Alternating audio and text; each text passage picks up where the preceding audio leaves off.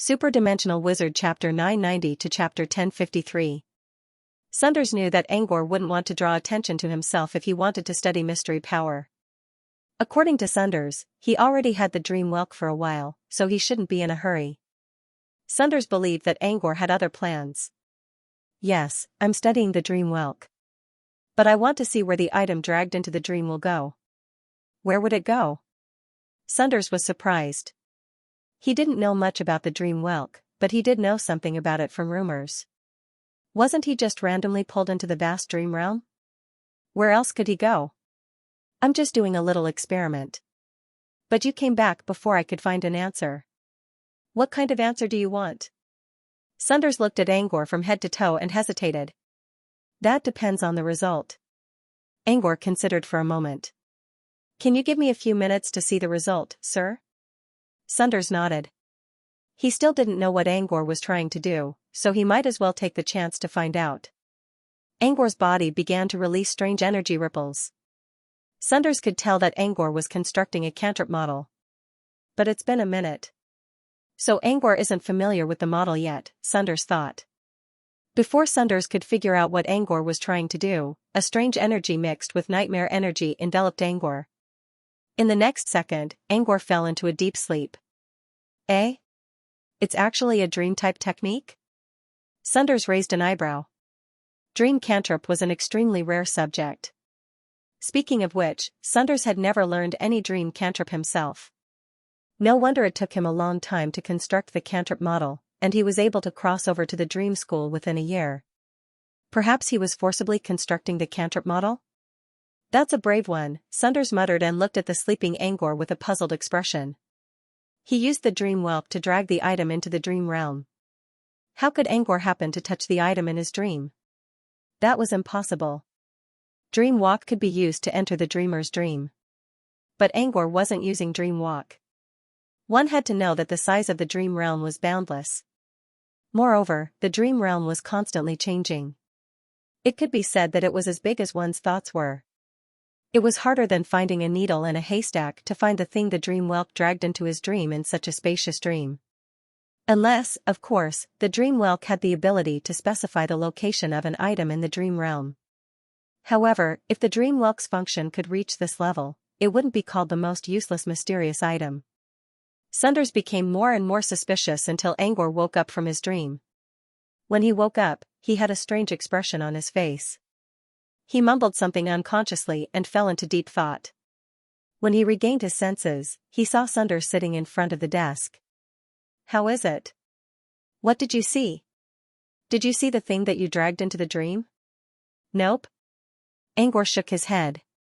Sunders was expecting an unexpected answer from Angor, but that was not the case. Sunders crossed his legs and spoke in a casual manner. So the result of your research isn't what you expected? Angor shook his head again. I didn't see it, but I sensed its location. What? Sunders looked up at Angor in shock. A moment later, Sunders found himself in a dark world. He was surrounded by a boundless wilderness.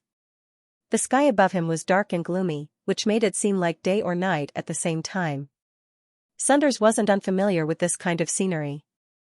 There were plenty of such situations in the abyss. However, this was not the abyss. Sunders couldn't control any energy here, so he was as weak as a mortal. However, his strong body told him that there was no aura of the abyss around him. Sunders tried his best to calm his racing heart. His eyes were filled with shock as he looked around.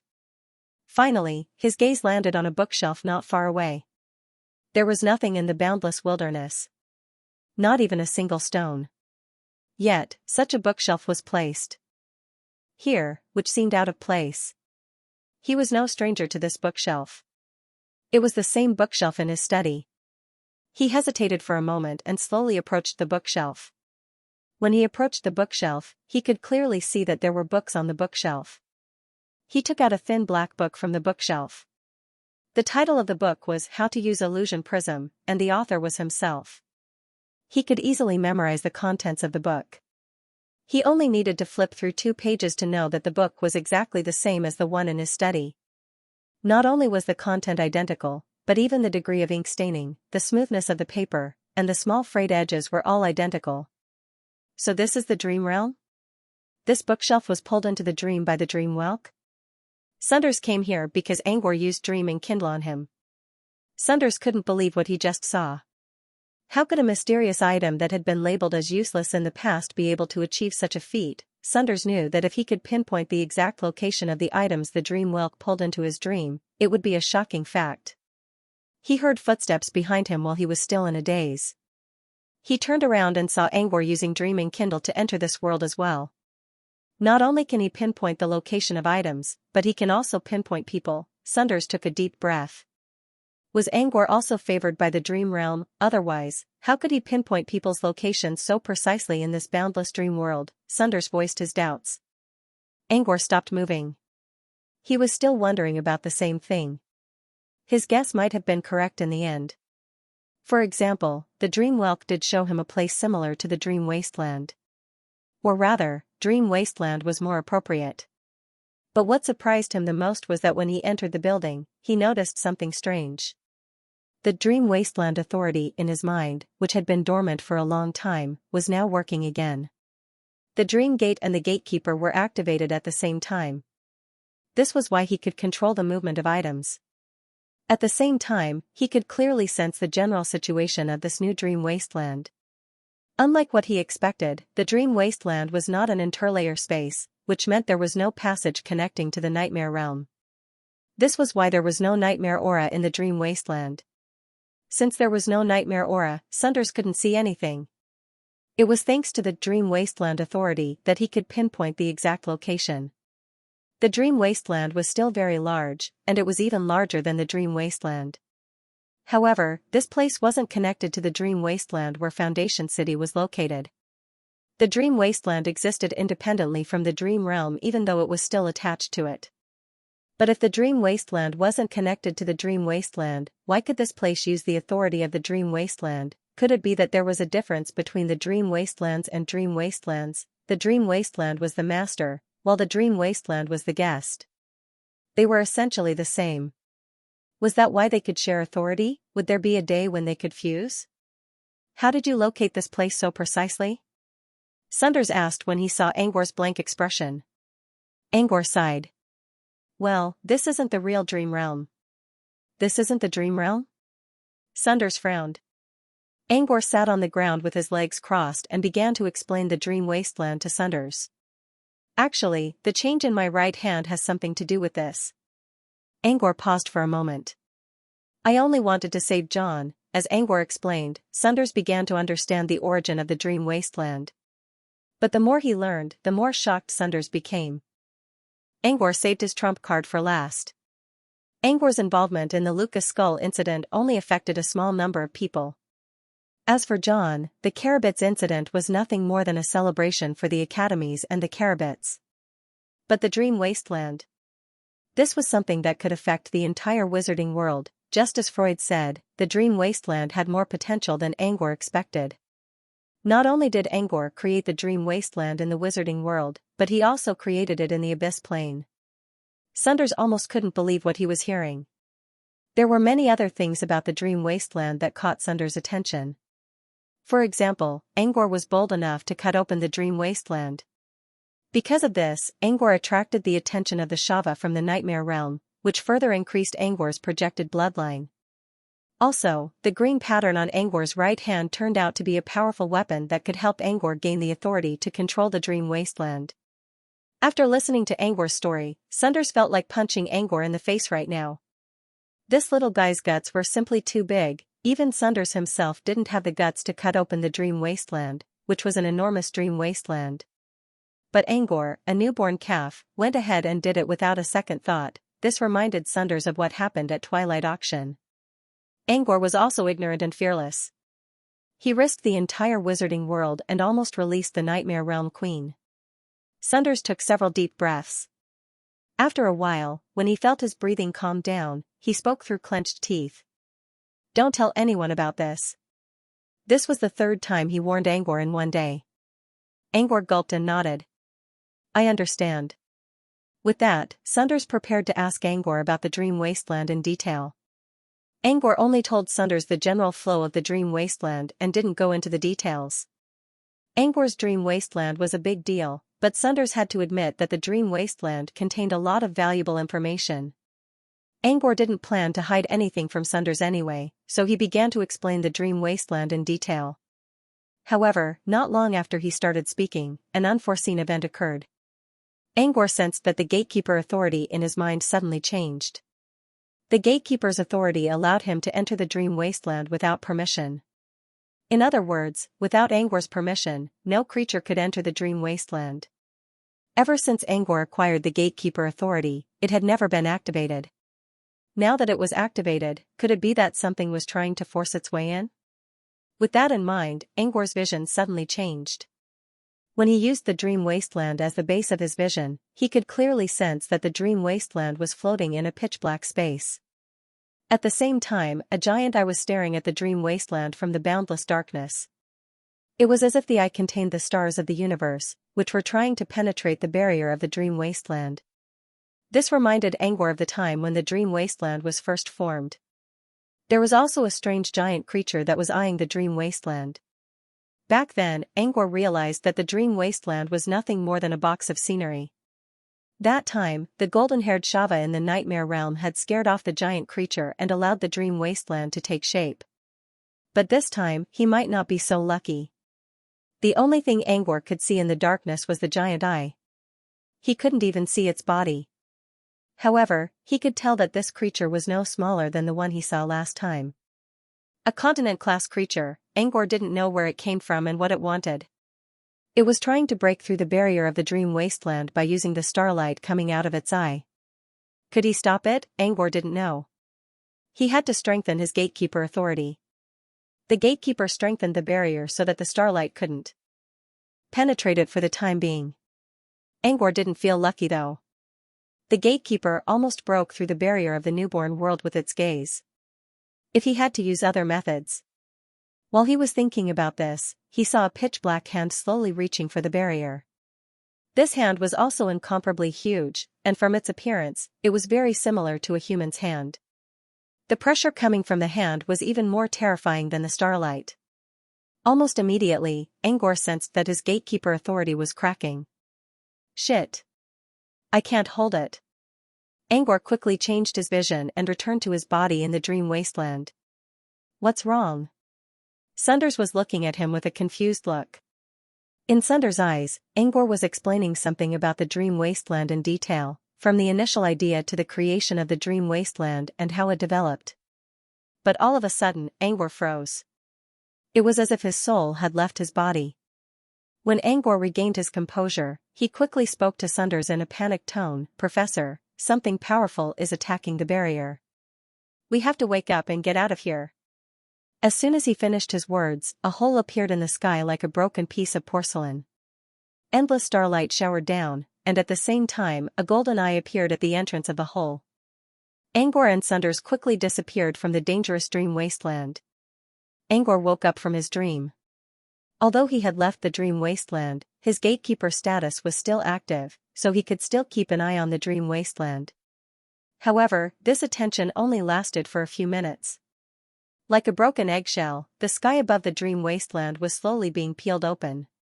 When half of the barrier was gone, Angor's vision of the dream wasteland was completely gone. Angor heaved a long sigh. Angor was already considering whether the dream wasteland and dream wasteland could be fused together. Who would have thought that the final outcome would actually be like this? What's wrong? Sunders asked when he saw Angor's blank expression. It's broken. Angor shook his head helplessly.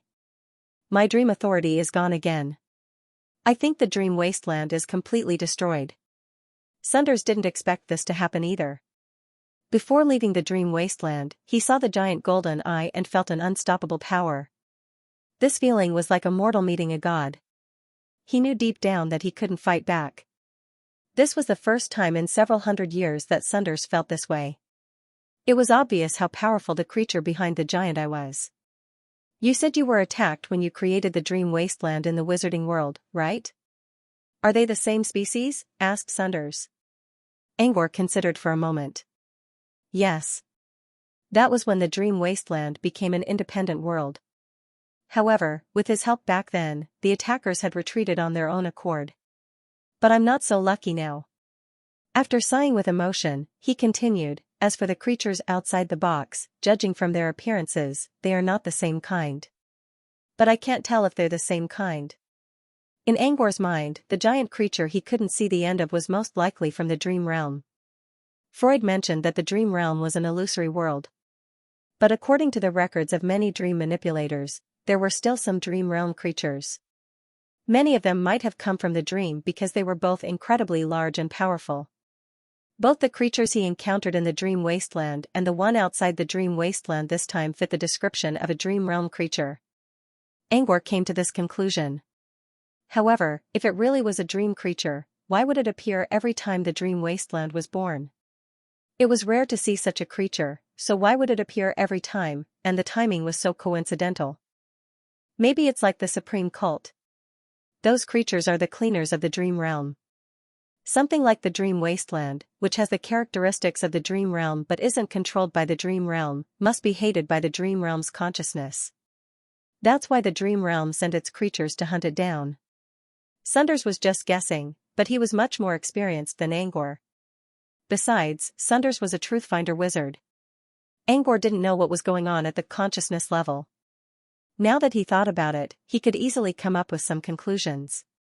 Doesn't that mean the dream wasteland is also dangerous? Angor frowned. It's hard to say. But as far as I can tell, that person helped you defeat the invaders last time, so you should be fine for now. But it's hard to say in the long run. Sunders paused. But don't worry too much. When you're strong enough to defeat the invaders one day, you won't have to worry about the dream wasteland being targeted. The supreme cult, for example, could do whatever they wanted in the name of justice. However, in the face of supergiants like Leon and Ming-Chi, they had no choice but to give up and run away. When you get stronger, you won't have to worry about many things anymore. He was speaking from the bottom of his heart, which was what he really wanted to say. Every time Angor came up with something amazing, the benefits he could gain from it were shocking. Many people would be greedy if they heard about it. For example, the mystery manifestation and the dream wasteland. However, if he was a powerful truth-finder wizard, he would be able to solve most of the problems easily, even though some of them might be plotting against him. If he wanted to do something, he had to be strong enough to do it. Now that Angor was going to cause trouble, Sunders was the only one who had to worry. Since the dream wasteland is destroyed, you shouldn't try it again for now. You can keep developing the dream wasteland, but you still need to make sure it stays hidden. Sunders put a hand on his forehead. It won't be long before prophets find out about the dream wasteland. You don't have much time left. Even if they find out, I can't get in without using Nightmare Dream, right? Besides, I can use the power of the dream to stop others from entering. You're right. But what if they target you? Sunders raised an eyebrow. Angor hesitated. Actually, he wanted to say that he had the protection of the Bloody Knight. With the protection of the Bloody Knight, he could even resist a spell cast by a legendary wizard. But when he thought about it carefully, he realized that people didn't need to target him at all. More and more people were coming to the dream wasteland. As long as one of them broke through, the others would follow like dominoes. Even if Angor had the Crimson Veil, he would still be targeted. Still, Crimson Veil wasn't useless. Even if someone found out that he was the key to the dream wasteland, it wouldn't be easy to find him. He still had some time. As long as he could acquire the core power of the dream wasteland, he wouldn't mind opening the dream wasteland to the public. Besides, he wasn't fighting against the entire wizarding world alone. Not only did he have Sunders' support, but he also had the entire Brute Cavern behind him. Of course, that was if they were willing to support him. Angor tried to think of a way to explain the situation to Sunders. We've proven the value of the dream whelk. Keep it safe. Also, don't cause any more trouble during this period of time. Clearly, Sanders' words had made his attitude clear. Sunders could take the dream whelk by force, but he didn't. As far as he was concerned, the dream wasteland had great potential, and the dream whelk could be reborn. But compared to that, Angor was much more valuable. Besides, if Angor had the dream whelk, it meant that Sunders and his people had it. There was no need to give up the long-term benefits just for a small profit. This was Sunders' opinion. Apart from that, he was also leaning toward Angor from a sentimental point of view. The dream wasteland didn't have a long lifespan, but the information it left behind was enough for Sunders to understand its value. Although Sunders was worried about Angor's new plan, he was still worried about it. However, he still cared a lot about the dream wasteland. Next, he began to ask Angor about the details of the dream wasteland. While listening to Angor's explanation, Sunders also took out a notebook and carefully recorded it down. When Angor was almost done, Sunders began to ask some questions and suggestions about some vague details. He focused on 3 things: Foundation City, the power of dreams, and unlimited alchemy. Sunders' expression grew more and more serious as he listened to Angor's questions. Sunders already knew that the dream wasteland had great potential, and that its information could be spread far and wide. But as he listened to Angor's explanation, Sunders discovered something more profound. He saw a complete system in the dream wasteland: creatures, places of survival, and rules of survival formed such a system. Moreover, the power of the dream wasteland could be comprehended or even authorized, which was very similar to the law systems of other worlds. This was the beginning of a complete system. Sunders didn't think he could gain anything from this system, but he had a feeling that it would be extremely important in the future. Since he didn't see any benefits from the system yet, unlimited alchemy was the only thing he could see. Unlimited alchemy wasn't only useful for learning alchemy. Even common wizards would consume all kinds of materials during their daily research. If a magus had an unlimited supply of materials, it would be enough to drive them crazy. Besides, unlimited alchemy was also a great tool for cultivating basic talents. For any wizard organization, the number of talents they had would determine its future status. Unlimited alchemy was the best way to uncover the potential of talents. This function alone was enough to make it as valuable as a strategic-level mystery item. Still, Sunders believed that the complete system of the dream wasteland might have greater potential than unlimited alchemy. Apart from that, Sunders was also interested in the consciousness aura used to construct the dream creatures. If used properly, it could become a kind of immortality. Sunders gave Angor a complicated look. "You're a little monster," Sunders muttered in his mind. If the dream wasteland was completed, it would be a super concept that could change the entire wizarding world. Angor's actions frightened him, but at the same time, he was also pleasantly surprised. "Don't tell me you've prepared something else?" Sunders asked Angor. "You're not telling me you've prepared something else, are you?" Angor did not understand what he meant. "Anything else?" Sunders changed his question. He took out a research project from his bracelet and handed it to Sunders. "Professor, you told me to add a new project related to nightmare illusions into the mystery of nightmare domain within 50 years. Do you think it's possible?" Sunders glanced at the cover, Nightmare Power and Dream Tricks. The name already told Sunders what Angor wanted to study. Sunders spent several minutes reading the book and found that it was about the changes of dream manipulator cantrips using nightmare illusions. Sunders considered for a moment. "Sure. But you're only proposing a hypothesis. You haven't done any actual research yet, so it's not perfect yet." Angor nodded. He knew that he was only proposing a research project, and it would take a long time for him to complete it. Still, Sunders gave him plenty of time. 50 years was more than enough for him to finish it. "You don't have anything else to do you?" Sunders handed the research papers back to Angor. Sunders didn't notice that he was being a little cautious when asking this question. Angor was going to tell Sunders about the tidal realm, but he noticed that Sunders' expression was telling him something else. "You better say no." "Not for now." Angor hesitated. "Not for now?" Sunders knew that Angor had more to say. But he had already been shocked enough today, so he decided to put it aside for the time being. With that in mind, Sunders nodded and picked up the notebook to study the dream wasteland. After a while, he suddenly heard Angor asking something in a low voice. "Professor, can John recover from his injuries?"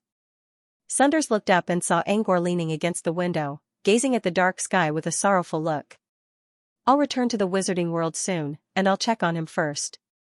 The dream wasteland was a serious matter, and Sunders wanted to take Angor away from the Abyss Plane as soon as possible.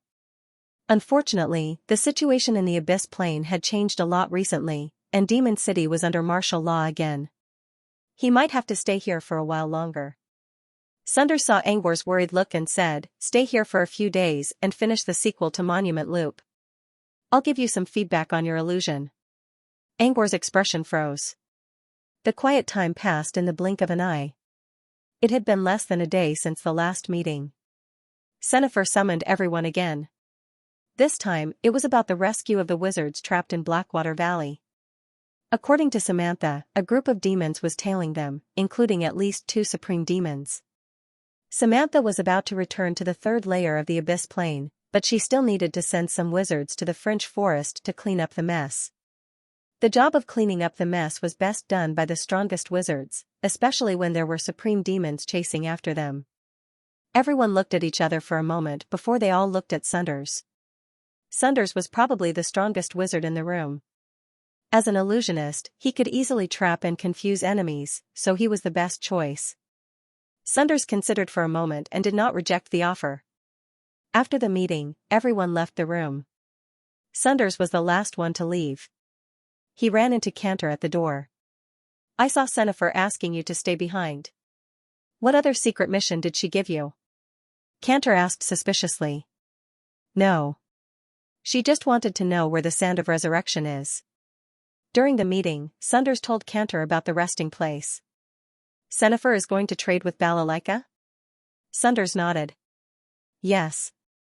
She's probably trying to get rid of her curse. Maybe she wants to know about the demon's descendant?" Cantor humphed. "Whatever she's up to, it won't affect us for now. Besides, the Sand of Resurrection isn't easy to find." Sunders paused for a moment. "Let's not talk about her. I need you to take care of Angor while I'm at the Fringe Forest." "Take care of Angor?" "He's in the stronghold, so there shouldn't be a problem." Cantor doubted. Sunders wasn't worried about Angor's safety. He was more worried about what Angor might do during this time.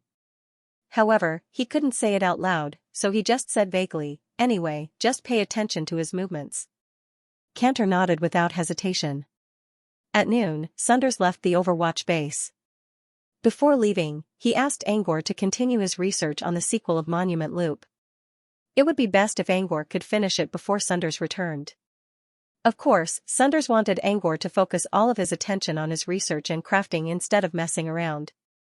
After Sunders left, Angor began to search for materials in the bracelet to start crafting. However, when he was taking the materials, his spirit tentacles accidentally touched the nest of the Dreamweaver ant. The nest rolled several times and landed on the ground. Several drops of Akiso's blood fell out of the nest, but the ant was nowhere to be seen. Angor took out the nest and checked it carefully. As expected, the ant was nowhere to be found. His heart skipped a beat as he thought of a possibility.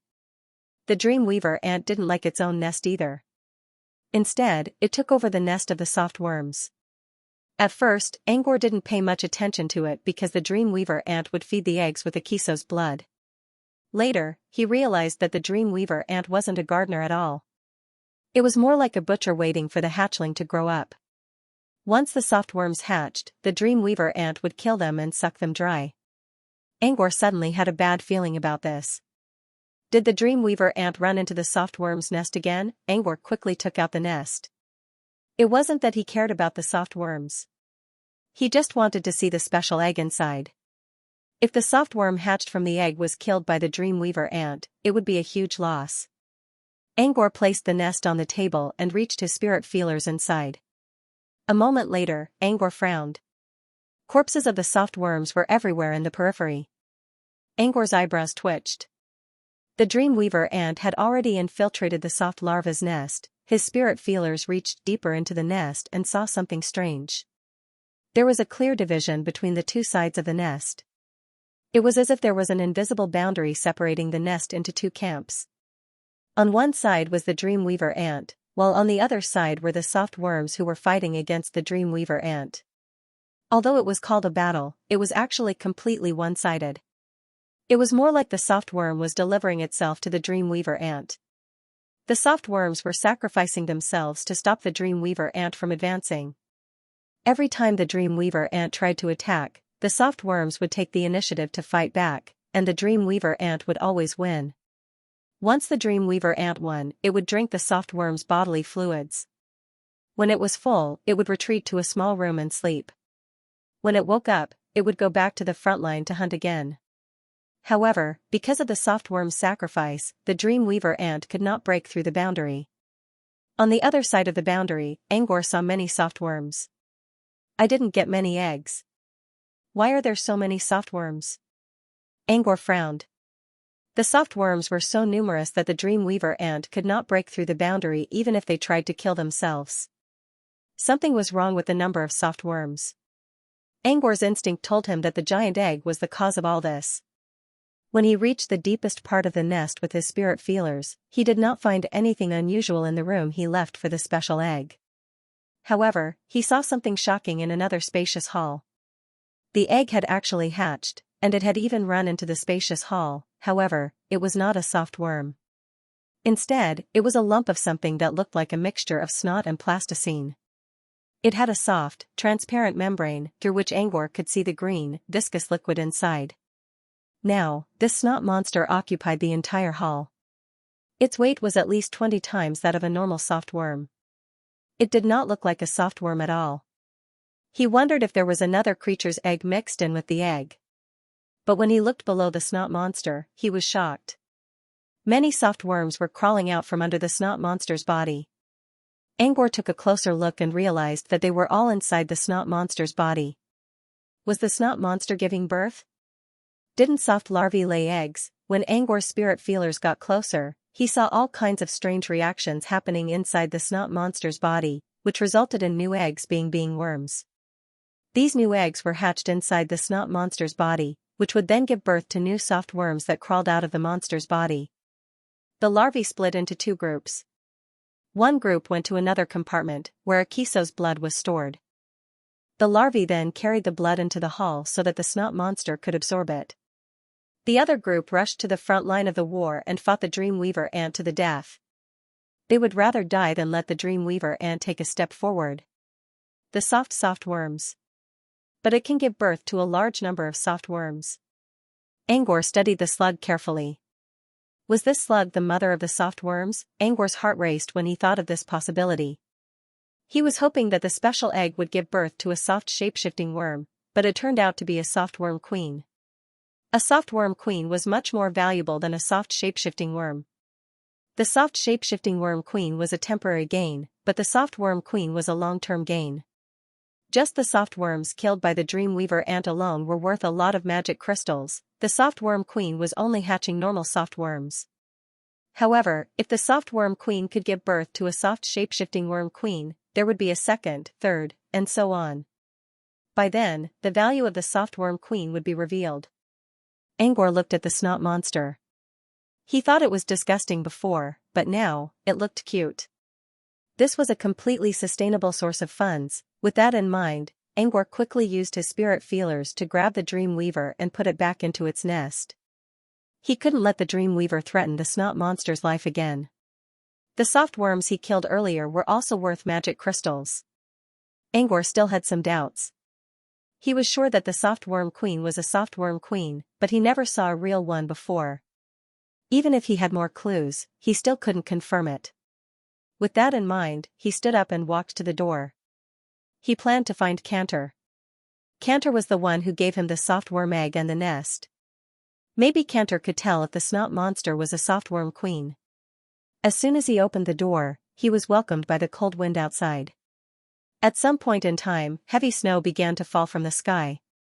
The snow was so heavy that it covered the entire steel building in the fortress in no time. Right now, the visibility outside the house was very low due to the flying snow.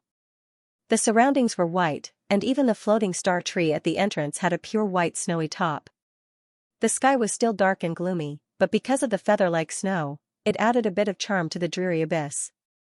The Overwatch base now looked like a fairy tale world. Angor didn't stop because of the snow. He kept walking outside. As soon as he stepped out of the yard, he saw something red from the corner of his eyes. He looked up and saw a red light lingering on a tall tower not far away. Angor frowned. Did he see it wrong? Earlier, he seemed to have seen a figure flashing with a dark red light. Angor stared at the tower for a few seconds and didn't see anything. He thought about it and decided not to pay attention. Even if there was someone, it was probably a wizard or an apprentice in the fortress. There was no need to investigate. With that in mind, Angor kept walking outside. At the same time, at the back of the tower, a man in a white robe was caressing a blood-red chain in his hand. He looked at the snow outside in the dark world, and there seemed to be light flashing in his eyes. Before Angor could leave Sunder's territory, he saw Cantor in his dark blue robe descending from the sky, leaving a trail of snow behind him. Cantor's Lonway sorcerer hat was now covered in snow. Coupled with his long white eyebrows, it was quite an interesting contrast. "Good afternoon, Mr. Cantor." Angor bowed politely. "As expected, you're made from the same mold as your mentor. You can still remember the time even in the abyss where day and night cannot be distinguished." Cantor pursed his lips. If Angor didn't say good afternoon, he would have forgotten whether it was day or night. Cantor asked, "You look like you're going out?" "I'm here to ask something, sir." "Didn't expect to see you here, sir." It wasn't a coincidence. Cantor left a wizard. I nearby and came to Angor's aid as soon as he saw Angor going out. Instead of explaining, Cantor asked, "What do you want?" "Fine. Let's talk when we get to Sunder's place. I can smell the aroma from here." "Did he light some incense before he left?" Angor nodded. Sunders lit a bottle of incense before he left, which was said to be able to calm one's mind. However, Angor didn't notice any effect. In fact, the aroma was very faint. Only by sniffing carefully could Angor smell it. "Luna incense is good stuff. I didn't think he'd be so generous." With that, Cantor headed to Sunder's room. Halfway through, Cantor raised his head and looked in the direction of the tower. There was no one there. However, Cantor had left a wizard eye here, so he knew who was there. But he didn't think too much about it since that person was also from Brute Cavern. When Cantor returned to his room, he felt a warm sensation. He shook his body, and all the snow on him disappeared. Then he quickly went to the living room. He found a lounge chair beside the incense and took a few deep breaths. What a pleasant feeling. The incense wasn't very effective, but it could relieve pressure. Cantor had been fighting in the Overwatch base for a long time, so the incense was much better for him than for Angor. If Angor didn't want to talk to him about something, Cantor would have taken out the monument loop and used this comfortable environment to solve the problem. After lying down for a while, Cantor looked at Angor. "You said you wanted to ask me something. What is it?" "Mr. Cantor, do you remember the soft larva egg you gave me back then?" Cantor looked a little embarrassed. He didn't have anything else to give away, so he gave away the useless item he found by chance. If he didn't give Sunders a space-type nest, he would probably be blamed for being stingy for hundreds of years.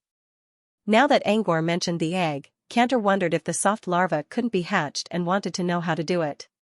Cantor's mind raced as he tried to think of a way to get away with it. To his surprise, Angor didn't ask how to hatch the egg. Instead, he asked, "Mr. Cantor, do you know what a soft larva queen looks like?" "A soft larva? Why do you ask?" Cantor looked at Angor in confusion. Angor took out the nest from his bracelet. "The eggs you gave me have hatched, sir. One of them was special. It hatched something that looked like a soft larva queen." Cantor's expression froze. What happened to the useless thing? Not only did Angor claim that it was a broodmother, Cantor felt as if the last line of defense in his heart was crumbling like a snow wall. It was peeling off bit by bit, revealing his mottled heart. Broodmother? How? The queen worm went extinct even earlier than the soft morphing worms. It's impossible for any of them to have escaped, Cantor said dryly. But if it's not a broodmother, how can it lay eggs and hatch? Angor was confused. Lay eggs and hatch? Cantor's lips twitched. You must be mistaken. Maybe it's not a soft worm. But didn't you give the eggs to me, sir? Cantor didn't know what to say. He didn't want to admit that he once gave Angor a broodmother's egg, but he still couldn't help but take a closer look at the nest. And what he saw next left him completely dumbfounded. Even before he looked into the depths, he was already sure of one thing when he saw the layers of worm corpses outside. He only gave Angor a few eggs, but there were at least dozens of soft larvae corpses. There was no broodmother to give birth to more eggs. When he saw the snot monster in the depths of the hive, he immediately closed his eyes. At the same time, he began to curse himself for mistaking Pearl for a fish eye. This was the broodmother of soft worms. It was exactly the same as what he saw in the files he read. "Mr. Cantor, is it really not a broodmother?" Angor's question was like an arrow being released by fate, which hit Cantor's chest. Cantor resisted the urge to vomit blood and said with difficulty, This is indeed a queen insect." "Really?" Angor's eyes widened. "It's true." Cantor felt extremely uncomfortable, but he still had to maintain the demeanor of an elder. He even had to go against his conscience and praise, "You've raised them well." Seeing Angor holding the nest with such a happy expression, Cantor felt as if someone was stomping on his heart over and over again. He must have been blind. Cantor couldn't help but blame himself. However, after the drama in his heart, Cantor returned to reality. Was he really blind? He carefully recalled the situation when he first obtained the eggs. In fact, he had carefully examined them. He had even given it to other magi to appraise, but the final result was that it was an ordinary softworm egg, and its life force was not very strong. The only thing worth mentioning was that the nest was in good condition. He even sensed the broodmother's aura. Could it be that the aura of the insect queen in the insect nest had encouraged the eggs to hatch, and the insect queen had even appeared? Cantor didn't believe it. He took the nest back from Angor's hand and prepared to take a closer look. But when he did, he noticed many details that he didn't notice. Why are there so many softworms outside the nest? Why are the softworms guarding that invisible boundary as if there's a natural predator on the other side? Angor felt a little awkward. "It's because I have a pet like a turtledove take over a magpie's nest." Cantor got a general idea of what was going on from Angor's explanation. However, this was the first time he had heard of the dreamweaver ant-eating softworms. Dreamweavers aren't that valuable, but they've been extinct for years. "I didn't expect you to have another one," Cantor said as he continued looking into the hive. With this look, he discovered another important clue. The nest was filled with the smell of energy and essence blood. After a careful search, Cantor found Akiso's blood storage on one side of the hall. "This is the blood essence of an adept-level magical beast?" Yes, the dreamweaver ant and the softworm both like magical beast blood essence. Previously, the dreamweaver ant put the blood essence under the softworm egg, which caused the softworm egg to hatch. Cantor was even more confused now. Not only did dreamweavers eat softworms, but they also raised eggs. Also, Cantor knew that some monster blood contained a lot of energy and was suitable for feeding softworms. Therefore, he had used the blood essence of magical beasts to nurture these eggs, but none of them had been absorbed. That was why some of his friends had appraised the eggs as having a low life force. His monster blood did not do anything to the eggs. Why did Angor's blood work? Was it because of the dreamweavers, or the blood? Cantor shamelessly asked for a drop of blood essence from Angor. He hesitated for a moment before putting it into his mouth. In an instant, a powerful life force flowed out from the blood essence. After this life force surged out, it immediately clashed with Cantor's own life force. Cantor managed to expel the life force in the end. However, when he tried to defend himself, the sudden burst of life force almost broke his defense. It was obvious how powerful the energy contained in the blood was. And it was only a drop of blood. Cantor's eyes flashed with a strange light, and then he carefully examined the information revealed by the essence blood. A moment later, Cantor realized what was going on. The blood essence contained a strong life force. It was the rarest blood essence he had ever seen in a magical beast.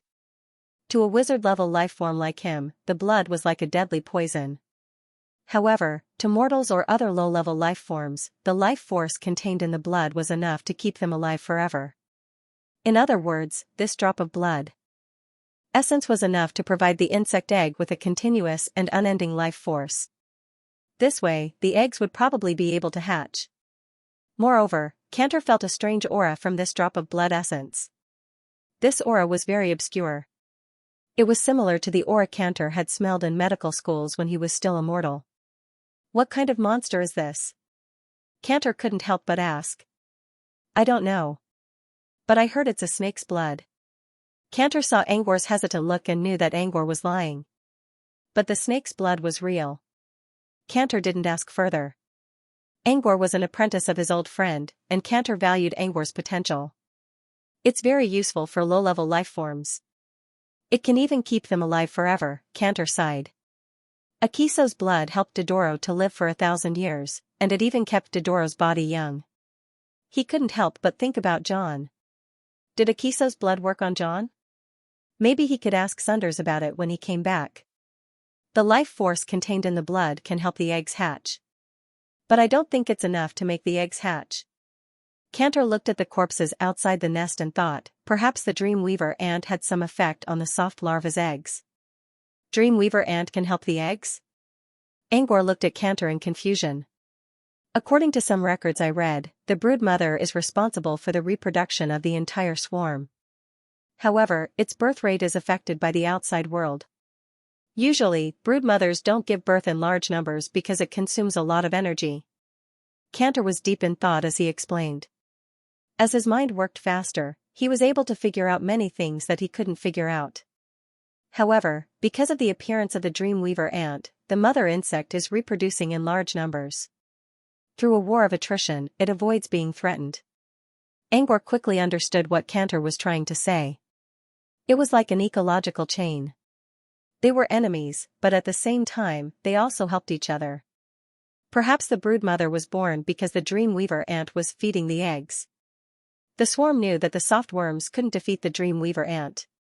They would only serve as nourishment for the Dreamweaver ant. They didn't want to die before they were born. Perhaps some kind of hormone or pheromone stimulated one of the eggs and caused it to mutate. This mutated egg was the broodmother. This explained everything that happened later. When the broodmother realized that it was an egg, the Dreamweaver ant didn't do anything to it. Instead, it nurtured it and refused to hatch. The broodmother kept absorbing Akiso's blood to accumulate energy. Once it hatched, the broodmother and the Dreamweaver ant began to fight each other. Until now. There were two important factors to establish this relationship. First, the broodmother had to have enough life force. When Angor found a coffin full of Akiso's blood, he was able to solve the problem. This allowed the broodmother to lay a large number of eggs without any worries. Second, the broodmother had to have enough natural enemies. If there were too many Dreamweavers, the swarm would know that it had no chance of winning and would never give birth to a broodmother. Even if the broodmother did hatch, it wouldn't lay a large number of eggs because it had no chance of winning. These two factors led to the hatching of the eggs and the birth of the broodmother. Cantor didn't blame himself anymore. Even if he had the egg with him, he wouldn't have been able to hatch it into a broodmother like Angor did. In the end, it was all Angor's luck that led to this. I once heard the name of a legendary summoner wizard, Heart of the Swarm. I used to scoff at it. How could a swarm have a heart? Now that I think about it, maybe it's the heart of the swarm. As long as there's hope for survival, their hearts will never give up. Cantor looked at Angor with a gentler expression. He was jealous of Angor's good luck, but this also proved that he was right about Angor not. Angor had both great potential and good luck. Ahem, Angor. Angor looked at Cantor in confusion. Cantor smiled and said, speaking of which, you're the only one who hasn't been to Lilith's house. Why don't you come to Lilith's house for a while after we're done here and return to the wizarding world? You can get to know Keely better. Angor shuddered. Why did Cantor keep bringing up Keely whenever he talked to him? Well, I'll see. Angor quickly changed the topic. Mr. Cantor, since this is a broodmother, can it give birth to flexible worms? It's hard to say. Cantor considered. I don't know much about soft worms. But I think you can try using the Dreamweaver ant. Cantor meant to use the Dreamweaver ant to force the broodmother to give birth to new soft worms. For example, he could control the rate at which the Dreamweaver ant ate soft worms. Right now, the Dreamweaver ant is constantly hunting down soft worms, which puts a lot of pressure on the broodmother. Under such high pressure, the only thing the queen worm can do is to protect its own life. Therefore, the eggs it hatches are all ordinary soft worms that are used as bait. If the Dreamweaver ant slows down the rate at which it eats soft worms, the broodmother will feel less pressure. Perhaps the broodmother will have more time to think about how to deal with the dreamweaver ant. At that time, once the solution to the dreamweaver ant is determined, the queen insect may begin to work in that direction and produce corresponding changes in its body.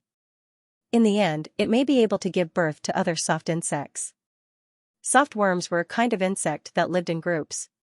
Just like ants, they had their own species and division of labor. The broodmother was like the moon surrounded by stars. Below it were the soft worms, and at the bottom were the soft worms. The soft worms were also divided into different categories. Shape-shifting soft worms were one of the soft worms. Angor also considered Cantor's plan, which seemed to be feasible. Any race, when faced with a powerful enemy of life and death, could actually experience a spurt in their self-development. With this in mind, Angor decided to make a plan for the Dreamweaver ant's invasion. Every few days, he would send the Dreamweaver ant to a soft worm's nest for a while. As long as the broodmother didn't die, there might be a chance for the broodmother to give birth to soft worms. Even if we can't give birth to shape-shifting soft worms, we'll still gain a lot from the broodmother. Cantor shook his head.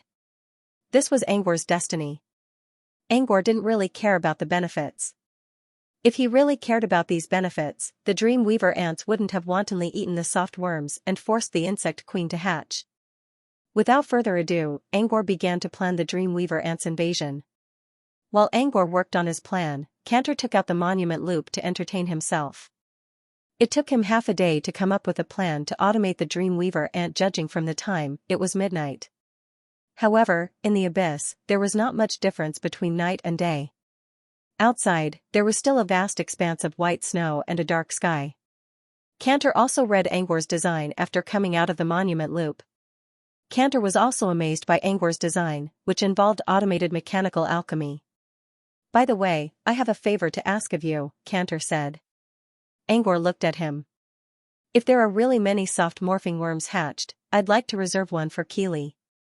Cantor himself could shapeshift, but it would take a long time for Keely to learn it without the help of a shapeshifting worm. "No problem." Angor agreed without hesitation. He was going to say that he could give one to Keely if there were many soft morphing worms. After all, the egg was given to him by Cantor. But considering how Cantor kept talking about him and Keely together, he decided not to use such a method to prevent Cantor from joking again. If there were more than one soft-hearted worms, he would just send them to their deaths. Cantor said goodbye to Angor and left. He was playing Monument Loop, and there were several checkpoints in it. He wanted to ask Angor for help, but seeing how Angor was so engrossed in his research, he decided not to ask. Anyway, Boboda was another option. It just so happened that he had spotted Boboda on a nearby tower with his wizard's eye. With that in mind, Cantor couldn't wait to leave. After Cantor left, Angor also immersed himself in his design. A group of wizards was standing on top of a cliff in the depths of prominent forest. Below the cliff was a boundless forest. However, at the center of the forest, there was an obvious intersection between light and dark, which was where the space between different levels intersected. From there, one could travel to the fourth level of the abyss. Most of these adepts had been brought out from the inner layer by Samantha. Now, they were all silently watching the intersection between the layers. They didn't try to hide their escape route in Blackwater Valley. The two demons should be able to find them easily. If nothing unexpected happened, the two great lords of the abyss would probably catch up after a while. At the intersection of light and dark, there were two people standing on opposite sides. Samantha was flying in the air. Her lips looked like broken glass. Thousands of ice shards were shining behind her. Unlike Samantha, Sunders didn't do anything. He leaned against a dead tree and lowered his head, thinking about something. Originally, Sunders was supposed to clean up the mess. However, Samantha managed to shake off the demon and escaped from the inner area. After making arrangements for the other wizards, Samantha joined Sunders and helped him clean up the mess. Samantha stared at Sunders quietly with a complicated expression. However, Sunders didn't notice Samantha's gaze. He was thinking about something else. He was thinking about the dream wasteland. Sunders didn't care about the possibility of facing the two demons. Compared to the demons and monkeys hunting plan, the dream wasteland was more important. He was thinking about how to deal with the cleaners in the dream world. According to their speculations, the dream wealth could be activated by nightmare illusions in different worlds to create a new world fragment similar to the dream wasteland. Just like the dream wasteland in the abyss plane. However, when this kind of fragmented world sprouted, if nothing unexpected happened, it would face a round of purging. According to Angor, these cleaners were as large as continent-class creatures, and they were extremely powerful. It was because of the existence of these purgers that the dream wasteland was torn apart when it was first born. If they could deal with the cleaners, did it mean that the dream wasteland would gradually give birth to its subsidiary worlds? If these subsidiary worlds were to gradually merge together, what would happen? Even if they were separated into two different worlds, they could still communicate with each other through the dream wasteland? Could all kinds of information be transmitted in real time? Would planar expeditions become a common practice? Either way, Sunders was sure that this was going to be a great future for the wizarding world. However, the cleaners had to be dealt with first. How to deal with the cleaners? Sunders had been thinking about this ever since he left the Overwatch base. The cleaners were not to be underestimated, but there was still a way to deal with them. If we can bring our strength into the dream wasteland, we can use a large number of wizards to defend the wasteland and use special spells to banish the cleaners, Sunders said. However, how to bring such strength into the dream wasteland was another problem. Sunders rubbed his temples as if he had a headache. Why do you look so troubled? Is it because of those two demons? A cold yet charming voice reached his ears. Sunders looked back at Samantha. His eyes were filled with an unnoticeable sense of distance. What's bothering me is, when will the Abyss War end? Sunders asked in a cold tone. Samantha gave her professor a thoughtful look. I think, it's not far away. Just as they were talking, a crack suddenly appeared at the intersection of the layers in front of them. It's coming. Samantha had been ready to attack at any time, so she reacted almost immediately when she saw the crack. However, just as Samantha was about to attack the crack, a powerful aura spread out from within. At the same time, a gray undercurrent began to flow out from the crack. Sunders was puzzled at first, but he quickly realized what was going on. Wait, that's not a big demon. Get out of here. Samantha reacted quickly and followed Sunders' footsteps, moving several kilometers away in the blink of an eye. What's going on? Samantha asked. She also sensed that the aura behind the crack did not belong to a demon. Sunders did not say anything. He only looked at the crack with a nervous expression.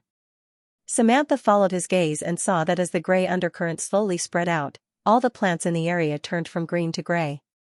Even the ground was dried up. Is it absorbing life force? Samantha asked. No, Sunders replied. Samantha did not understand until she saw a pair of hands reaching out from the crack and slowly opening it up as if someone was trying to open a door. At the same time, a hunched figure that looked like a troll wearing a tattered gray robe crawled out from the crack. The gray undercurrent flowed out from the robe. That's... Samantha's eyes widened. The Pilgrim of Misfortune. Speaking of which, the Pilgrim of Misfortune was not as strong as a demon. However, it was something no one in the Abyss would want to provoke, because wherever it went, bad luck would always be left behind. Anyone who came into close contact with it would also be plagued by bad luck. This kind of bad luck was like a parasite that would crawl into the river of fate. Apart from Adept's Calamity, anyone who tried to attack it would suffer. Adept's Calamity, on the other hand, belonged to the Western continent's wizardry system. Attacking the Pilgrim of Misfortune would not only bring no benefits but also trouble. However, there was one good thing about the Pilgrim of Misfortune. If you did not provoke it, it would ignore you. Let's pray that the Pilgrim of Misfortune doesn't go to the Overwatch base. Otherwise, the Overwatch base would be destroyed for sure. The Pilgrim of Misfortune glanced around after coming out. No one dared to look into its eyes because they would be in trouble if they were noticed. Perhaps the prayer worked. The Pilgrim of Misfortune did not go to the Overwatch base. Instead, it headed to the north of the Wailing Plain. It's going to the Silent Coast? Samantha asked. No matter where it's going, at least we got some useful information. The demon won't come here. That demon's descendant won't use this passage either. The Sentinel of Misfortune's sudden appearance caused a huge change in the Overwatch base. After Samantha returned to the stronghold, she immediately headed for the inverted waterfalls and informed Sky Island of what had happened there. Senifer also sent out scouts to follow the Sentinel of Misfortune's route so that other wizards wouldn't follow it. In the end, Samantha's guess was correct. The Pilgrim of Misfortune had taken the route from the Wailing Plains to the Silent Coast. However, when it arrived at the Silent Coast, it dove into the Silent Dead Sea and its whereabouts were unknown. Angor stood on the balcony on the 4th floor of Sunder's room and looked outside. The atmosphere of the entire Overwatch Bastion changed from the previous prosperity to a slightly dispirited one. Even the shiny steel buildings seemed to have lost some of their shine. The Sentinel of Misfortune was the cause of all these changes. What exactly is the Sentinel of Misfortune? Angor muttered to himself. Angor was still studying the Sentinel of Misfortune when he heard some rumors. He was just mumbling to himself, but he didn't expect that someone would really answer him. That's a monster that everyone avoids like the plague. Even the Abyssal Lords are repulsed by its bad luck. Angor quickly turned around when he heard the familiar voice. Sunder's figure suddenly appeared behind him and turned from a blurry image into a real body. "You're back, Professor?" Angor asked politely. Sunder stepped onto the platform and left several footprints in the snow. He raised an eyebrow. "Cantor told me. You've been up to something again these days, haven't you?" "No, I didn't." Angor blinked innocently. Sunders didn't ask further. He already knew what happened to the broodmother from Cantor. Cantor was shocked by the news, but it was nothing compared to what Angor told him. It was just that he had obtained a relatively good opportunity. "I remember Ness once explored the Heart of Insects research site.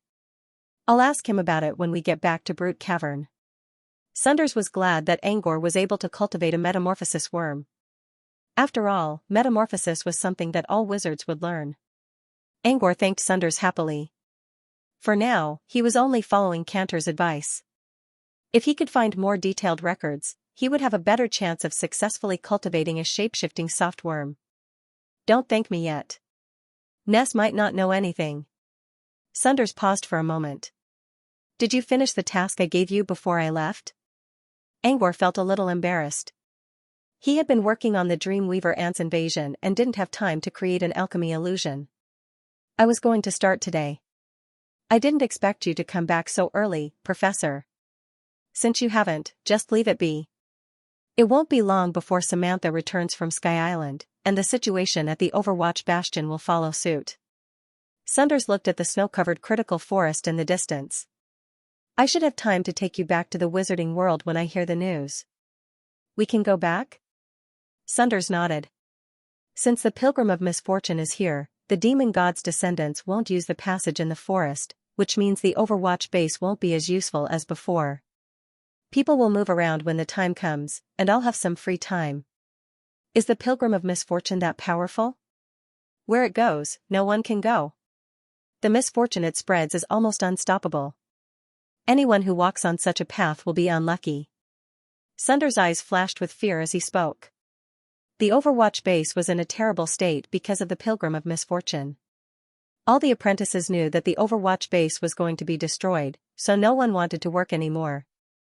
However, even though the apprentices had relaxed a little, they were still not too happy about it. Once the Overwatch base was destroyed, they would have to move to other front lines, and there was no guarantee of their safety. The apprentices were not happy, but the wizards were not happy either. Diffit came to the Overwatch base to go to the inner layer. Now that the Pilgrim of Misfortune showed up, he couldn't go there anymore. Senifer learned from Sunders that there were Sand of Resurrection in the inner layer. She planned to rest for a while before heading to the inner layer. Now, she had to wait. Madeline was probably the only one who was happy about it. Eastsea was still searching for demon materials in the inner layer. Madeline didn't know about the Pilgrim of Misfortune, so if she returned from the Forest of Misfortune, she would be tainted by misfortune. There was no way to inform Eastsea right now. Even if he used a magic puppet to send a message, it would be corroded by bad luck. There was no way he could send a message to Eastsea. If everything went as planned, Eastsea would most likely be tainted by misfortune. Madeline was happy about it. He had been staying in Sunders' Gravity Garden to discuss the Dream Wasteland with Sunders. At the same time, Sunders was also cramming some basic knowledge into him. 2 days later, Samantha returned from Sky Island with a piece of news. Everyone would stay in the Overwatch base until the curfew in Demon City was lifted. If nothing happened in the Forest of Misfortune, they would evacuate to Port Kodo. This wasn't surprising. They were only staying in the Overwatch base to wait for that 1 in 10,000 chance. Maybe the demon god's descendant would really come out of the Forest of Misfortune. It was possible, but extremely unlikely. No one took him seriously, and because of the existence of misfortune in the critical passage, the demons could not attack for the time being. Therefore, the Overwatch Fortress, which was known as the most dangerous frontline in the past, was now extremely safe. Everyone finally had a chance to relax. On the second day after Samantha's return, every wizard in the Overwatch base received a copy of a magazine called Moonfrost Secret. Moonfrost Secret was the internal magazine of the Moonfrost Union. It contained a lot of confidential information that was never released to the public. However, every wizard in the front line of the Abyss Plane, regardless of whether they belonged to the Union or not, was entitled to a copy. This time, Samantha went to the Sky Island and brought back the latest Frost Moon secret journal. While reading the secret journal, Sunders' pupils shrank when he was halfway through. In the next second, Angor appeared in the study with a cup of golden milk in his hand. He was still in the gravity garden a moment ago, and now he was being dragged out. More importantly, he was holding the milkberry tree's sap in his hand. Furthermore, his lips were stained with a milky white sticky liquid that was suffused with golden light. How could he not feel embarrassed now? Angor quickly cleared his throat. "I'm a bit thirsty from my research, so I took a sip." While speaking, Angor tried to put the teacup away in a hurry. Sunders was still shocked by what he read in Moonfrost Bulletin. Now, he couldn't help but chuckle when he saw Angor's reaction. Hearing the guttural chuckle, Angor looked up and gave Sunders a suspicious look. Did Sunders take him out of the gravity garden on purpose when he was drinking milk? When he saw Angor's expression turning darker and more suspicious, Sunders continued, "I called you here because I have something to tell you." Sunders lifted the magazine and pointed at one of the pages. "Lucas's skull has been found." Angor's eyes widened. He quickly cast aside all the thoughts in his mind and focused on what Sunders just said. The whereabouts of Lucas' skull was known? He hurriedly walked to the desk and looked inside the magazine. The first thing he saw wasn't Lucas' skull. Instead, he saw a row of large words, Stargazing Day. The next subtitle was Prophecy 2, The Lost Mystery Item at Devil's Water. It sounded plain, but what was written in the book shocked Angor greatly. Previously, he had been wondering who had taken away the mystery item. He had not touched Lucas's skull, but it did not take long for news to spread that the mystery item had gone missing. In other words, after he left, someone secretly took away Lucas' skull in front of the Truthfinder wizards. This was Angor's guess, but Sunders denied it. God of Sea Flunza's power allowed him to see the entire dark dimension with a single glance. No one could sneak away without him noticing. Angor was curious about who took away Lucas' skull and fooled Song of the Deep and Summerdew Ridge. More importantly, he was dragged into this mess. He almost got killed by Sliv in Silver Heron Palace. Angor began to read carefully. According to the magazine, an observer named Ivan found the item while he was looking into the mysteries of the stars. When he was halfway through, he frowned. The mystery item isn't in the hands of humans?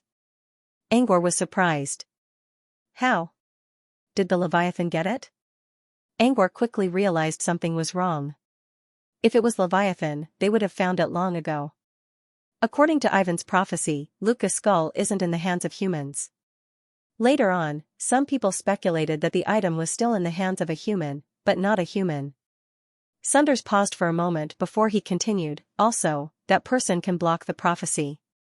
Maybe he or she has a rare alchemy item that can do that. The more Sunders explained, the more Angor felt that something was wrong.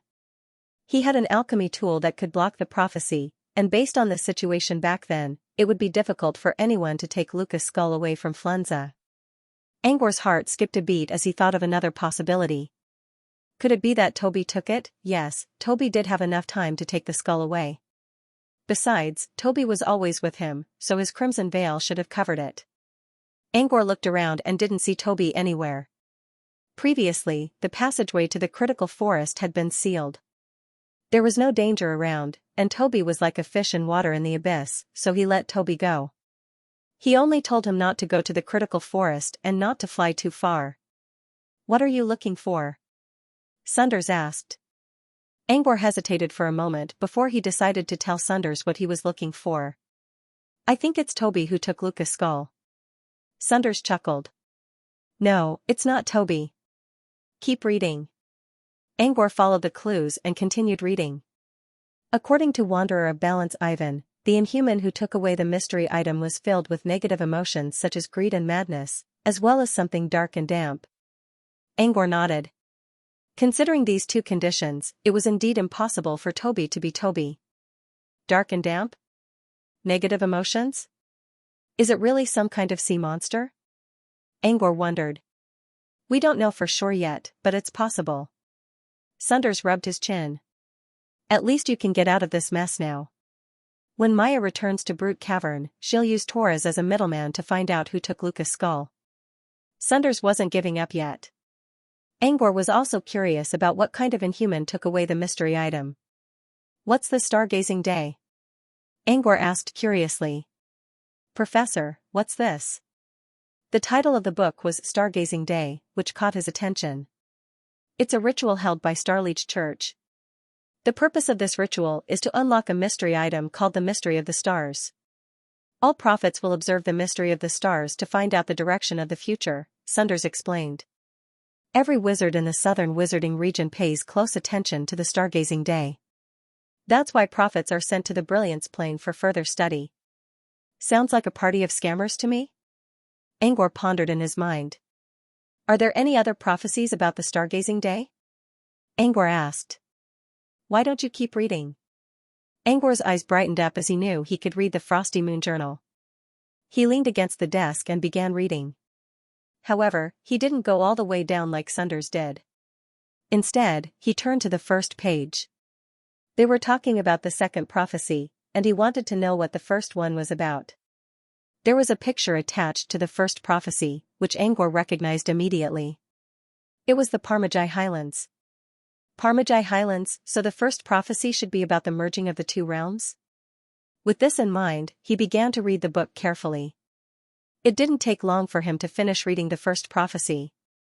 When he finished reading it, he realized that the prophecy didn't have much substance to it. It only said that there was a great opportunity for the fusion of the two worlds, and that the prophet couldn't see the entrance on the Parmajai Highlands. He guessed that the entrance might not be there after the fusion. This prophecy is a huge blow to Brute Cavern. If the entrance is at Parmajai Highlands, we'll have priority.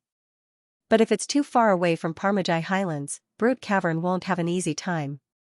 Since he left the wizarding world, he didn't pay much attention to the merging of the two worlds, so he quickly flipped to the back of the book. The third prophecy was read by observer Asatos, who was known as Chinmai's departed. Asatos gave two prophecies, one good and one bad. The shadow above our heads is slowly spreading. Eventually, it will completely turn into dark clouds and cover the sky. Moonfrost Moon analyzed the prophecy for a long time and concluded that Asatos was referring to the shadow of a demon god. Moonfrost Moon, on the other hand, was more relaxed. According to Asatos, they must have succeeded in killing the demon god's descendant. Otherwise, they wouldn't have angered the demon god. Reading the words, Angor began to doubt his own values. What would happen to the shadow of a demon god?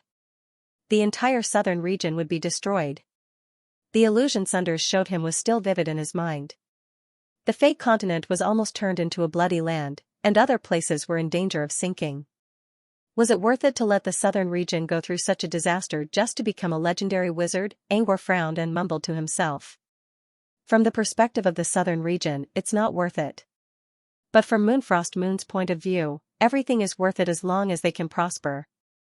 The world's consciousness will eventually come out to correct the prophecy.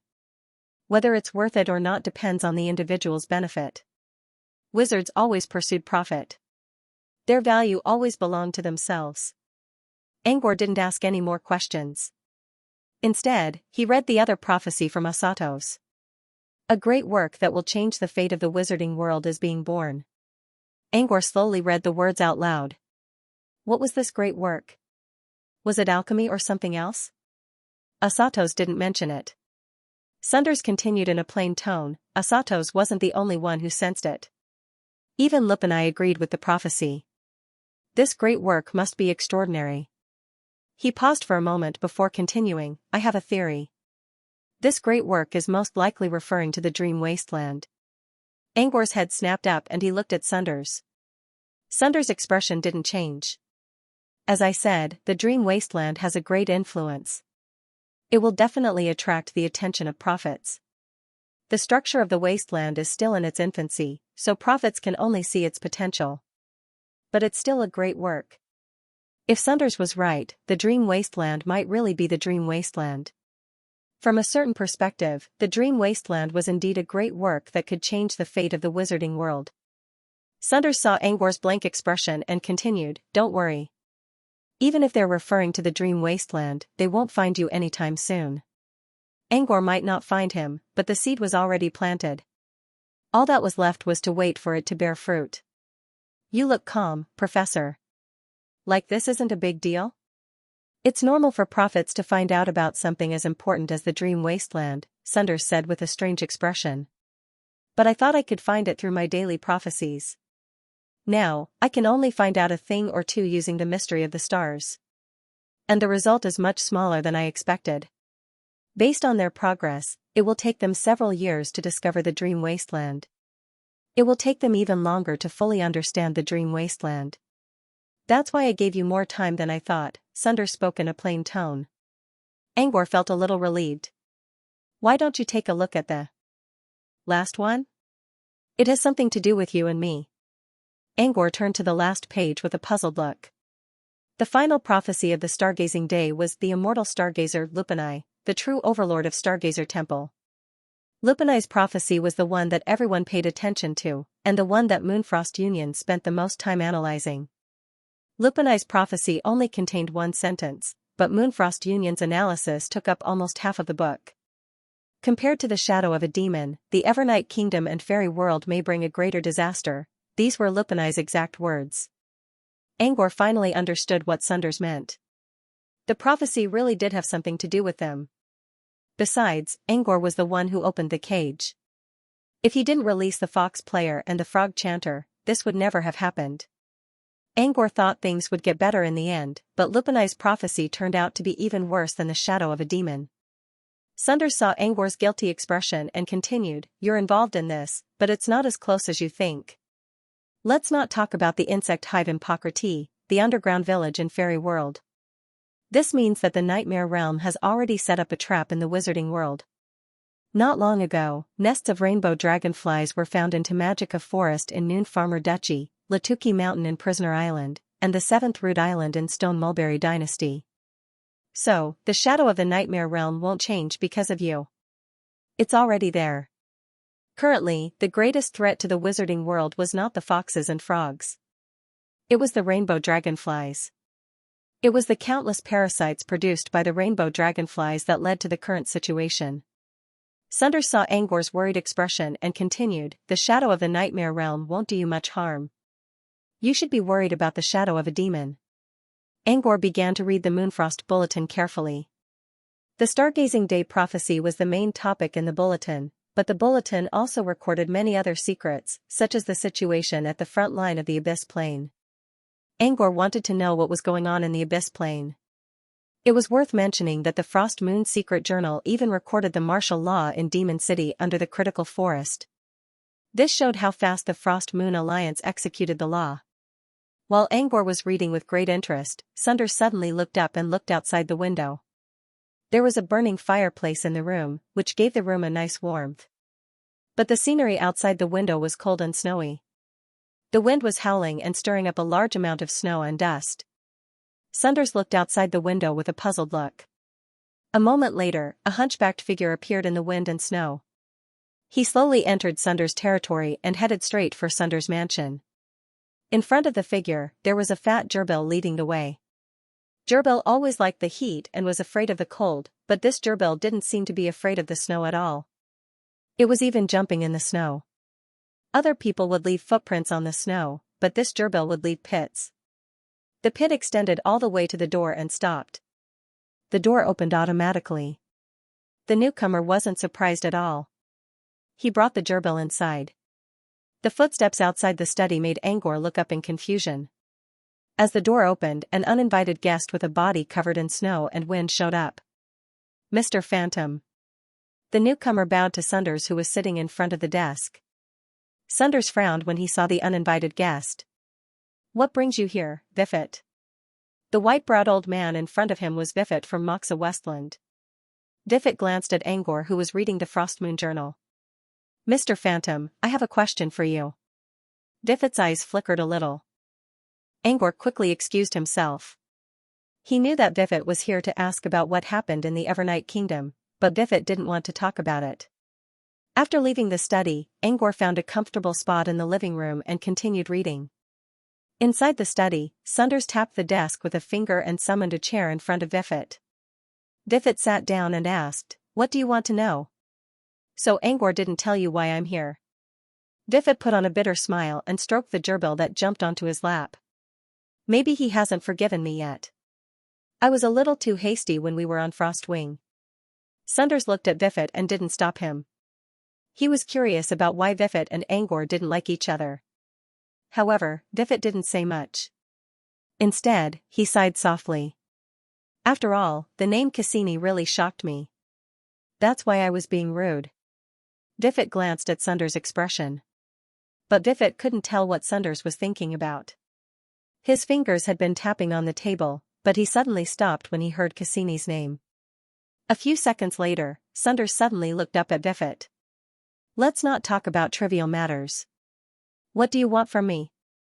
Angor, who was reading outside, suddenly felt a chill on his back. "Huh? Why is it so cold?" He shuddered and put down the book. He walked to the window and looked at the drifting snow outside. For some reason, looking at the dark sky and the heavy snow that almost blocked his sight made him feel depressed. At the same time, he felt a little uneasy. A sign? Could it be that something bad was happening? Angor fell into deep thought. He felt like he had overlooked something. A while later, he looked up. Was that Toby? He hadn't seen Toby for a day and a half. Did something happen to him? Is that why I'm so worried? But Toby has Gloom Feather and the sequence of gravity. It shouldn't be a problem, right? Still, just in case, Angor walked to the door and tried to find Toby. The door to the study on the other side of the hall opened as well. Sunders and Vifit came out. Vifit walked to the door and spoke to Sunders politely. "Thank you for your help today, Mr. Phantom." Vifit looked at Angor, who was still standing at the door. "I still keep my promise." "Promise?" Angor didn't know how to react until Vifit whispered something to him. "Lucky scroll." Angor finally realized what was going on. Vifit nodded to Angor and stepped out of the door, heading deeper into the snowstorm. In the end, Vifit turned into a small black dot and disappeared into the darkness. When Vifit was gone, Sunders, who was leaning against the door with his arms crossed, raised an eyebrow. "What is it? You're going out?" "I got a bad feeling just now. I'm worried about Toby, so I'm going out to check." Angor looked at Sunders and saw a complicated look in the old man's eyes. It was as if the old man was trying to suppress his anger, which was slowly rising until it was burning brightly. "Is that so?" Sunders sneered. "I think it has nothing to do with Toby. It has something to do with you." Sunders snorted. Sunders humphed. "Come with me. I have something to ask you." A moment later, Angor sat down in front of Sunders. "Out with it. What's going on between you and Vifit?" Angor was suddenly enlightened by the question. He remembered something he had been neglecting for a long time. "Nothing," Angor said in a dry voice. "Then tell me, what's going on with Cassini?" Sunders frowned and knocked on the table with his knuckles, which made Angor feel pressured. "Don't tell me you've seen Cassini?" Sunders stared at Angor for a moment, and when he saw Angor nodding, he couldn't help but curse out loud. Sunders knew that Angor must have been marked by the time thief and learned his real name. Others might think that being tagged by the time thief was a good thing, but Sunders also knew that once someone was targeted by the time thief would appear and interfere with any important decisions in the future. No matter what choice you made, the time thief would steal other choices and use them as his own. Nourishment. Eventually, the time thief would abandon you when he felt that you weren't qualified to walk on the path of truth. Was that a good thing? For short-sighted people like Sunders, it was a good thing because the time thief only needed to steal a person's choice to give him or her a lot of benefits. But for a wizard like Sunders who wanted to walk on the path of truth, the time thief was a real bastard. What made him a bastard was not that he would steal a person's choice, but that he would use his own standard to judge other people's choices. Once someone fell into the time thief's trap, it would be a disaster. Once upon a time, the Elder of Books, the most mysterious of the three ancestor souls in Brute Cavern, wrote something about the time thief. According to the Elder of Books, was the time thief's choice really correct? It was hard to say. When a person made a choice, he or she would go through a process of collapsing variables. But at the same time, new variables would be created. Using the time thief's standard, whether it was correct or not depended on the path he or she chose. Every wizard's path was different. But if you fell into the time thief's trap and enjoyed the rewards that the time thief used his own standard to judge your own path, then you would start to doubt your own path. Sunders couldn't tell Angor about this yet. Once he told Angor about it, Sunders would start to doubt his future choice, which might not necessarily be his own choice. It would be too late for him to change his mind by then. Angor had to figure it out on his own. Sunders looked at Angor's confused face and tried his best to suppress his anger. He could almost hear the sneer of that bastard behind the wheel of time. I only have one thing to tell you about Cassini. He's not omniscient and omnipotent. There's a reason why he's called the time thief. You must remember these words. Maybe there was someone who was omniscient and omnipotent in this world, but Cassini was definitely not the time thief. In Sunders' eyes, the common saying of being blessed by the time thief in the southern wizarding region was nothing more than a joke. Of course, for most wizards who didn't even know the truth, Sunders' words of praise were sincere. Angor felt strange when he saw Sunders' cold expression, suppressed anger, and now calmed down. Still, he knew that Sunders had his reasons. He nodded and repeated the words over and over again, memorizing them in his mind. How did you meet him? Angor didn't hide anything and told Sunders about how he created the Crimson Shelter. Sunders was surprised when he heard that Angor created an alchemy item that could block prophecy spells. However, when Angor talked about the choice he made in his alchemy vision, Sunders remained silent. He'd rather be trapped inside the clock tower weirdo for years or decades than become a lunatic? Sunders wondered. This was similar to how he met the time thief for the first time. In fact, this was a bit like the popular choice between a light magus and a dark magus. Sunders chose dark wizards back then. As expected, Cassini's plan has never changed. He's been trying to force the wizards to be independent since the very beginning, Sunders sneered. Sunders nodded. He didn't want to talk about the time thief, so he decided to talk about the Crimson Veil instead. This cloak is a good one. Try not to take it off when you're in the dream wasteland. Sunders suddenly remembered the time when Angor created the Crimson Shelter. It was about half a year ago. About half a year ago, he also had a dream about the time thief. Back then, Cantor asked, "Why did you dream about the time thief all of a sudden?" Sunders remembered his own answer. Maybe some unlucky bastard got targeted by him again. Who would have thought that the unlucky bastard was Angor? Sunders sighed. He didn't know whether it was fate or bad luck. Anyway, Angor didn't need to worry about the time thief until he reached level 3 legendary. As most wizards in the southern wizarding region expected, Cassini's plan wasn't a bad thing for Angor. Angor sighed in relief when Sunders didn't mention the time thief again. "Sir, did Mr. Viffit ask about the Evernight Kingdom?" Angor asked. Viffit also mentioned that he asked Angor the same question, but Angor didn't answer. Sunders agreed. Viffit was sure to notice something wrong with Angor's answer. Refusing to answer was the best option for Viffit. "Mr. Viffit seemed to be satisfied with your answer, sir," Angor said. "What did you tell him?" "He only wants to know two things, whether the Evernight Kingdom will spread to Moxa Westland, and what happened to the Evernight Kingdom. The first problem would spread, and it would spread very quickly. The second question was about the Nightmare Realm." This was Sunders' answer. Diffit wouldn't believe him if he didn't tell him the truth.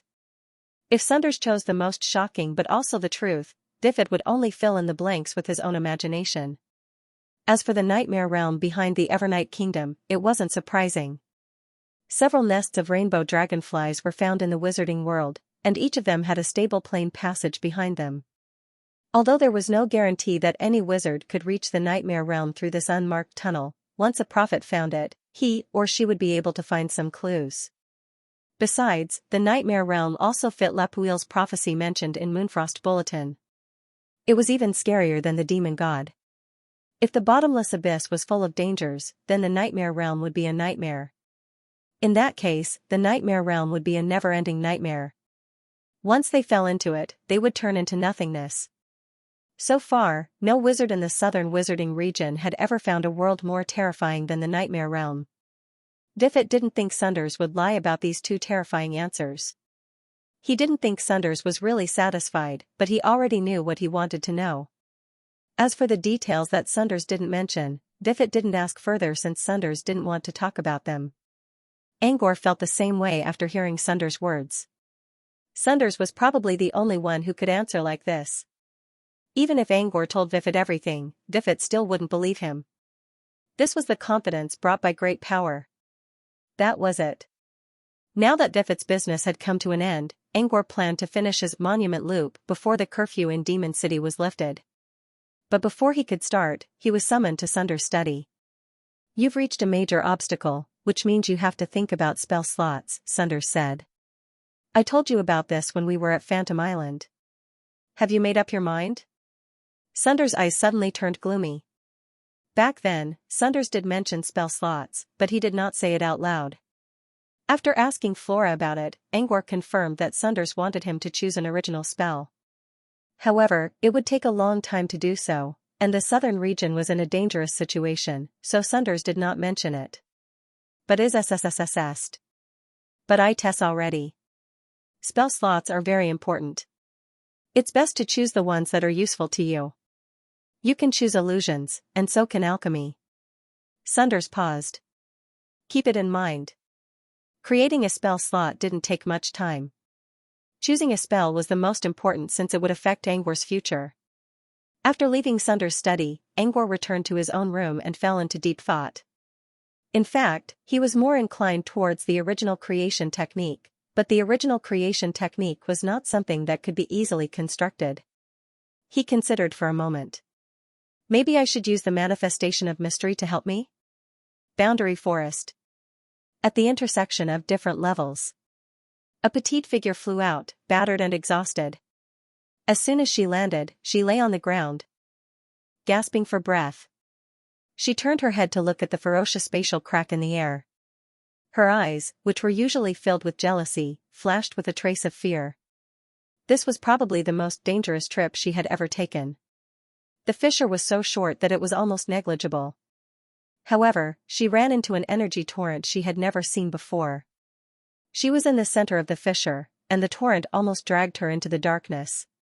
If she didn't use one of her trump cards, she would have died already. "Cunner skin," she muttered with hatred in her eyes. Hundreds of years ago, she found a mysterious humanoid in the world of Loft.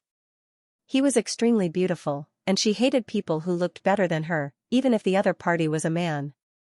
So, she captured him, peeled his skin from head to toe, and used a toad's skin to create an outer shell for him.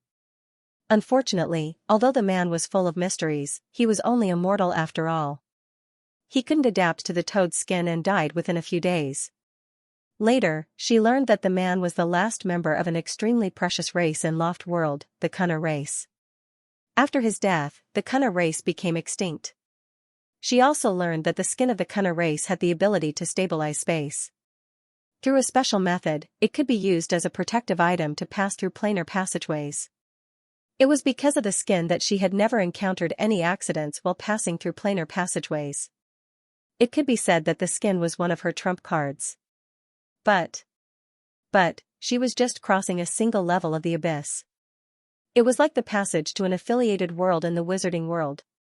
There shouldn't have been any danger, but she ran into an energy torrent. It was an energy torrent that came out of nowhere, but it was extremely powerful, even as a level 2 Truthfinder wizard, she was incomparably small in the midst of that torrent of energy. At that time, she was like a tree that was blown away by a hurricane. Without the ground to take root, she would be swept away by the hurricane at any time and finally lose her life. In such a dangerous situation, she had to use her trump card, the Cunner skin. Through its ability to stabilize space, she was able to protect herself in the torrent. It was a very short journey for a wizard, and for a Truthfinder wizard like her, it could be traversed in the blink of an eye. However, she felt that there was no other path that was longer than this one. With every step she took, the Cuna's skin that protected her was filled with holes from the torrent of water. At the last step, when the exit was right in front of her, the energy torrent suddenly became even more powerful and ferocious, and the Cunner skin was instantly destroyed. Before the Cunner skin was destroyed, she used a forbidden spell to barely make it out of the fissure and landed safely in the critical forest. That forbidden spell made her completely exhausted, and she couldn't move at all. However, compared to the side effects of the forbidden spell, her heart was hurt even more. How could she feel good when she saw the Cunner's skin being destroyed? This was probably the most dangerous thing she had encountered in the past 100 years, and it was also the most costly thing to her. After calming herself down, she looked at the fissure in the sky and gritted her teeth. If this was done by someone, she would have done everything in her power to wipe the culprit off the face of the earth, not even leaving a trace of their soul. However, such a powerful energy torrent was not something anyone could control. She could only blame herself for being unlucky. With nowhere to vent the anger and frustration in her chest, she couldn't help but scream. The ear-piercing sound pierced through the clouds, echoing in the empty critical forest. After a while, she panted heavily, hatred flashing in her eyes. Luckily, there are still people from the Overwatch Bastion nearby for me to vent my anger on. No one can stop me. Only destruction, dismemberment, and grafting could make up for her loss. She had already begun to imagine what kind of torture she could use to make her feel happy. Turn men into women? Plant men's whips all over the faces of those young girls who thought they were cold and pure?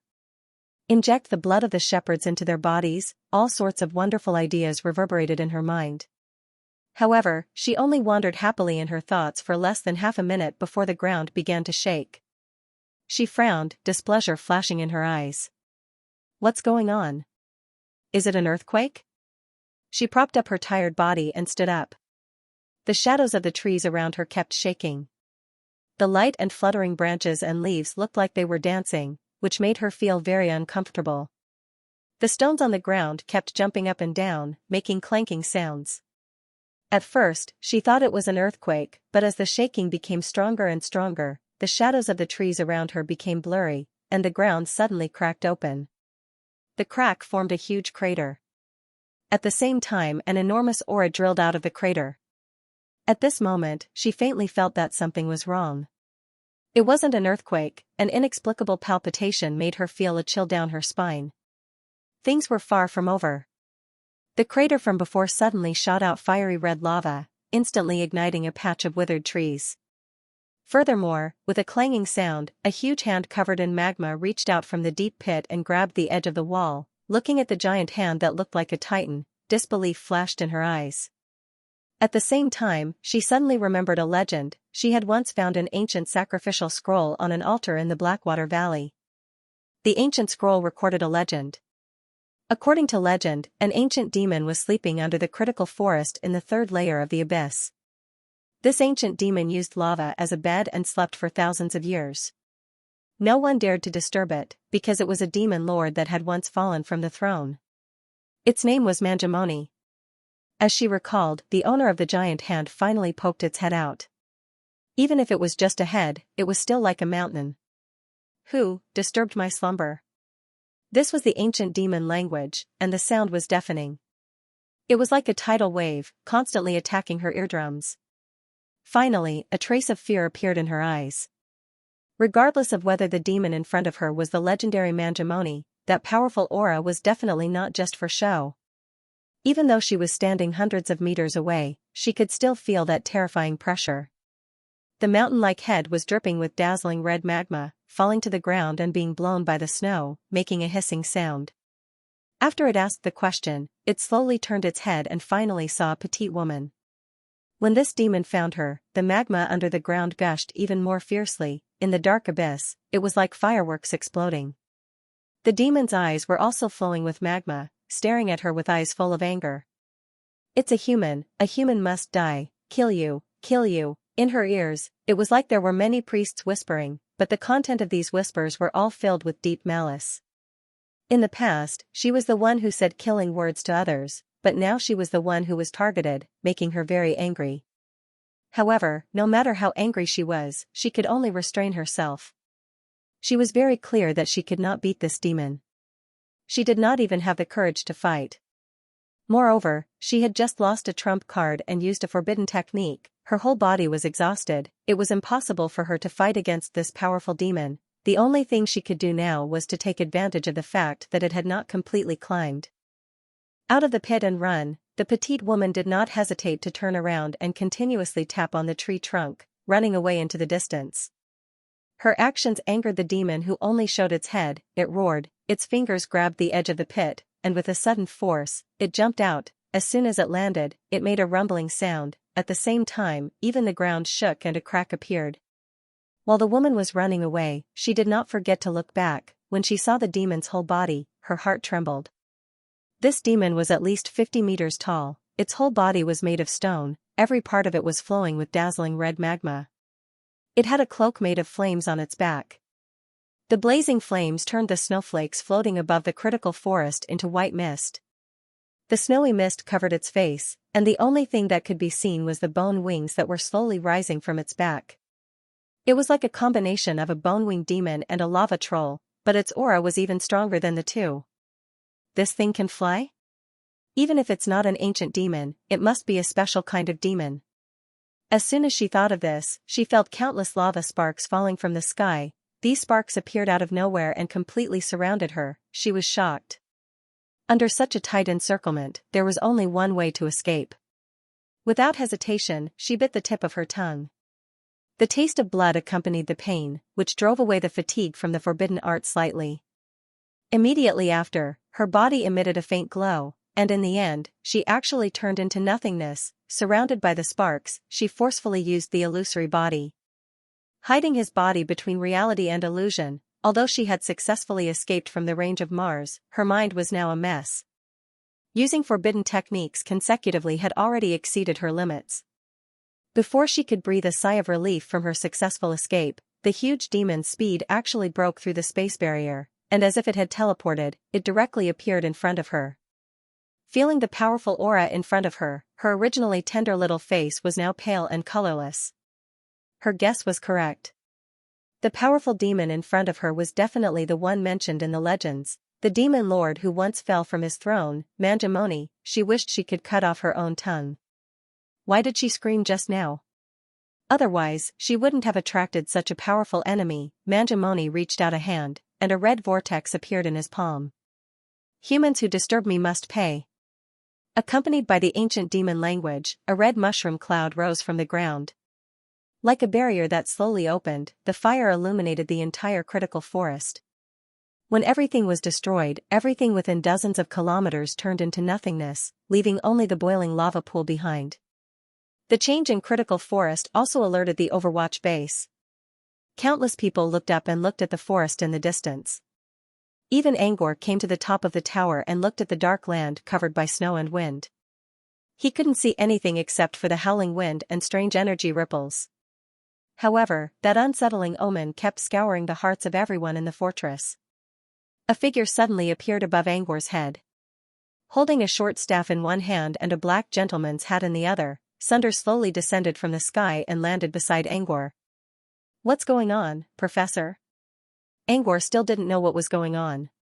He woke up from his research and came to the top of the tower because of the uneasiness. He saw that he wasn't alone. Many steel buildings were filled with people, all of whom were looking at the critical forest in the distance. Clearly, he wasn't the only one who sensed the uneasiness. "I don't know the details yet." Sunders already sensed the critical forest. However, the forest was too large to be discovered in a short time. Sensing the violent fire energy, Sunders had an idea. Perhaps, a powerful enemy showed up. A powerful enemy? Is it the demon god's descendant that Mr. Monkey is waiting for? No, it's a demon's aura. And not an ordinary one.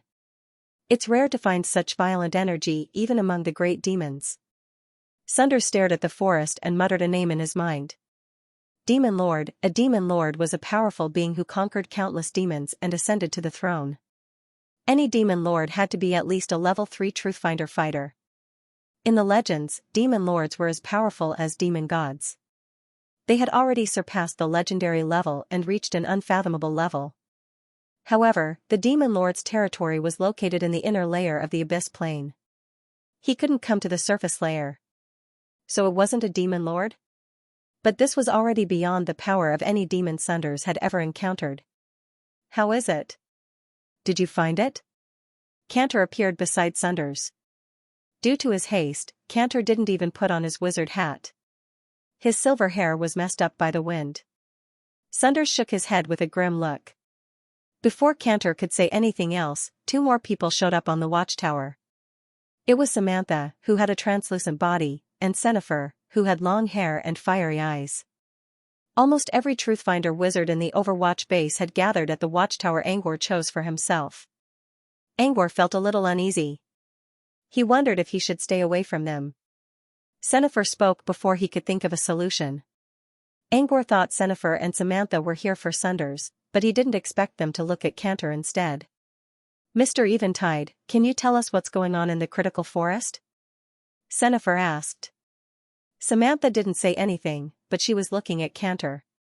Cantor hesitated. The abyss plane has no night or day. It'll take a lot of energy to activate the bloodline of night.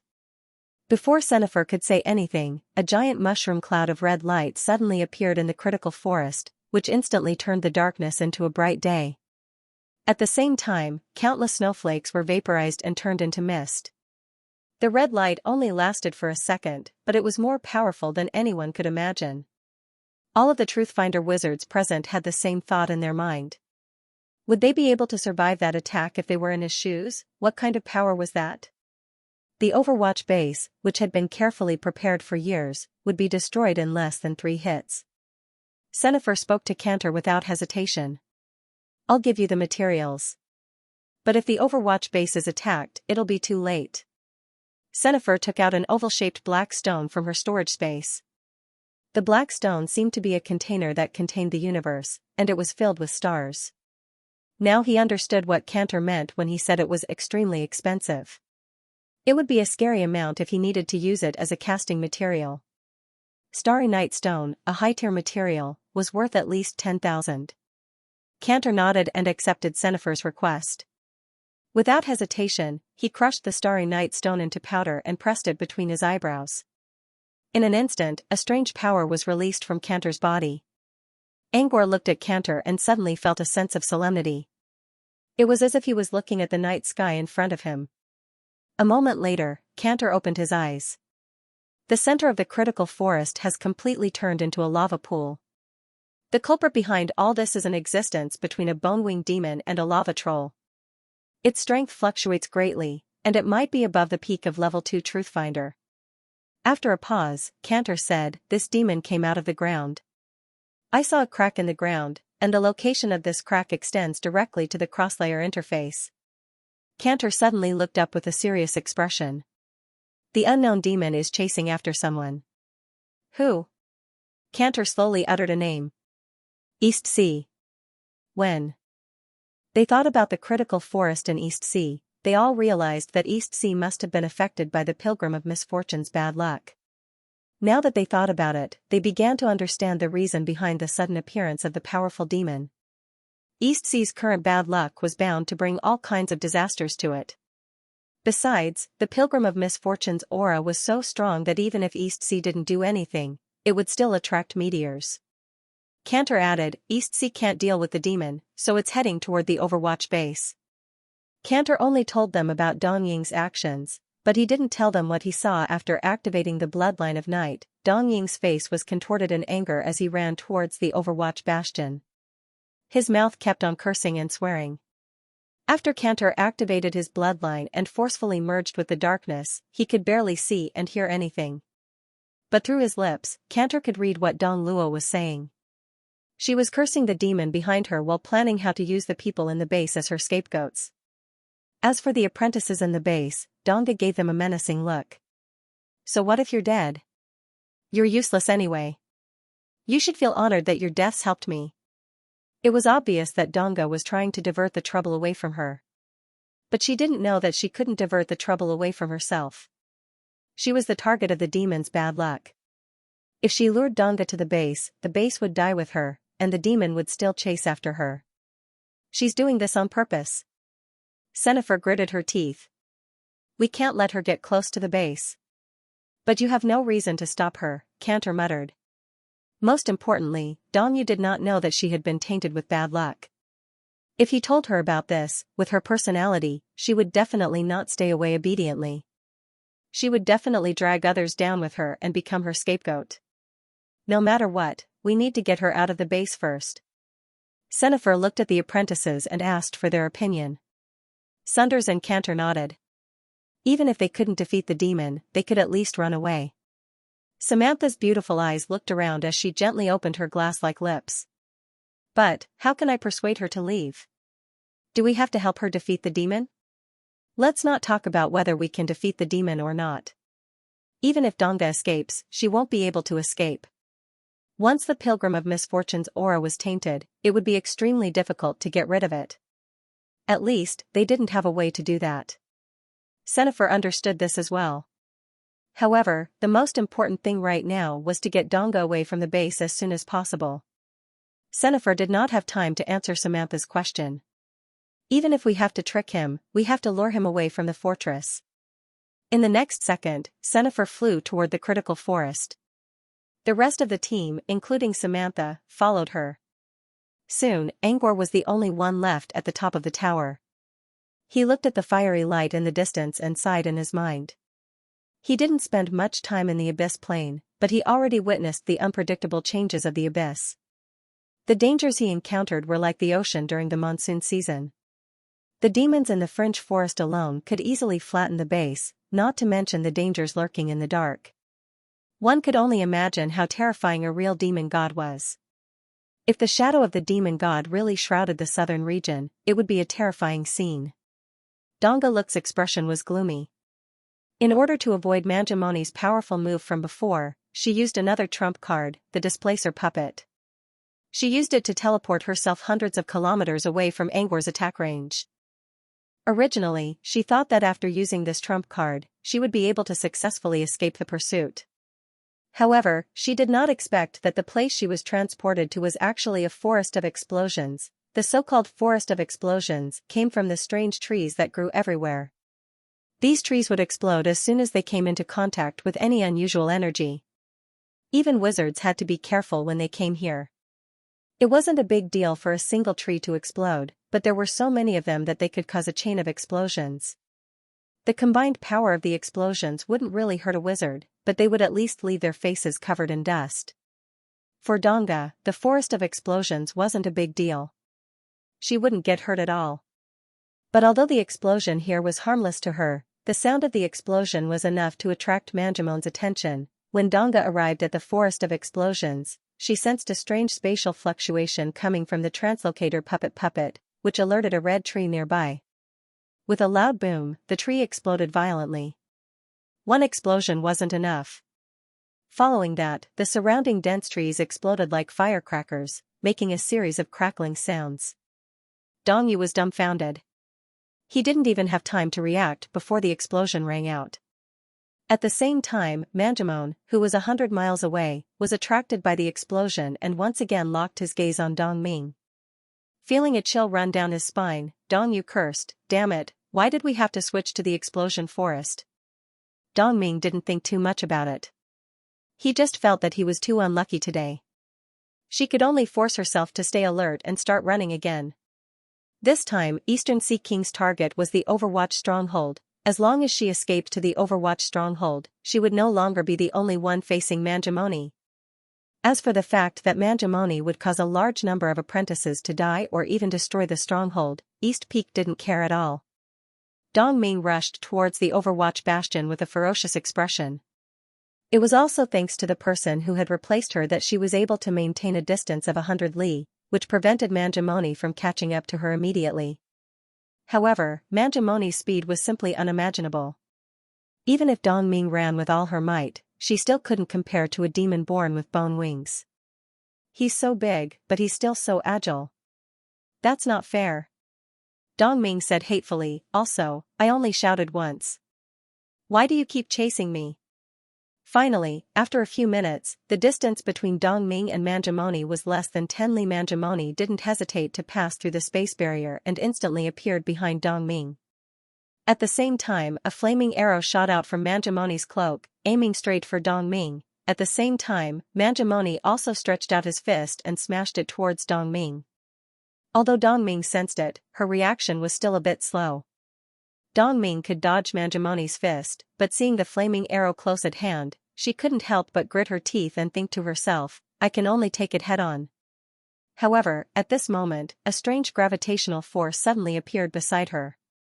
She originally thought that it was the killing intent hidden in Manjamon's flame arrow, but after carefully sensing it, she found that there was no killing intent in the gravitational force.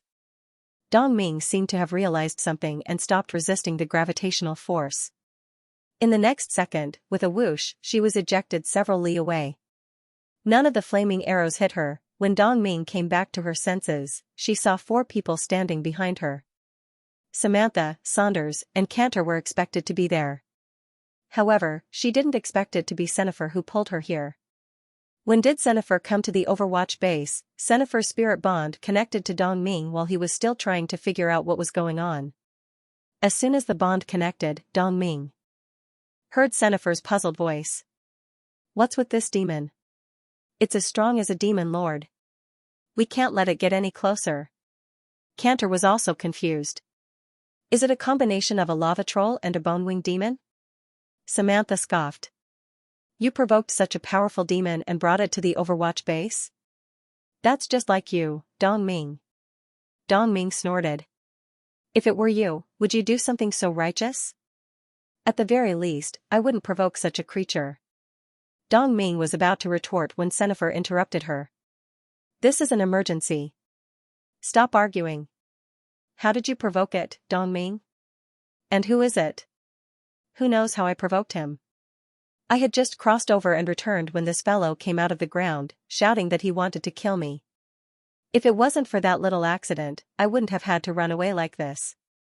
Everyone had already guessed what Dongming was talking about, but they couldn't show it right now. There has to be a reason why it's after you, right? Samantha snickered. Don't tell me you stole something from someone else? However, Dongyu brushed it off perfunctorily because there was indeed a reason. However, the reason might be that she had shouted loudly and awakened this sleeping big guy. But it wasn't a good idea to tell the truth. I learned something about this demon. It's very likely to be a former demon lord, Manjamon. But for some unknown reason, it fell from the throne, Dongming explained. Once a demon lord fell from the throne, it meant that he or she was no longer as strong as a demon lord. According to Cantor's observation, the demon was at the peak of level 2 Truthfinder. In other words, it was at the same level as Saunders. However, that didn't mean they were equally strong. For example, the giant mushroom cloud that destroyed everything in its path, leaving only the lava pool behind. That wasn't something Saunders could create. Plus, Manjamon didn't seem to care about such power at all. The demon was still brimming with energy. Besides, Manjamon was a former demon lord, which meant he had a lot of experience and knowledge. Most importantly, they weren't standing in the southern wizardry region. They were in the abyss plane, which meant the violent energy around them would naturally serve the supernatural beings there. Under such circumstances, it was almost impossible to win against Manjamoni. It won't be easy, but we should be able to contain it. Saunders' spirit ripples reached everyone's minds through spirit bond. Senifer grimaced. No matter what, we can't lure it to the Overwatch base. I don't want to be Dongming's scapegoat, but this isn't Dongming's problem anymore. Samantha said, how about this? We'll all do our best to stop and drive Manjamoni away. If it can retreat on its own, that's fine, but if it still wants to pursue us, then we can only lead it to other places. Even if it doesn't give up, we've weakened its strength. When the time comes, no matter who it chases, after it leads them around the Overwatch bastion, its chances of escaping will be very high. Samantha's suggestion made everyone hesitate. But seeing that Manjamon was about to catch up to them, they weighed the pros and cons and nodded in agreement. Although East Peak found this suggestion a little strange, after giving the matter some thought, he realized that his strength had weakened significantly due to the torrent of energy he had encountered when crossing floors and the continuous use of forbidden techniques. If she really fought Manjamon, there was a limit to how much damage she could do. In the end, Manjamon would most likely go after the wizard who did the most damage to it, not her. What's the matter? We took the risk for you. In order to prevent the fortress from being destroyed, you're still hesitating? Seeing that Dongming didn't respond, Samantha said coldly, do you really think that the destruction of the stronghold will benefit you in any way? Let me tell you, we can choose not to help. We can just sit back and watch. Samantha was trying to provoke her, and East Ocean knew it. But Samantha was right. If they didn't help her, even if she managed to escape from Manjamon's pursuit, she would still suffer heavy losses. Thinking of this, Dongming replied, all right, let's do that. Weaken it first, then drive it away. If it doesn't work, then whoever it chases will lead it away. East Ocean paused and looked at the others with a gloomy expression. You better do as you said. Don't hide your strength. If the others tried to hide their strength, Manjamon's hatred would still be on her, and Manjamon might even come after her. Samantha sneered. We're not going to be like some people. If they can't handle it themselves, they'll drag everyone in the fortress down with them. Samantha then turned to Xenifer. Let's begin. Keep it busy. It's best if you can kill it. As soon as she finished speaking, Samantha's entire body turned into countless mirrors. These mirrors were not parallel to each other. Instead, they twisted and intersected with each other. Any light that shone through them would be absorbed by the light. Mirror Labyrinth. East Ocean exclaimed in her mind. Mirror Labyrinth was a spell Samantha created when she became a Truthfinder wizard. When the spell was completed, the sky turned into a mirror for 3 days and 3 nights. This was a miracle that was rarely seen in the entire southern region.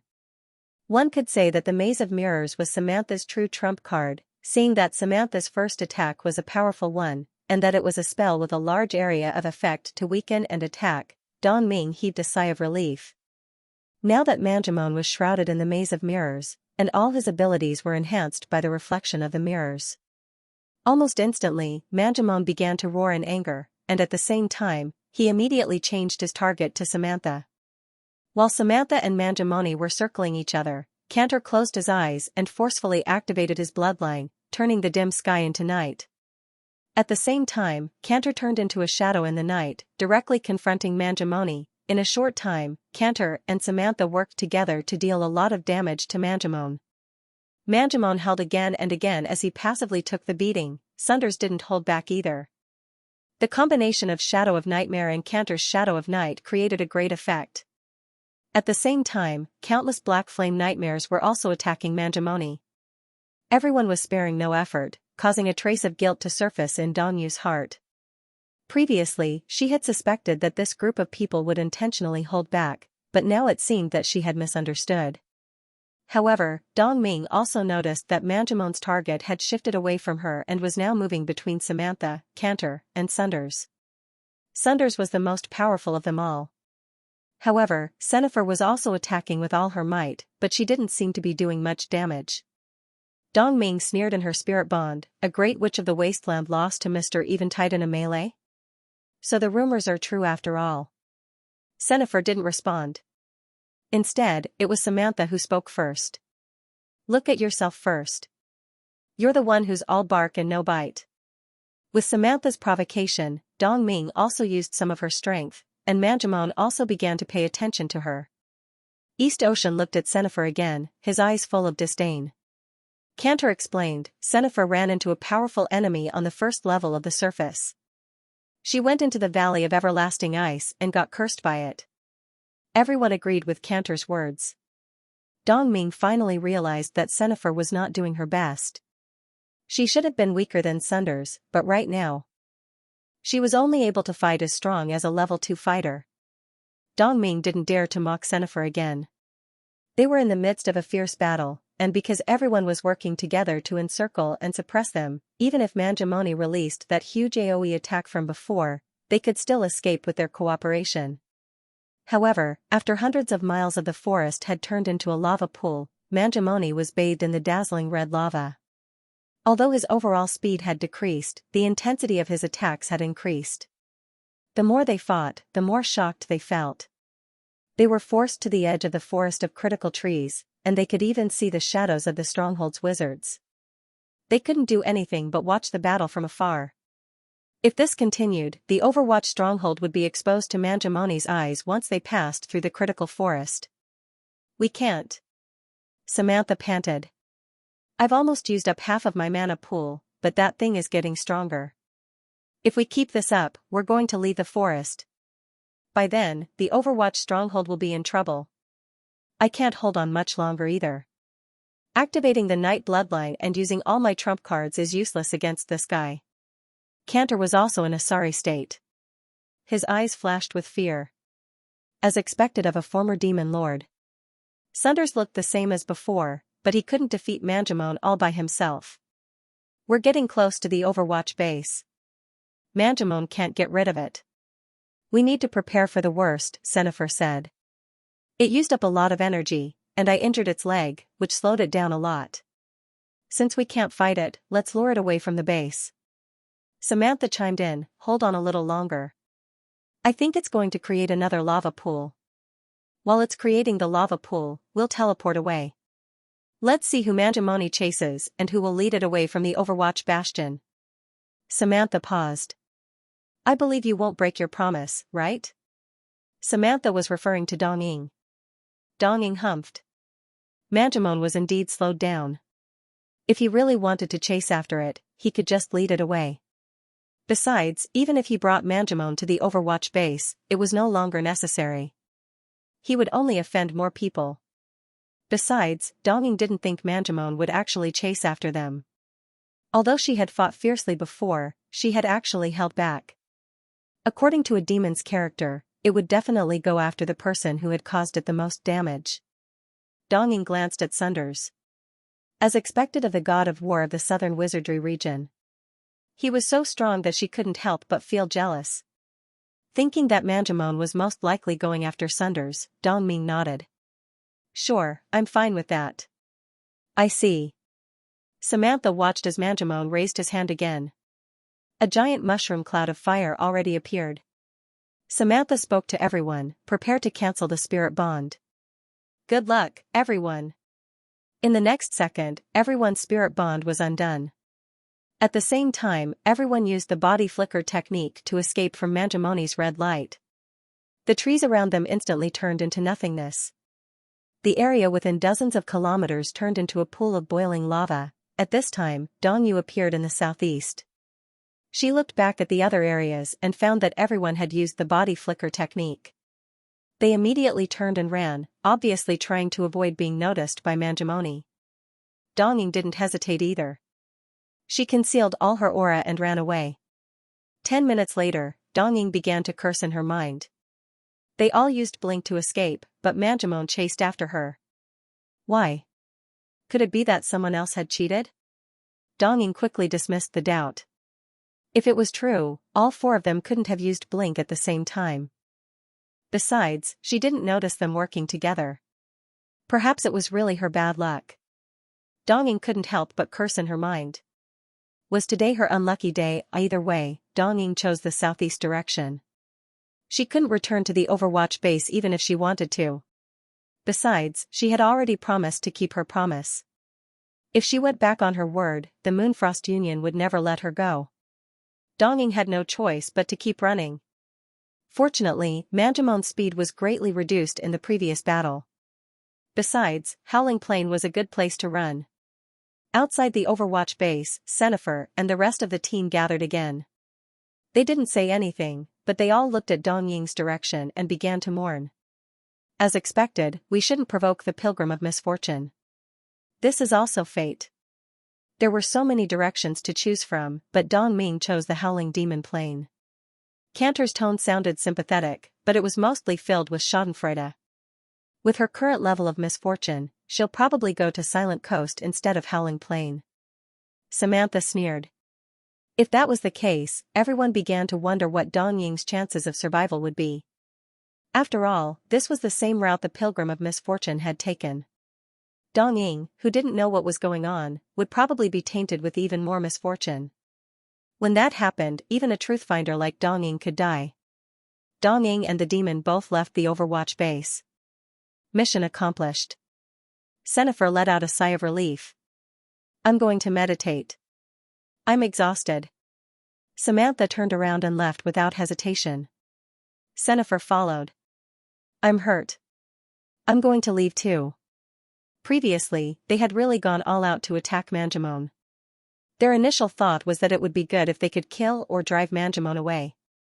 If they couldn't kill him, then with East Sea's bad luck, Manjimon wouldn't chase after them. That was why Dong Ying had fallen into a trap from the very beginning. Even if the others went all out, Manjimon would still go after Dong Ying due to his misfortune. Now that there was nothing to worry about, they wouldn't hold back. Dong Ying's doubts were dispelled. After Sennifer and Samantha left, only Cantor and Sunders remained.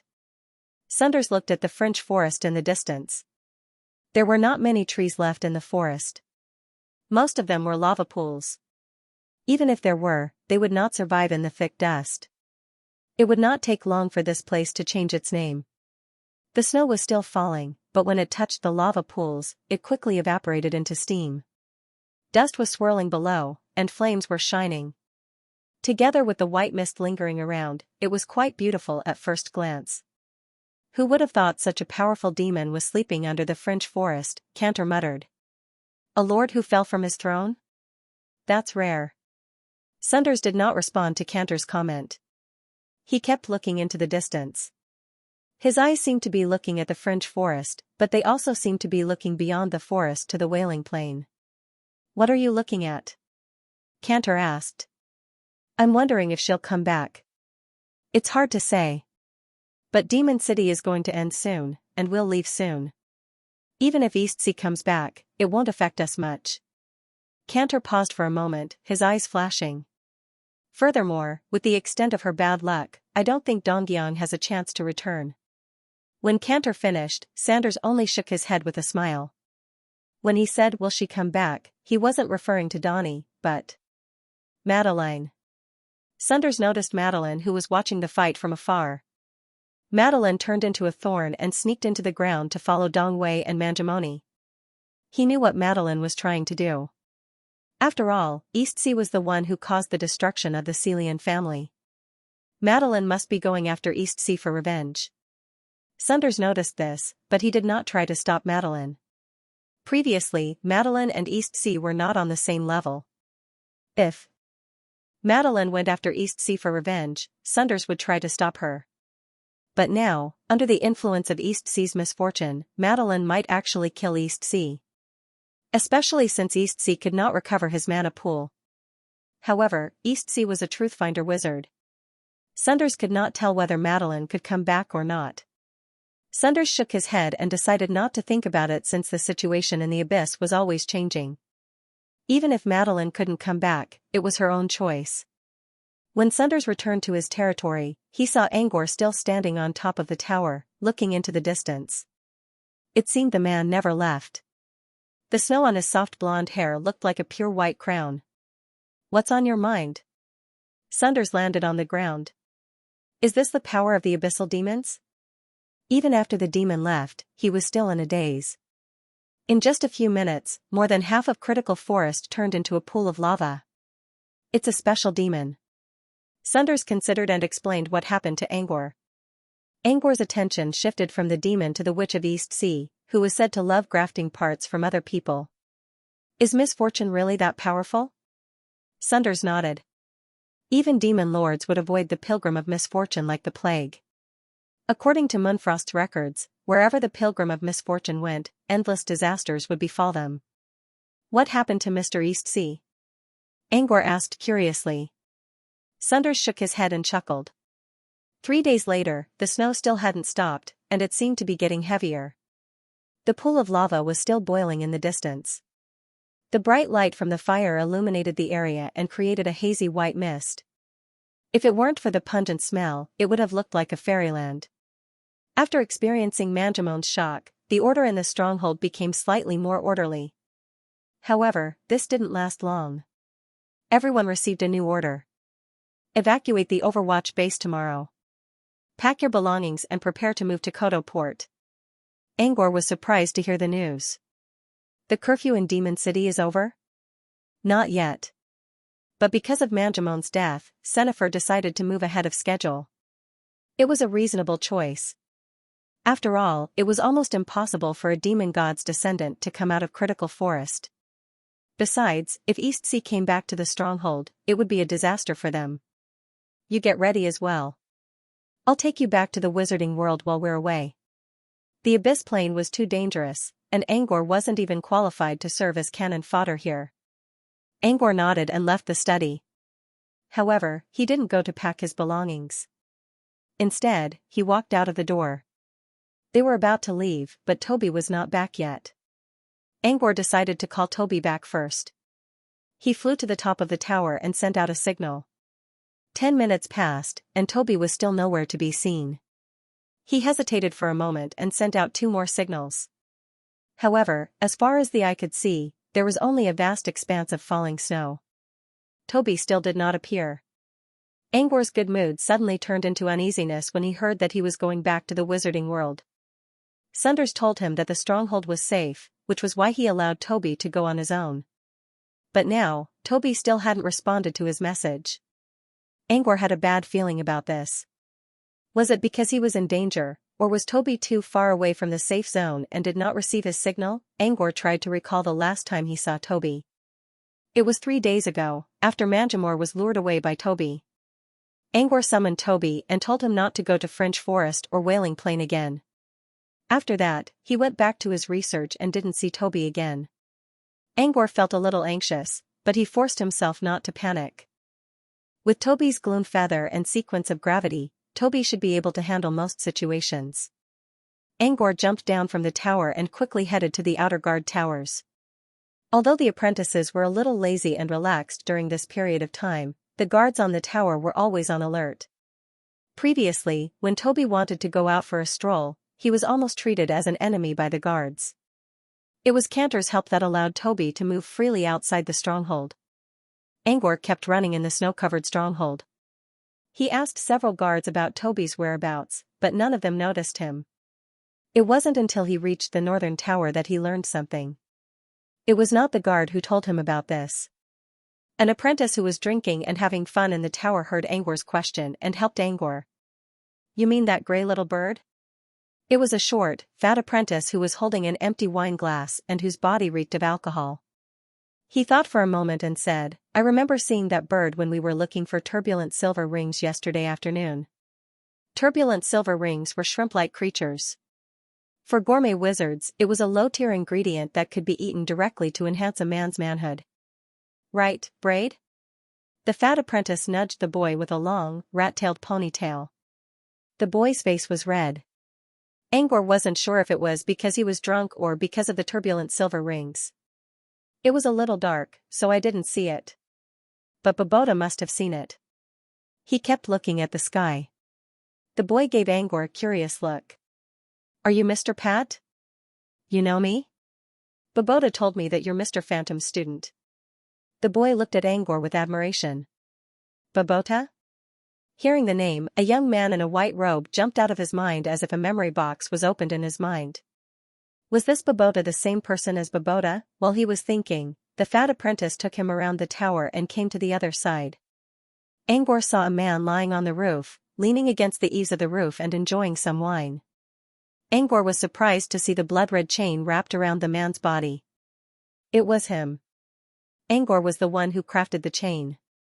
He hadn't seen Babota since he made the chain, and he didn't expect to see Babota again after so many years. "Tell me, Babota. Did we see that bird yesterday?" The short and fat apprentice leaned against the steel fence and yelled at Babota, who was standing outside the fence. Babota took a sip of his wine and turned around. He skipped the fat apprentice and looked at Angor. After a moment of absent-mindedness, he picked up his wine glass and toasted to Angor. "We meet again," Babota said with a smile. Angor was a little puzzled. Hearing Babota's tone, Brendel suddenly felt a sense of familiarity. "Did you forget about me, Mr. Pat?" "Of course not. I didn't expect to run into you here either." Babota shook his head. Angor and Babota were just customers. If it was another time and place, Angor would have exchanged some pleasantries. But since Toby was nowhere to be found, Angor decided to get straight to the point. "Just now, Angor glanced at the fat apprentice and tried to think of a proper introduction. "I'm Tasky. I'm looking for a gray seabird like this one." "Tasky told me that you saw Toby, right?" Angor asked as he opened his palm to show Toby's image. "Where did you see it?" Babota looked at the bird and considered. "I think I've seen it before. Let me think. I saw it yesterday afternoon near Shadow Hill." It was a series of rolling hills. After several days of heavy snow, the hills were covered in a thin layer of silver. Looking at it now, Angor could tell that it was quite beautiful. When he first came to the Overwatch base, he once stood on the top of a tower and looked at this place.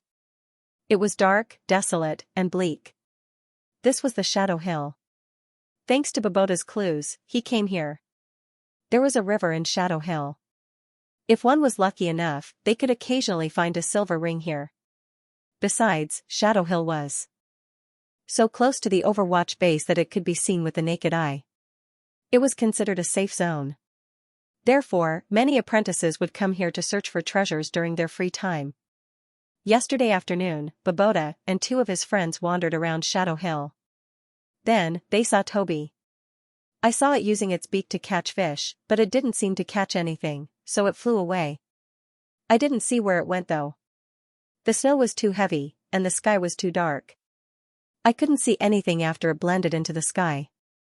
This was Babota's explanation. Although the others did not see it clearly, Tasky did see Toby flying into the sky, so he could roughly determine that Toby was still in the Shadow Hill yesterday afternoon. Angor quickly went to find Toby. When he arrived at the Shadow Hill, all he could see was snow. It was not easy to find traces of Toby here. The first place he went was the river where Babota said Toby had fished. At the bottom of the hill, there was a wide river that was covered in ice. There were fish baskets covered in snow on the bank, which meant there were quite a lot of people here. Babota found the place where Toby chiseled the ice. On the other side of the river, there were two trees with intertwining branches. It didn't take long for Angor to find the exact location. However, after a night, the river was already covered in a new layer of ice. Still, based on the thickness of the ice, Angor was able to confirm where Toby chiseled the ice. He tried to reopen the hole. The water below was still flowing. If one listened carefully, they would hear that some fish had begun to gather at the bottom of the hole because of the air entering through the hole. He was not in the mood to fish right now.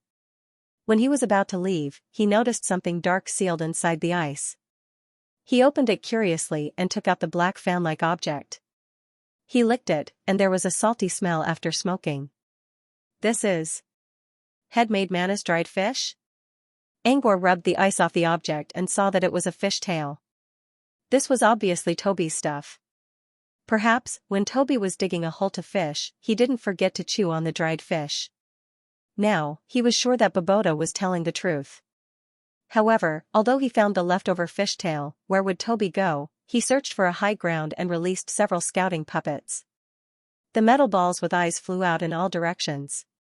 If even the scouting puppets can't find Toby, Angor muttered to himself.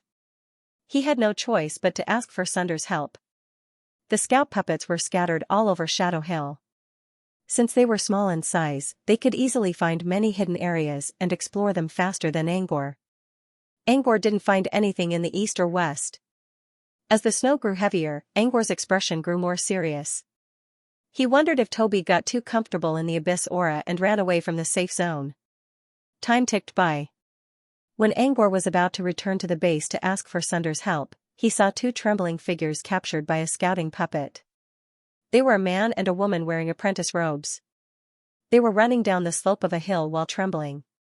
Their faces were pale, and their hair was covered in frost. Their lips were turning blue as if they were frozen. However, Angor remembered that Moonfrost Union gave all the apprentices who came to the front line a set of robes that could keep them warm. He took a closer look and realized that there were obvious holes in the robes of the two apprentices. There were also bloodstains and scratches on them as if they just went through a battle. Angor could tell that they were also panicking. They kept looking back to make sure there were no pursuers behind them and sighed in relief. Angor was puzzled. He didn't know what happened to them to make them so scared. What he was most concerned about was, where did these two people come from? His scouting puppets flew all over Shadow Hill and didn't find them at all. It was as if they came out of nowhere. Could it be that there was a hidden passage here? Angor considered for a moment. His boots glowed, and he appeared in front of the two people who were still in shock. The male apprentice was alarmed by Angor's sudden appearance. He quickly moved in front of the female apprentice. Judging from the guard's actions, they must be a couple. Angor took off his hood and revealed his face. I just came from the base and saw you too. Angor still looked like a young man. His gentle smile made them lower their guard a little. Angor saw them relaxing a little and asked again, you seem to need some help? Angor took out a fiery red bead from his pocket. It was a broken fire-relaying stone. He got a lot of it from the Bone Wizard during the battle at the Cinder Rock. It wasn't very useful, but it could be used to keep warm. Angor put the stone in his hand. I can give it to you, but you have to answer a few questions. The two of them looked at each other, a trace of joy flashing in their eyes. They were both intermediate apprentices. Their robes were ruined, and their mana pool was completely depleted. They couldn't even summon fire elements to keep themselves warm. Although this place was not far from the stronghold, they were already exhausted.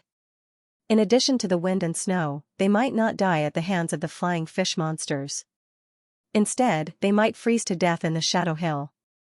They didn't expect to run into Angor at their most desperate moment. Since they dared to venture into the Abyss Plane, they knew about the broken fire-relaying stone. It might look useless to Angor, but to them, it was worth at least 100 magic crystals. Now, they only had to answer a few questions to get something that could keep them warm and sell for a good price. Of course, they would accept it.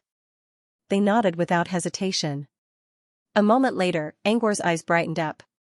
Not only did he get the information he wanted, but he might also get information about Toby. Without hesitation, he tossed the broken fire-relaying stone to the apprentice.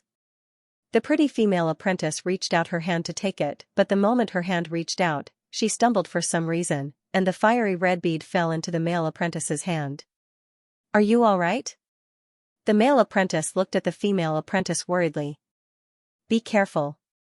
There might be some broken stones in the snow. As he spoke, he helped the female apprentice up. At the same time, he muttered, leave the fire-relaying stone with me for now.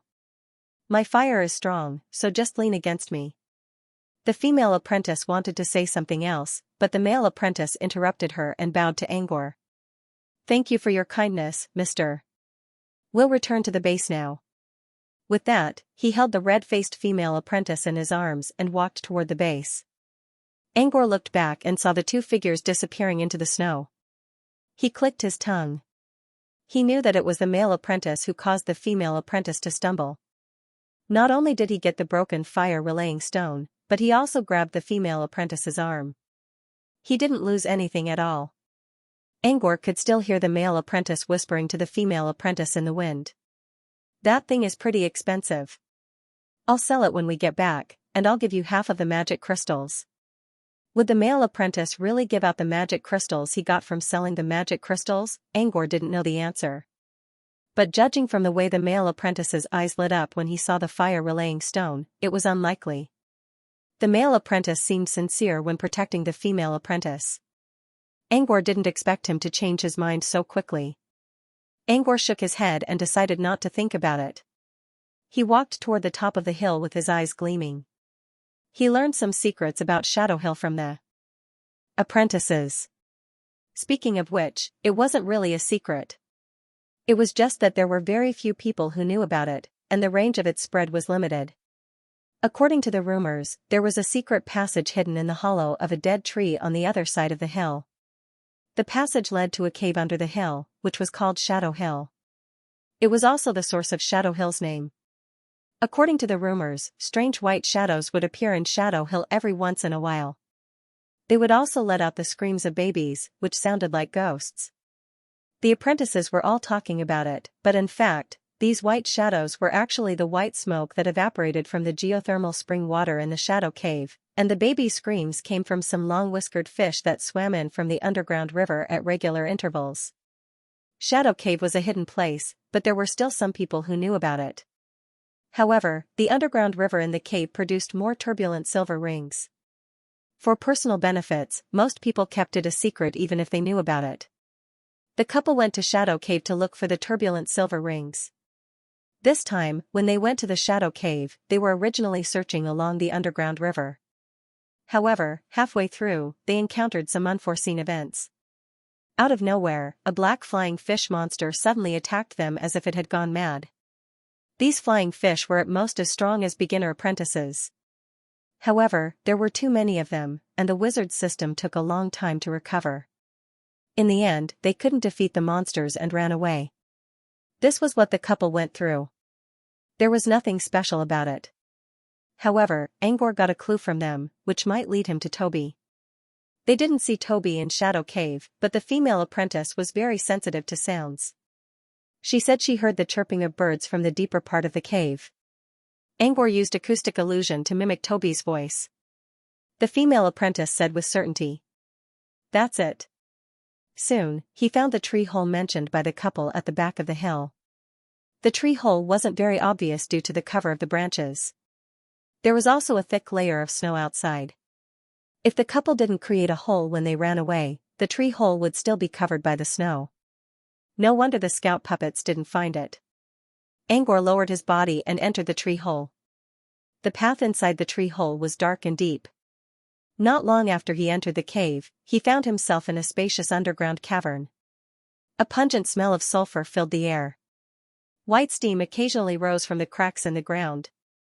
Through the smoke, Angor saw several white shadows. He reached out his spirit feeler but found nothing. Those must be the shadow people talked about. There were many forks in the underground cavern, and Angor didn't know where to go. He could only follow the footprints and some traces of blood left behind by the couple. Following the tracks he found on the ground, he went through the geothermal area and arrived at a tunnel that smelled like water. This tunnel was longer than the previous one. Using the light from the fluorite, Angor could see the messy bloodstains on the walls and the ground. When he reached the exit of the tunnel, Angor heard the sound of running water. At the same time, he saw what the couple said caused them to run away in fear, a flying fish monster. The flying fish monster had a strange appearance. Its scales looked like glass, and its body was slender like a shuttle belt. The fins on both sides of its body were large and wide. They were even bigger than Toby's wings. The fins were moving up and down to keep the monster flying.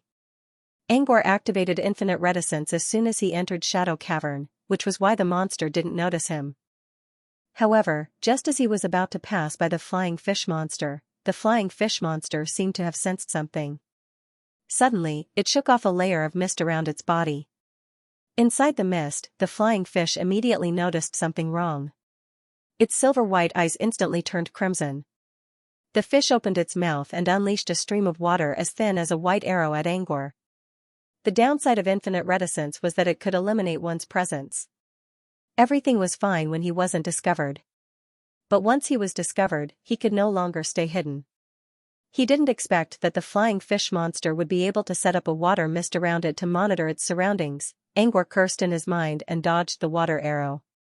At the same time, he took out a white longsword from his bracelet and slashed at the monster. The flying fish monster was slippery and fast. Angor's attack was easily dodged. Of course, he wasn't going to use the sword to attack the flying fish. Instead, he aimed at the mist. His sword was imbued with frost magic inscriptions, and its freezing effect was so strong that it could quickly freeze any liquid around it. The flying fish monster was surrounded by mist. Angor's swordsmanship wasn't as effective as Nausicaa's, but it wasn't hard for him to cut through the mist. As the sword sliced through the mist, the frost spread through the mist and reached the monster. Before the flying fish monster could unleash its second attack, It had already been frozen into a fish stick and fell from the sky with a thud. It was easy for Angor to kill it now. With a casual wave of his hand, the frozen flying fish monster was sliced in half. Flying fish monsters were a big problem for the couple, especially when there were too many of them. However, Angor had many ways to kill them while conserving his mana pool. He kept moving forward and encountered more flying fish monsters. However, they didn't have high intelligence. They only acted on instinct, and Angor had all kinds of alchemy weapons to help him deal with them easily. After leaving a dozen dead bodies on the ground, Angor finally walked out of the tunnel. Outside the tunnel was an even wider underground cavern. Angor saw the wide underground river as soon as he came out. The river was so long that he couldn't see where it went. Along with the sound of water dripping from Xianxia's head, the echoes kept lingering in the karst cave. The hollow sound made people's hearts flutter. Apart from the water, there were also flying fish floating in the air. They seemed to be resting or patrolling. However, as soon as Angor stepped into the cave, they all looked at him because of the light from the fluorite. When they realized that an outsider had intruded, the thousands of flying fish monsters seemed to have gone mad. They attacked Angor with their sharp bodies. When their water arrows missed, they charged at Angor with their sharp bodies. Angor wasn't afraid of such a large number of fish.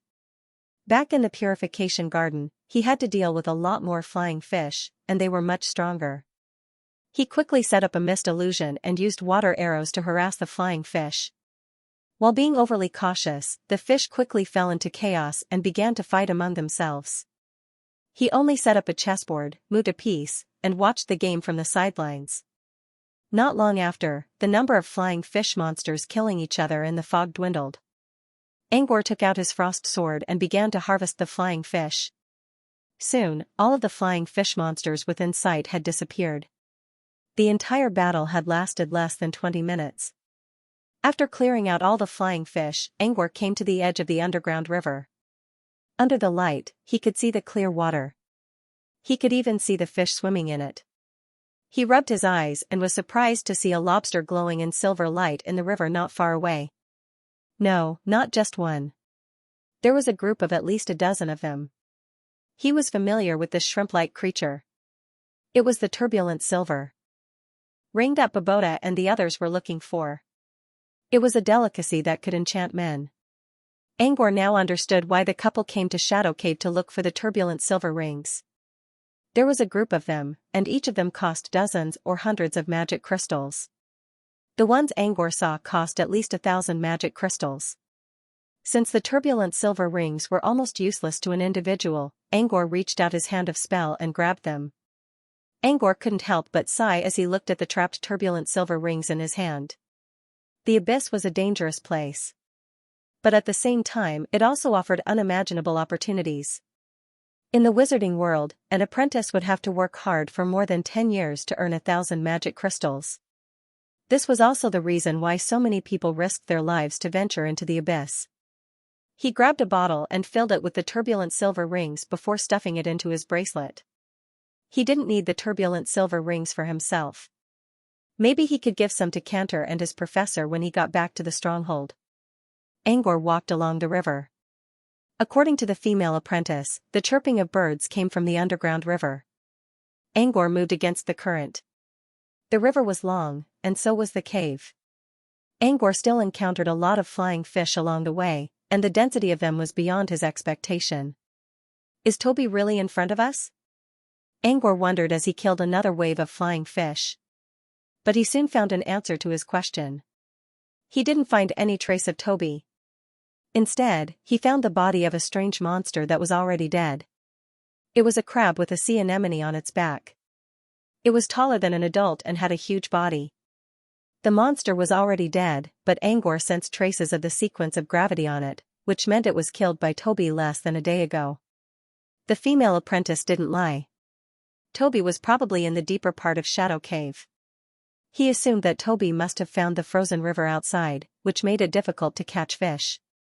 Later, Toby accidentally found the underground river in Shadow Cavern and found a lot of fish there, so he got carried away with eating.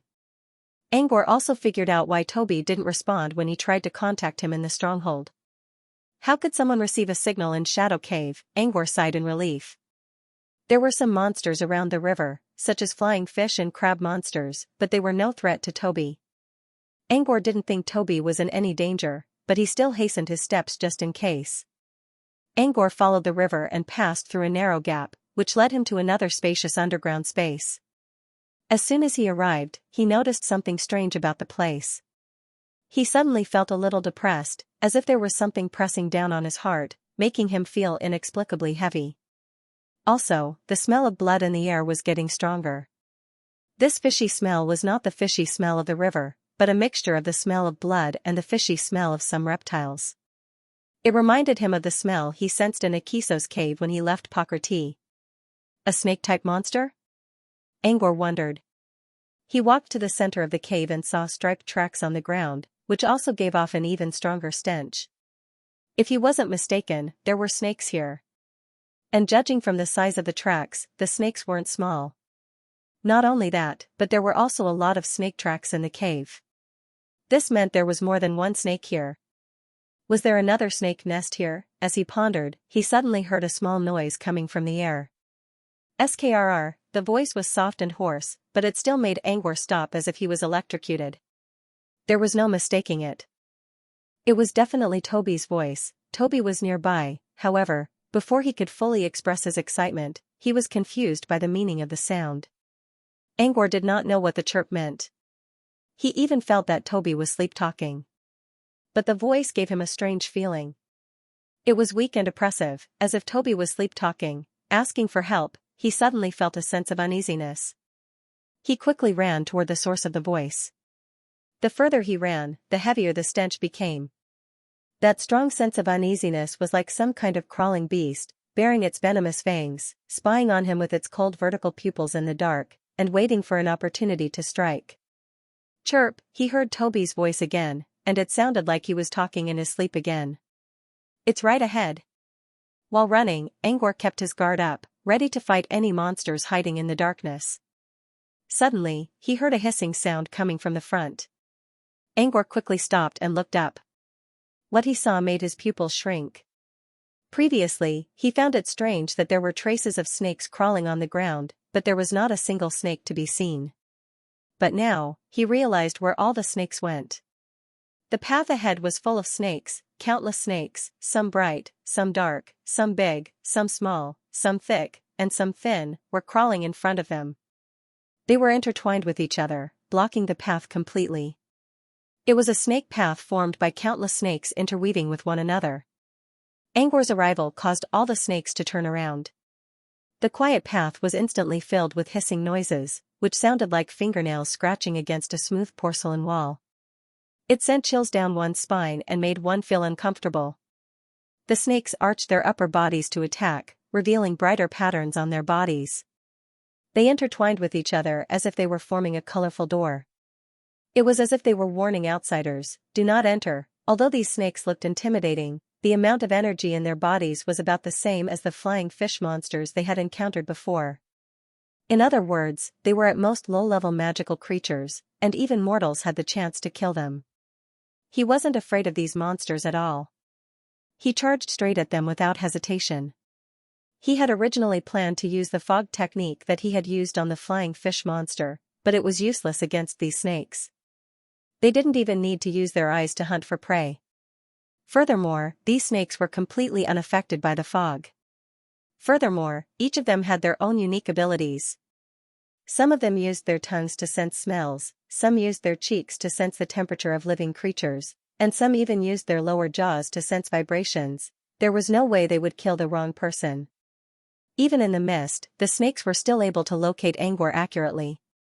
Since he couldn't use his illusion to deal with the snakes, he decided to set them on fire. Flame array illusory death. The raging flames instantly enveloped the group of snakes. At the same time, a wisp of white mist appeared on his fingertip. Nightmare fear. The two cantrips combined caused great chaos among the snakes. The snakes that were entangled together began to scatter. At the same time, they all tried to escape into the underground river to avoid getting burned. However, ordinary water was not enough to put out the fire created by phantasmal death. In an instant, all the snakes in his way were gone. Angor didn't bother to chase after them. The most important thing right now was to find Toby, who was probably the one who sent the SOS signal. Ignoring the fleeing snakes, Angor dashed toward the end of the path. Darkness and a terrible stench accompanied him all the way. Fire and fear became the main theme of this path. Soon, he reached the end of the path. However, there was nothing here. There was only a natural stone wall. Angor was sure that Toby's voice came from this direction. He reached the end of the path and could not go any further. So he began to check his surroundings. Finally, he looked at the underground river. He had reached the end of the path on the shore, but the river was not. Without hesitation, Angor activated his purification field and jumped into the dark water. Again, he went against the current. The path was not too far away from the shore. After about 10 meters, Angor's head emerged from the water. It was another giant cave. When Angor climbed onto the shore, he suddenly had a feeling that something was wrong. Something was wrong here. Back in the cave where he found the snake mark, he already felt a strange pressure. It was as if something heavy was pressing down on his heart. Back then, he was too focused on chasing after Toby's voice and dealing with the hunters in the dark to notice this feeling. But when he reached this place, the pressure came again, and it was even worse this time. It wasn't a physical discomfort. It was more like an emotional disturbance. Angor carefully stayed close to the wall and explored the cave. When he reached a corner, he saw several snakes with colorful patterns entangled together. The atmosphere was tense. Angor didn't attack recklessly like before. Instead, he restrained his aura and even blocked his body heat. Then he went around from the other side. After going around several snakes, he found a path that led upward. Angor felt more and more uncomfortable as he went up. But he also sensed that Toby was not far away. When he reached the top of the path, his eyes glowed. He saw it. Toby was in the middle section of the opposite catacombs mountain wall. However, Toby didn't seem to be in a good condition. There were several fluorites scattered around Toby, which illuminated the surroundings. Some colorful snakes were circling around Toby, hissing and hissing. They were obviously going to threaten Toby. However, Toby's eyes were half closed, as if he was about to fall asleep. The reason why Toby was able to prevent the surrounding snakes from spying on him was because there was a thin layer of gray aura around him. Every time a snake approached, the aura would turn the snake into a bloody pulp. Therefore, none of the snakes dared to approach. It was the sequence of gravity. However, it seemed to have been used up a lot, and it was getting thinner. Once the sequence of gravity was used up, Toby would be attacked by the snakes. Angor didn't dare to waste any more time. He prepared to fly across the dark chasm and take Toby away from the other side of the wall. However, before he could fly, he heard some rustling sounds coming from the bottom of the wall. A shadow flashed by. If he didn't accidentally glance at the bottom of the wall, he wouldn't have noticed it at all. He hesitated for a moment, then leaned against a dark corner and secretly observed. Not long after, the black shadow finally revealed its true appearance. When he saw it clearly, his eyes widened in shock. It was a giant snake that was as big as a kiso. The wall where Toby was hiding seemed to be the snake's nest. The snake's enormous body was slowly moving around the sharp peak of the wall. Its triangular head alone was as tall as an adult man. One could only imagine how terrifying its body would be when hidden in the darkness. Angor couldn't tell how strong the snake was, but judging from its size and the strange energy it was releasing, it was definitely not weak. The strange feeling he felt earlier was coming from this giant serpent. It felt like a field. For a moment, he even felt the urge to run away. Maybe I should go back and tell my professor to ask Sunders to save Toby. The idea suddenly came to his mind like a flood. This wasn't Angor's intention. It was a torrent created by his fear. However, when he saw the weakening sequence of gravity around Toby, he knew that if he went back to the base and asked for help, he would give up Toby's chance to live. The couple he met earlier didn't go too far into the cave. They already heard Toby's voice, which meant Toby was doing well. Half an hour later, when Angor arrived, Toby's voice was so weak that he could only mumble for help. I don't have time to go back. Angor suppressed his fear of the unknown and quietly analyzed the situation. He could still save Toby. The snake wasn't releasing any aura, but since he wanted to save Toby, he had to prepare for the worst. Let's assume the snake was stronger than a wizard. Once it noticed him, it would definitely release its aura. However, as long as he was fast enough, so fast that Toby's reaction speed couldn't catch up with him, and so fast that the pressure couldn't catch up with him, he could escape with Toby. In other words, he only had one chance. He had to use the sequence of gravity at full power, take Toby away from the wall, and run away before the snake realized what was going on. The plan seemed simple enough, but there were still uncertainties. Could he save Toby before the snake realized what was going on? Also, would the field around the giant snake affect him? He had a feeling that the gravitational field was very troublesome. Otherwise, Toby should have been able to escape using his sequence of gravity without falling into any danger. Of course, it was also possible that the snake was using some kind of aura to force Toby to stay here. Even if the field did affect him, Angor had to take the risk. However, he was not a reckless man. He was betting on one thing. He had a feeling that the force field had something to do with emotion manipulation. If so, he had a way to resist it for now.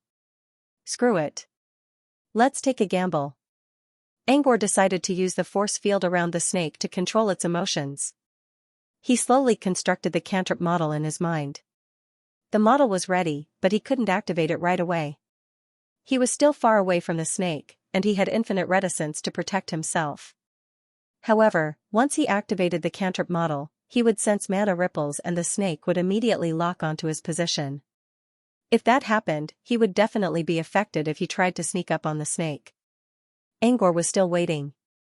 He waited until the snake coiled around the mountain and turned its head away from him. He heard some rustling sounds. The snake's scales rubbed against the stone as it slowly moved. When the snake's head slowly turned to the other side of the mountain, Angor's eyes lit up. This is it. Without hesitation, he quickly chanted spirit mantra and ejected his soul. Without hesitation, he activated the sequence of gravity and dashed toward the mountain wall on the other side. The snake noticed Angor as soon as he entered the range of its force field. However, it seemed to be curious about the intruder, so it didn't attack at first. Instead, it quickly increased the force of its force field and poked its head out from the other side of the mountain to see what was going on. As soon as the force field increased, Angor felt suffocated. He felt suffocated, depressed, and even sad. However, Angor didn't feel sad at all. Instead, he felt happy. He made the right bet, he was right. This was a force field that could affect emotions. In an instant, he activated the path of soul dimension in his soul and released the cantrip model he had prepared in his mind space. The cantrip model was just a basic illusion. However, it didn't cover the snake. Instead, it accurately covered Angor's body and completely covered him. The snake's emotional force field was powerful, but Angor also had emotion control, one of his personal talents. When the illusion nodes covered his body, Angor used the basic illusion to readjust his emotions. He wasn't affected by the force field at all. Soon, he reached the middle of the mountain wall and arrived at Toby's side.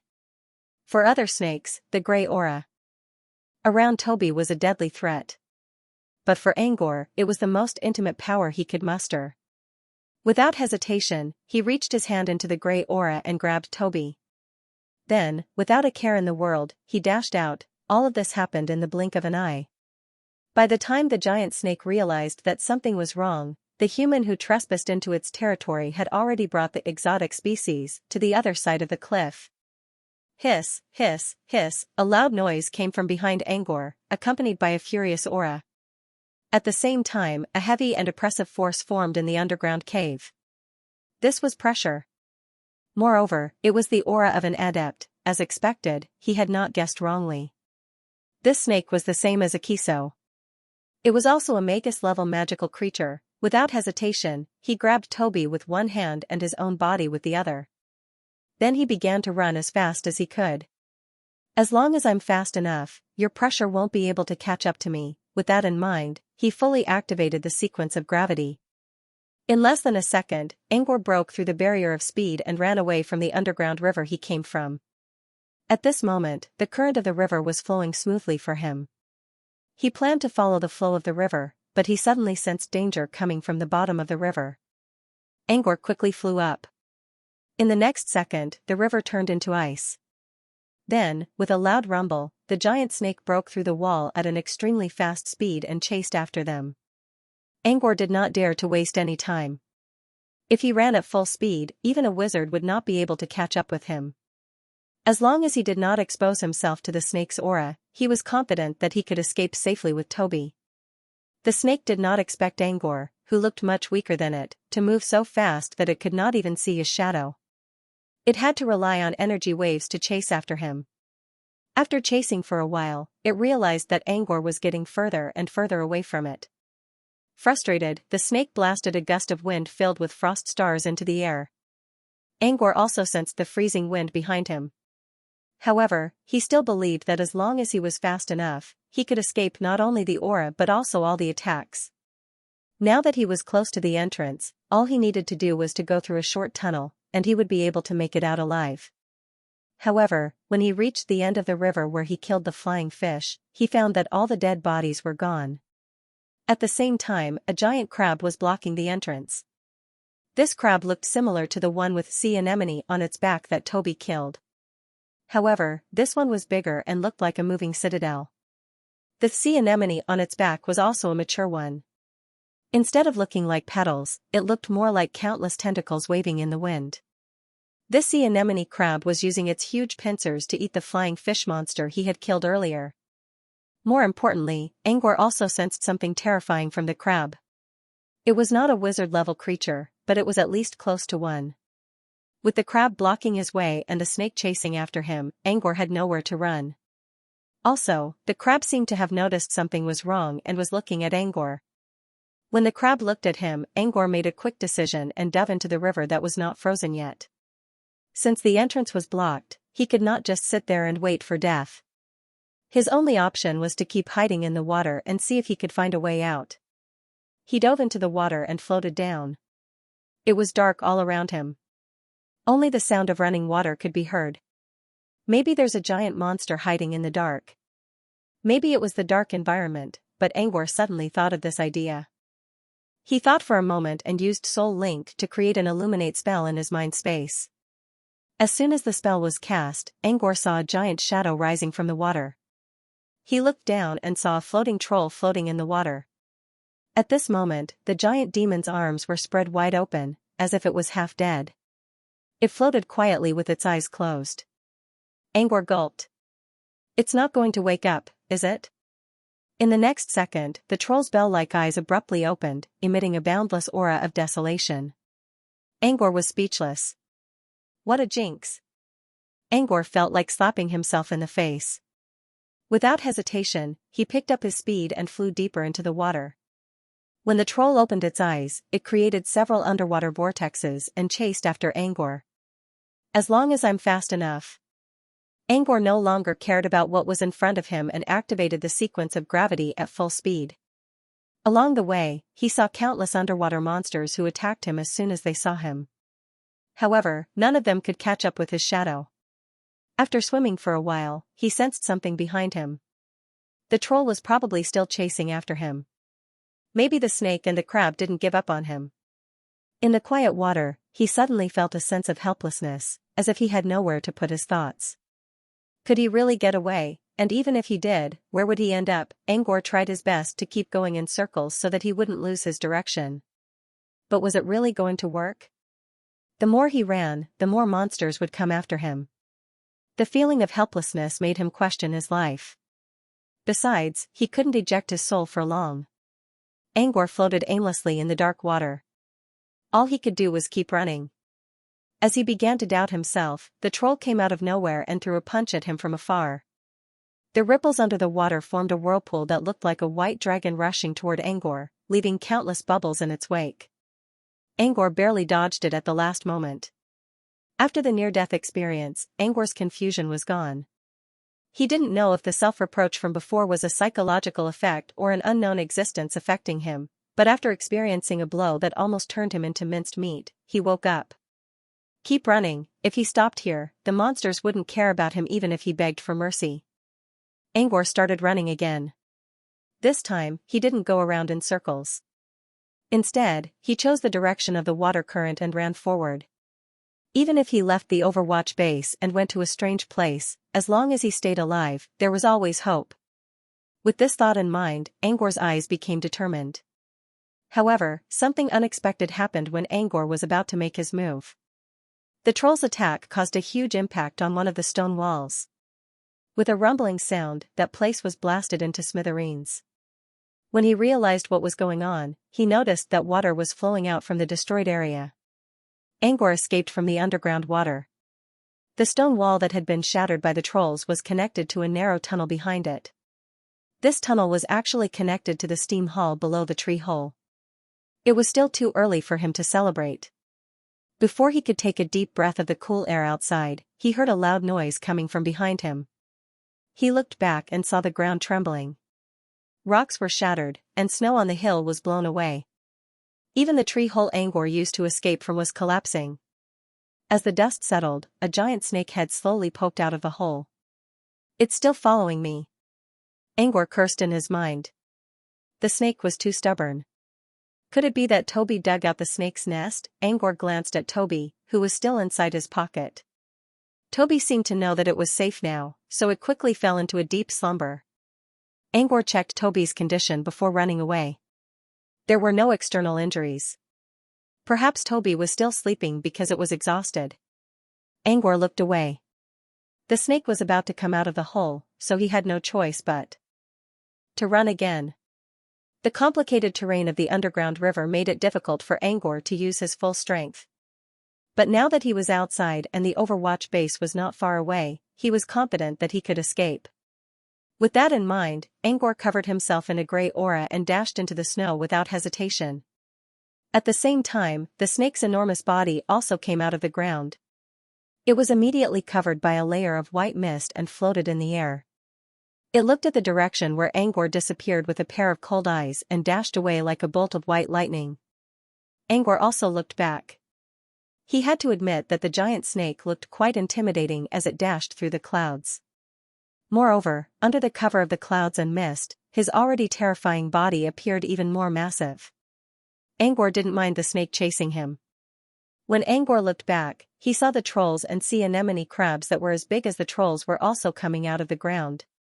Just how annoying am I? Angor was speechless. The only thing he could do now was to run.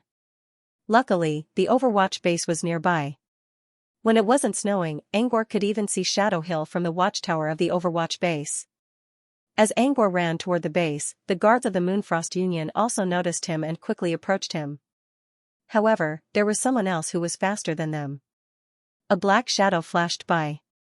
While the Moonfrost guards were confused, they smelled the moon corona incense in the air. It was at this moment that he heard a voice speaking to him. "It's only been 3 hours. What are you up to now?" Angor's eyes lit up when he heard the familiar, hoarse voice of a man. In the next second, a man in a black gentleman's suit showed up in front of Angor. "Professor." Angor stopped walking.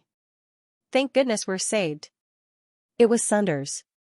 He was having a headache about the dream wilderness in his study when he heard the roar of a monster not far away before he finished dealing with the matter here.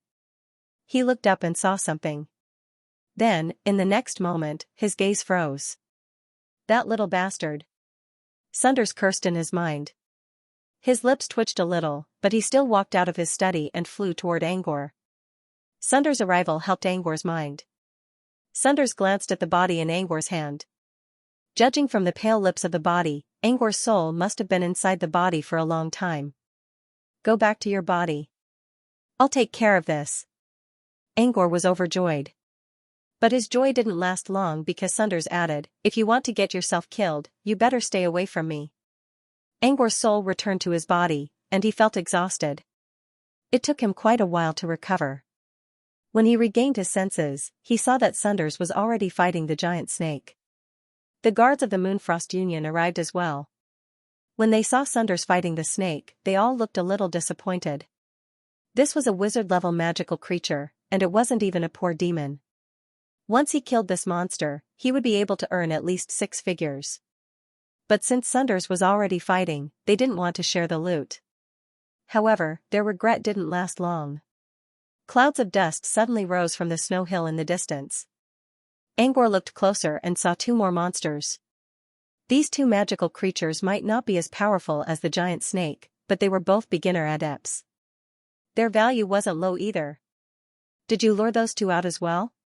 Sunders noticed what was happening behind him while he was fighting the snake. Angor nodded awkwardly. Not really. I didn't do anything to them. I just walked past them and they caught up with me. Sunders only gave Angor a cold stare in response. The guards also looked at Angor in confusion. The Moonfrost guards had a general idea of what happened. When they learned that Angor was the one who lured the three monsters out, they couldn't help but admire him. A mere apprentice managed to lure three wizard-level monsters away and escape from their pursuit. This was no easy feat. They would not fare any better than Angor if they were in Angor's shoes. More importantly, Angor didn't have any injuries on him. It looked like he just went for a stroll. As expected of Mr. Phantom's disciple. The guards couldn't help but think to themselves. The crab and the troll also appeared in their sight. The captain of the guards called out, "Mr. Phantom Man. Mr. Pat, can we take care of these two monsters?" Angor didn't expect the guards to ask him for help. Of course, he nodded. Since Sunders didn't intend to fight over the two monsters, the guards quickly sharpened their weapons and aimed at the two poor monsters who didn't sense the danger yet. About an hour later, Sunders successfully killed the snake. On the other side, the dozen or so magi of the guards were still dealing with the trolls and sea anemone crabs. Moreover, the battle here had attracted the attention of even more magi in the fortress. More and more people were coming over, and there were even magi who took the initiative to join the cleanup team just to get a share of the loot. It was rare for Angor to see such a grand battle, so he was fascinated by it. Moreover, he finally understood that official magi were nothing compared to magical creatures of the same grade. The troll and the crab were in a bad condition, but they only suffered minor injuries. Several of the guards, on the other hand, were already injured. One of them was seriously injured. Therefore, the guards had to ask more wizards to join the cleanup team.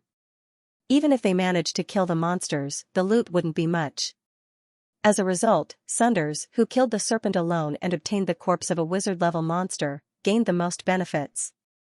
While Angor was enjoying the show, Sunders put the snake's body into his gravity garden and flew back to Angor. "Come back to the stronghold with me. I want to know what you did." More and more people were gathering around the stronghold.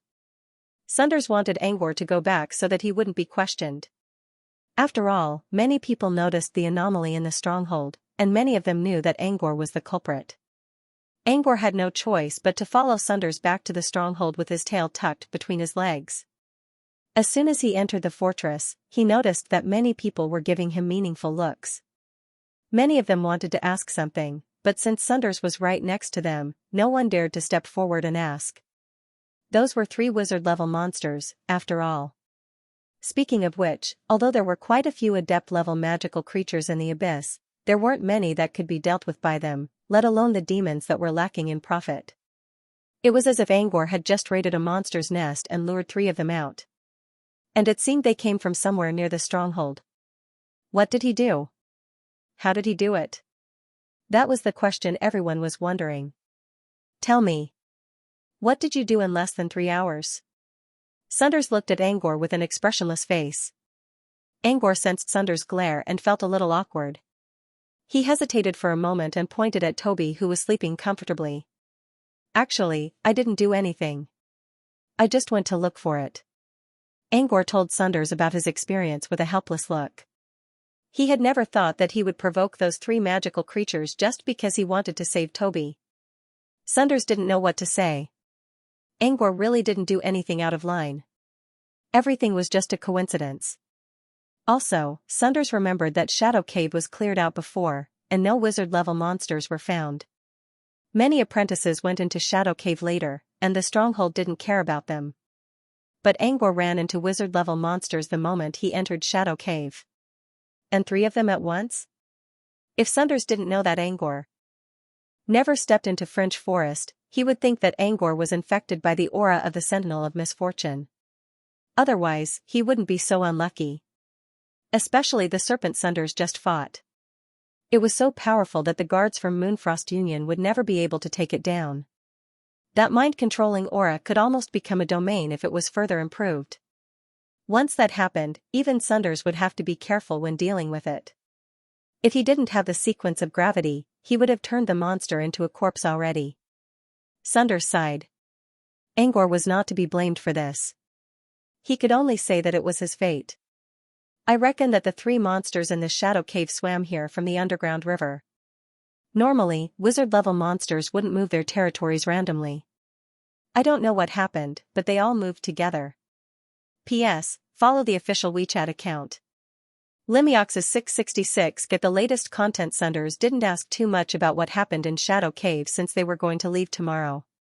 Now that he knew Angor was innocent, he didn't say anything else. As long as Angor didn't cause trouble for them, everything would be fine. Sunders brought Angor into the gravity garden, where the giant snake's body was still lying in the open air. What Sunders meant was that Angor was the one who lured the serpent out. He only brought Angor here to ask if Angor had any body parts he wanted. Angor hesitated for a moment and pointed at the blood flowing out of the snake's wound. Is this useful? Sunders explained in a plain tone. The snake's emotional field affected its blood as well. I don't think it can be used for anything other than making blood ink. Angor was a little disappointed. He was planning to use the blood as a substitute for Akiso's blood to feed the soft worms, but it seemed that the snake's emotions had affected the worm's blood. Apart from the snake's blood, Angor didn't really care about the other parts. In the end, Sunders gave Angor the snake's scale-covered skin and one of its poisonous fangs. Sunders meant that Angor could use alchemy to refine the snake's skin for defense and the fang for attack. Both of them were the best parts of the snake, and they were quite valuable. This was Sunders' way of showing his care for Angor. Angor took the chance to tell Sunders about Akiso's essence blood. According to Cantor, Akiso's essence blood contained unlimited life force. It might be a poison for wizards, but it was a holy item for mortals and low-level life forms. Angor wanted to know if Akiso's essence blood could help John or not. Sunders already heard about Akiso's essence blood from Cantor. He didn't know where Angor got such a powerful essence blood, but he didn't ask. I haven't seen John yet, so I can't tell. But in his current condition, the potion will do him harm no matter how powerful it is. Besides, the essence blood you mentioned came from a wizard-level monster. Angor planned to go back to his room and check on Toby after leaving the gravity garden. However, he suddenly stopped halfway as if he thought of something. He took out a porcelain bottle filled with water from his bracelet and handed it to Sunders. Professor, this is for you. Angor placed the bottle on the desk and left without saying anything. Sunders was still smiling. He thought to himself, this kid actually knows how to show respect to his teacher. But when he looked at the bottle, his smile froze. Under the light of the fireplace, the bottle cast a gentle ripple on the desk. Inside the ripple, 3 silver-scaled shrimps were hugging each other and trembling in fear. Looking at the 3 shrimps in the bottle, Sunders could not help but twitch his forehead. Turbulent silver hoop. Heh. Sunders' eyes were cold as he snorted. He took a deep look outside the study and finally put away the porcelain bottle with complicated and jumbled feelings. Angor, who had already left the study, suddenly felt a chill down his spine. The turbulent silver rings were good for men. Sunders should have sensed his kindness, right? When he returned to his room, he took Toby out of his pocket and put it on his small bed. He did a quick scan on Toby's body when he was being chased by the serpent, so he planned to do a second check. He quickly checked Toby's body and confirmed that the bird was only exhausted and did not suffer from any external injuries. Angor relaxed a bit. Angor was curious about what happened to Toby in Shadow Cave. Since Toby was still sleeping, he decided to wait for the bird to wake up and ask about it. In the end, this wait lasted until the next morning. The snow outside had not stopped falling. Accompanied by the howling cold wind, the unique sound of the horn began to reverberate in the fortress. The sound of the horn woke up the slumbering fortress. The apprentices, who had been lazing around for many days, put away their indulgence and walked out of their rooms with apprehension and uncertainty about the future on their faces. Today was the day they were going to move to the front lines, and the horn was the signal for them to gather. Time to go, Sunders' voice came from outside the door. Angor looked at Toby, who was still sleeping. He had no choice but to put Toby's bed inside his bracelet and carefully put Toby back into his pocket. Toby didn't realize it at all and even rolled around in his pocket. They also bid farewell to the small house they had been staying in for a few days. Angor thought Dokabel would come to see them off, but Samantha took out a frozen wing from somewhere. It was not as big as the one Angor used in the wizarding world, but it was still quite large. However, even with the frost wings, there were too many people in the Overwatch base. In the end, only the Moonfrost guards and the apprentices sat on the frost wings. The rest of the wizards sat on their own vehicles. Angor quickly took out his gondola and boarded it. Of course, Angor didn't say no when Cantor joined him with a big grin on his face. Angor didn't reject the offer. However, he wasn't looking at the ship. Instead, he was looking around the fortress. Madeline took good care of him on their way to the Abyss Plain. She also rode on his gondola, so he planned to take her with him before leaving the Abyss Plain. However, after looking around, he didn't see Madeline. Sunders did not answer Angor's question. It seemed Sunders was not satisfied with the gift he received yesterday. Instead, he gave Angor a cold stare. On the other side, Cantor explained with a smile, Madeline has already left. Angor couldn't help but sigh. He didn't expect Madeline to come to the Overwatch base to seek revenge against Easterner. Madeline didn't stand a chance against Easterner. But now, thanks to the Pilgrim of Misfortune, Madeline finally saw a chance for revenge. While lamenting, Angor took out a porcelain bottle containing turbulent silver rings from his bracelet and handed it to Cantor. He already planned to give it to Cantor as a gift, and now he wanted to thank Cantor for his help. Cantor took the bottle and looked at it with a puzzled expression. After a while, he said with an unsightly expression, cough cough, actually, I don't need this. Angor was about to tell Cantor that it was a gift, but Sunders, who had been quiet all this while, suddenly spoke up. You're too kind, Angor. This thing is more suitable for Cantor. Sunders emphasized the word more. Angor finally realized something from Sunders' words. Something was wrong with the turbulent silver hoop. No wonder Sunders didn't look right since last night. But at this time, even if he wanted to explain that he didn't do it on purpose, he couldn't do it. He couldn't explain, I'm not saying that you guys can't do it, but the turbulent silver hoop can make you guys better. Angor didn't know how to explain himself. Cantor tried his best to reject the offer, while Sunders was trying to encourage Cantor to accept the turbulent silver rings. But in reality, Sunders was trying to tell Angor that he didn't like what Cantor gave him. The atmosphere lasted until they moved to the Overwatch base. When the sound of the horn stopped, the frost wings extended their icy feathers. Accompanied by the heavy atmosphere, they gradually moved away from the huge fortress made of reinforced concrete. Angor didn't stay in the Overwatch base for long, but he still felt a little regretful when he saw the giant steel fortress being abandoned because of the unexpected arrival of a Pilgrim of Misfortune. At the same time, he also learned something about the unpredictable nature of the Abyss Plain. 1 second, he could see a tall building, and the next, he could see it collapsing. The rise and fall of something could happen in the blink of an eye.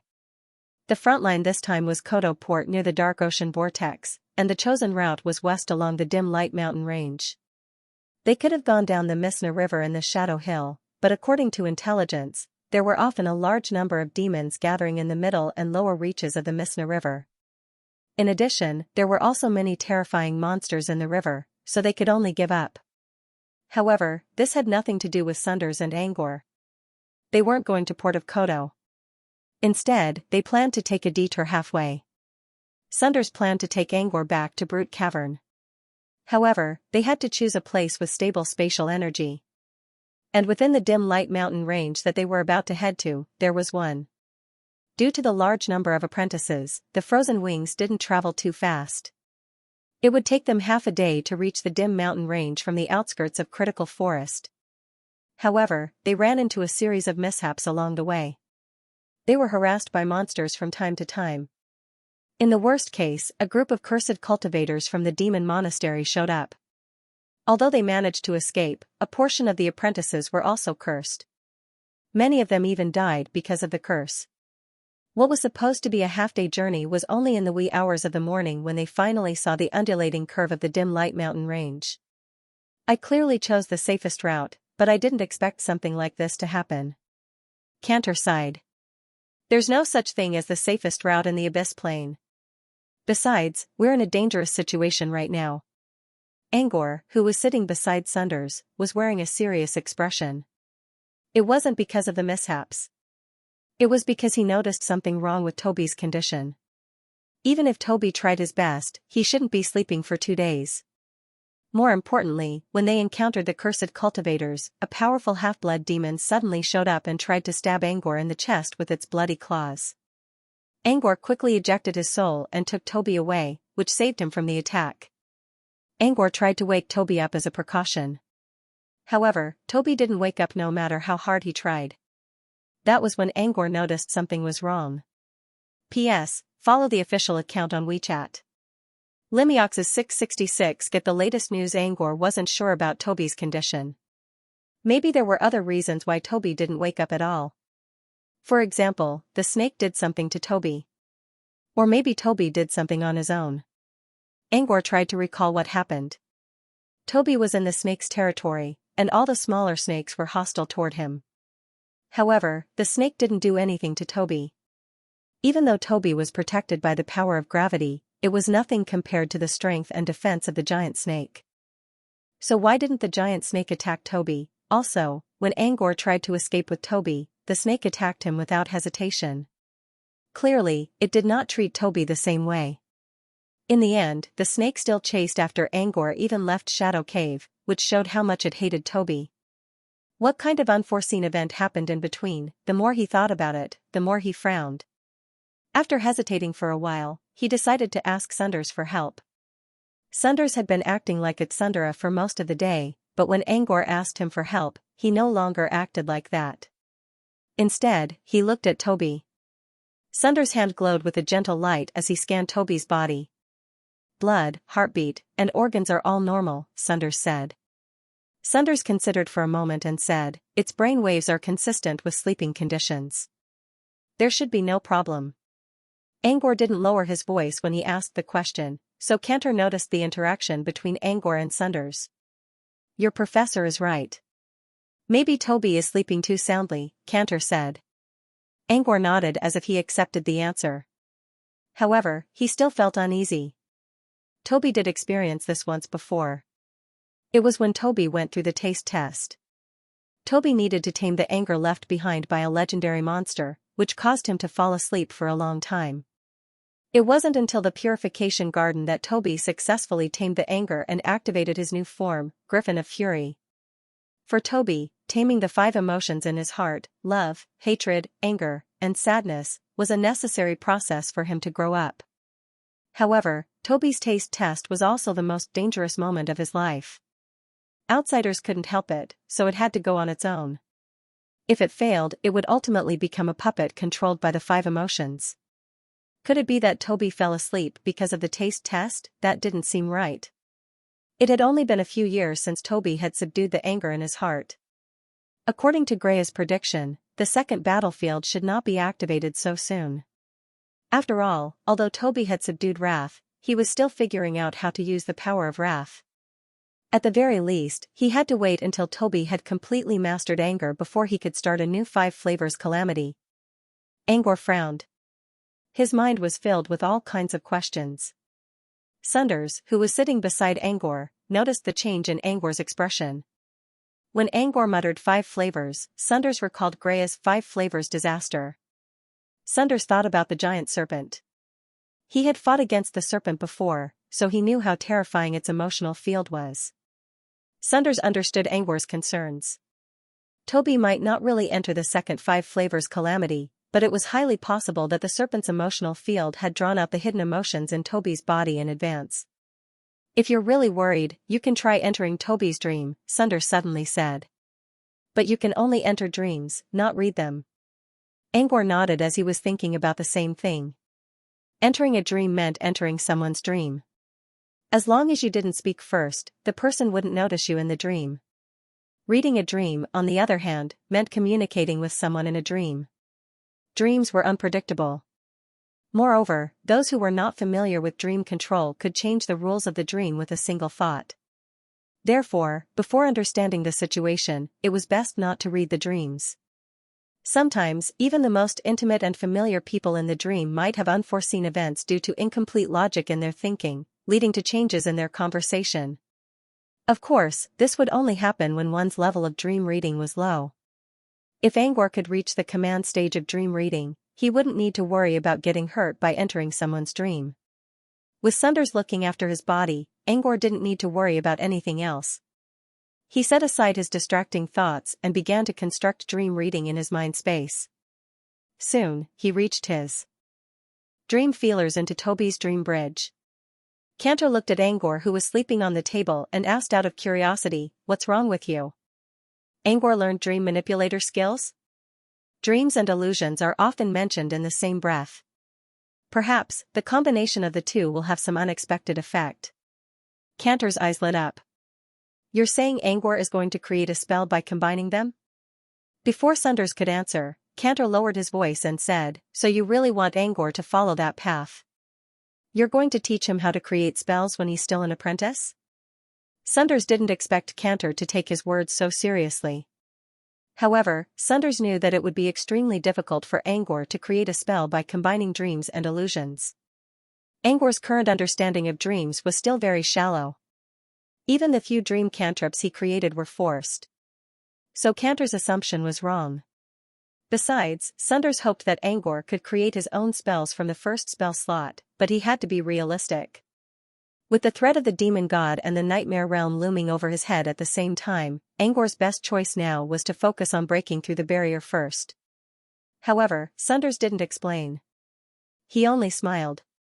Cantor wanted to ask more questions so that he could use this chance to help Keeley. But he suddenly frowned and looked at the sky in the distance. There's trouble again. Not long after they entered the lightless mountains, they ran into danger again. Several gargoyles burning with flames led a team of demons. They flapped their huge bat-like wings and leaped out of the forest, filling the sky in a densely packed manner. At the same time, Angor crossed the dream bridge and entered Toby's dream. Angor thought Toby's taste disaster would be filled with hurricanes, storms, volcanoes, and earthquakes. However, he didn't see anything like that. At first glance, Toby's dream didn't seem strange at all. The background of the dream was an island manor, which looked quite similar to Pat Manor. Transparent soap bubbles floated around the manor. Some were as big as hot air balloons, while others were as small as marbles.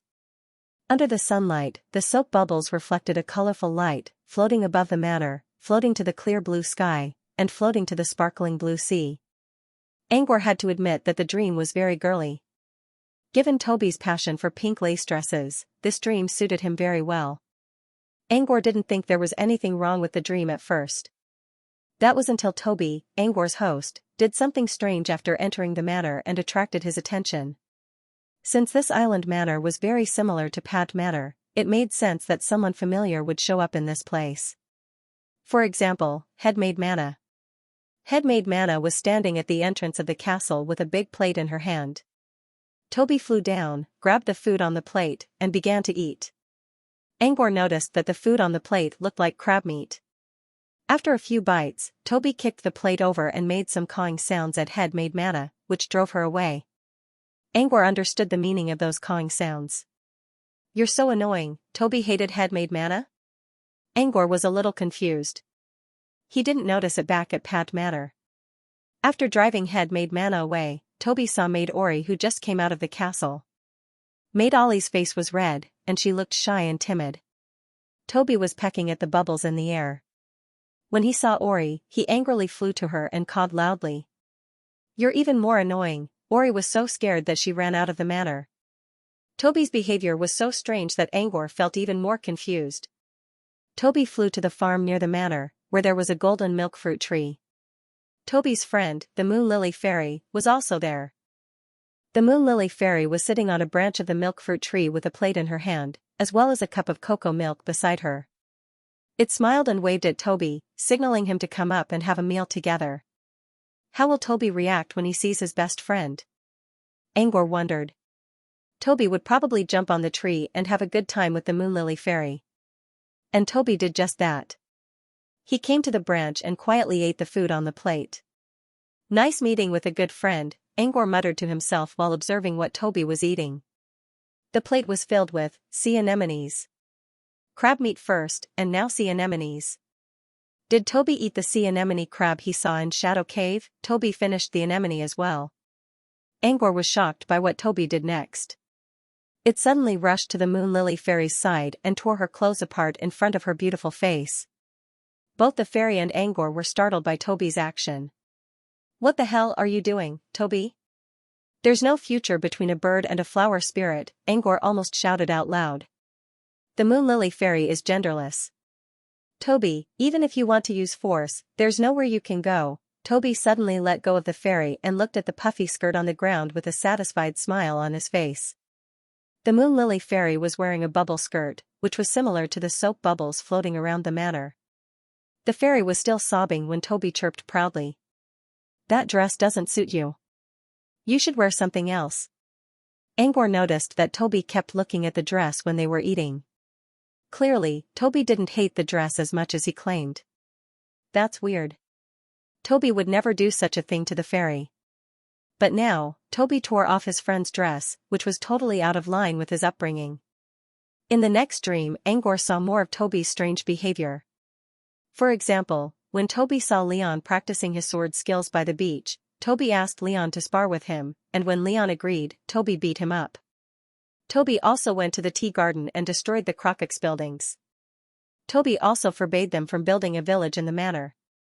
Toby's evil deeds in the dream were too many to count. He didn't kill anyone, but this wasn't the Toby Angor knew. Toby suddenly flew to a place that made Angor frown. An underground ice chamber. John's body was lying peacefully inside an ice coffin. Toby circled above the coffin twice. When Angor thought Toby was going to do something to John, Toby only chirped angrily, "You're the worst." Toby humped and flew out of the underground chamber. Angor was confused. Toby didn't know John well, and John never woke up from the ice coffin. Why did Toby hate John so much? After Toby did more evil deeds, he heard someone calling him from behind. Toby. It was as clear as the wind under the sun, as well as the waves in the flowing water. In an instant, Toby's gloomy mood was completely covered. Even the somewhat gloomy manor suddenly became bright. Toby turned around happily. Angor saw himself in Toby's dream. Angor was leaning against the balcony on the second floor of the manor. He waved at Toby with a smile, and Toby quickly flew up. Angor thought Toby would do the same thing as before, but Toby didn't do that this time. Instead, Toby happily ran to Angor's neck and leaned his head against Angor's cheek. Angor looked at Toby with a big grin, while Toby kept making cooing sounds. And the content of Toby's chirps were all complaints. The targets of the complaints included all the people it had bullied before, from headmaid Manna to Olga, all the way to Lion. The content of the complaint was all-encompassing, but most of it was fabricated by Toby. For example, Toby claimed that Lion bullied it, challenged it to a duel, and even lost one of its feathers. Toby didn't mention anything about how it beat Lion into a pig's head. It was worth mentioning that Toby didn't complain about John at all. Perhaps Toby knew in his dream that John couldn't be slandered in the ice coffin. Halfway through Toby's complaint, Angor walked into the bedroom from the balcony and began to fiddle with his lab equipment. In an instant, Toby's mood became very low.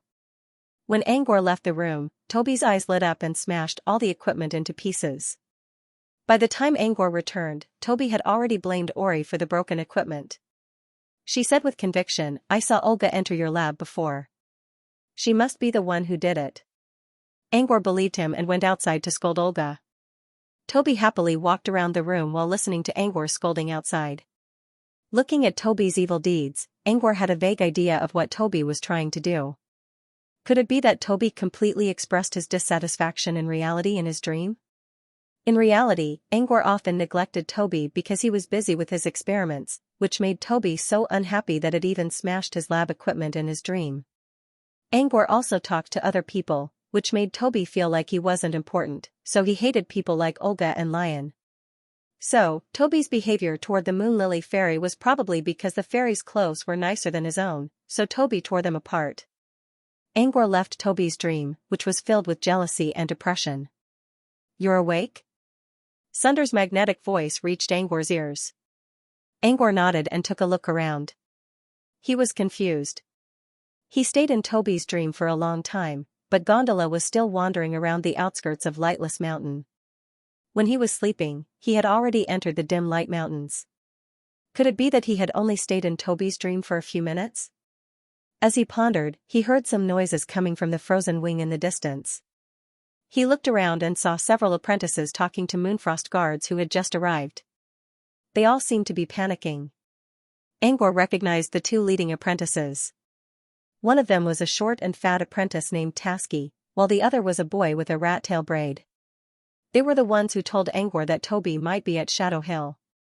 "What's going on over there?" Angor asked curiously. Sunders glanced at Angor. "Another battle happened after you entered the dream. It lasted for 2 hours, and there were many casualties. Now that the battle is over, we noticed that one of the apprentices is missing. That's why we heard the noises." "Another battle?" Angor was surprised. Now he understood why he was still at the outskirts of Lightless Mountain after coming out of the dream. Cantor, who was sitting in front of Angor, seemed to have a lot of complaints about the battle. Angor finally realized that they only ran into a flame gargoyle in the previous battle. That was not all. There was also a demon that could create gargoyles. It was a tough battle. Even Cantor was injured. Not only did Cantor have to deal with the demon, but he also had to deal with all the monsters around Gondola since Sunders was still watching over him. Angor felt a little embarrassed after hearing Sunders' explanation. "The battles are random. You have nothing to do with it." Sunders quickly changed the topic. "What do you think? Is there something wrong with Toby's dream?" "I don't know. But I think there is something wrong. If Toby was a human, Angor's dream would be fine. Humans were complicated creatures, and there was a boundary between liking and disliking. There was also a gray area between black and white. For example, Angor respected John a lot, but there were also times when he was dissatisfied with John. External emotions were all positive, but if there was dissatisfaction hidden in the subconscious, these dissatisfaction might be released in the dream. Therefore, no matter how kind a person was, it was possible for them to have unscrupulous dreams. But Toby was different. Angor once entered Toby's dream. Back then, Toby was rolling around in a pile of salty and fishy dried fish. When Toby saw Angor, Toby ran to Angor and acted like a spoiled child. Toby wasn't as complicated as humans. It liked and disliked. When Toby had such a complicated dream, which was filled with jealousy, Angor believed that something was wrong with Toby. Sunders considered for a moment. The snake's emotional field probably magnified some negative emotions in Toby's mind. In the end, those negative emotions manifested in Toby's dream. To put it simply, the emotional field had opened up some of the suppressed emotions in Toby's heart and gradually released them. For humans, this might be a good chance to examine their inner self. However, it was not a good thing for Toby. Because Toby had the 5 tastes tribulation, once the suppressed emotions had a channel to release, even if it was just a small opening, it could leak out a flood. Besides, the disaster was related to Toby's life and fate. Judging from the gentle wind and drizzle in his dream, the disaster hasn't officially started yet, but it's already showing signs. Sunders tapped the table with his finger. Toby had already gone through wrath, so there were 4 more disasters left: love, hatred, resentment, and sorrow. Judging from the jealousy and possessiveness shown in Toby's dream, it was very likely that Toby was facing the resentment disaster. Anger was still there, but resentment was already rising in his mind. Angor's mind was also filled with mixed feelings. He felt like all kinds of bad news had been coming to him these days. Everything should be fine for now. Sunders patted Angor's shoulder and comforted him. Angor nodded and remained silent. Suddenly, he thought of something. There were some strange details in Toby's dream, such as why Pad Manor was located on an island, and why there were colorful bubbles everywhere. The former could be explained by the fact that Toby felt like Pad Manor was his home, and it was also his safe paradise. The colorful bubbles could also be interpreted as Toby's impression of Pad Manor. It felt like this place was like a dream to Toby. However, there was one more detail that bothered Angor. I found that Toby often ate crabs with sea anemones on their backs instead of dried fish in his dreams. Is this a sign of something? The crab with the anemone on its back was known as Olaf's tentacle crab. The thing growing on its back wasn't an anemone, but a special kind of parasite. This kind of parasite could only exist on the back of Olaf's tentacle crab. Once it lost its host, the parasite would die. Speaking of which, the most valuable part of Olaf's tentacle crab is the parasite. It's a very rare food ingredient, and it's named Olaf because it was discovered by a gourmet wizard named Olaf. Now Angor understood why Toby ate Olaf's tentacle crab in his dream. After all, it was a rare delicacy. When Angor went to Shadow Cavern to look for Toby, he saw the crab's carcass on his way. There were traces of Toby on its body, which meant Toby really did eat the crab. Eating something delicious in reality and having feedback in the dream seemed to be quite normal. So Toby didn't find anything strange about eating the crab in his dream. As Angor pondered, the long and dark underground river was still flowing quietly in the depths of Shadow Cavern near the Overwatch base. A long, glowing tentacle suddenly appeared in the water where Angor found the troll yesterday. Following the tentacle, Angor saw that it was connected to a giant crab that looked like flowing lava. This crab was even bigger than the one killed by the Moonfrost guards yesterday. It was the mature body of Olaf's tentacle crab. It was slowly swimming toward Angor from the bottom of the river. It wasn't just one. Behind it, there were also Olaf's tentacle crabs of various sizes. They were lined up in a row, and their glowing tentacles were like sky lanterns in the quiet and dark waters, giving off a sense of dreamy beauty. Following the origin of these Olaf tentacle crabs, he traced their origins. He followed the underground river, which meandered across the dark land. Finally, he reached the source of the river. After going through a long and narrow channel, it was a desolate sea of darkness. It was silent since ancient times, filled with a strange atmosphere. Angor looked up and saw a cliff, on top of which stood a stone tablet. If Angor was here, he would recognize the words on the tablet. The resting place of the Undying Brigade. This was the silent coast. Below the cliff, there was a sea filled with a strange atmosphere. It was the silent Dead Sea that everyone in the Adept world wanted to avoid. Rumor had it that a demon god had perished in this endless inland sea. Rumor had it that this was a mighty existence that existed before the fall of the gods. It was rumored that the famous traitor of the abyss, Balalaika, had been waiting for its soul to return. There were many rumors about the silent Dead Sea, but no one, not even a single demon, dared to enter the silent Dead Sea. The demons' fear of the silent Dead Sea was still evident. They did not dare to set up a demon monastery near the silent Dead Sea. From this, one could see how terrifying the silent Dead Sea was. At this moment, below the silent Dead Sea, at the bottom of the dark sea, there was a figure that looked like a giant demon. His body was stooped, and he wore a tattered gray robe. He was kneeling in front of a deep whirlpool. It looked so pious, like a dedicated priest praying to his god. It was the Pilgrim of Misfortune who came out from the inner layer. The Pilgrim of Misfortune, who never killed anyone, was kneeling at the bottom of the silent Dead Sea. No one knew what he was doing. There were bubbles circulating on top of its head. If one looked carefully, they would discover that a few crabs with anemones on their backs were slowly swimming past. They were none other than Olaf's tentacle crabs. The frost wings didn't respond to the commotion. In the frost moon's eyes, the missing apprentice must have been killed by a demon in the previous battle. Even if the apprentice was still alive, they would not waste their energy on him, nor would they wait here. The frozen wing continued its journey and flew toward the depths of the Twilight Mountain. On the other side of Gondola, Sunders chased Cantor off the ship. "I was protecting this ship for you, and you chased me off." Sunders stopped Cantor before he could say anything. "I'm going to take Angor back to the Wizarding World. We'll come back in a few days. We'll meet at Port Kodo." Cantor was surprised. "You're going back to the Wizarding World? Will the Moonfrost Moon open the passage?" "There will be a way," Sunders said. Cantor reluctantly left the gondola and gave Angor a complicated look. He did not expect Sunders to go against Monkey's will and return to the Wizarding World. Was it because of Angor? Cantor's eyes were too obvious. Even if he didn't say a word, his meaning was very clear. Sunders cleared his throat and used a voice transmission spell. "You're overthinking it. Parmajai Highlands is in the middle of merging.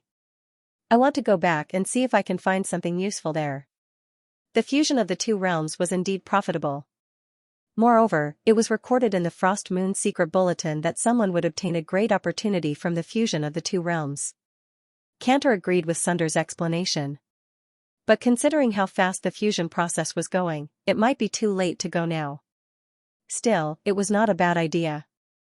If they could find the entrance to the other world, they could go in and loot it. However, what puzzled Cantor the most was, the passage across the world is in the hands of Frost Moon. They won't open it normally. How are you going to convince them? Sunders only responded with a smile. Cantor gave up and looked at Angor again. Don't forget our deal. If your soft larva mother really hatches a soft larva, you'll have to leave one for Keely. No problem. Angor nodded. I'll be away for a few days, Sunders said to Sennefer through telepathy. Sennefer didn't ask why. She only told Sunders to come back as soon as possible. Sunders took Angor away from the crowd and headed to the other side of the mountain range. Samantha, who was sitting on a piece of floating ice, looked at Sennefer with a gloomy expression. Did he talk to you? Sennefer glanced at Samantha and nodded. He said he'll be away for a few days. Did he say where he's going? Samantha frowned. I don't know. But I think it has something to do with his apprentice. Samantha humphed and didn't say anything else. She wasn't happy that Sennefer was the one in charge of the Overwatch base, but Sunders didn't tell her about it. Instead, he told Sennefer about it, which made her very angry. The chubby Brofin also came to Sennefer's side. We're in the middle of the mountain range now, and we haven't encountered any danger yet. I'm going back to my lab to continue my experiment. Brofin had dark circles under his eyes, and he looked a little depressed. The main reason was that Dong Ao was gone. He came to the Overwatch base to ask for Dong Ao's help. Now that Dong Ao was gone, he had to carry on his experiment alone. It was no wonder that he was in such a bad mood these days. Sanifa tried to reason with Brofin, but the current situation did not seem too optimistic. Although the lightless mountain range has never been dangerous in the past, as you can see, the changes in the abyss have rendered our past experience useless. The fact that we've encountered a dozen waves of powerful enemies is proof enough. Besides, Sunders left the team for a while, which means we're not as strong as before. If we run into another powerful demon again, it won't be good for us. Let's not rush into the experiment yet. Brofin sighed helplessly. Sennefer was right. He couldn't just sit back and relax in his lab while everyone else was fighting for their lives. I understand. Brofin accepted Sennefer's suggestion and prepared himself for the coming enemies. Strangely enough, they didn't encounter any danger on their way to the mountain range. In fact, the monsters they encountered in the past were all gone this time. They didn't encounter any danger until they reached the port of Kodo. It was as if Sunders' departure took away all the dangers. Compared to Sennefer's group, Sunders' group encountered several ambushes one after another. Fortunately, Sunders was strong enough to deal with a demon as strong as a level 2 wizard. After that, they found a safe cave to rest. After all, Sunders needed to recover his mana as well after several battles. Angor sighed. They didn't fly in the air anymore.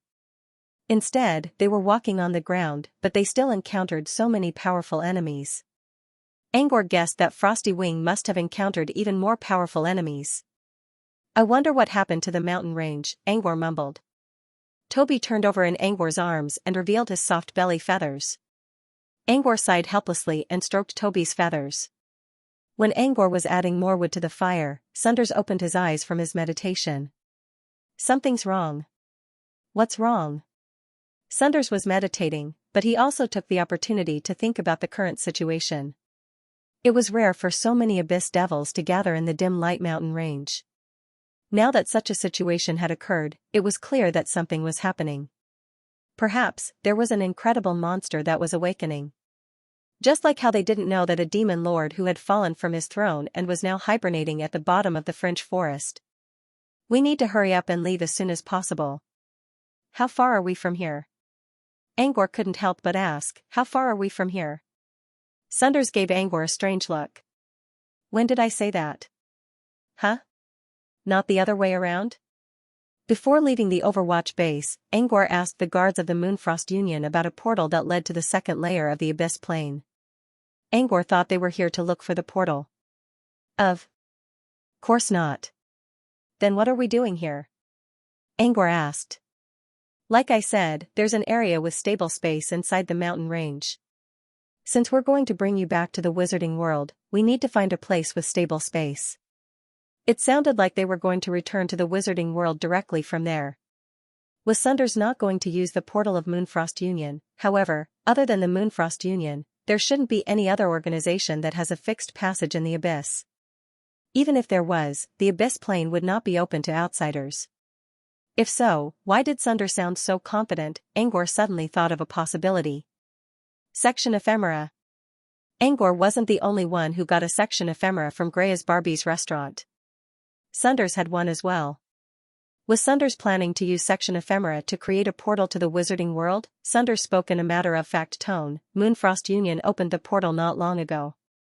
They won't open it for me alone. If we want to leave, we need section ephemera. Also, according to my calculations, the plane fusion at Parmagi Highlands is coming to an end in these 2 days. Since we're using section ephemera to bring you back to Brute Cavern, we need to find another place to make up for it. Sunders didn't plan to get involved in the plane fusion. But since he was going to bring Angor back to the wizarding world, he might as well participate in the event. The final phase of the plane fusion might not bring them much benefits, but they could at least get something out of it. No matter how much they gained, they still needed section ephemera. But when Angor learned that Sunders was going to fuse with the Plane of Sword, he began to doubt himself. When he returned to Brute Cavern, he immediately went to the Abyss Plane not only to find Sunders, but also to avoid the plane fusion at Parmagi Highlands.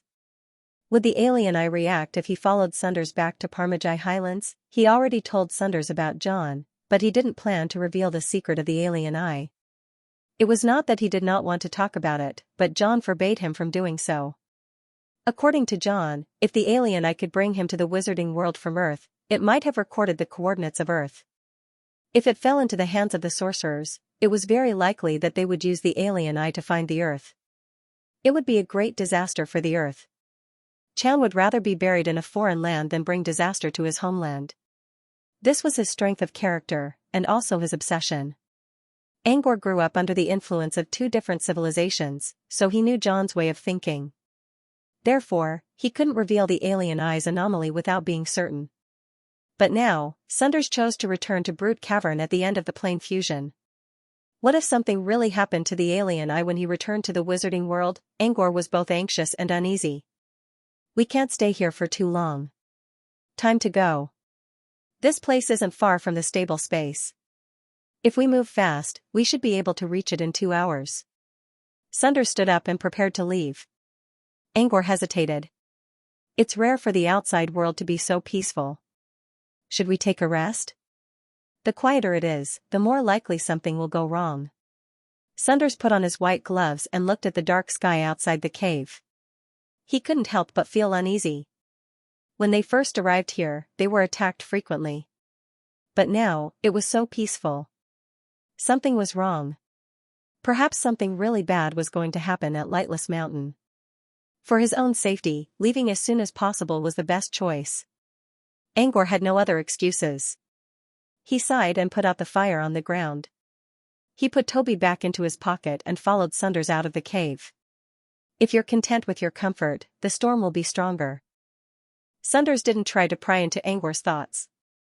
He just assumed that Angor was enjoying his comfort zone. Angor followed Sunders step by step.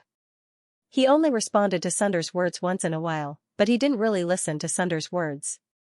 He was lost in his thoughts. He wondered if there was any excuse he could use to delay Sunders for 2 more days. At least, it would be best to return after the plane fusion. Sunders suddenly said, "A storm is coming." A storm? Angor looked up and saw a group of bone-winged demons flying across the sky without him noticing. Bone-winged demons were imps, but they were among the strongest among imps. Even when facing an official magus, it could exert immense pressure. Even experienced wizards had a high chance of losing in a one-on-one fight. With a squad of bone-winged demons here, they should be able to put up a fight against a Truthfinder wizard. Angor looked at the flying demons with bright eyes. If Sunders fought them head-on, it would take him some time to win. For the first time, Angor hoped to run into monsters along the way. It would be best if Sunders could take care of them, but it would take some time. These bone-winged demons were a good example. Angor's eyes lit up. Professor, I've activated infinite reticence. In other words, Sunders didn't need to worry about Sunders anymore. Shoo. Sunders created a spirit bond and spoke to Angor through it. Don't make a sound. They haven't found us yet. Hide behind the rock and don't move. Angor could not believe that Sunders, who had been using his fists to solve problems along the way, was going to run away. Sunders noticed Angor's surprise and spoke through the spirit bond. There's something wrong with Twilight Mountain right now. Don't waste time if you can. Angor sighed in his mind. It seemed his plan to buy time was not going to work. Angor could not lure the bone-winged demons here, so he had no choice but to follow Sunders and wait for the storm to pass. 10 minutes later, the bone-winged demons went to another area. Sunders did not waste any time and quickly headed toward the designated route. Angor had learned something new along the way. The bone-winged demons were not storms at all. Maybe they were not even drizzling rain. There were even mid-tier demons and grand demons in the end. These grand demons were almost as strong as Sunders, and Sunders would not be able to take care of Angor in a real fight. Angor now realized how naive he was to hope that they would run into monsters. There were too many of them, and they were all packed together. Angor would not be able to deal with them at all.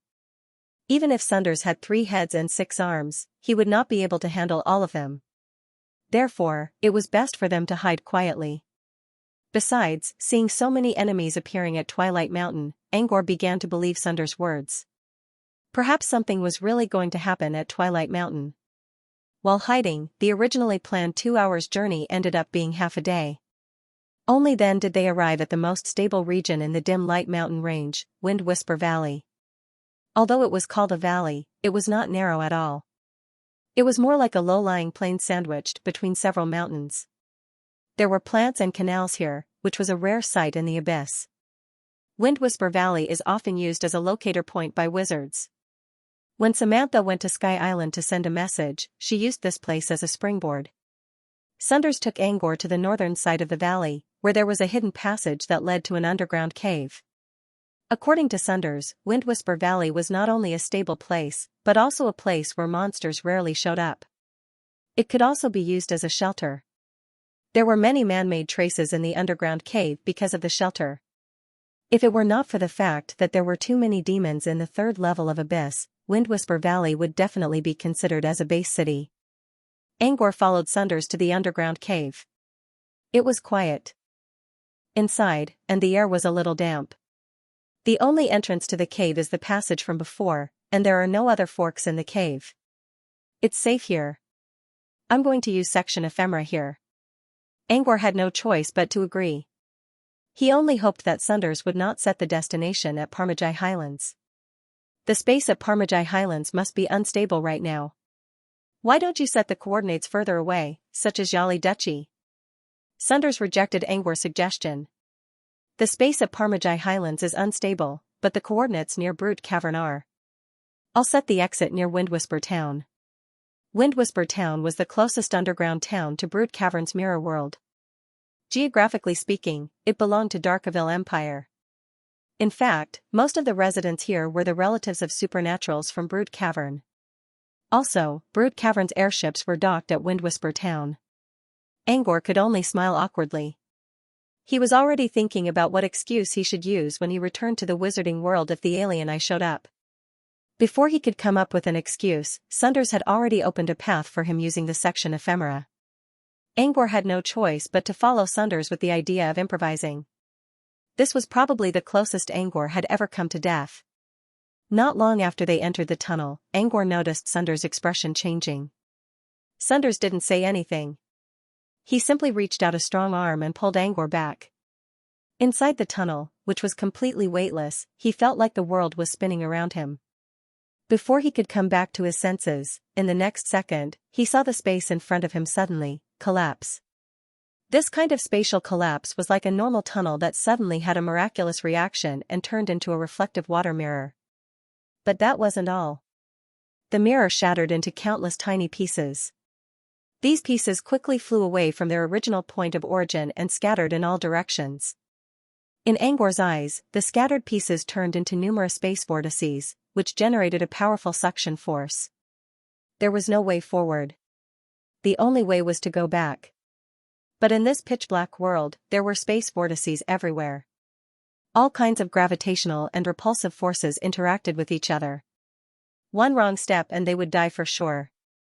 But they had no other choice. Sunder's expression was grim. "We can't go any further. Let's go back." Sunders walked slowly. Every step he took was a series of calculations in his eyes. He wanted to combine all the conditions and data to carve out a path of survival in this chaotic space of energy and the Tao of sharp blades that was mixed with mighty power. The space vortices weren't static. They were still pulling at each other due to the force of attraction. The countless vortexes would eventually converge into a single point, and everything would be annihilated into eternity at that time. Angor felt as if he was walking on a dark path to hell. Every step he took felt like a reincarnation cycle. Around this long and narrow road, countless wraiths reached out their withered and gray hands. They wanted to grab his legs and drag him into the depths of hell. At the same time, a golden wheel of time, which looked like an exquisite pocket watch, was floating above their heads. It was ticking. Every time it ticked, the path to hell would crumble, and it was an irreversible process. The sound of the wheel was like a death knell. Angor followed Sunder's lead and walked carefully. Moreover, even a second of delay would turn the path of survival into a path of death, and they would be completely lost in this void. Following Sunders, Angor felt that he was getting closer to death. Sunders, on the other hand, was having a harder time. He still needed to calculate the steps. His forehead was already covered in sweat. "Can you still hold on?" Sunders' voice was monotonous and cold. Angor nodded. "All right, I'll need your help for the next part of the journey." Sunders was in a very dangerous situation.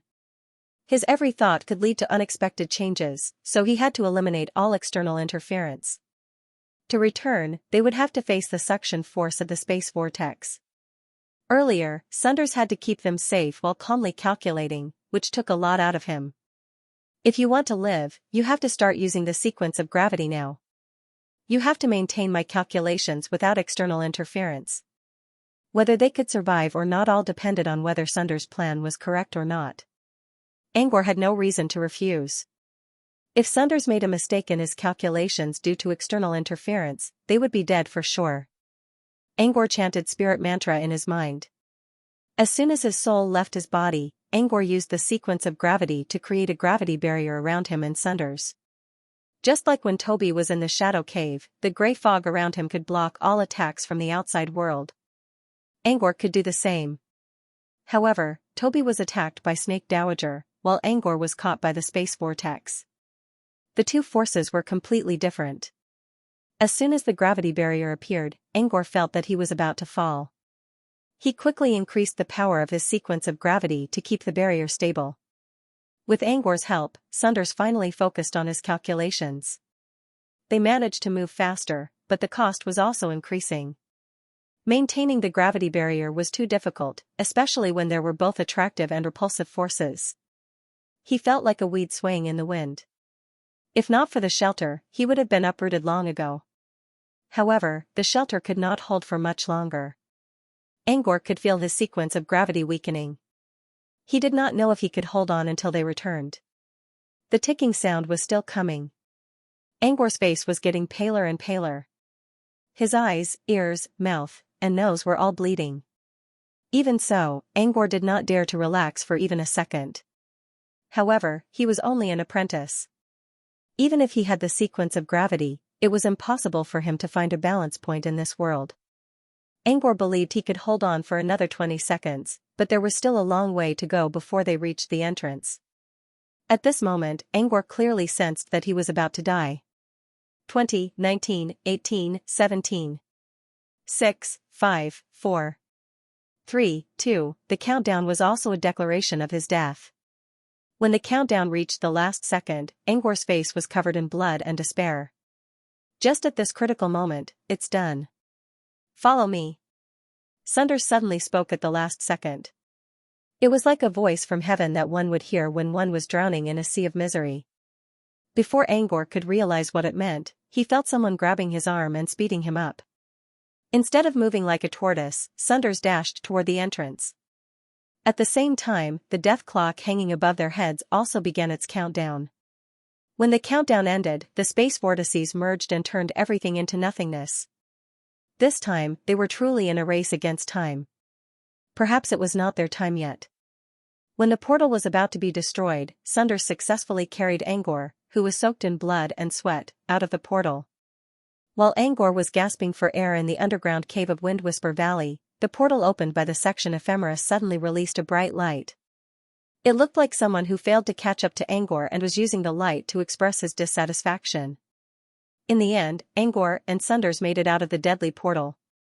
The light represented annihilation, which only existed in unstable portals.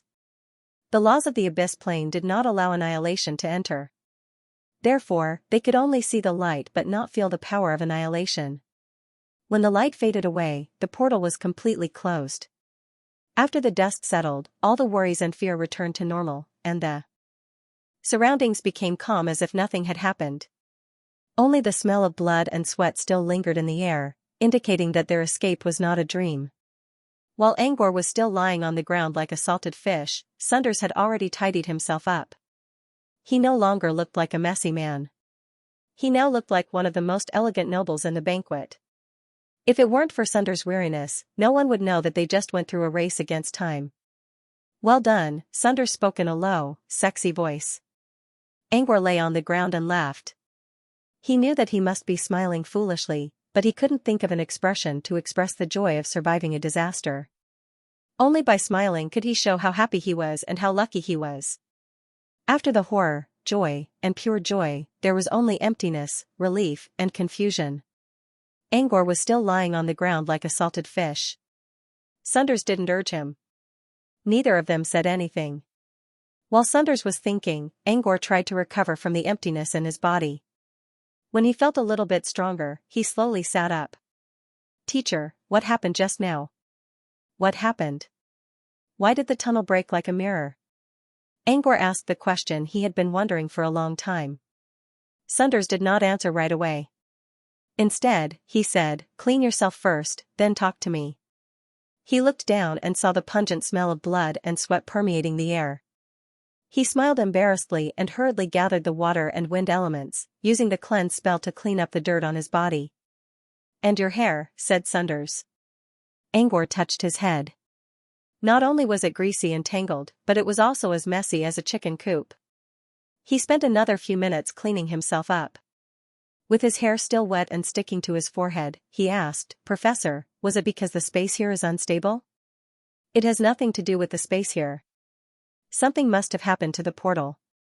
Sunders couldn't explain it because this was the first time he encountered something like this. He had crossed worlds many times before, but this was the first time he used a section ephemera to do so. "We'll try again later to see if it's an accident." Again? Angor was a little scared. He didn't want to go back to the wizarding world right now. Sunders nodded. He did ask Greya about how to use section ephemera, but he didn't hear anything like this. He believed it was a single incident. Or maybe it was just bad luck. Speaking of which, I've been having bad luck ever since I left the Overwatch base. I don't know what's going on. Sunders didn't think too much about it. He just thought it was a coincidence. "Take a rest today and recover. We'll talk again tomorrow." Nothing happened during the night. Angor, who had been through a lot along the way, felt both lucky and uneasy. "Maybe I'm overthinking it," Angor muttered to himself. Windwhisper Valley was considered a safe place for wizards for many years. It would be strange if it wasn't safe. The oil lamp was extinguished and lit again, rotating twice in a row. It had been 12 hours since the portal was closed yesterday, and the two of them had almost recovered their condition. "Let's try again," Sunders said. Angor was about to offer his section ephemera, but Sunders waved a hand and stopped him. He took out another glass bottle, which contained the same thing. When Greya learned that Sunders had to go to the abyss plane, she prepared several section ephemera for him just in case he needed to sneak back safely. After all, Greya wanted something from Sunders. Sunders believed that the portal accident yesterday was a single incident, but he decided to change several conditions just in case. First, they changed their current location. There was more than one underground cave in Windwhisper Valley. Sunders took Angor to another one about 10 kilometers away. Next, Sunders changed the coordinates of the wizard world where the section ephemera was located. Previously, he set it near Brute Cavern. Now, he set it at the border of Yali Duchy, which was also the edge of Parmajai Highlands. Now that the two necessary conditions had been changed, Sunders was sure that the portal would not go wrong again. When a dark tunnel appeared in front of them again, Sunders looked at Angor. "It's done. Let's go." The portal looked like a giant, dark mouth waiting to devour someone. It was giving off an ominous aura. Angor's face turned pale, and his heart raced. His back was drenched in cold sweat. Sunders looked at Angor in confusion. His legs began to tremble as if his heart was still beating fast. "What's wrong?" "Something's wrong. My heart is beating like a drum." Angor looked at the tunnel in front of him and felt an inexplicable pressure. He didn't dare to take a step forward. Sunders could tell from Angor's pale lips and the sweat on his forehead that he wasn't lying. Sunders took Angor's words seriously. Just like a wizard's dream, sometimes there would be a premonition. This kind of inexplicable palpitation is most likely a warning from your innate spiritual light of danger. The same thing happened when Sunders was still weak. Every time he made a choice, he followed his intuition and avoided things that made him feel dangerous. Reality proved that his choices were mostly correct. Now that Angor had such a feeling, Sunders began to take it seriously. Of course, there was also the possibility that the portal accident yesterday gave him a false impression. When he saw the transrealm passageway again, he couldn't help but think of the horror of yesterday. Regardless of the truth, Sunders considered for a moment before speaking. "How about this? Windwhisper Valley is still considered safe. You stay here for the time being, I'll go in and take a look. If there's no problem, I'll come back for you." Sunders didn't feel threatened by the portal, so he decided to go in and check it out. The portal gave Angor a bad omen. He wanted to stop Sunders, but Sunders didn't give him the chance. After saying those words, Sunders turned around and disappeared into the darkness. Angor was left alone in the dark underground cavern. Subconsciously, Angor took a few steps back. He only felt an inexplicable sense of danger near the portal. But when he left the portal's range, he felt a new sense of uneasiness from the depths of his heart. This time, it didn't come from the portal. It came from the ground. The feeling of fear was everywhere. Angor wanted to run away from this place. But he didn't know where to go in the abyss plane, let alone the fact that the portal was here. Angor had no choice but to stay in the dark cavern and look in the direction of the portal. Time ticked by, and the portal was still as dark as the mouth of a ferocious beast. If everything went well, Sunders should be able to make a round trip through the portal by now. But strangely, Sunders didn't show up in the portal at all. Angor suddenly had a bad feeling. Did something happen to Sunders in the portal again? This was the only possibility that could explain the current situation. No. Maybe the portal changed its coordinates, so the portal changed its distance. Or maybe the time inside the portal is different from the outside world?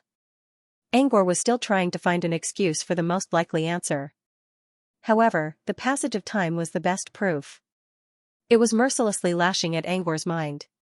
Half an hour later, Angor couldn't find an excuse to cover up the increasingly obvious answer: Sunders might really be in trouble. In other words, as he thought, the portal was shrouded in something ominous. What should he do now? Stay here and wait for a slim chance of survival? Or step onto an unknown and dangerous path? After careful consideration, Angor decided to stay in the underground cavern. If he left, he would probably die. Staying here might give him some hope. After all, even if something really happened to Sunders, Angor didn't think the man would die in the portal. Angor believed that someone as strong as Sunders must have his or her own trump card. As long as Sunders was still alive, Angor had a chance. Angor waited patiently for half a day. The portal didn't disappear. It was still there without any danger. However, the ominous aura leaking from it didn't fade away at all.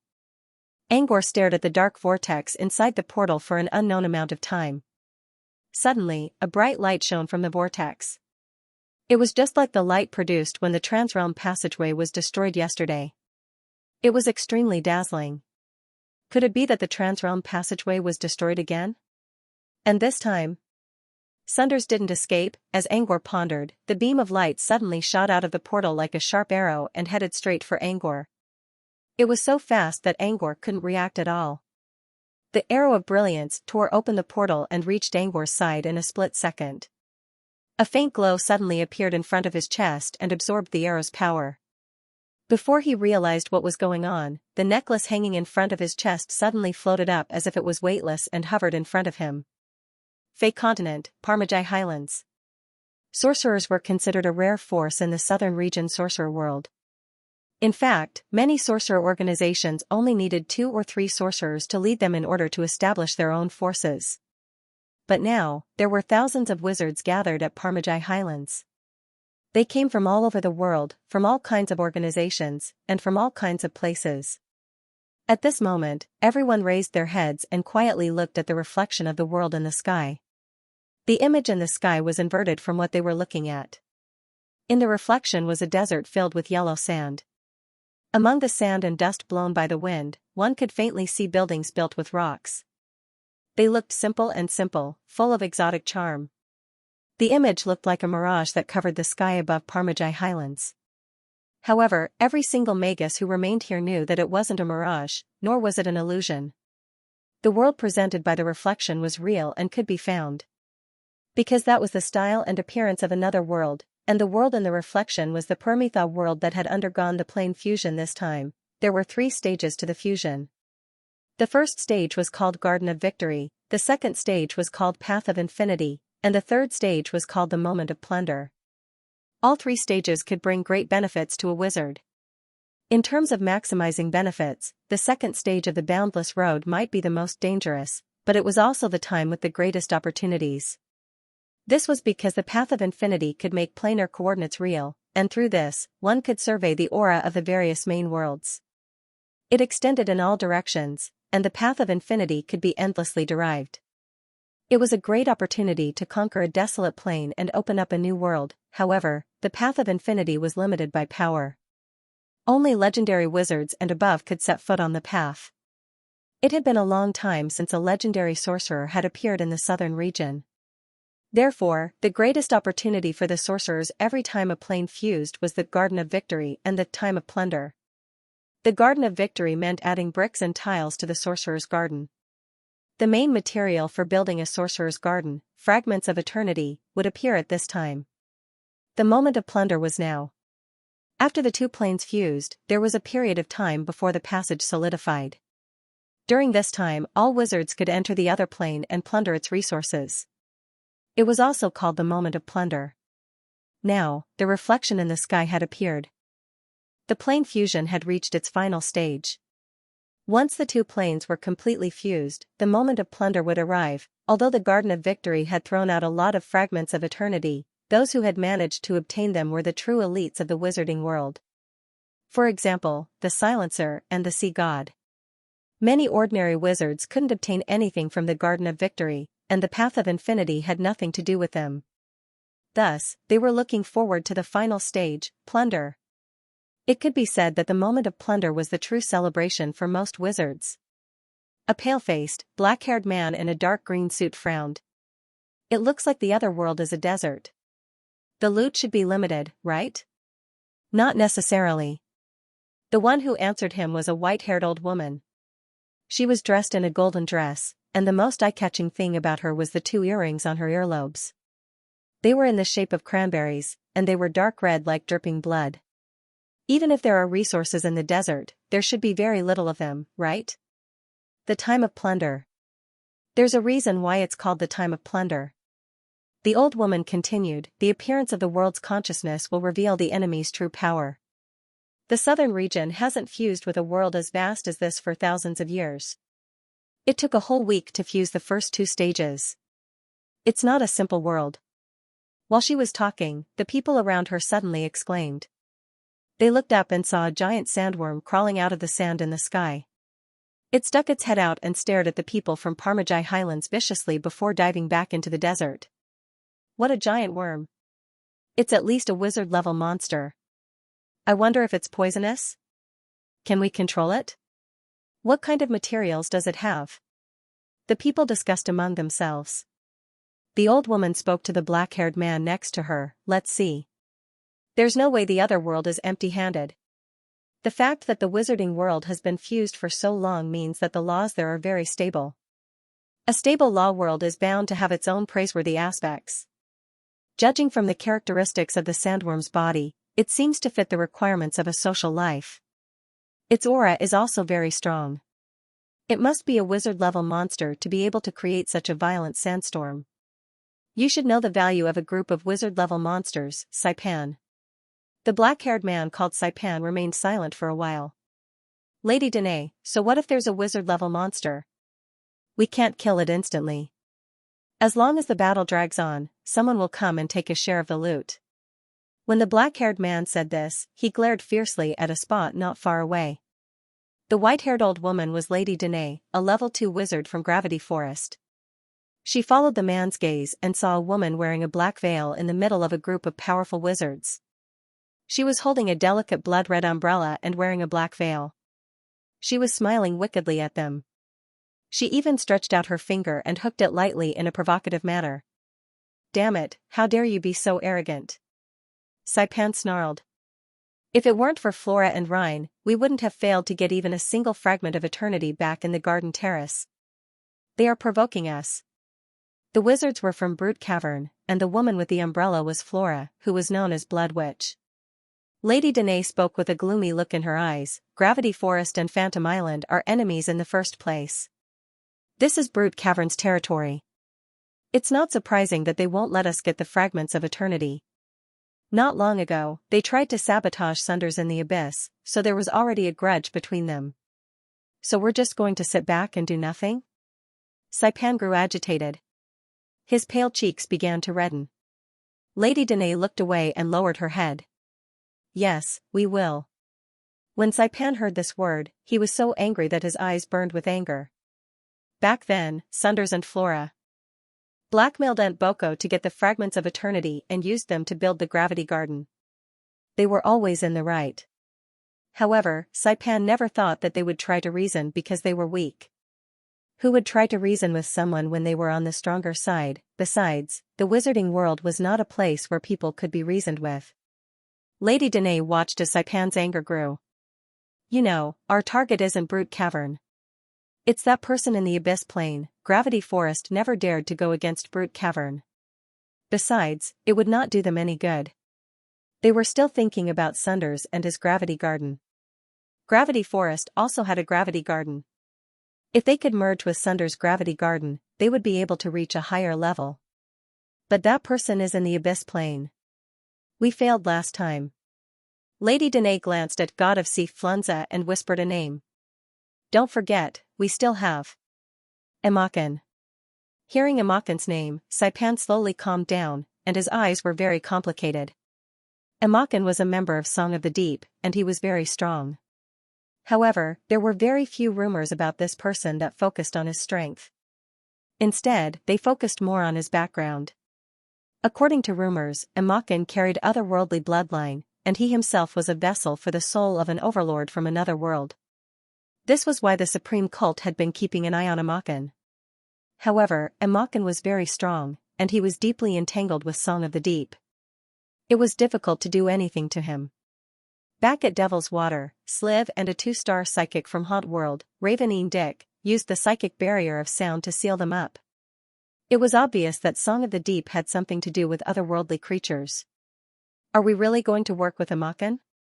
Saipan was a little hesitant since Emakin's identity was very suspicious. Lady Danae's eyes were gloomy.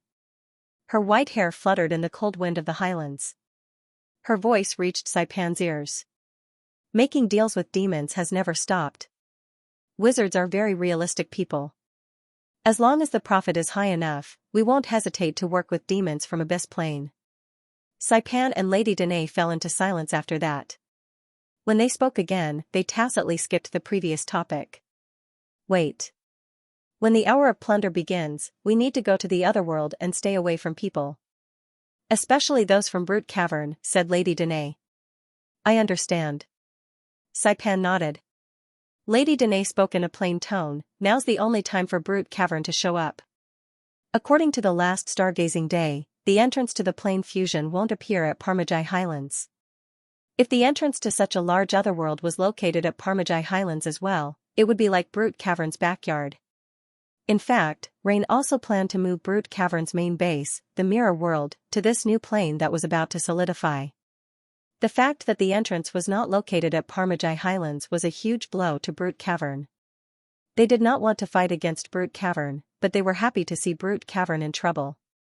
Speaking of the stargazing day, according to the prophecy of the innocent reader, Surah, someone will obtain a great opportunity during the realm fusion this time.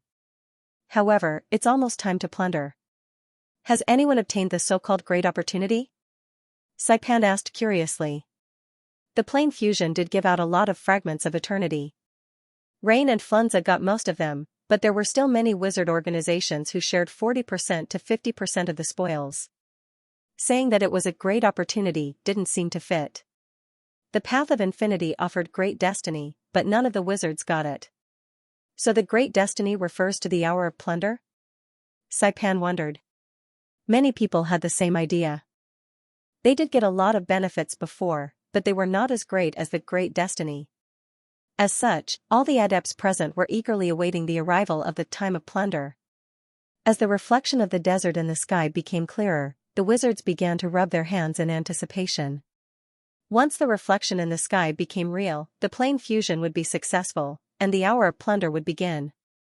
At this moment, some magi had already begun to fly into the air, waiting for the moment when the reflection turned into reality and rushed into the world on the other side. 15 minutes later, Rain and Flunza also began to make arrangements. Wizards from both organizations also flew to the sky. Lady Danae also put on a serious look. Get ready. The plane fusion is about to end. Saipan nodded. The other wizards from Gravity Forest also put on serious expressions.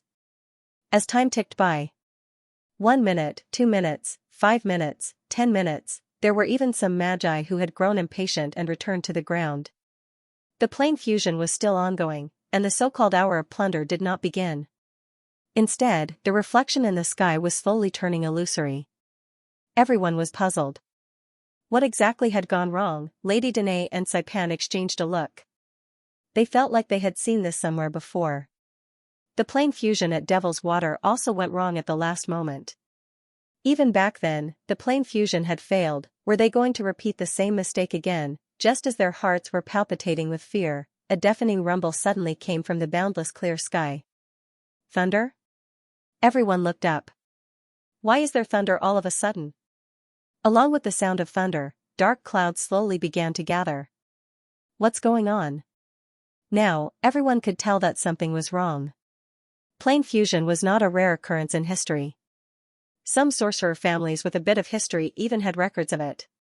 However, nothing like this had ever happened in the last 10,000 years. The world consciousness would come in person during the plane fusion, so it was impossible for thunderclouds to gather.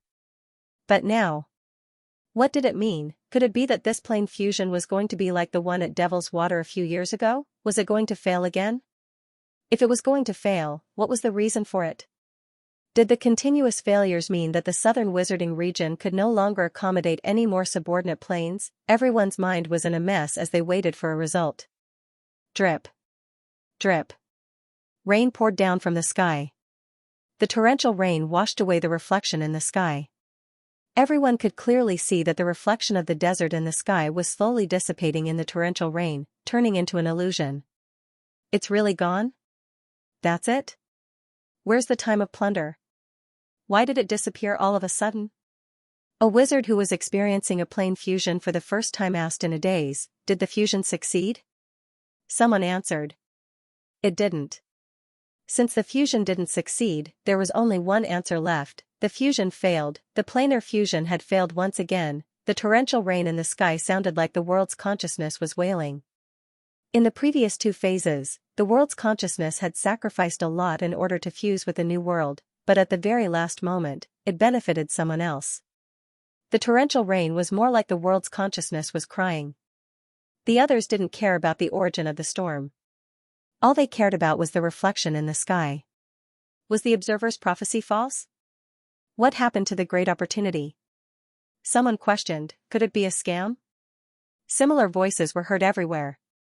Some even went up to the wizards of Starliege Temple and yelled at them. The prophets of Starliege Temple looked at each other and smiled bitterly. The observer's prophecy has never been wrong.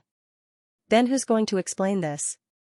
Faced with the agitated adepts, some of the prophets sat down cross-legged and prepared to connect with the faith in their hearts to inquire about the cause of all this. But after a while, the only answer they got was that the world's consciousness was wailing. Being taken advantage of for no reason and losing too much power, even the will of the world ended up lamenting. The torrential rain was the world's consciousness crying. This answer was obviously not convincing. In other words, people who were agitated did not need an answer at all. They were purely using this opportunity to vent their emotions. The two most powerful beings in Parmajai Highlands looked at each other. Xianxia looked at Rhine, who was emitting a tranquil aura, and sent a telepathic message to him. What do you think is going on? Rhine shook his head.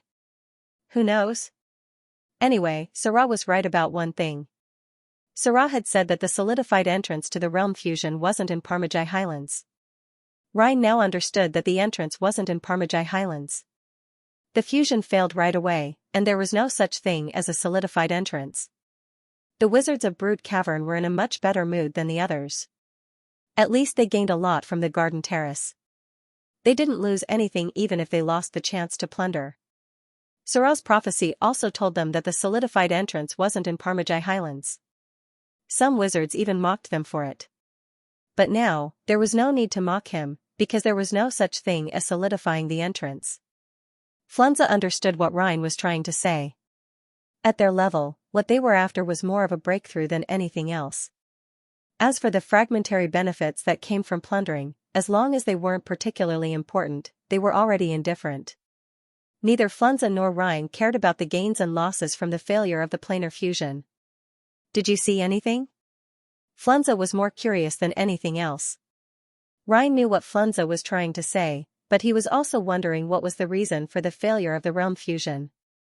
Was this failure a singular event or a collective one? Would it happen again in the future? While Rhine was still pondering, he suddenly received a voice transmission. He didn't know whether he should tell Xianxia or not. In the end, Rhine told him the news he had just received. An old friend of mine told me that before the rainstorm, there was an energy dissipation in the mirage space created by the realm fusion. Almost instantly, the spatial energy dissipated. This could be the main cause of the realm fusion. An old friend? You mean ethereal walker Aesop? Xianxia looked at a certain direction. No one else could see it, but he could sense someone's presence. Previously, he was still trying to guess who that person was. Now that Rhine had pointed out the problem of the energy dispersing in the mirage space, the identity of that person was clear as day. Aesop was an occult space truthfinder wizard who once received the legacy of Great Distortion Wizard. He was also one of Rhine's old friends. Xianxia might not have believed the words of others, but he had to consider Aesop's words carefully. If that's the reason, then what's the source of the energy dissipation? Xianxia continued his discussion with Rhine. According to speculation, it might be caused by external factors. Xianxia, on the other hand, was taken aback by Rhine's answer. The so-called external factors were most likely the work of an intelligent being. Someone who dared to snatch something from the world's consciousness and succeeded in doing so, causing it to cry out in grief, was definitely not to be underestimated. It was very likely that this being was above the legendary level, or even higher. If there was such a great being hiding behind the scenes, then many things seemed to make sense. For example, Sarah's prophecy was right. There was indeed a great opportunity, but it wasn't obtained by them, but by some unknown being. Another example was why the prophets failed to detect the existence of this being. It was because this being was too powerful to be detected by the prophets. Forcing the prophets to do so would only hurt themselves. Xianxia and Rhine fell silent at the same time. If there was such a being, then this was not something they could get involved in. The storm was getting heavier, and there was no sign of it stopping. The lightning bolts were like silver snakes, recklessly striking the earth. Indeed, the world's consciousness was weeping. However, the world's consciousness was an amalgamation of consciousness. It did not have emotions, and it was only transmitting messages. At the same time, it was using the lightning energy to repair the spatial rifts in the sky above Parmajai Highlands. Drenched in the pouring rain, at this moment, everyone shared the same feelings and sorrow as the heavens and earth. Perhaps it was because the world's consciousness was doing so, or perhaps it was because it was venting its anger. One by one, the spatial rifts were mended by the lightning bolts like needles and threads. The broken Parmajai Highlands was once again on the right track. Perhaps everything would be fine after the weather cleared up. However, the anger left behind by the storm would not be soothed so easily. Many people had traveled thousands of miles to come here, and some had even set up camp nearby. Not only did they not get the fragments of eternity during the Garden of the Garden, but they also lost the Plunder Hour, which was a feast for all wizards.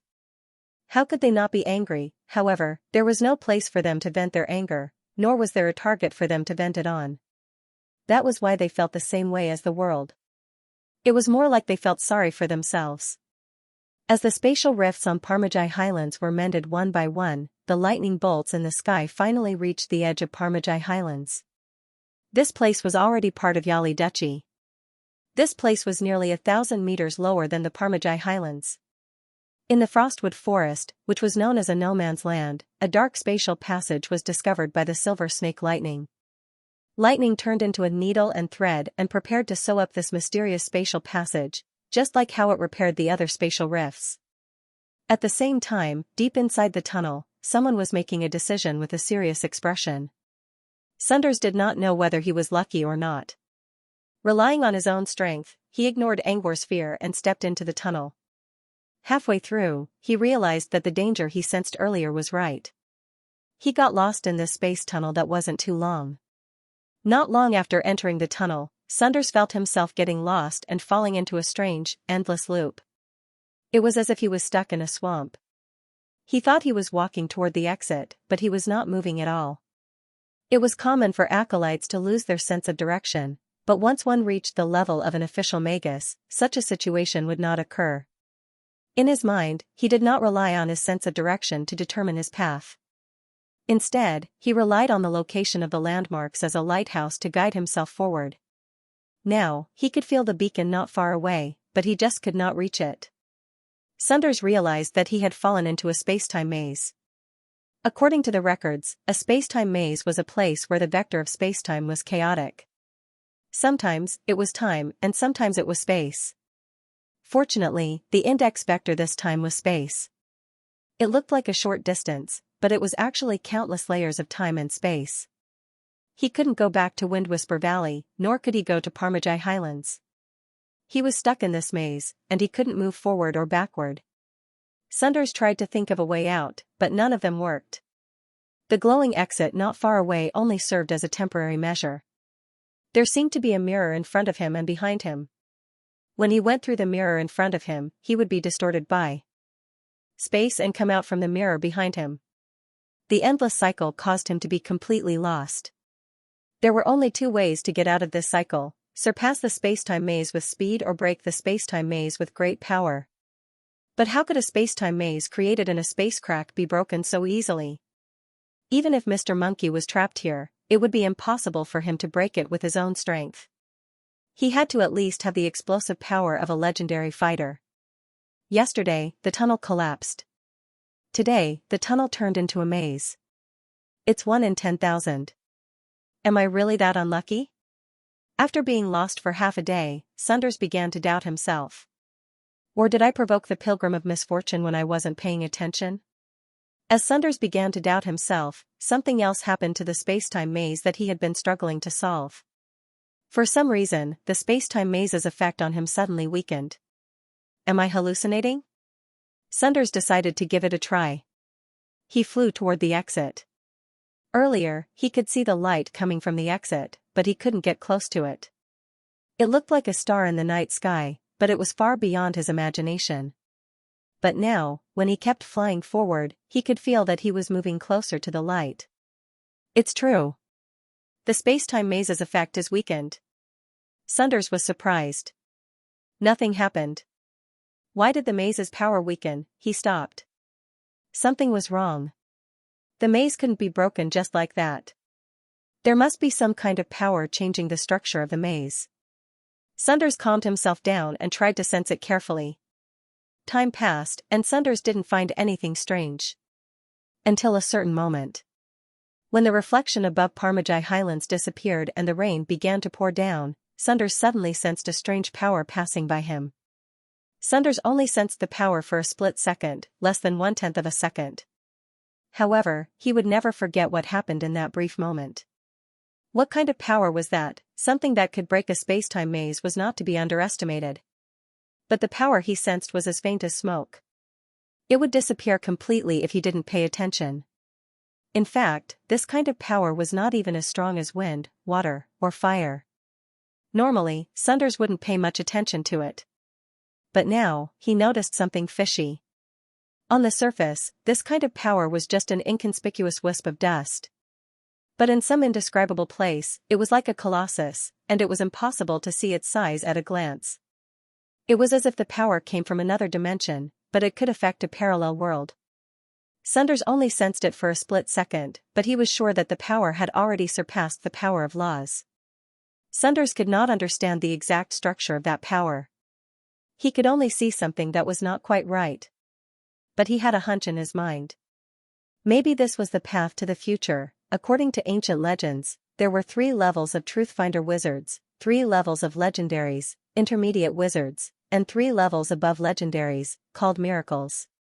Only those who achieved miracles were qualified to be called high-level wizards. Sunders wondered if Truthfinder wizards chose their own path, and legendary wizards set foot on the other side. What about miracle wizards? Legendary wizards could already control the power of laws and create their own domain. According to Sunders' knowledge, the power of law was already the most powerful force in the world.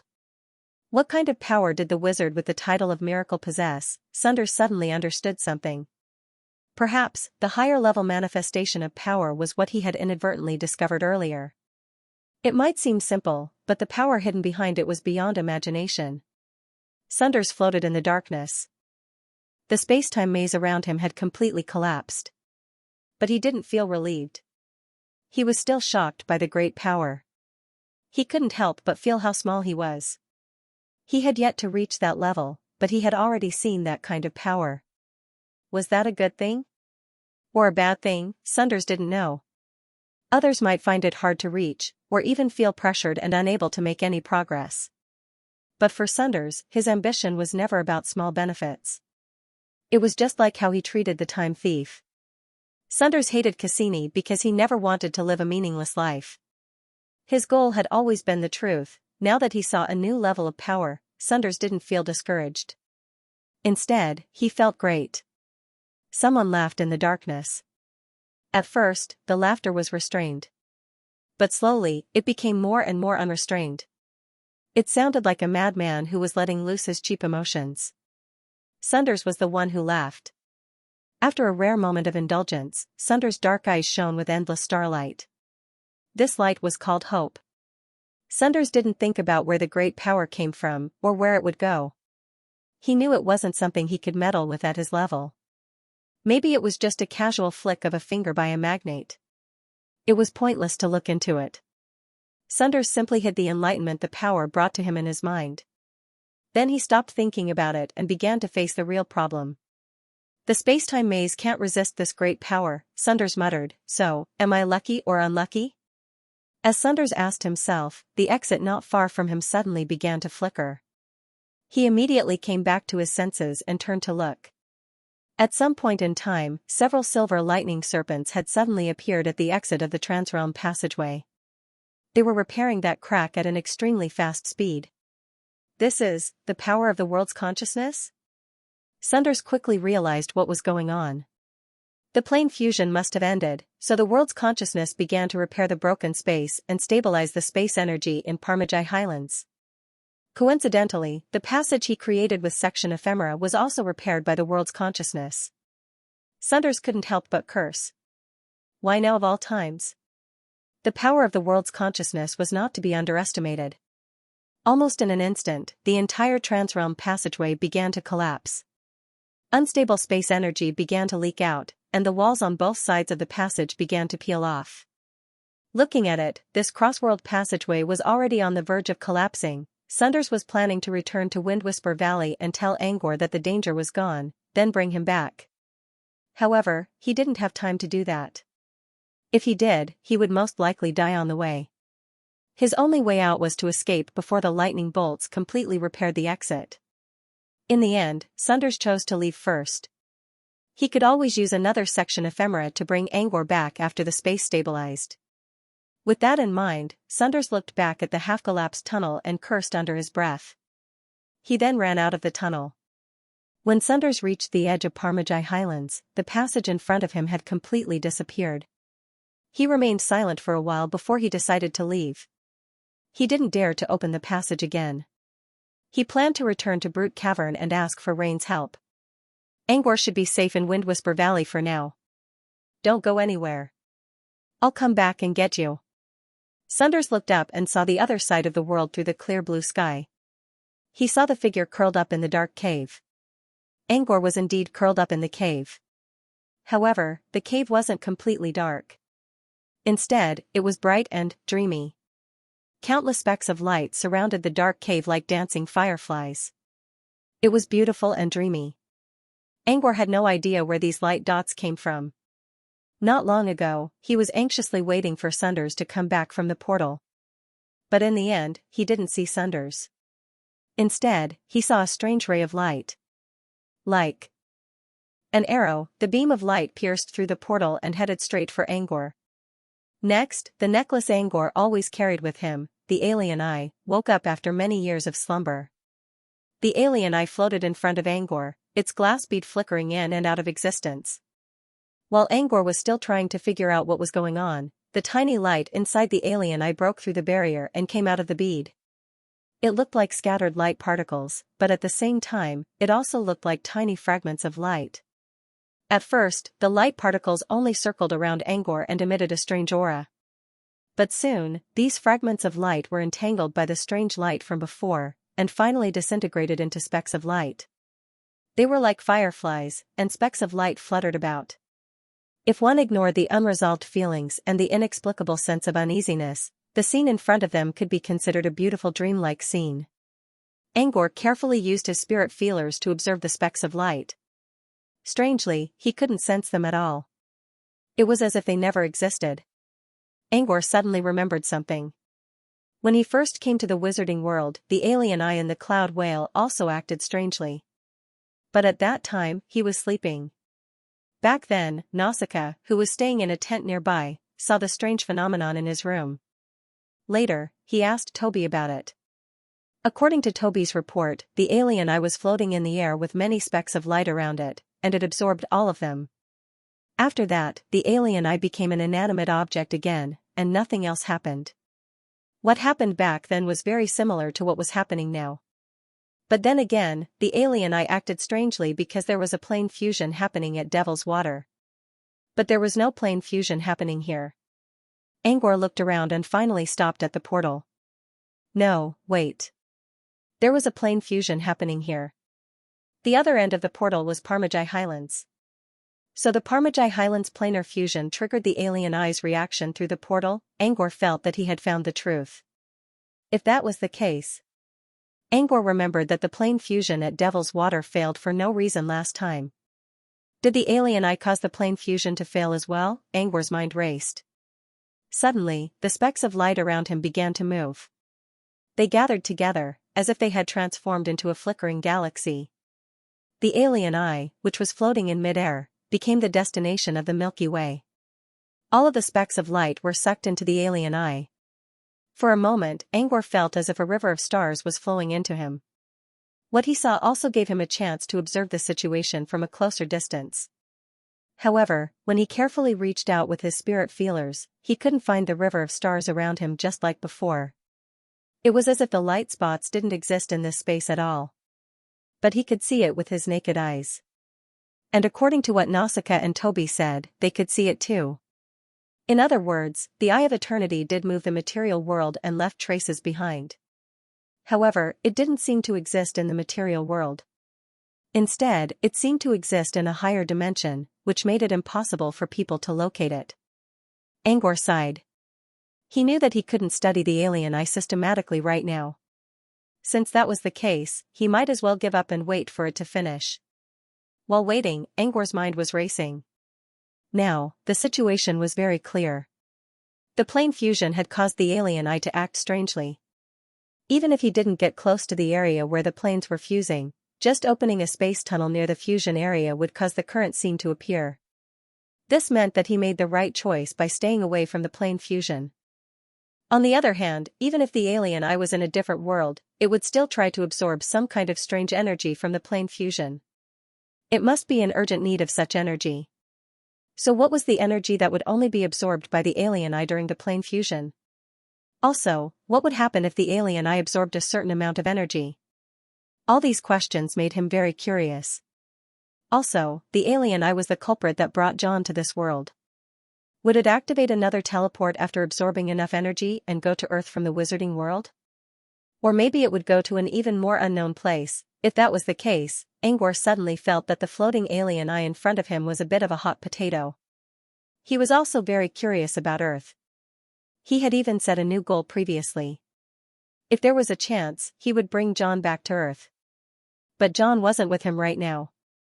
Besides, he didn't believe that the alien eye could really travel to Earth after activating. After all, the alien eye had randomly appeared on Earth. For it, Earth was probably just a transit station. Its final destination was definitely not Earth. Therefore, even if he wanted to go to Earth, he would do everything he could to study the alien eye and obtain information about Earth's coordinates. When he was confident enough, he would go there himself.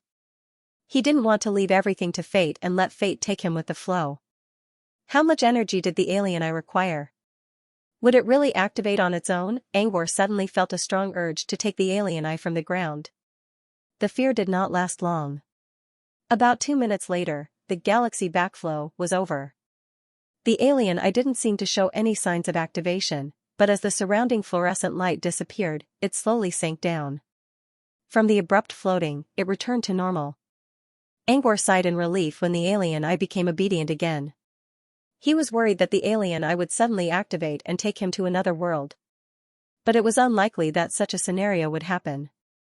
However, the alien eye didn't seem to be completely obedient either. The insides of the irregular colored glass bead were still slowly flickering with a warm light. The flickering light made the dark cave feel a little strange. Is it thinking about the aftertaste? Or is it trying to send a message? Angor mumbled to himself. He once read about a strange intelligent creature in Fine Werder's strange world, which looked like fireflies. They were small and glowing. At that time, none of the magi who had come to that world had paid any attention to these fireflies. At most, they had thought that they were insects. However, Fine Werder did not know if it was due to boredom or some other reason, but he observed these creatures for a period of time and recorded their living habits.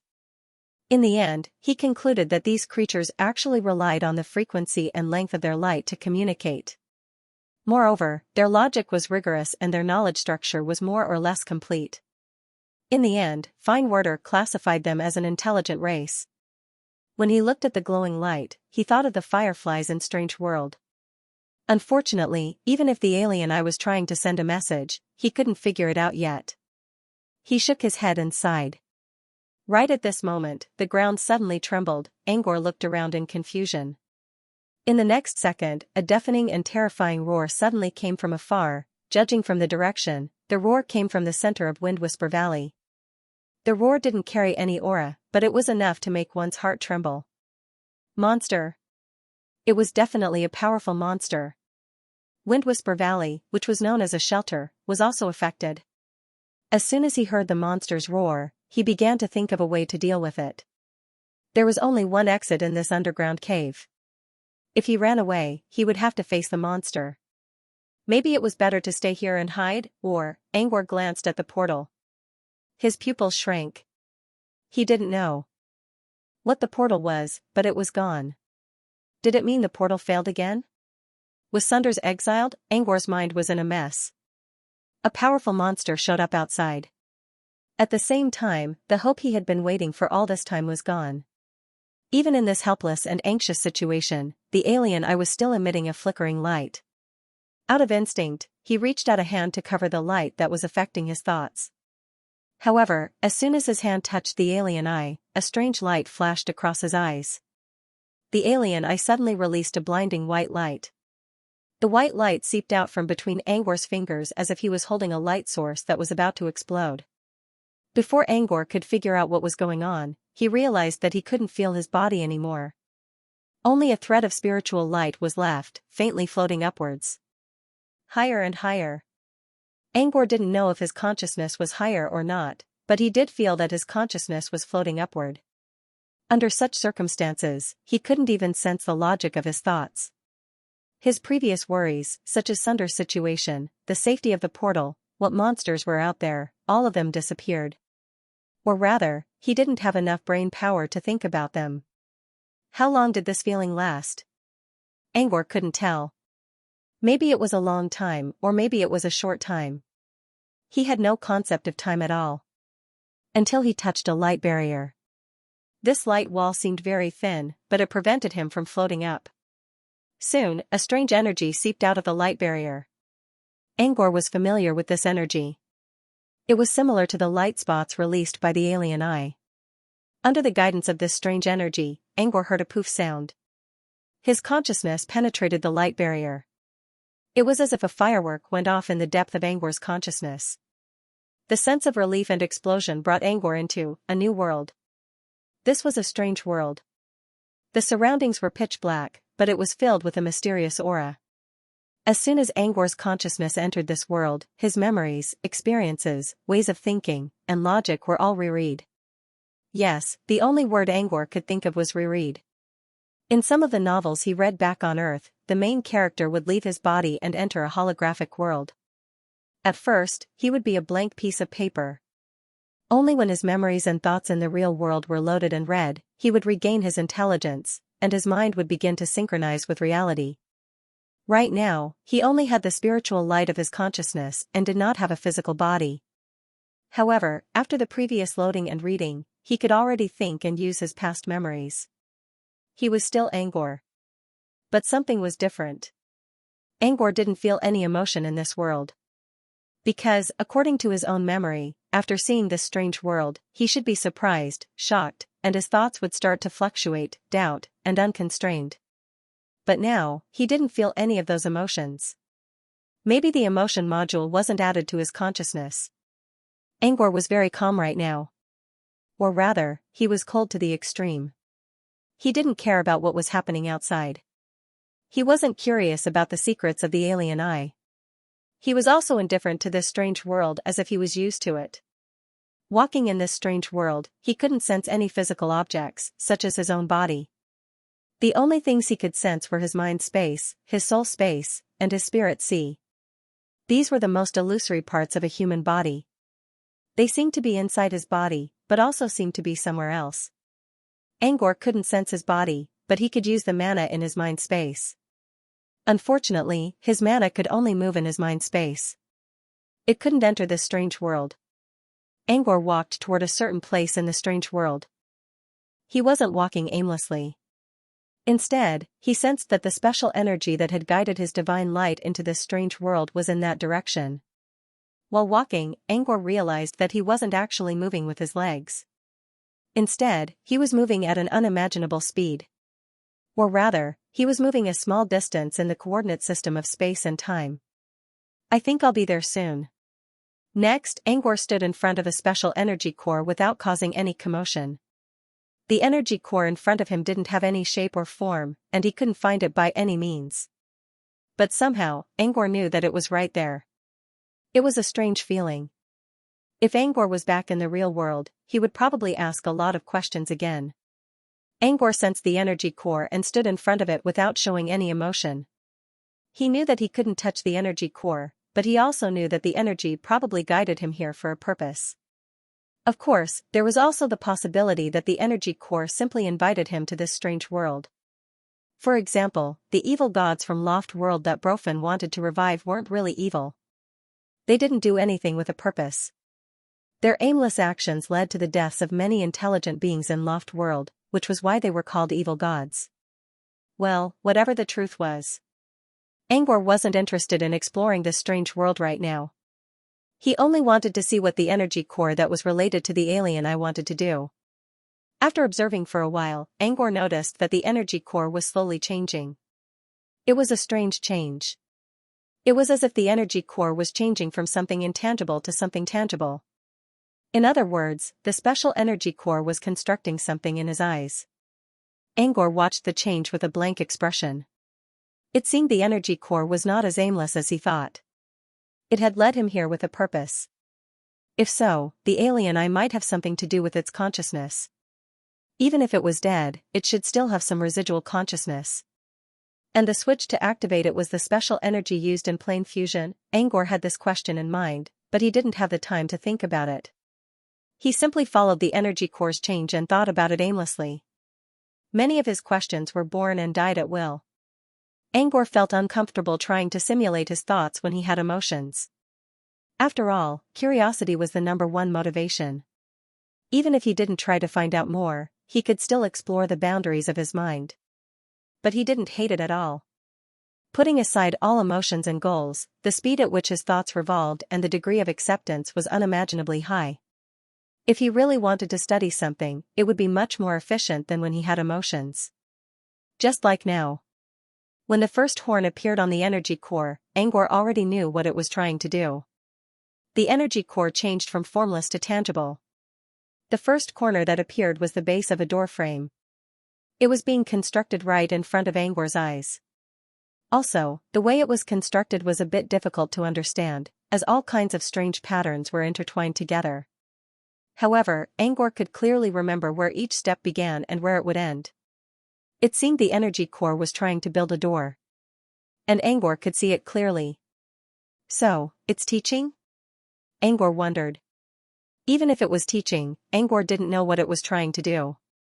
He had never seen the energy structure of a door before.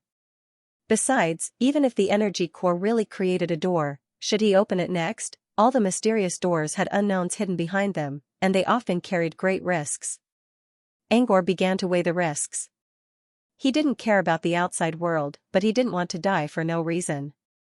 Therefore, he was pondering whether it would be better if he chose to leave and not watch. When the scale in his heart began to shift towards leaving, the energy core in front of him suddenly shone brightly. In the next moment, the door in front of him, which had been constructed into a base, suddenly shattered. At the same time, a spot of light appeared at the place where it was broken. This light spot was almost exactly the same as the one that had been sucked into the alien eye when the river of stars was flowing backward. Will it really shatter when I decide to leave? Angor looked at the floating light spots in front of him. Strangely enough, this light spot was the same as the one absorbed by the alien eye. But before, he could only see it with his naked eyes.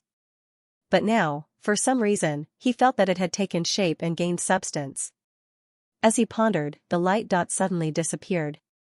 When he came back to his senses, he noticed that the light spot didn't really disappear. Instead, it entered his mind space. And then, the light spots slowly turned into the special energy from before and began to reconstruct the door in his mind space. Earlier, he could choose not to look at the door while it was working. But now, the light spot directly entered his mind space. He could see it even if he didn't want to. If Angor had an emotion template, he would probably be so angry that he wanted to stomp on the ground right now. Unfortunately, he didn't feel anything right now. He even accepted the setting and began to carefully observe the construction of the door. He had a choice before, but now, he had no other choice. Since he couldn't fight back, he decided to take a closer look and see what it was trying to do. The construction of the door wasn't fast. Angor had a feeling that the speed of its construction depended on how fast he could digest his memories. Unlike before, whenever a new pattern was constructed, a torrent of information would rush into his mind. The torrent of information directly imprinted the meaning of the pattern into Angor's mind. This was an unusual experience where he gained new knowledge out of thin air. However, obtaining knowledge and applying it were two different things. Just like solving a math problem, knowing a formula and applying it skillfully were two different concepts. This kind of information transfer was very similar to the information transfer method of enlightenment in spells. After accepting the torrent of information, Angor felt that he was in a building block class. Before this, he only needed to look and remember the order of building blocks. Now, he had to know not only the order, but also the material of the blocks and how to carve them. At first, Angor thought the pattern was a completely new system. However, as the torrent of information transferred to him, he realized he was wrong. It was still within the wizardry system. Angor also felt that the construction of the door seemed complicated, but it was actually based on the breadth of his knowledge. In other words, this building block class was not out of his scope. It was difficult and complicated, but not incomprehensible. Could it be that it read my memories and understood the structure of my knowledge? Angor had such a thought, but he didn't think too much about it. He still immersed himself in learning. How much time had passed? Angor didn't know. There was no concept of hunger or time in this strange world. It was somewhat similar to the nightmare realm, but also completely different. Sometimes, when Angor was multitasking, he wondered if the special concept of time here could be integrated into his alchemy illusions like the nightmare realm. Of course, he didn't have many chances to multitask like this. He still spent most of his time studying. There was no time scale here, but Angor didn't want to lose himself completely. Every time he deciphered a pattern, he would count a number in his mind. So far, he had counted 1,436 patterns. Although his analysis speed was increasing, on average, if converted to real time, it should be calculated in years. 3 or 4 years.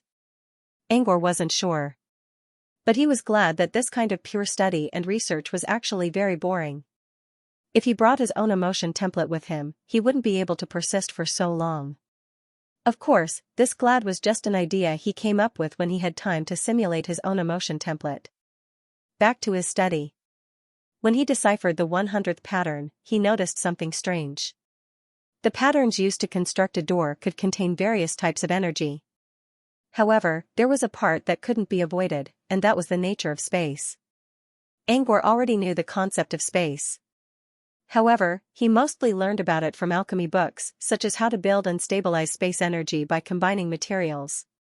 However, he had never come into contact with the real mystic space element. However, the door taught him a lot about the art of space. At first, Angor doubted himself. He didn't think it would be easy for him to understand the basics of the art. But when he tried it out, he didn't find it difficult at all. It wasn't as easy as learning illusions, but it wasn't all that difficult either. When he found a new pattern, he counted in his mind. 1,347. The model of the door was half completed. When Angor was about to continue, he noticed that the pattern on the door was no longer being updated. Only half of the door model was suspended in the dark mind space, motionless. Angor was not surprised at all. He already expected this. The door was symmetrical, and both sides of it were almost the same. Therefore, half of it was already enough. The rest was up to Angor. There was nothing to tell him what to do now. For some reason, he knew that he needed to fix the half-broken door. This was what Angor had been learning all this time. However, the half-completed door was built with a strange energy. Angor didn't have that kind of energy. But it didn't matter. The door could contain various types of energy. This was his mind space, which could be built with mana from his mana pool. However, Angor was only learning about it. Now that he wanted to do it for real, it was much more difficult than he thought. Everything was difficult at the beginning, especially the construction of the first line. It was the most difficult. Angor tried to mobilize mana from his mana pool many times, but he didn't attach it to the pattern. Instead, he kept simulating it in his mind. This was why he was being so cautious. This was because, during this period of time, he already had a concept of the function of this door. The model of the door was a cantrip model. However, it was different from ordinary cantrip models. Ordinary cantrip models would quickly dissipate if they weren't used. But this cantrip model was built with special energy, which allowed it to stay in one shape for a long time. However, if Angor tried to fix it, it would be fine if he succeeded. But if he failed, the cantrip model would completely collapse. Angor didn't really care. He had been studying it for a long time, so he could always rebuild it again. However, Angor felt that the special energy used to build the half-completed door was very precious. Maybe the door he built would be special as well. It would be a shame if the model of the door collapsed because of his failure. While he was studying, he was also observing the composition of the strange energy. In reality, it looked like a light spot. It could move the material world, but it could not be detected. However, in this strange world, it showed some of its characteristics. After a long time of observation and analysis, Angor still did not have a clear understanding of the energy. However, he could tell that it was not something ordinary. If he missed it, he would regret it. This was why Angor was so careful with the half-built model. Besides, he had his own plans as well. Generally speaking, there were only two possible outcomes for a cantrip model. Either it was used, or it would disappear. To some extent, the model could not be preserved.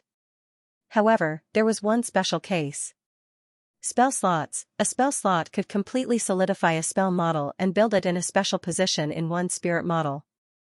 Usually, spell slots were something that wizards would consider after they became wizards. However, if one had a special channeling method and a strong enough spirit model, one could also construct a spell slot as an apprentice. Angor's spirit model was already strong enough to hold a spell slot. He just did not know which cantrip he should solidify on. Sunders hoped that Angor could create an original spell so that he could pave the way to becoming a truthfinder as an apprentice. However, he also knew that the southern wizarding region was in a precarious situation right now. There were two major threats hanging over their heads. They could not protect themselves, let alone spend time creating a new cantrip. Therefore, Sunders suggested that Angor should construct a spell slot as soon as possible. Even if it was just an ordinary illusion or alchemy spell, it would work. Angor's original plan was to secretly create several alchemy illusions with mystery manifestations when he returned to the southern wizarding region. Then he could use them to seek inspiration. If it did not work out, he would not mind building a common illusion on the spell slot. However, God's plan would always be different. Before he could even consider the choice of spell slots, a fortuitous encounter fell into his lap. A cantrip model with spatial properties was very rare in itself, not to mention that the cantrip model was in his mind space. Once he succeeded, he could easily solidify the model onto the spell slot. Although the cantrip he had constructed wasn't his original creation, it didn't mean that he had to create an original spell. What he cared more about was whether or not this trick was suitable for him. He had learned the basic properties of the cantrip during his study. So far, he could tell that the effect of the cantrip was not weak. He wasn't sure what the final function of the cantrip would be, but he was already planning to fix the cantrip model onto his spell slot just by looking forward to it. Since he was going to solidify the cantrip's model, his mind space, which was already half-built, was his first choice. But now, the problem before him was, how should he attach the newly constructed veined patterns to this half of the door? After analyzing it over and over again, he kept recalling his previous memories and simulating it in his mind again and again. Finally, he decided to begin the procedure. Although he hadn't made a move before, it wasn't because he was hesitating. In other words, with his current absolutely rational thinking, he wouldn't hesitate at all. He just didn't want to waste all his previous efforts, so he chose to be cautious. Even if he failed, he would not feel any regret in his current situation. After wandering around the wasteland for so long, he already knew how to use this cantrip. If he failed, he could just create another one. At most, he would lose his special energy. He didn't feel any pressure, nor did he feel nervous. He had already simulated the cantrip many times, so he had no one to blame if he failed. He manipulated the magic power in his mana source and began to reconnect the half-door in this chaotic space. The first connection was the most important. Without hesitation, he confirmed the coordinates on the axis of the universe and used his mana to create a pattern on the door. At the moment of the connection, a wonderful feeling suddenly surged in the dark space of thought. It felt like the sound waves of a wind chime, which spread outward from the center like ripples. Instantly, Angor received the corresponding feedback. He felt both lucky and regretful at the same time. Fortunately, the model didn't collapse. His first attempt was a success. Regretfully, he used magic power instead of special energy. This would definitely cause some deviation in the effect of the door. It was like a pot of delicious soup that was accidentally mixed with too much water, which diluted its taste. But he had no choice. Mana was the only thing he could use now. After completing the first pattern, Angor thought about the second one. However, when he carefully studied the attributes of the second rune, he frowned. Space property. Mana did not have any property, but it was related to one's talent after all. Angor's mana was more of an illusion property. He simulated the construction of this pattern many times during his study, but he wasn't sure if he could actually use it. However, when he really began to construct it, he realized that the veined pattern that he was most uncertain about was actually not as difficult as he had imagined it to be. Although he felt a little tired halfway through the construction process, he was not surprised at all and succeeded in the continuation. But after that, Angor fell into deep thought. Previously, he had discovered that learning about the space element was not as difficult as he had imagined. But then again, he only learned it from his imagination. Now that he was actually doing it, there should be a difference.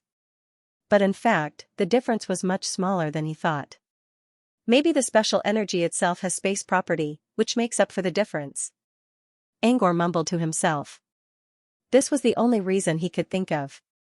Since he couldn't think of an answer, he didn't ask for one. He planned to continue while his mind was clear. But when he was about to use his mana, he suddenly froze. His mana pool was almost empty? When he constructed the first pattern, he didn't use much mana. In fact, it was almost negligible.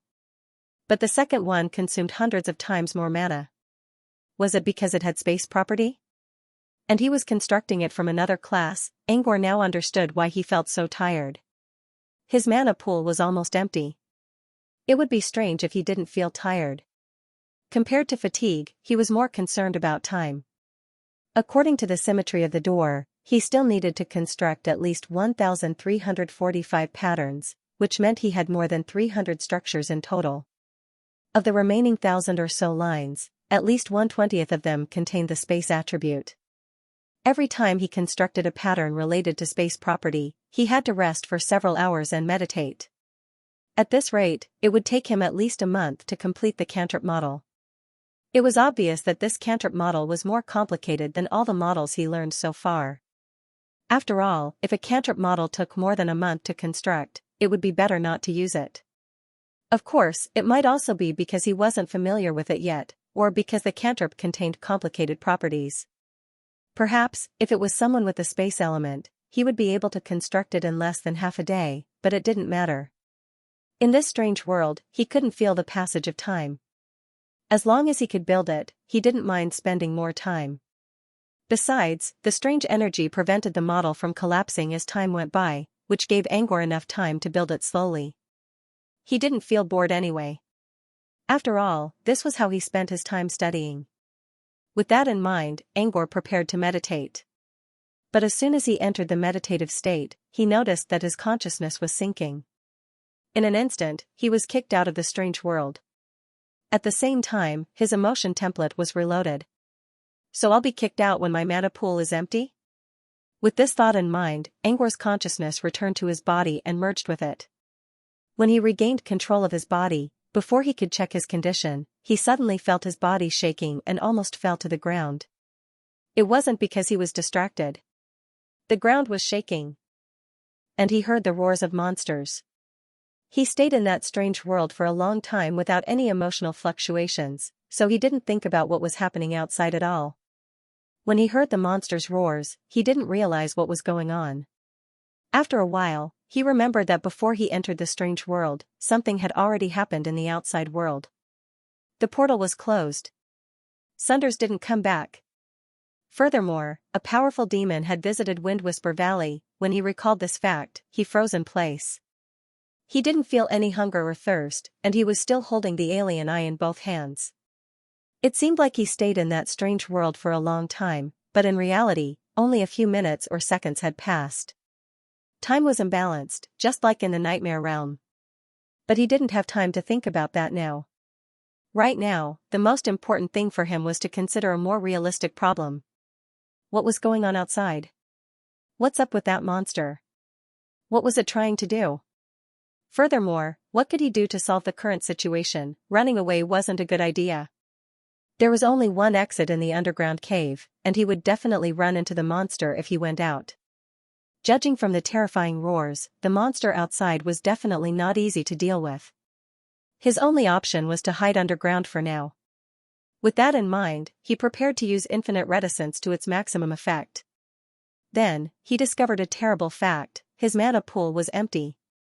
It was empty. Previously, he had thought of secretly digging a hole and slipping away from the ground. But now, he couldn't do that. Without mana, it was almost impossible to dig a new exit in the underground cave. An empty mana pool was one thing, but what was even more tragic was, Angor noticed that the monster's footsteps were getting louder and louder. It was heading toward the underground cave. Don't tell me I'm discovered?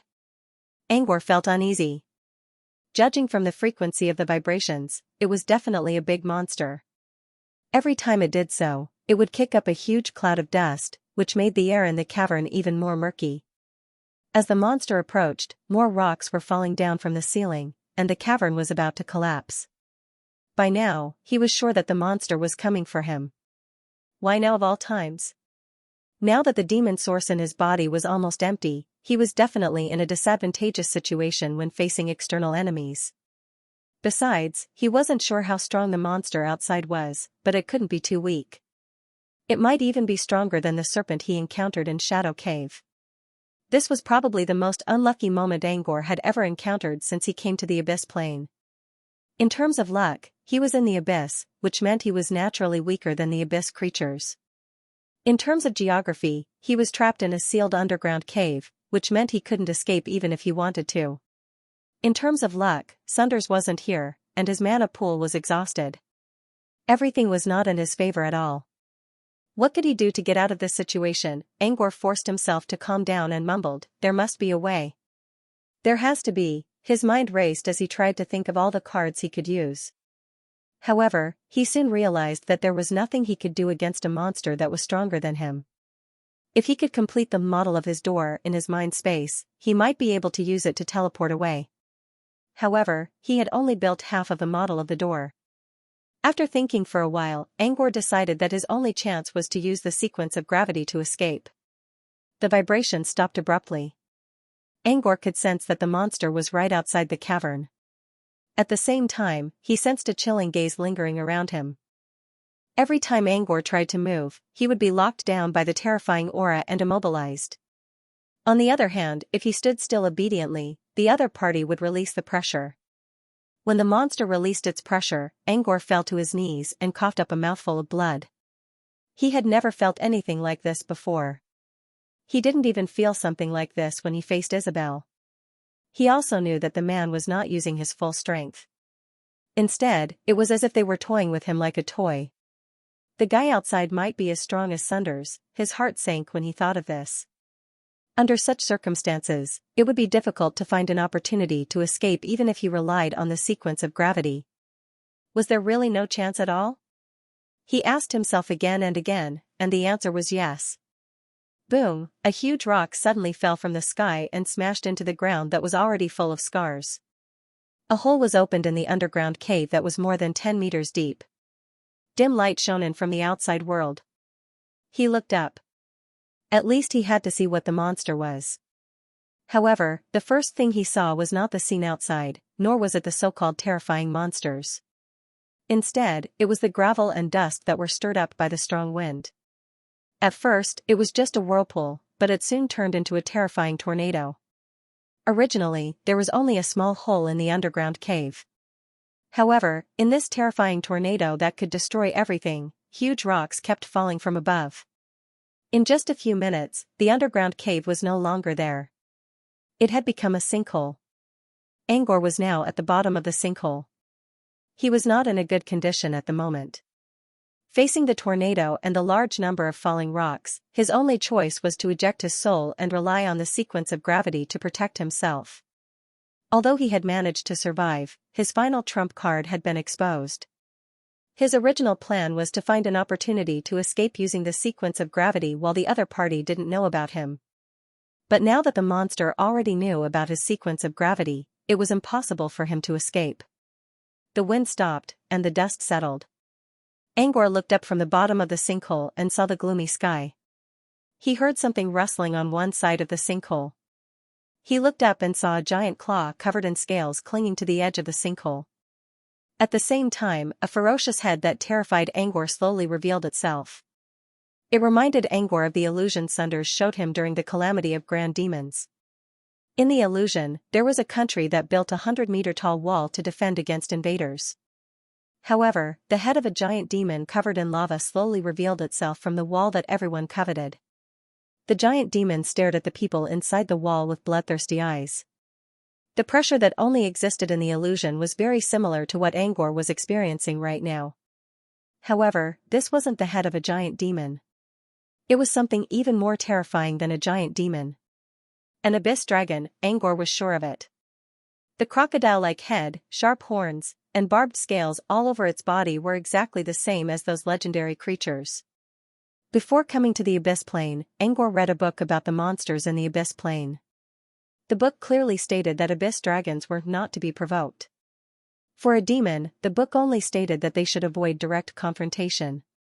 Abyss dragons, on the other hand, clearly stated that they shouldn't be provoked. Once provoked, there was no way out. Even the strongest demon in the southern wizarding region, Monkey, had to be careful when facing an abyss dragon, let alone others. The wind energy around the abyssal dragon was so dense that it could be seen with the naked eye. It was clear that this was an abyssal wind dragon. Just yesterday, he heard a legend about the Windwhisper Valley from Sunders. The place was called Windwhisper because the wind element here was unusually active. Every now and then, Angor would hear the sound of wind whistling, as if the god of wind was whispering something. Sunders joked about it, such active wind elements, yet no wind elementals were born. Strange. Is there a powerful wind monster sleeping here? Angor's words came true. It wasn't a sleeping wind monster.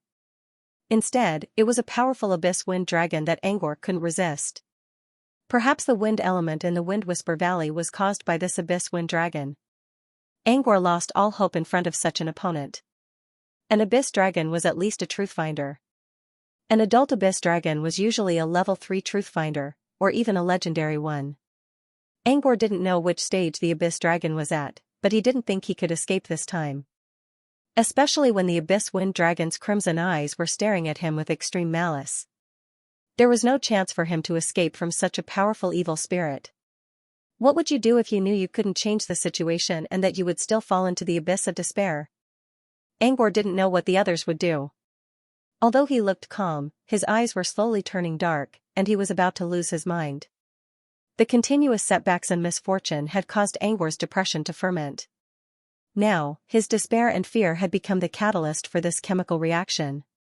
Madness was the only thought in Angor's mind. Once, Angor stirred up trouble during the auction at Twilight Auction, which led to the chaos in the Evernight Kingdom. Now that he had no trump cards and no hope of survival, he wanted to turn the tables again. He didn't care if he died here. However, when Angor's crazy thoughts reached the wound in his soul, the abyss wind dragon suddenly spread its wings and unleashed a rain of deadly wind blades at Angor. When the violent wind energy enveloped Angor, he suddenly felt his mind going silent. It was said that before death everything would become calm and peaceful. Even time gradually came to a standstill. This was the final music before death, the silent movement. The merry-go-round of life would slowly emerge in this silent symphony of death. Until the final light went out. Angor's pupils dilated and slowly returned to normal. He thought he was going to die, but he didn't. All the wind energy stopped moving in front of him. It wasn't the silent movement before death that he thought it would be, nor was it the space-time dislocation at this moment. Instead, it was the abyssal wind dragon that stopped the wind energy on its own initiative. Angor looked up and saw the evil look in the dragon's eyes. Instead, there was a hint of doubt. Angor still couldn't move under the dragon's cold gaze. However, the dragon suddenly spoke. It wasn't a roar. Instead, it sent a spirit message into Angor's mind. Why do I smell it on you? This one was filled with grandeur and far away. Angor's eyes went blank for a moment. He felt like someone was forcibly opening his memory box. A strong itch on his back woke him up from his trance. Huh? Strange power. The spirit message came again. Before he could react, he heard a gust of wind blowing past him. The stinky abyss dragon head was already right in front of him. At the same time, a gentle wind rose around Angor's body. His clothes were slowly blown away, and Toby, who was sleeping in his chest pocket, was slowly lifted up by the wind. The terrifying dragon head was now less than 2 meters away from Angor. Even though Toby was not releasing any aura, Toby's unconscious aura was enough to stop him from moving. He could only watch as Toby was dragged into the air. Don't touch it." Angor tried his best to suppress his boiling blood and fear and spoke word by word. The abyssal wind dragon didn't mind Angor. Instead, it was carefully observing Toby with its bell-like eyes. The dragon looked at Toby with a complicated expression. There were doubts, nostalgia, and most of all, disgust. "I see its aura," said Angor. "It doesn't look like its descendant. Instead, it looks like someone took all of its emotions and put them into one pocket.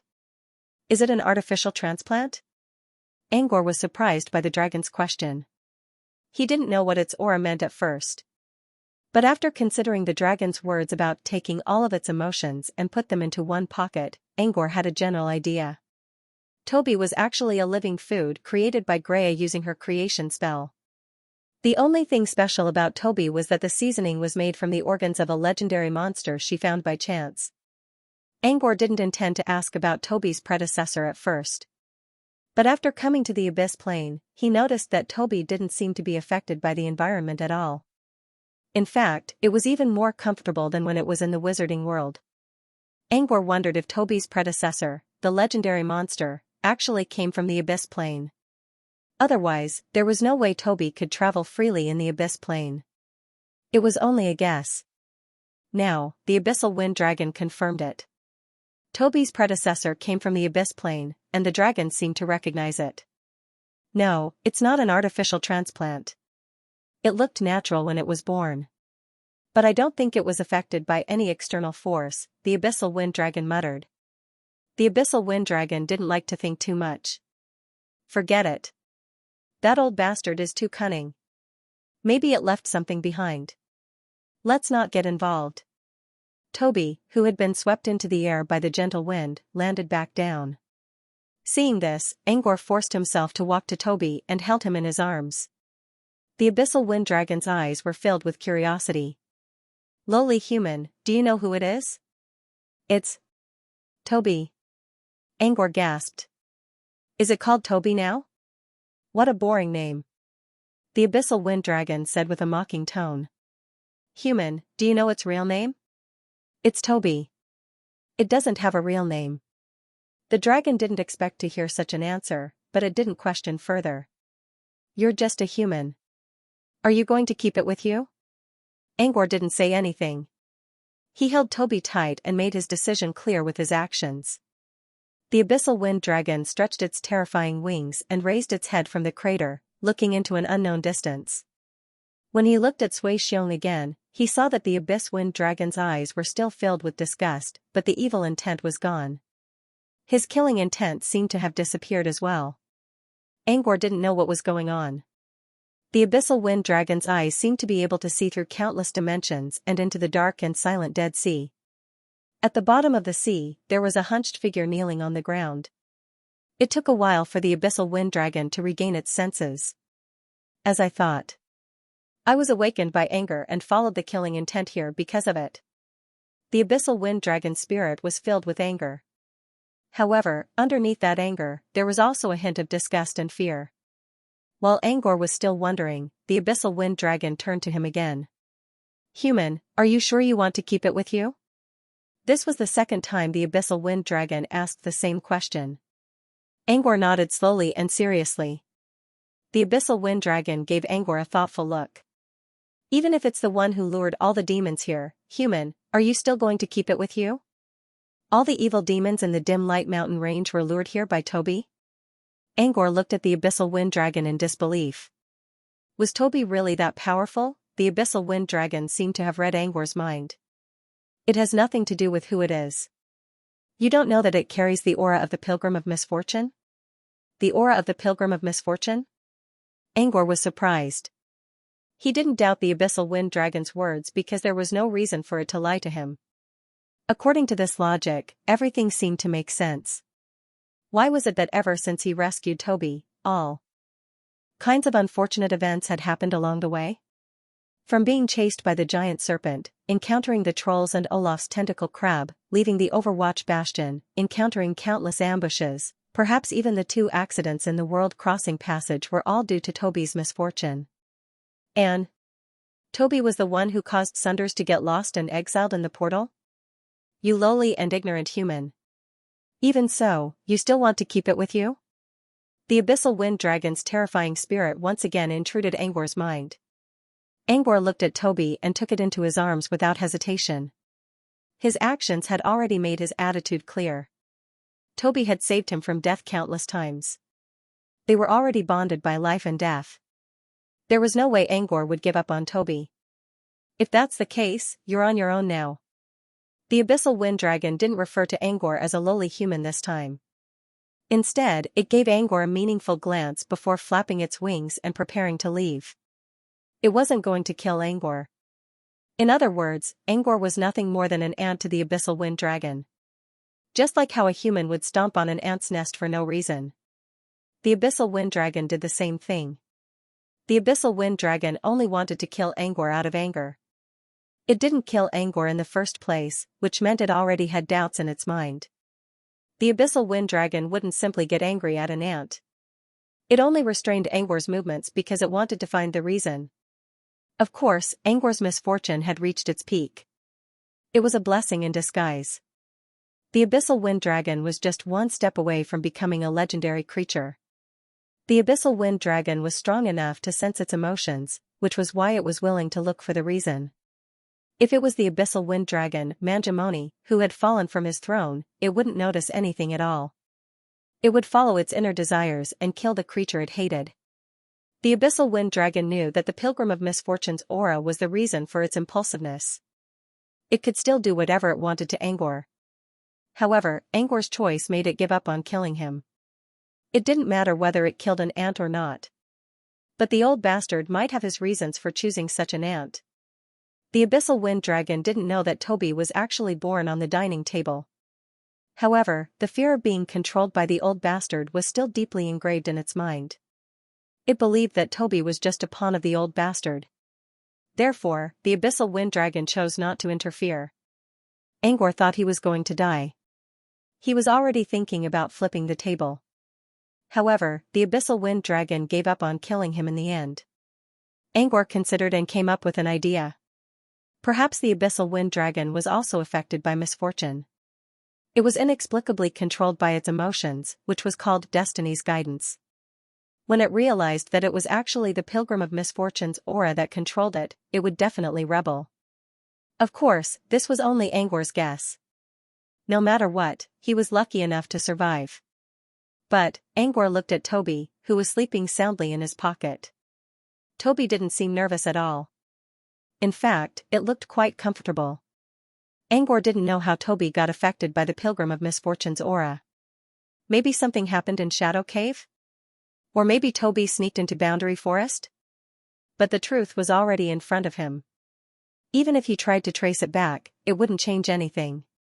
Now, Angor had to worry about how he was going to keep Toby alive after being affected by the aura of misfortune. This was his main concern right now.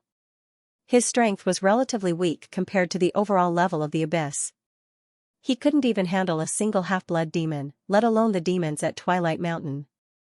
Even if the abyssal wind dragon didn't kill him, he would become the next monster's target. Demons naturally hated humans. They wouldn't think about why they wanted to kill Angor. They would just kill him. Angor quickly thought about it, but he still couldn't come up with an appropriate answer. How should he survive in the abyss? He didn't know if Sunders was still alive or not. Right now, he only had Toby and the abyssal wind dragon, who was about to spread its wings and fly away. Angor had an idea. Mr. Wind Dragon, is there a way to remove the aura of misfortune on Toby? He didn't want to have anything to do with a supergiant like the abyssal wind dragon, but he had no other choice. If he didn't ask and stayed here alone, he would probably die anyway. If he asked, he might have a chance to survive. The abyssal wind dragon slowly lowered its head. Lowly human, what right do you have to ask me? Angor's spirit consciousness was like a sharp sword that stabbed at him. He felt a sharp pain in his head and blacked out. He knelt on the ground. The pain didn't last long, but it was something he would never forget for the rest of his life. When he opened his eyes, he found that the abyssal wind dragon did not fly away. Instead, it was looking at him coldly. Your spirit is weak, and your power is weak. You don't even have the power to live in this world, and you still want to help it get rid of its misfortune? Angor didn't answer. He just sat there quietly. The abyssal wind dragon was a little annoyed. How dare a human not answer its question? The abyssal wind dragon breathed out a gust of wind from its nose and rushed toward Angor. The wind was as sharp as a blade. Dust and sand were swirling around Angor's body. The abyssal wind dragon finally noticed something was wrong. The gust of wind could at most make Angor struggle a bit. However, Angor didn't dodge. Instead, the abyssal wind dragon controlled the gust. After all, it didn't want Angor to die. When the gust of wind stopped, Angor was still sitting on the ground with his head lowered. No one could see his expression. The human at the bottom of the pit seemed to have lost his mind. Is he pretending? Or, did he have a mental breakdown? The abyssal wind dragon mumbled and checked carefully. Suddenly, a series of green runes appeared behind him. The glowing green vines began to crawl in the air like climbing vines. In a short time, the vine reached a height of 10 meters. It was a strange sight. The glowing vine was so eye-catching that it couldn't be ignored. The abyssal wind dragon took a closer look and saw the vine growing out of Angor's back. As the vine grew, Angor's face became extremely pale. It was as if he was being sucked dry by the blood-sucking vine. At first, the wind dragon only thought that this lowly human was deliberately mystifying things, but as the green vines grew with the wind, it suddenly felt a little strange in its heart. It hadn't felt something like this for hundreds of years. Fear. It came from the bottom of its heart. It was the same expression this lowly human showed when facing the abyssal wind dragon. It was the kind of fear where one could only kneel and beg for mercy. The wind dragon felt strange yet familiar. The last time it felt fear, it had provoked the servant of a peerless great demon god in the inner layer. Although it had escaped to the outer layer with great difficulty, it had suffered fatal injuries because of it, causing it to fall into a deep slumber for several hundred years. If it wasn't for the aura of misfortune on Toby's body, it might still be asleep. It had never thought that it would feel fear from this human. Why? He was just a human, what did he have to be afraid of? Could it be the glowing green vine? The wind dragon looked at the green vine with gloomy eyes. The green vines grew extremely fast. In a short while, they had grown out of the pit and were even right in front of the wind dragon. Then, the green vine stopped moving. The wind dragon originally thought that the green vine was going to attack it, so it was on guard. However, it later discovered that the reason why the green vines chose to stop growing at this height was because the spatial stability here was the highest in the vicinity. After ascertaining the stability of the space, the green vines suddenly began to release a terrifying aura. Several strange green runes were released from the top of the vine. These runes were similar to the ones on Angor's right hand, but they carried different meanings. The green runes began to change the energy in the surrounding space. After the abyssal wind dragon saw the green lines, it already had a guess in its heart. The green vines that made it feel terrifying, were they trying to open a space tunnel? Instead of stopping it, the abyssal wind dragon followed the vine and looked at Angor. Why is this human growing vines? Does he have some kind of secret on him? While wondering, the abyssal wind dragon suddenly noticed that Angor, who was sitting on the ground with his head lowered, was mumbling something. No, no. Angor repeated the word over and over again. The abyssal wind dragon suddenly heard a voice that didn't belong to Angor. Is that you? Calling me? It was definitely not Angor's voice.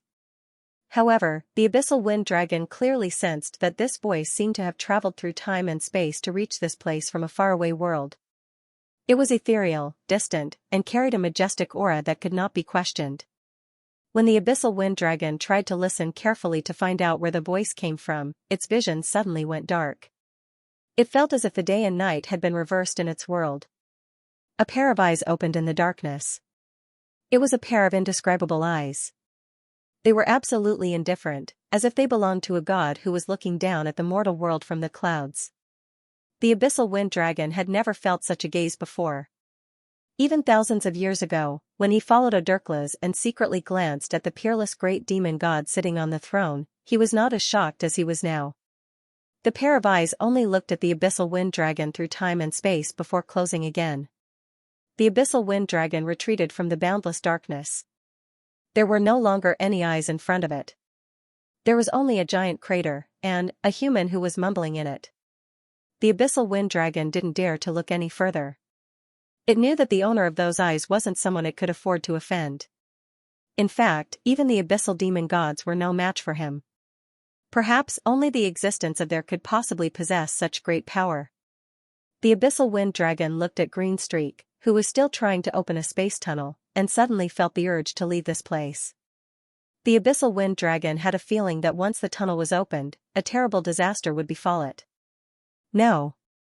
I didn't summon you. Go back. Angor's angry voice came from the bottom of the crater. The abyssal wind dragon finally realized that Angor was talking to a certain existence who could reach him through time and space. Who was she to him? The abyssal wind dragon really wanted to find out the connection between them, but it knew that doing so would only bring it trouble. However, it was certain that the existence was closely related to the human in front of it. Drip, blood dripped down from Angor's body. At first, it was only 1 or 2 drops. But soon, a large amount of blood gushed out and seeped into the ground. It didn't take long for the ground to be dyed red. As Angor's blood continued to drip down, the green streak, which was trying to open a space tunnel in the air, suddenly shrank back. It was about 20 meters tall, but now it was shrinking. 15 meters, 14 meters. 10 meters. 9 meters. In the end, the green streak returned to Angor's back. However, the abyssal wind dragon could see that the green streak wasn't completely gone. Instead, a layer of green vines appeared on Angor's back. The vines were glowing brightly, as if they were going to break out at any time. As the vines returned to Angor's back, the abyssal wind dragon was no longer afraid of them. At the bottom of the pit, Angor's body swayed for a while before he fell to the ground with a plop. When the abyssal wind dragon checked Angor's condition, it saw that Angor's face was as pale as a dead man's. Angor was dying. Not only was he at his weakest state, but he also lost most of his blood.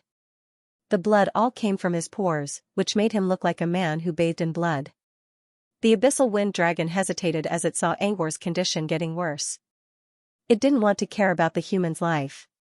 However, after seeing the image caused by those eyes, the abyssal wind dragon hesitated and released wisps of smoke from its body. A tall figure walked out of the smoke and landed beside Angor. Angor opened his eyes in the darkness. He felt sore all over his body, which reminded him of the pain he felt the next day after running around in the mountains. It was his own body, but he couldn't control it at all. He heard something hissing in his ears. He tried his best to turn his head around and found that there was a bonfire burning beside him. The raging flames and the crackling sound of the fire were reflected in his eyes. Beside the bonfire, there seemed to be a figure leaning against a rock, resting with his eyes closed. Where am I? Who is he? Angor's mind naturally wandered when he thought about this. Then, he remembered something that happened before he fainted. He was asking the abyssal wind dragon how to get rid of Toby's misfortune aura. But all of a sudden, he felt a tingling sensation on his back. At that time, he was completely unaware of the situation outside, because all his attention was attracted by the itch on his back. Angor was desperate when he realized that he was facing an abyssal wind dragon that he couldn't defeat. The abyssal wind dragon also showed great hostility toward him. Angor didn't have any other tricks up his sleeve. The only thing he could think of was to make the enemy suffer even if he had to die here. Then, just like what he had done during the Twilight auction, he began to focus all his senses on the wound on his back. However, the abyssal wind dragon attacked him, and he couldn't find another chance to continue. He thought he wouldn't be able to do anything after that. Who would have thought that his back would start to feel numb and itchy for no reason, and then he would fall into an illusion of perception. In that illusion, he heard someone's voice. "It's you. You're calling me?" Then, green vines appeared on his back and grew with the wind. As the vines grew, Angor felt his soul power draining away. It was extremely painful. And the voice was still lingering in his ears. Angor kept replying, "No." It seemed the voice didn't hear him at all. Angor used up all his energy to send a no message in his soul. Only then did the voice slowly disappear. But at the same time, his soul power was drained, and his body became extremely weak. Then, his memories came to an abrupt end. He must have fainted after that. Angor had no idea what happened after that. But judging from the current situation, he was saved by someone. Where did the Abyss Wind Dragon go? Angor hesitated for a moment before speaking again. "Who are you? Did you save me?" Angor's voice was low and hoarse. His voice was no longer as clear as before. It sounded like he was having a hard time speaking. Angor forced himself to sit up. His movement caused the figure on the other side of the bonfire to slowly open his eyes. Angor was a little surprised when the light from the fire illuminated the person's deep-set face. Previously, when he saw that the other party was tall and had dark skin and short hair, he thought that it was a man. But when he sat up, he saw that the person was a woman with both looks and aura. She was at least 2 meters tall, which made her legs look very long. Her skin was bronze in color, which made her look glossy and smooth. Most of her body was exposed. Only the most important parts were covered by dark green scales. For some reason, those scales looked familiar to Angor. Her hair was the color of ochre, which was very short. Her face was wild and beautiful. Her eyes, especially, gave her a mysterious look.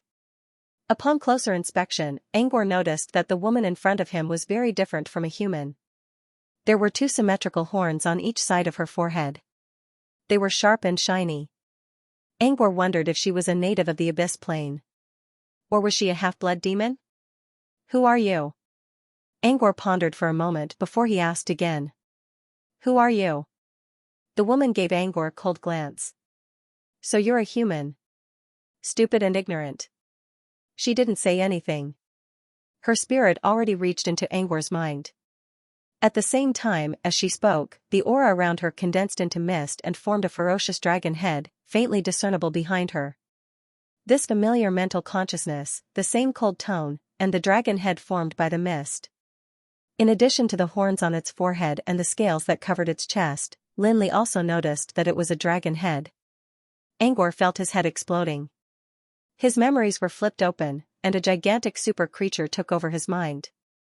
You're Mr. Wind Dragon?" Angor's voice trembled as he spoke the shocking truth. The woman's expression was still cold. "Human, you can call me Fafnir." The fact that the other party didn't deny it meant that his guess wasn't wrong. Was the woman before him a manifestation of the Wind Dragon? "Lady Fafnir." Angor spoke in a trembling voice. "Did you save me?" Fafnir remained expressionless. "What makes you think I'll save a human?"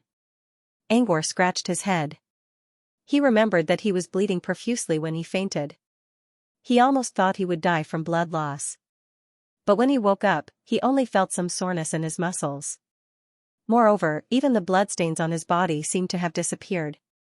Toby was still asleep, and there were no other living creatures around. He couldn't think of anyone else who would come to save him. Still, Fafnir didn't look like someone who saved him. Angor didn't think Fafnir would do that. In the end, Angor shook his head without saying anything. "Honorable Lady Fafnir, may I?" Angor had too many questions to ask. He wanted to ask about the current situation, how did Fafnir turn into a human, and how to cure Toby's curse. But before he could ask, he felt a terrible itch on his back. He couldn't help but suck in a breath of cold air and lie on the ground. Like a fish on land, he kept twisting. Angor tried to scratch it, but the itch only got worse. It was the first time Angor had ever experienced such a strange itch. The itch went deep into his bones and soul, which made him extremely uncomfortable. "Put down your right hand." A cold spirit suddenly appeared in Angor's mind and quickly took over. Angor instinctively lowered his right hand and scratched it. He felt better than before. It was still itchy, but at least he could endure it. This time, the itch lasted for 3 minutes. When Angor finally got over it, he noticed that Fafnir was looking at him in a different way. Fafnir's strange eyes were reflecting the light of the fire in front of her. But now, Angor saw a green reflection in her eyes. Angor frowned. He was sitting right in front of Fafnir, and the green light in her eyes was not him, right? With that in mind, Angor reached out his spirit feelers and looked behind him. A green vine-like pattern, emitting a faint green light, slowly crawled out of his tattered robe. It grew out of thin air and was about half a meter long. It came out of his right shoulder and was just above his head. From a different perspective, it looked like he was carrying a glowing vine on his back. Also, the vine didn't want to be left alone. It swayed back and forth in the wind while releasing a green light. Even Angor's blonde hair was dyed with a thin layer of green, which made him look like a glowing green hat. Angor wasn't unfamiliar with the green vine. Before he passed out, he already sensed it spreading outward, as if it was trying to communicate with someone on the other side of time and space. At that time, he felt his heart palpitating. It was as if he would be sacrificed if he accepted the offer. The threat kept invading his mind. Angor tried his best to stop Fafnir and finally got the vine back. But now, it was growing out again? It's looking for stable spatial energy and opening a space tunnel. You better take it back, human, Fafnir said in a cold voice. How? Angor asked out of instinct. Fafnir's response was a violent tornado, which sent Angor spinning in the air and sent him crashing into the wall of the pit several meters away. Angor slowly slid down the wall. At the same time, Fafnir's voice came from beside the fire. Foolish human. Don't talk to me until you put it away. Angor still had many questions to ask Fafnir, but since Fafnir set such a rule, he had no choice but to try his best. He tried again and again, but failed again and again. Time slowly ticked away. Fafnir didn't turn back into its dragon form during this time. Instead, it leaned against the stone wall and looked like it was taking a nap. In fact, it was fully focused on Angor. Fafnir didn't dare to get too close to the vine. She could only observe from afar while Angor controlled the vine. What was that? What did it have to do with the green runes on the human's right hand? The vine seemed to be growing on the human's back, but Fafnir believed that was only an illusion. The place where the vine reached was mysterious and unknown. Angor's training was working. At least he could slowly force the vine back to his back. However, he couldn't remove the vine from the wound on his soul. At most, it would attach itself to his back and form an elegant tattoo. Moreover, he couldn't stop it. Once he stopped, the vine would come back again. Just like before, it was only half a meter long and looked like a decoration at most. In the world of adepts, there were many people who liked to decorate their bodies with strange decorations. Angor wouldn't mind if it was just a decoration. However, it would also absorb Angor's remaining soul energy. The more it absorbed, the faster it would grow. In the end, it could reach more than 10 meters long. Therefore, Angor had to do two things at the same time and suppress it at all times. Now, he felt like he was being restrained by something else. He already couldn't connect with the outside world when he was inside the Great Barrier. Now he had to suppress the green runes, which was like putting a tight shackle on himself. Angor couldn't get used to the double pressure for a while. After making sure that the green runes were no longer growing, he slowly returned to the bonfire, feeling a little shaky. When he sat down, Fafnir, who was resting on the other side, suddenly opened its strange eyes. One was green and the other was red. They were staring at Angor without any emotion. Angor thought Fafnir would ask him about the green runes, but to his surprise, Fafnir didn't ask anything. Fafnir wanted to know more about the green runes, and she even wanted to know about the gaze that transcended time and space. But she wouldn't ask. She didn't dare to. Her curiosity got the better of her and she ended up provoking the servant of a great demon god, which forced her to return to the surface world and sleep for hundreds of years. Just the servant of the peerless great demonic god was not someone she could control. Not to mention, the one behind the green runes was very likely to be at the same level as the great demon god, or even stronger. Fafnir didn't dare to ask. The less she knew, the better. Mr. Fafnir, I've put it away. May I ask a few questions? Angor looked at Fafnir with a pleading look. Human, you're a real pain in the ass. My name is Angor, Angor said in a weak voice. Fafnir sneered. You want me to call you by your lowly name? That's not what I meant, Mr. Fafnir, Angor quickly explained. Mr. Fafnir, can you tell me how I can get rid of Toby's bad luck? Angor tried to ask again. Yes, Mr. Fafnir. Can you tell me how to remove Toby's bad luck? Toby was still in a coma, but Sunders confirmed that Toby was still dreaming. Angor knew that Toby was only facing the calamity ahead of schedule, but had yet to face the calamity. Normally speaking, Toby shouldn't be sleeping like this. Perhaps the reason why Toby was in a deep slumber was because it had somehow been tainted by the aura of misfortune. Fafnir glared at him coldly. What right do you have to ask me to answer you? Fafnir's words were exactly the same as what he said before he fainted. However, he noticed that Fafnir's tone was much more relaxed than before despite the fact that he was still talking about the same thing. Maybe it wasn't completely off the table. Honorable Lady Fafnir, may I know what I need to do to get you to answer my question? Angor asked politely. Fafnir was satisfied with Angor's attitude. She finally stopped calling Fafnir lowly and stupid. It's not that I can't tell you, but I need you to do something for me. When Fafnir said this, there was a trace of undetectable dimness in his eyes. What is it? Angor looked at Fafnir cautiously. If Fafnir couldn't do it, he couldn't do it either. Fafnir saw through Angor's thoughts and sneered. I'll take you to a place. You only need to deliver a message. Deliver a message? It didn't sound like a difficult task, but considering Fafnir's level of connections, he reckoned that he was also a major figure. Fafnir didn't want to go herself, but asked someone to deliver the message for her. There must be a reason why she didn't want to, couldn't, or didn't dare to go. It was either dangerous, restricted, or rejected. These were probably the reasons why Fafnir needed someone to deliver the message for her. And these three general conceptual reasons, generally speaking, all contained a certain sense of danger. Angor quickly thought about it. He wanted to ask for more details, but he didn't want to offend Fafnir, so he changed his question. If it's just a message, it shouldn't be dangerous, right? Everything in this world is dangerous. Fafnir sneered. Traveling can lead to demons, resting can lead to disasters, eating can lead to bad luck. These are all dangers. Also, for a lowly human to be sitting in front of me, there is a considerable danger to his life.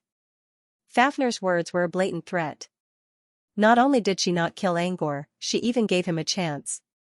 She was already being merciful to him. She did not expect him to be so bold as to hesitate. Seeing Fafnir's dangerous expression, Angor finally realized that the woman in front of him was no ordinary person. Her aura alone could kill him 1,000 times over. With that in mind, he quickly put on a smile and changed the topic. Of course. What do you need me to tell you, sir? Don't think I'm threatening you. If you want to get rid of its bad luck, you'll have to see Odyrklus first. Fafnir didn't tell Angor what he was talking about. Don't think I'm threatening you. If you want to get rid of its bad luck, you'll have to see Odyrklus first. Odyrklus? It was a name he didn't recognize. It must be Fafnir's messenger. There are actually many ways to get rid of the Pilgrim of Misfortune's misfortune. For example, the true body of the Pilgrim of Misfortune could help you remove the curse, but would you dare to look for it? Or something beyond the limit, such as a demon god, could do the same. Would you dare to look for them? Fafnir didn't answer any of these questions, let alone Angor. Therefore, there are only a few ways for you to truly make the calamity disappear. The simplest one is to find a safe place and let time wear it down. Time could erase all misfortune, but there was no safe place in the abyss. It was impossible to return to the wizarding world from the abyss plane. Sunders had used 2 section ephemera in a row to leave the abyss plane, but both failed. It was hard to tell whether he was still alive or not. Once someone was shrouded in misfortune, it would be very dangerous to enter the portal. Obviously, this method wasn't suitable. In the end, the aura left by the Pilgrim of Misfortune is also a curse in disguise. However, there are some things that are related to the fluctuation rate in it. Fafnir briefly explained the meaning of fluctuation. In the wizarding world, it meant that a large area of positive variables collapsed, while negative variables gathered and grew. This was something related to occult divination. It's a curse, but it can't be removed with normal methods. I know a branch of humans who can do it. It's the one on the other side of the phase plane, called Wizard Calamity. Fafnir paused for a moment. The red light of the bonfire was reflected in her eyes. She seemed to see some memories from many years ago through the raging flames. Wizard Calamity. Angor's eyes widened a little. He remembered seeing this name somewhere before. There's a special kind of wizard in the western continent called Calamity. I think it's an ancient school of curse wizards. However, we don't have any knowledge about it in the southern region. Only the western continent has some records about it. Unless you're protected by the faith of divination, you can't face them directly. They're like shadows, everywhere around you, and you can never see where they're coming from. Fine worder, space travel. Angor frowned when he recalled this part of the record. The wizarding world was huge. It was divided into 4 realms. The southern region was one of the 4 realms, and so was the western continent. Even though both realms belonged to the wizarding world, there was an immeasurable distance between them. There was an uncrossable space gap between the 2 realms, which was separated by countless worlds. As such, it was not an easy task for the adepts of the southern region to reach the western continent. However, what did Fafnir mean by the face of a phase? Judging from her tone, there was still adept Calamity on the other side of the phase face. Fafnir gave him a mocking look. Such a stupid question. As expected of a human from barren face. Face of barrenness, another unfamiliar term.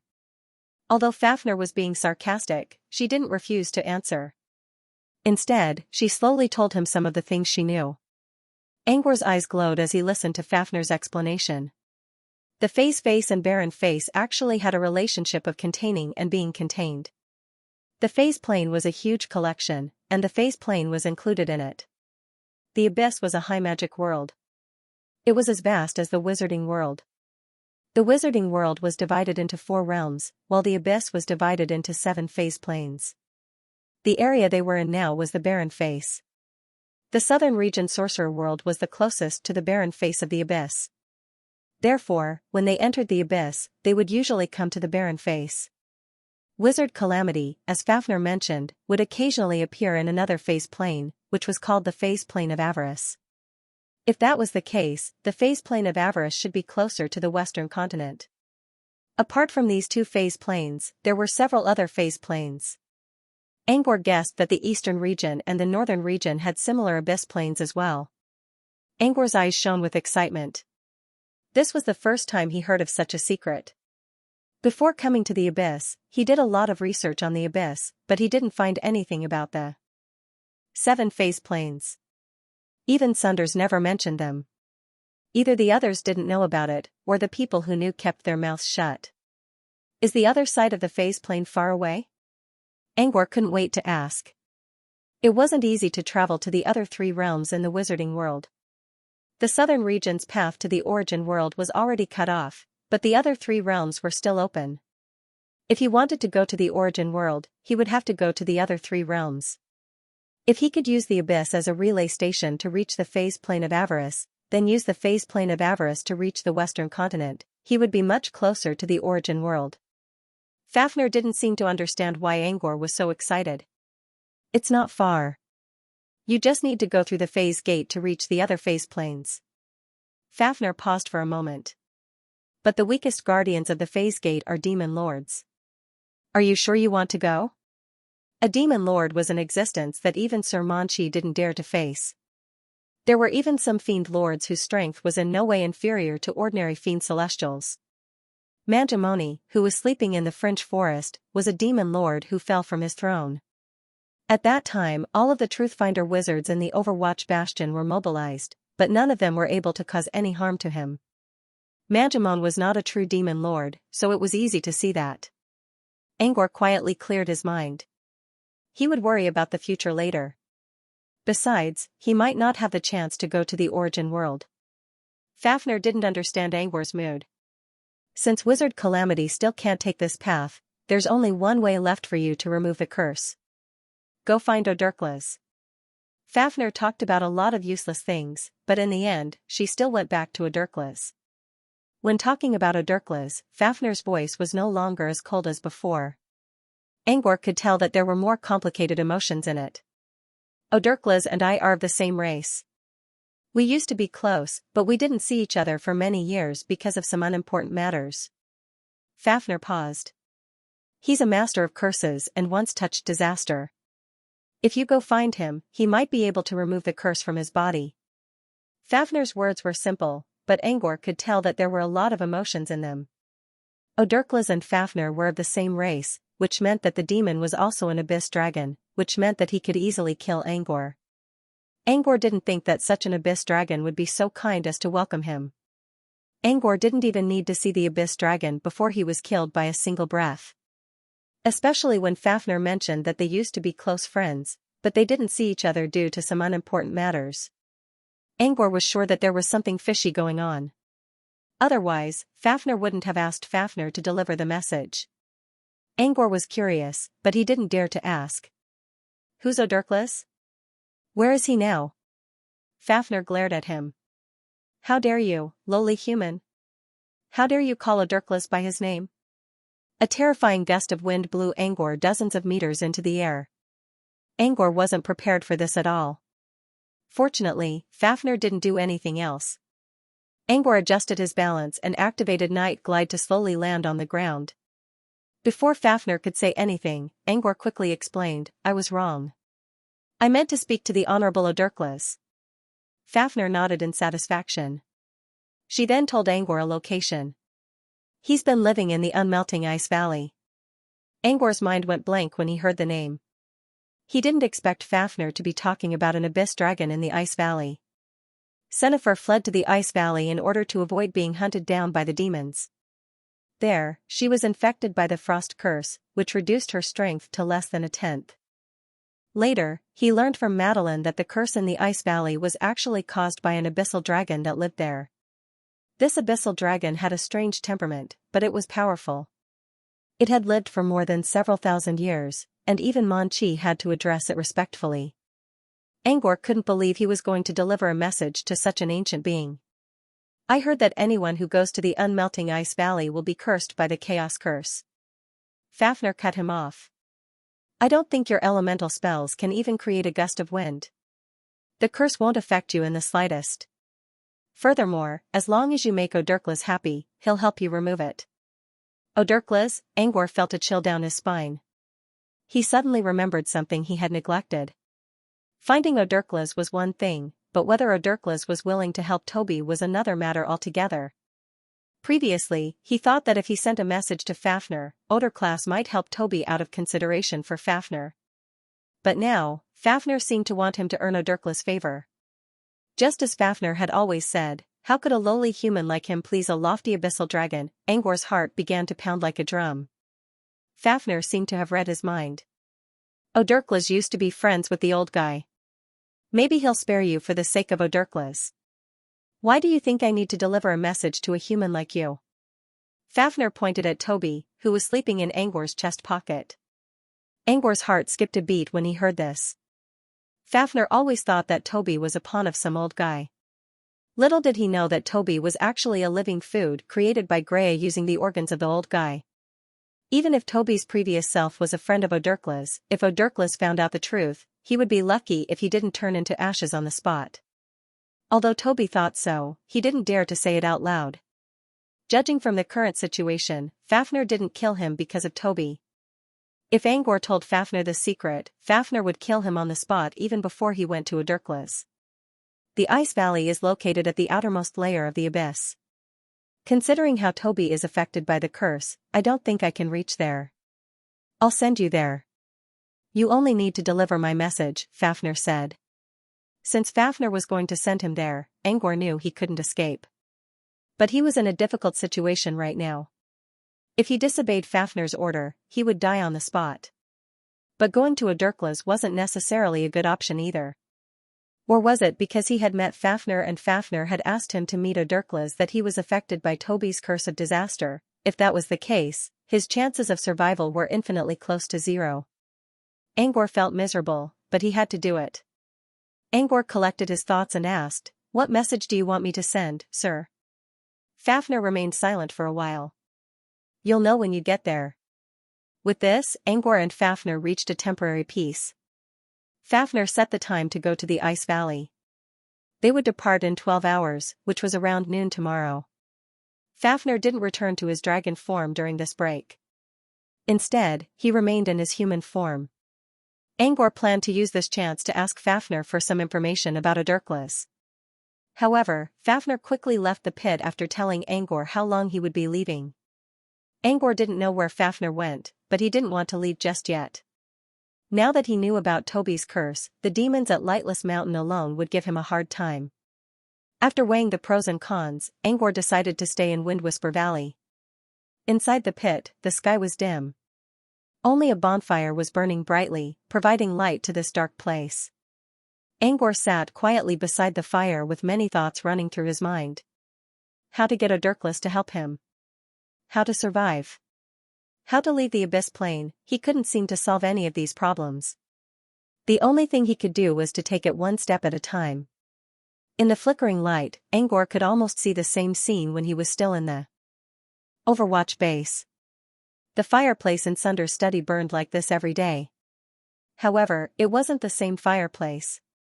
Besides, Sunders didn't exist outside the fireplace. Angor felt a little guilty when thinking about Sunders. Earlier, Sunders kept using section ephemera to open portals, which caused problems. Now that he thought about it, it was probably because of Toby. How was Sunders now? Was he trapped in the interlayer? Or was he exiled? Or did he escape? It was hard to say. But one thing was for sure. Sunders didn't come back from the portal, which meant he wasn't doing well. Angor sighed and took out a translucent blood bead that looked like a gem from his bracelet. The blood bead emitted a strong energy aura. It was Sunders' essence blood. If Sunders died, his essence blood would be affected to a certain extent. But now, it didn't seem to affect the quality of his essence blood too much. So Sunders was still alive. Angor felt a little relieved when he thought about this possibility. Since Sunders was still alive, Angor believed that the old man would come back for him. With that in mind, Angor decided to leave some clues here. He walked to a stone wall and left a message on it using phantom runes. "I went to Iceberg Valley." He didn't leave his name, but this special nightmare power could only be used by people from Phantom Island. If Sunders saw the message, he would know it was him.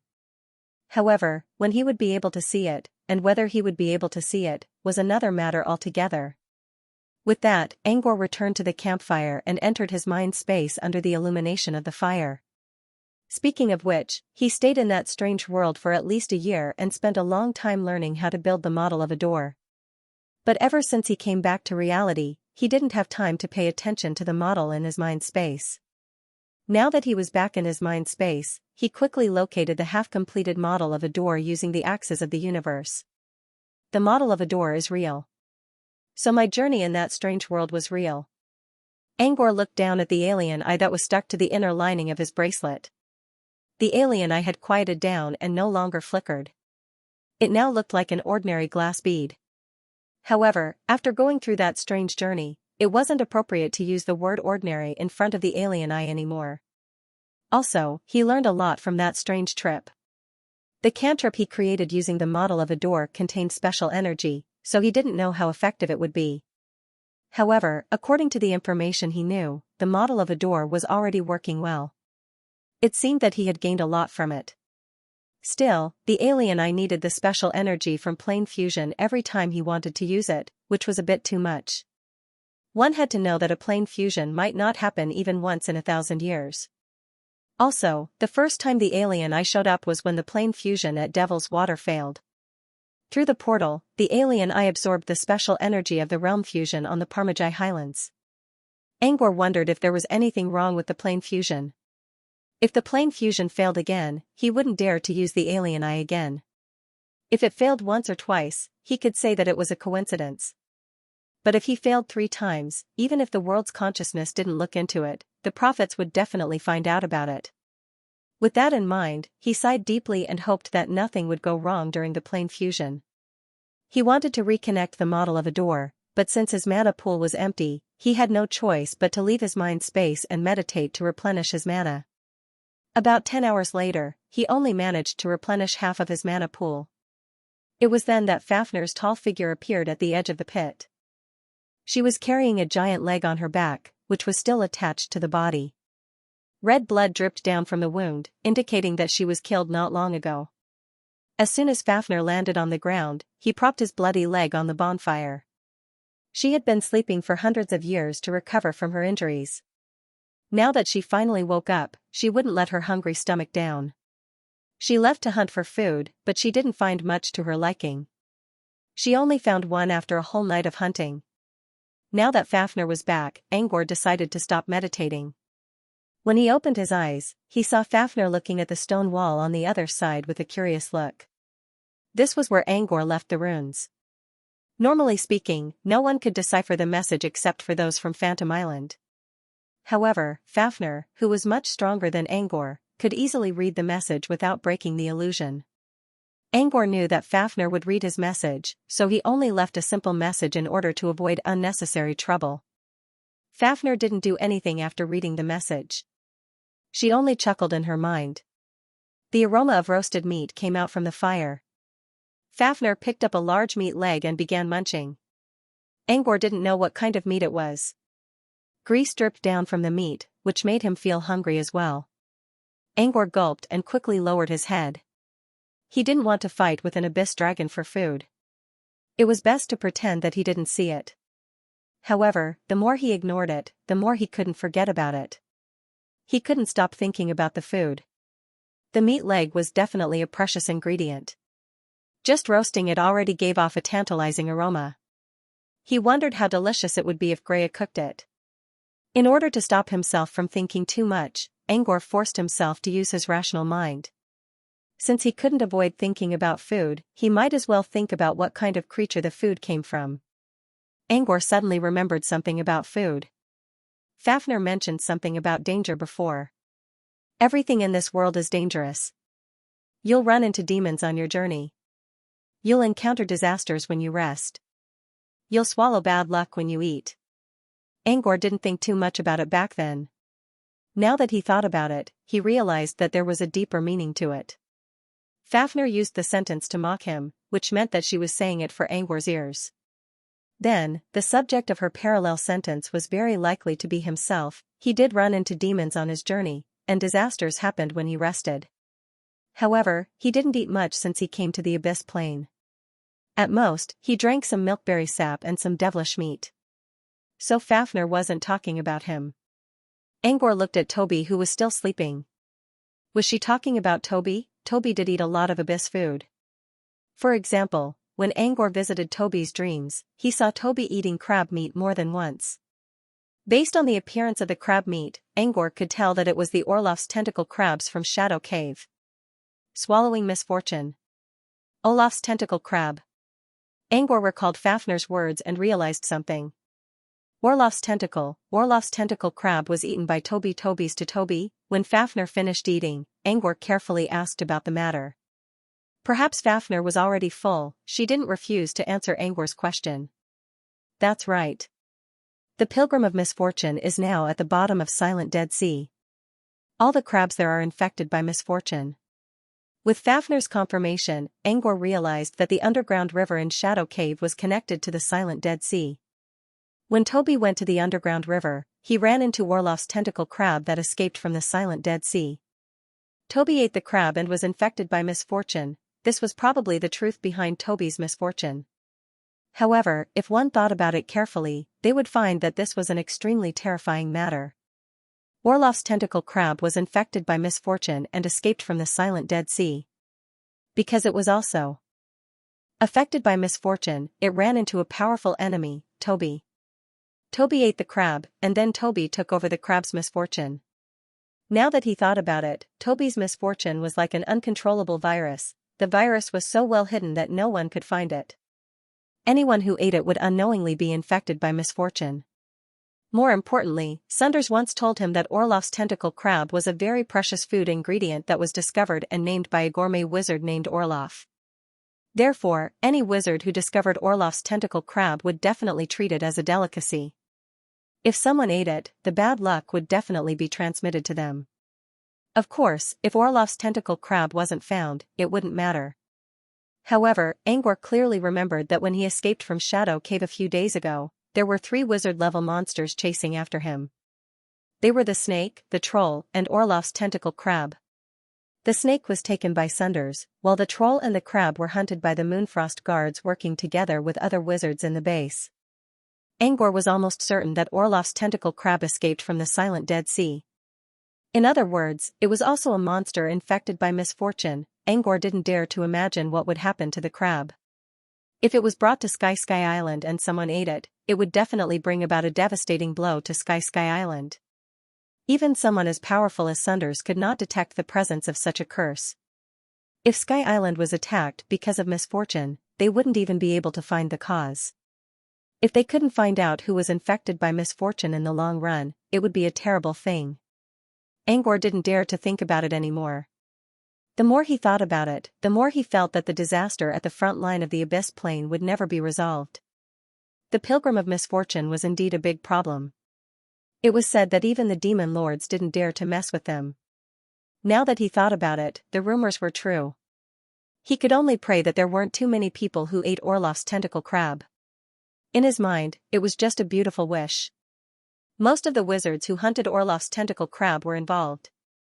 According to the rules set by the Moonfrost guards, every wizard who helped would receive a reward. In other words, there was definitely more than one adept in the Overwatch Fortress who had a disaster bomb in their hands. Angor considered for a moment and decided to leave the message behind. He walked to the stone wall and carved another line of words. This time, he didn't use any illusion to hide the message. He hoped that someone would see it and send it to the wizards of Sky Island. Angor didn't really care about the fate of others. He only did this because Mr. Cantor was still staying at Sky Island. Perhaps Madeline would also go to Sky Island in the future. Their existence made him decide to leave the message. However, he didn't know if anyone would see it in the end. Fafnir only snorted at Angor's new message. "You humans are nothing more than hypocrites." Angor didn't say anything. This was all he could do to help. "It's about time. Time to go." Fafnir suddenly transformed into a terrifying abyss dragon. It flapped its giant wings and circled in the air. Then, it reached out its sharp claws and grabbed Angor by the back of his collar. Fafnir then kicked up a gust of wind and dashed into the misty sky. Only a small fire remained in the pit of Windwhisper Valley, as well as the glowing words on the stone wall. Brood Cavern, Cloud Tower. When Sunders arrived, Rain was already waiting for him. The spacious room was filled with crystal balls of various sizes. Rain was sitting in front of one of them and nodding to Sunders with a smile. Rain gestured for Sunders to sit across from him. Sunders didn't agree right away. Instead, he stared at a corner of the floor. Unlike the dry environment around them, the area was damp. If Sunders looked closer, he could even hear the sound of surging waves. "Did Mr. Sea God come here before?" Sunders sounded like he was asking a question, but his tone was firm. With Rain's ability, it was easy for him to erase the traces. Since Rain didn't remove them, it was obvious that he left them there for Sunders to see. The plane fusion failed at the last step, which naturally caused a lot of speculation. "Flunza has been sending his doppelgangers here to exchange information with me." Ryan paused for a moment before continuing, "But today, he mentioned you." "Me?" Sunders' expression was cold. "Did he think I had something to do with the plane fusion failure? The timing of your return is rather coincidental. There are indeed some apprentices spreading these rumors, but the truth is not something an apprentice would know," Ryan said calmly. "Only an apprentice would be able to spread such rumors in such a systematic manner. To be honest, even level 3 legendary wizards could not affect the fusion of planes, let alone Sunders. So Mr. Rain still pays attention to the rumors." Sunders chuckled. Rain heard the rumors because they were spread too widely. Besides, Sunders showed up at the right time. Of course, the most popular rumor was that the plane fusion failed right after Sunders left Devil's Water. Now, Sunders had just returned, and the plane fusion failed again. Even if the wizards knew that Sunders had nothing to do with it, they still couldn't help but think that Sunders was just an unlucky star. Wherever he went, plane fusion would fail. As Sunders teased Rain, Sunders also felt that it was too much of a coincidence. Otherwise, he wouldn't have brought it up right away. If Sunders wasn't the victim himself, he would probably do the same thing as the other wizards. Although he didn't show it on his face, he would definitely complain in his mind. Let's not talk about these rumors. Can't you guess why Xianxia mentioned you? Rain asked. Because of Angor? Sunders considered. Rain nodded. Yes, Angor, said Rain. He wants to buy the ocean rhyme from Angor. Sunders frowned. He thought Xianxia was looking for Angor because he found something about Luca's head, but it turned out to be because of the ocean's rhyme. Rain continued, Xianxia is willing to exchange the fragments of eternity for it. I estimate that he'll give you 3 drops in total. Fragments of eternity were priceless, but Sunders was surprised to learn that ocean rhyme was worth so much. Angor did mention ocean rhyme back in the Abyss Plane, but Angor didn't seem to want to talk about it. Ocean rhyme was Angor's first high-tier alchemy, so Sunders paid a lot of attention to it. When he asked Angor to test it out, Angor refused again and again. Sunders believed there was something fishy going on, but since it was Angor's alchemy creation, he respected Angor's choice and didn't ask further. Now that Rain mentioned it, ocean rhyme was really that valuable? Song of the Deep got 15 fragments of eternity in total, and Xianxia got 10. Xianxia said he's willing to trade for 3 drops, but I think he's willing to give up on using them to upgrade his sorcerer's garden. 4 drops, 4 fragments of eternity were enough to build a low-tier sorcerer's garden. The value of ocean rhyme was beyond Sunders' imagination. However, compared to the apparent value of the item, Sunders was more interested to know what Angor was hiding from him. Rain looked at Sunders, who was wearing an expressionless face. Rain couldn't help but sigh. Even Rain was surprised by Xianxia's offer. It seemed Sunders already knew how valuable ocean rhyme was. What Rain didn't know was that Sunders knew far less about ocean rhyme than he did. The reason why he was so calm was that Angor was too good at stirring up trouble. Angor had already shocked him too many times.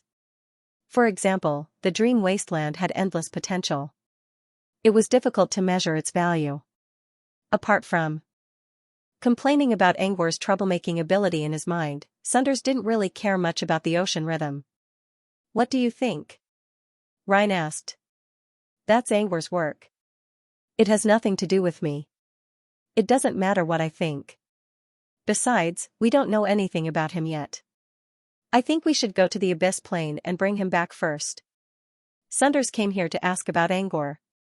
When Angor returned to Brute Cavern the day before yesterday, he told Rain about the incident. Rain asked Sunders to stay calm. Due to the plane fusion, his friend Voidwalker Aesop happened to be nearby. As a rare space truthfinder wizard, Essos should have some understanding of this. Earlier, Rain went to find Essos and asked Sunders to come here. Since Angor is at Windwhisper Valley, he should be fine for now.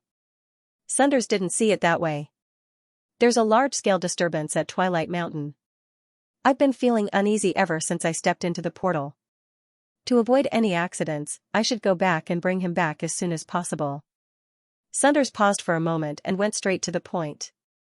Is there any reason for the frequent problems with the portals? Rain recalled Aesop's words.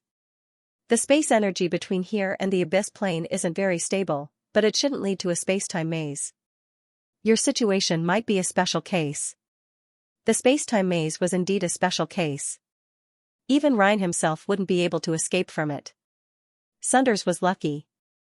2 portals in a row? Are they special cases? Sunders frowned. Aesop's original words were indeed an exception. Rain continued, the path to the Abyss Plane was affected by an energy tide not long ago. But the tide has mostly passed, and it shouldn't affect the portal you created. So far, there are no other abnormalities, so your experience should be a special case. Sunders trusted Aesop's words. However, he still couldn't believe that 2 failures in a row were special cases. Also, he had a feeling that there was more to this than met the eye. He just didn't know what it was yet. Did he tell me where to go? If you want to go to the Abyss Plane, the best place is Fragrant Lake in Yali Duchy. The space energy there isn't as unstable as Parmajai Highlands, Aesop said. In fact, Aesop's original words were that it did not matter even if the portal was opened in the Parmajai Highlands. Although the spatial energy here was unstable due to the failure of the realm fusion, that was only relative. No matter how unstable it was still more stable than the Wind Whisper Valley in the Abyss. Whether it was Parmagi Highlands or Fragrant Lake, the portal to the Abyss Plane would be going from a more stable area to a less stable one. All in all, there was no difference. I see. Sunders noted the location and prepared to leave. He still had section ephemera on him, which was enough for a round trip. But to bring Angor back, they used up too many section ephemera. Just thinking about it made Sunders' heart ache. How about this? I'll go with you. Rain also stood up. Sunders gave him a doubtful look. Rain shrugged. I'm just an old bag of bones. I need to get some exercise in the Abyss Plane. Besides, Angor is important to me. I already gave him the illusion of demon absorption path. If something happens to him, it'll be a waste.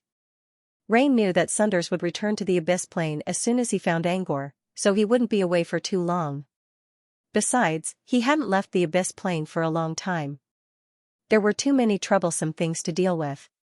Since the plane fusion failed, people from various organizations came to bother him, and he could use this chance to hide for a couple of days. If he had enough time, he would go to Sky Island to see Samantha. Rain's expression turned gloomy when he thought about Samantha. Sunders saw Rain's frown and knew what was on his mind.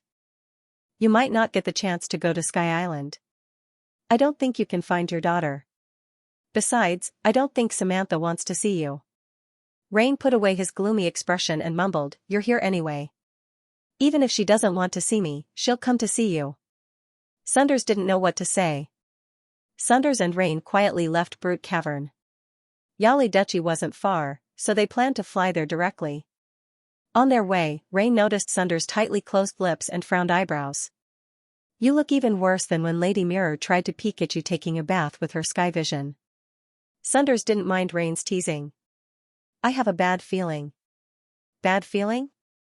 Now that I think about it, ever since we left the Overwatch base, I sensed that there's a hidden mastermind controlling everything. There shouldn't be so many demons in Twilight Mountain. There must be something wrong. Sunders felt that he had overlooked something. We'll find out when we get there.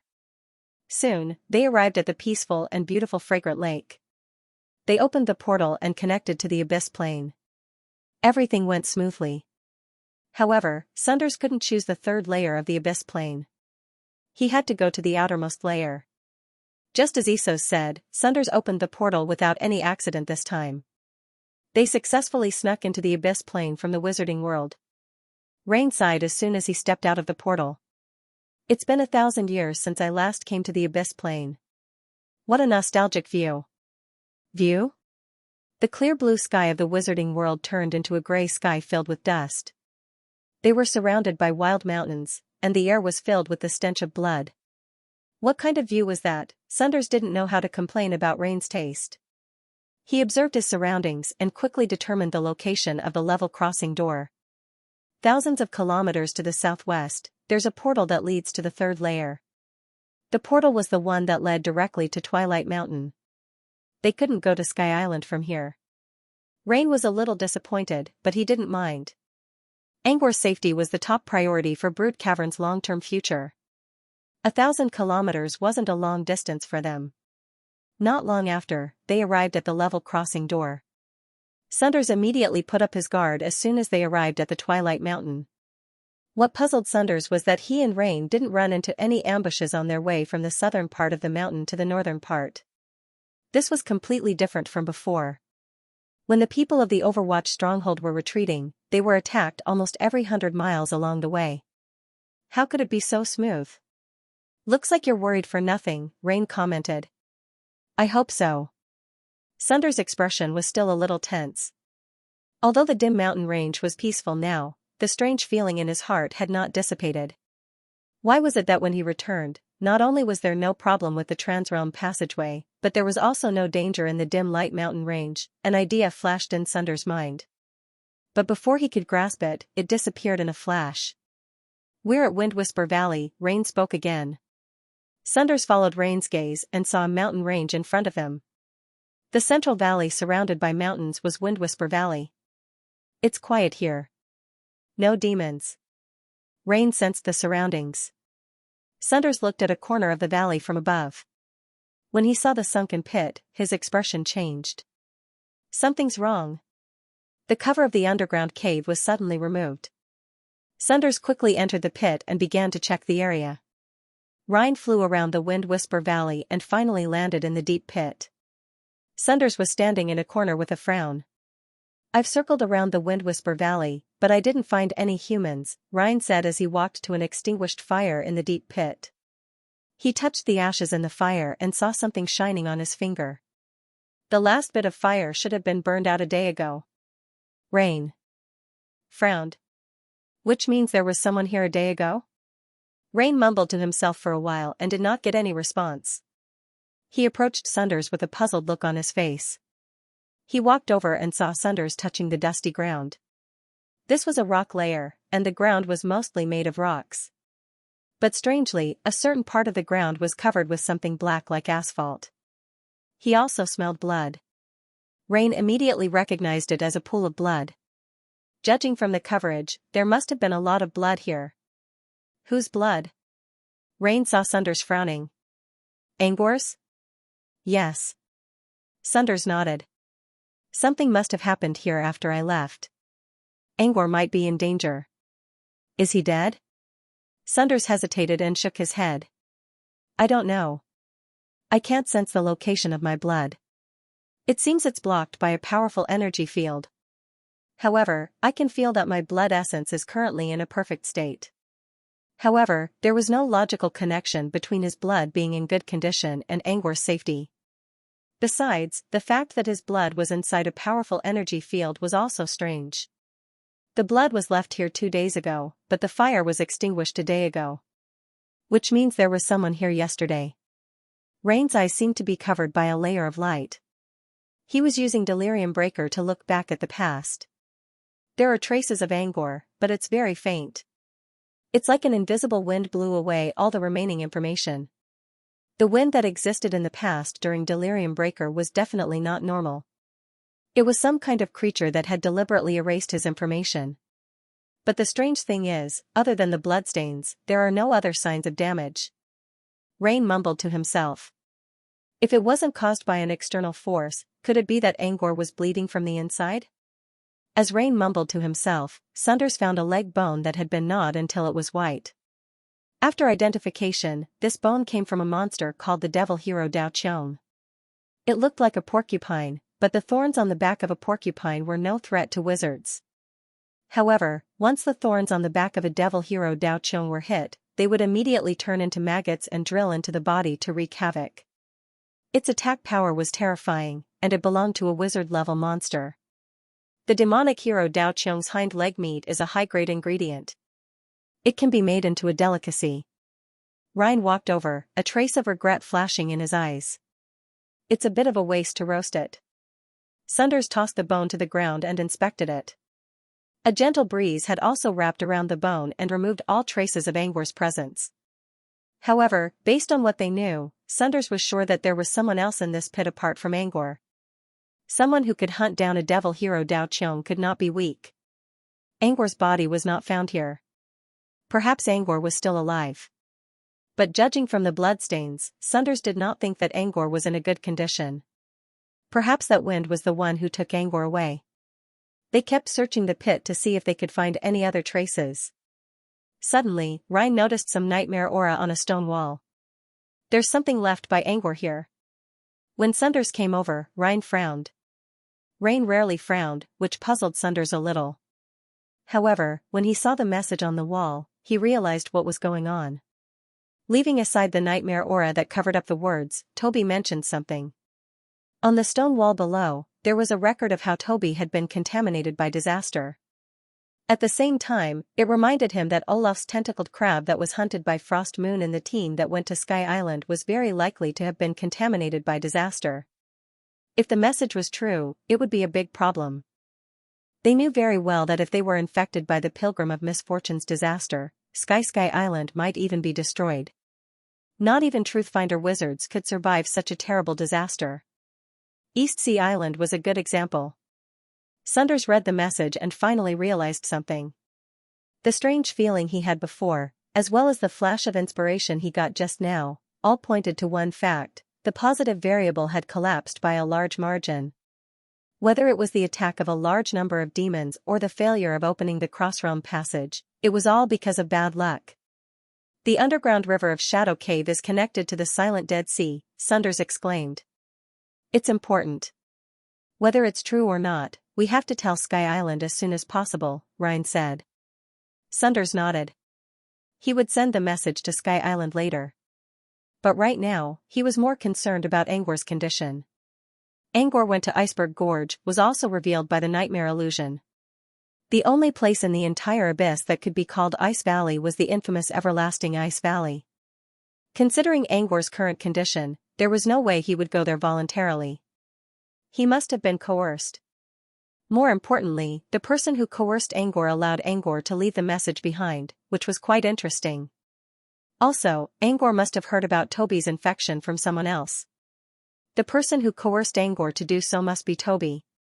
Not only did the person notice the disaster, but he or she also found the source of the disaster. This meant that the person was very powerful. Otherwise, he or she would have been affected by the disaster and attacked Angor. No matter what, even if the message was a trap, Sunders had to go. However, before going to Ice Gorge, they still needed to pass on the news of the disaster to Sky Island. Angor was currently standing outside a mountain range.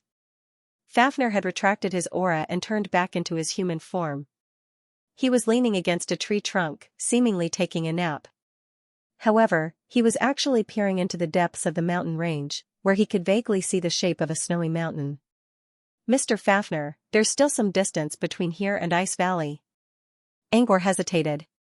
There shouldn't be any powerful monsters within 1,000 kilometers of Ice Valley. Despite Fafnir's explanation, Angor still looked at Toby, who was still sleeping soundly. No matter how safe Toby was, it would still be difficult to enter Ice Valley with him. Seeing Angor's hesitation, Fafnir humped and summoned a tornado under Angor's feet. Angor screamed in pain as he was dragged into the air and fell 1,000 meters away. Angor crawled out of the rotten forest. He knew he had no other choice. They were still close to the edge of the mountain range, and Fafnir was still watching his every move. If he tried anything funny, Fafnir would probably torture him even more. This was the outermost layer anyway. Even if there were monsters here, they shouldn't be too powerful. With that in mind, Angor decided to go to Ice Valley alone. As he ventured deeper, he realized something else. Actually, Fafnir could have flown him out of the Ice Valley, but she didn't do so. Instead, she put him down 1,000 miles away and let him go to the Ice Valley by himself. Did this mean that she didn't dare to meet Odurklas, but when Fafnir was leaning against the tree trunk, she kept looking at Ice Valley with a complicated and nostalgic look, which meant she also wanted to go there. Not because she didn't want to go, but because she didn't want to. Was there a story behind this? As he pondered, he took out a transparent ice cube from his pocket. The ice was imprisoned by a powerful force. It could almost be called an ice crystal and would not be melted by physical force. Sealed within the ice was a piece of white dragon scale that was emitting a faint light. Through the reflection of the ice itself, it shone with a sparkling and translucent luster. This frozen dragon scale was given to him by Fafnir. Angor thought Fafnir would tell him what he wanted, but she didn't. Fafnir only left the dragon scale for him and said, "What I want to say, he will understand when he sees this dragon scale." Angor didn't want to look at the dragon scale when he was with Fafnir. But now, he realized there was something strange about it. Fafnir was an abyss wind dragon. Her scale should be dark green instead of white like this. Angor also learned something about Odurklas along the way. According to him, Odurklas was an abyss fire dragon. Even the scales of a fire dragon would not be frozen so easily by ice. Besides, Angor didn't sense any fire energy from the white scale, which meant it didn't belong to Odurklas. But who did it belong to then? Angor was lost in his thoughts when he suddenly noticed a dent in the ground. He looked down and saw that it was actually a giant mouth full of sharp teeth. Angor was startled. He quickly activated Night Crossing and flew into the air. As he did, the giant mouth on the ground reached out from the dent. Angor finally realized that it was a carnivorous plant. Just like Jack's magic beans, the plant suddenly grew upward like a vine. Its giant mouth followed the vine and went straight for Angor. Angor wasn't afraid of a plant that took root in the ground and couldn't fly no matter how hard it tried. But as soon as he thought about it, he heard a hoarse roar coming from behind him. He looked back and saw dark clouds coming from the distance. Angor took a closer look and realized they weren't real clouds. They were actually skeletal crows gathered together. Skeletal crows were strange crows with exoskeletons.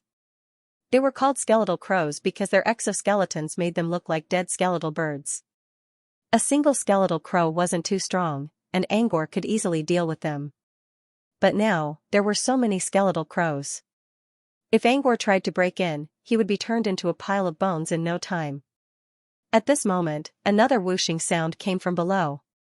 He looked down and saw the carnivorous plants from before burrowing out of the ground one by one. All of them had turned into jack magic beans that climbed into the sky. Although the barren land had some greenery, it was also a little creepy. The carnivorous plants that grew out of the ground were attacking Angor with their green, flickering vines that looked like vipers. More and more carnivorous plants were coming, and more skeletal crows were coming from the sky. Wasn't it supposed to be safe? Wasn't there supposed to be no powerful monsters? Although the carnivorous plants and bone crows were not considered powerful magical creatures on their own, when their numbers reached a certain level, the quantitative change would lead to a qualitative change. Even an official magus would have a headache dealing with them. Angor sighed and looked back at the entrance of the mountain range. He wasn't far from the entrance, so Fafnir should be able to see him. Would she come to his aid? Angor's dream was shattered when the skeletal crows were only several kilometers away from him. It seemed Fafnir wasn't going to help him at all. Angor's only choice was to run. He could only say that the most fortunate thing was that these demonic creatures were not very powerful and could not exert any pressure on them. As long as there was no pressure, he could run away with his speed. Angor thought so, and he did it. However, he forgot one thing. The carnivorous plants and skeletal crows were the only threats. He was still at the outer area of the mountain range. When he began to fly towards the ice gorge, it was as if he had lit a fuse in a monster's lair. The danger spread all the way, and it became more and more frightening. The roars of the beasts were incessant, and the number of demonic creatures behind him was uncountable. The skeletal crows were almost drowned in the sea of monsters. Angor thought this was bad enough, but he kept finding out that there were worse things to come. When he was only a few dozen li away from the ice valley, a terrifying aura rose from below. A terrifying monster with a cold aura and a metallic luster flapped its spiked bat wings and flew out of a cave on a cliff. Its head was like a lion's, with goat horns on its forehead and a long beard on its chin. His upper body was like a human's, with huge muscles. His feet were like the legs of a wolf, and his entire body had a shiny metallic feel. Judging from its unbridled aura, it was definitely an adept-level demon. Also, he was quite familiar with its appearance. Dark gold gargoyle. His biggest impression of the dark gold gargoyle was that its tongue blood was extremely valuable. A single drop of it could turn into a bottle of blood ink, and it was a popular item in auctions. Now that the gargoyle was right in front of him, he couldn't even think of fighting back. His only thought was to run. As long as he could outrun the suppression, he would win. However, Angor ran into a wall this time. Not long after he fled in a panic, another group of bone crows appeared in his field of vision. This group of bone crows completely blotted out the sky and covered the earth. As long as he walked forward, no matter which direction he went, he would bump into them.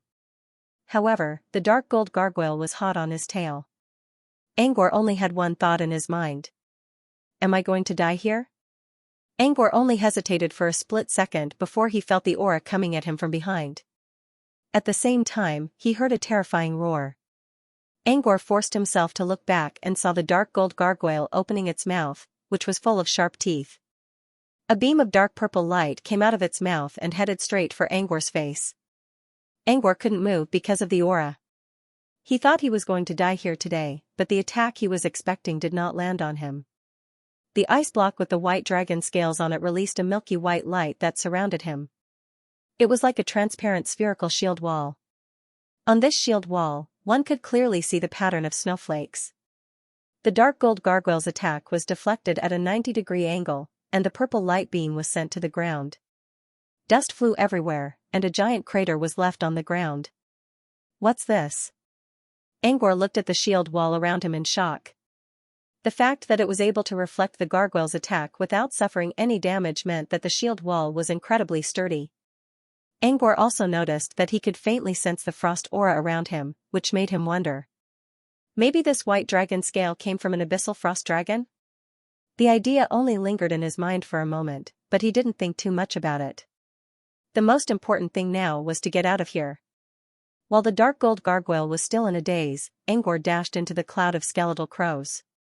Now that he had the shield wall, he didn't have to worry about the skeletal crows' attacks anymore. His journey was much smoother than he expected. Neither the bone crows nor the dark gold gargoyle made a move against him. When he rushed into the flock of bone crows, the bone crows were startled. They scattered like mice that had encountered a cat, completely breaking the strict and orderly formation from before. Angor glanced behind him and saw both the skeletal crows and the dark gold gargoyles running away as if they saw their natural predator. Under Angor's gaze, the dark gold gargoyles all ran back into their caves and disappeared. In less than 2 minutes, all the skeletal crows were gone, leaving Angor standing in the air with a confused look on his face. Angor looked down at the frozen dragon scale in his hand. A passive shield wall shouldn't have scared them that much, right? He secretly guessed in his heart, could it be that the aura of this dragon scale had shocked Xiao, so Fafnir left something like this for him? No wonder she wasn't worried about him at all. Angor muttered in his mind. He turned around and prepared to head to Ice Valley. However, when he turned around, his heart skipped a beat. It was because of fear. A giant dragon covered in red flames suddenly appeared behind Angor. It didn't emit any aura, and its flames didn't even have any temperature. Clouds and mist surrounded the dragon's hideous head, which was staring at Angor with its cold vertical pupils. To be precise, it was staring at the frozen dragon scale in Angor's hand. They looked at each other without saying anything. It only lasted for a few seconds, but it felt like thousands of years to him. Angor gulped. He was almost certain that the abyssal fire dragon in front of him was Odurkla's. According to Fafnir, Odurkla's was one of her kind, and also a respected senior. However, in the wizarding world, the abyssal fire dragon in Ice Valley was known to be an eccentric and chaotic creature. Angor could feel that Odurkla's was looking at the frozen dragon scale in his hand with great emotions. Those eyes were filled with nostalgia, regret, and longing. The fact that Odurkla's was able to convey so much information through those vertical pupils meant that he cared a lot about the white dragon scale. But who did this white dragon scale belong to? After an unknown amount of time, when the flames on Odurkla's body had evaporated into a cloud of smoke, a grand spirit message appeared in Angor's mind. Why do you have Pina Jonas scale? Dear Odurkla's, I don't know who this scale belongs to. Did Lady Fafnir ask me to bring it to you? Angor asked politely. Fafnir. Odurkla's suddenly humphed. Its red pupils seemed to be filled with anger. Angor began to feel uneasy when he saw this. Could it be that Fafnir didn't come in person because she had something against Odurkla's? Odurkla's snorted and released a stream of fire from its nostrils, which wrapped around Angor and himself. Maybe it was the frozen dragon scale's protection, but Angor didn't feel any heat from the fire. The flames surrounded him like a meteor and hurled him toward the everlasting Ice Valley at an unimaginable speed. While Angor was still in a daze, the fire around him slowly disappeared. He found himself inside an ice palace. The style of the palace reminded him of the demon monastery. However, since it was made of ice that never melted over 10,000 years, it didn't look as gloomy and bloody as the demons. Instead, it looked more magical. The palace was large, but there were barely any decorations inside. The only decoration was a colorful mural right in front of him. Angor couldn't see the content of the mural clearly because Odurkla's body was blocking it. Strangely enough, Odurkla's was an abyssal flame dragon, but it didn't feel any discomfort inside the palace made of ice. The flames on its body also didn't melt the ice around it. Odurkla's stared at the mural for a while before it turned its terrifying head to Angor. Give me Pina Jonas dragon scale. Angor didn't dare to disobey Odurkla's before he figured out what kind of person Odurkla's was. He carefully handed the dragon scale to Odurkla's without hesitation. Odurkla's was pleased by Angor's attitude toward the dragon scale. Earlier, Angor felt some pressure on him. but now, he felt a little better.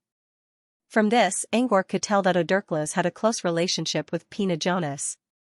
They might even be partners. Odurklas took the dragon scale and shivered uncontrollably. Angor noticed that the flames on Odurklas' body dimmed a little. He was sure that the white dragon scale came from an abyssal frost dragon. Frost dragons were natural enemies of fire dragons. If Odurklas obtained the scale, it would probably cause him some damage as well. However, he didn't hesitate to accept the dragon scale. In fact, he enjoyed it very much. As Odurklas studied the dragon scale carefully, he finally saw the beautiful painting on the wall in front of him. The entire ice palace was almost transparent in blue and white. Only the mural was so beautiful that it didn't look like it was made by an abyssal creature. The mural depicted an abyssal dragon that looked like white jade. Angor had seen Fafnir's true form before. Now, Odurklas was right in front of him. Both the wind dragons and the fire dragons looked terrifying. However, the abyss dragon in the painting was pure white and shiny like a crystal. Even the giant horns of the other abyss dragons looked indescribably beautiful on its body. The abyssal dragon's scales also looked like white jade, which was exactly the same as the ones sealed in ice earlier.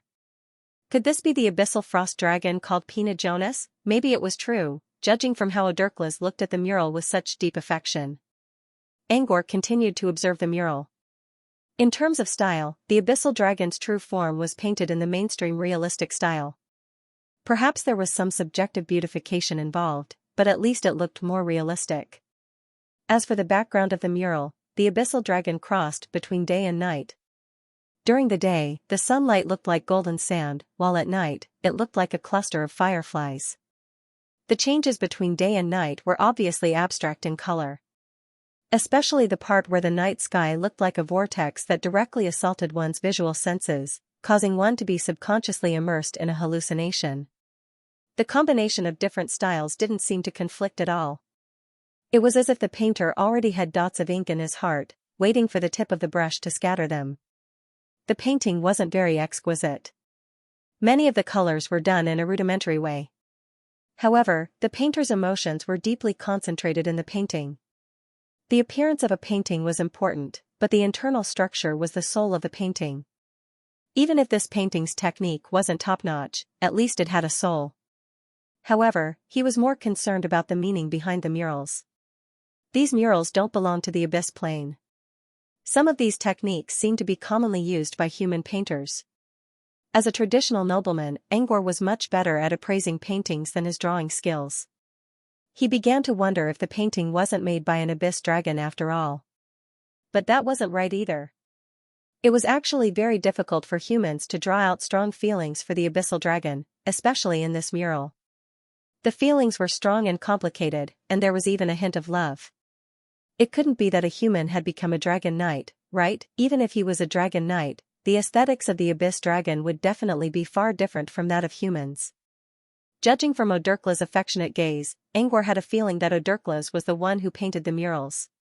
Perhaps the murals had human skills because Odurklas once learned from humans. As he pondered, Odurklas suddenly unleashed a dragon breath. The terrifying flames floated in the air. Angor was startled. He thought Odurklas had lost his value and was going to burn him to death.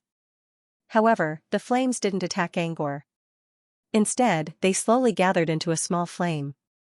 Under Odurklas's control, the flame gradually turned from fiery red to purple, and finally to a faint icy blue. The temperature in the area plummeted. The flame wasn't hot at all. It was an icy flame that could freeze anything. The icy flame floated in the air for a while as if it was absorbing the frost aura around it. Then, it slowly melted into the ice that sealed the dragon scale. Under the corrosion of the icy flame, the ice slowly changed its shape and turned into liquid, which dripped onto the floor. In the end, only the white, jade-like dragon scale was left floating in front of Odurklas. After absorbing the icy flame, the dragon scale shone even brighter. A part of the frost aura inside the dragon scale turned into Frost Dragon Shield. This was the result of the powerful aura of the gargoyle stimulating the dragon scale. Now, the icy flame helped to replenish the frost aura inside the dragon scale. Angor didn't know why Odurklas did this. However, a powerful fire dragon like Odurklas carefully controlled its dragon breath and turned it into an icy flame to replenish the aura inside the dragon scale. From this, Angor could tell how much Odurklas cherished the dragon scale. Or rather, how much it cared about Pina Jonas. Maybe Odurklas and Pina Jonas were partners. Otherwise, Angor couldn't imagine why Odurklas cherished the dragon scale so much. Besides, the intense love in the murals didn't feel like family love either. Angor wasn't curious about Odurklas' love. However, he was a little confused. Why did Fafnir have Pina Jonas' dragon scale? Angor couldn't help but imagine the love and hatred between the three abyssal dragons. Meanwhile, after Odurklas recovered the frost aura inside the dragon scale, it did something that Angor couldn't understand. Summoning frost, opening a cave, attracting light, etc. It didn't try to hide anything from Angor at all. Or rather, Odurklas completely ignored Angor's existence. In its eyes, Angor was no different from the bricks and tiles in the palace. Being ignored meant that Angor's safety was still guaranteed. But if he continued to be ignored, what should he do about the problem that he wanted to solve? Angor carefully observed Odurklas' actions. He wanted to find a chance to ask about Toby. However, Odurklas was completely immersed in its own world. There was no chance for Angor to find out. In the end, Angor even decided to ask Toby directly without waiting for a chance. In the end, before he could finish mentally preparing himself, Odurklas was enveloped by flames and disappeared from the hall. Angor was left alone in the palace hall. Angor was speechless. Odurklas completely ignored me. Earlier, when Odurklas heard the name Fafnir, its eyes showed a hint of anger. Angor thought that Odurklas would vent its anger on him and turn him into cannon fodder. However, Odurklas didn't do anything or talk to him. Angor didn't know what to do now. What should he do now?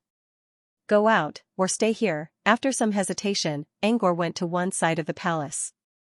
There was an open window here that allowed him to see what was going on outside. When he looked out of the window, he realized that he was inside an icy valley. Icy winds were howling outside, and he couldn't see anything. This ice crystal palace was located in the middle of a cliff. Is this the Valley of Unmelting Ice? Angor looked at the dark scenery and the icy winds outside. He couldn't believe what he was seeing. It was said that anyone who entered the valley would be cursed. However, Angor checked himself carefully and didn't find anything wrong with him. He tried to create an ice wall cantrip model in his mind space, and it went without a hitch. Moreover, since the palace was filled with frost energy, he was able to create it much faster. Was it because Odurklas brought him here? Was that why he wasn't cursed? As Angor pondered, a dark shadow suddenly appeared below the ice valley. Angor couldn't see it clearly due to the howling winds, but he could tell that it was huge. Is that Odurklas? Angor tried to reach his spirit feeler out to get a better look.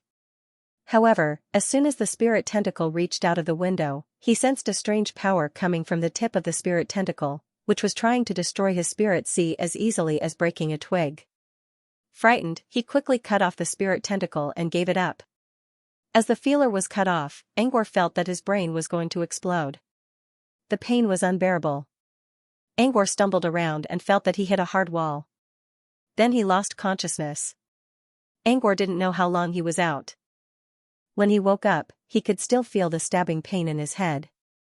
His mind space looked fine, but his spirit sea was a mess.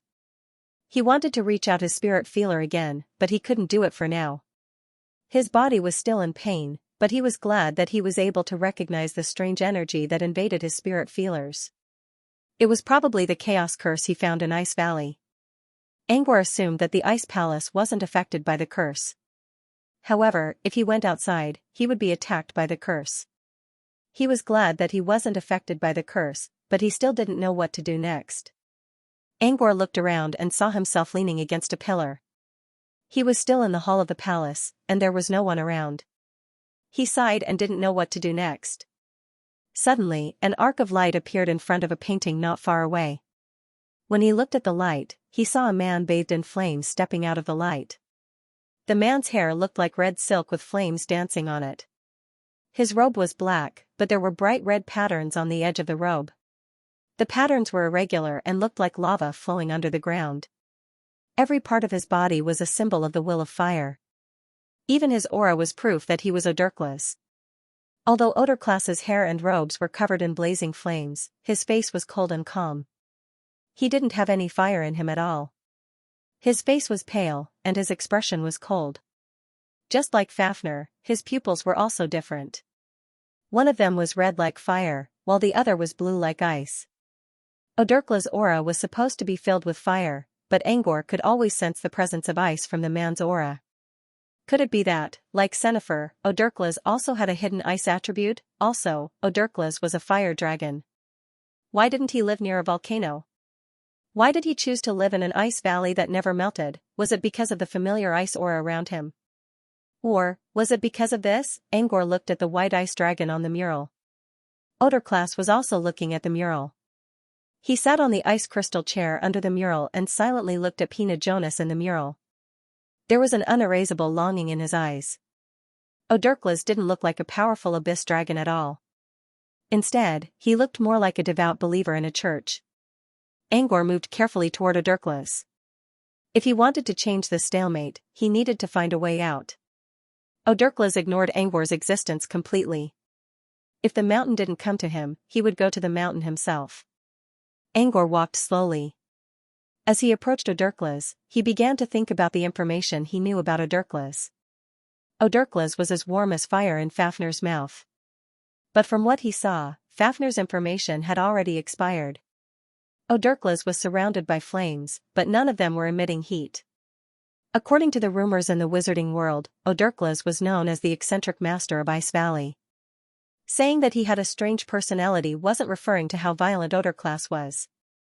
The fact that Xianxia had fled to the Ice Valley to avoid being hunted down by demons was proof enough. If Odurklas was truly cruel to humans, he wouldn't have allowed Xianxia to enter his territory. From this, it could be seen that Odurklas was not a bloodthirsty person.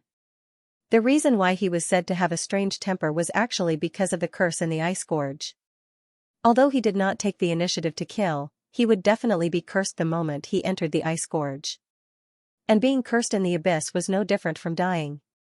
Fafnir's information was out of date, but the information from the wizarding world was not necessarily true. From what he could see, Odurklas was neither as warm as Fafnir described nor as hot-tempered as the rumors said. His expression was arrogant and indifferent, with a sense of aloofness that disdained everything.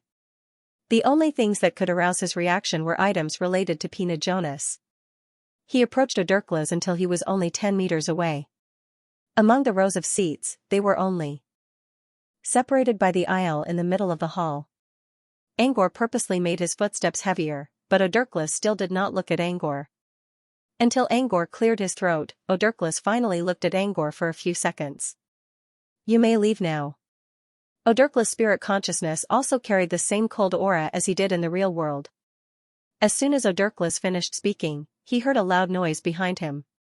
The main door of the hall was opened, and a strong gust of wind rushed in. A faint layer of fire appeared around Angor's body. This layer of fire could resist the curse of Ice Valley. It was Odurklas' reward for treating Pina Jonas Dragonscale well. However, Angor would not tell Odurklas about it. Angor didn't know what the fire was, but it didn't stop him from trying to figure out what was going on. Odurklas was already sending away his guest. However, he had yet to achieve his goal. How to remove Toby's curse was still unknown. Seeing that Odurklas was about to face the wall again, Angor didn't want to waste any time. He didn't bother with small talk or modesty. Instead, he directly told Odurklas what he came for. His straightforwardness attracted Odurklas' attention. Odurklas paid more attention to this human, whom he never paid attention to before.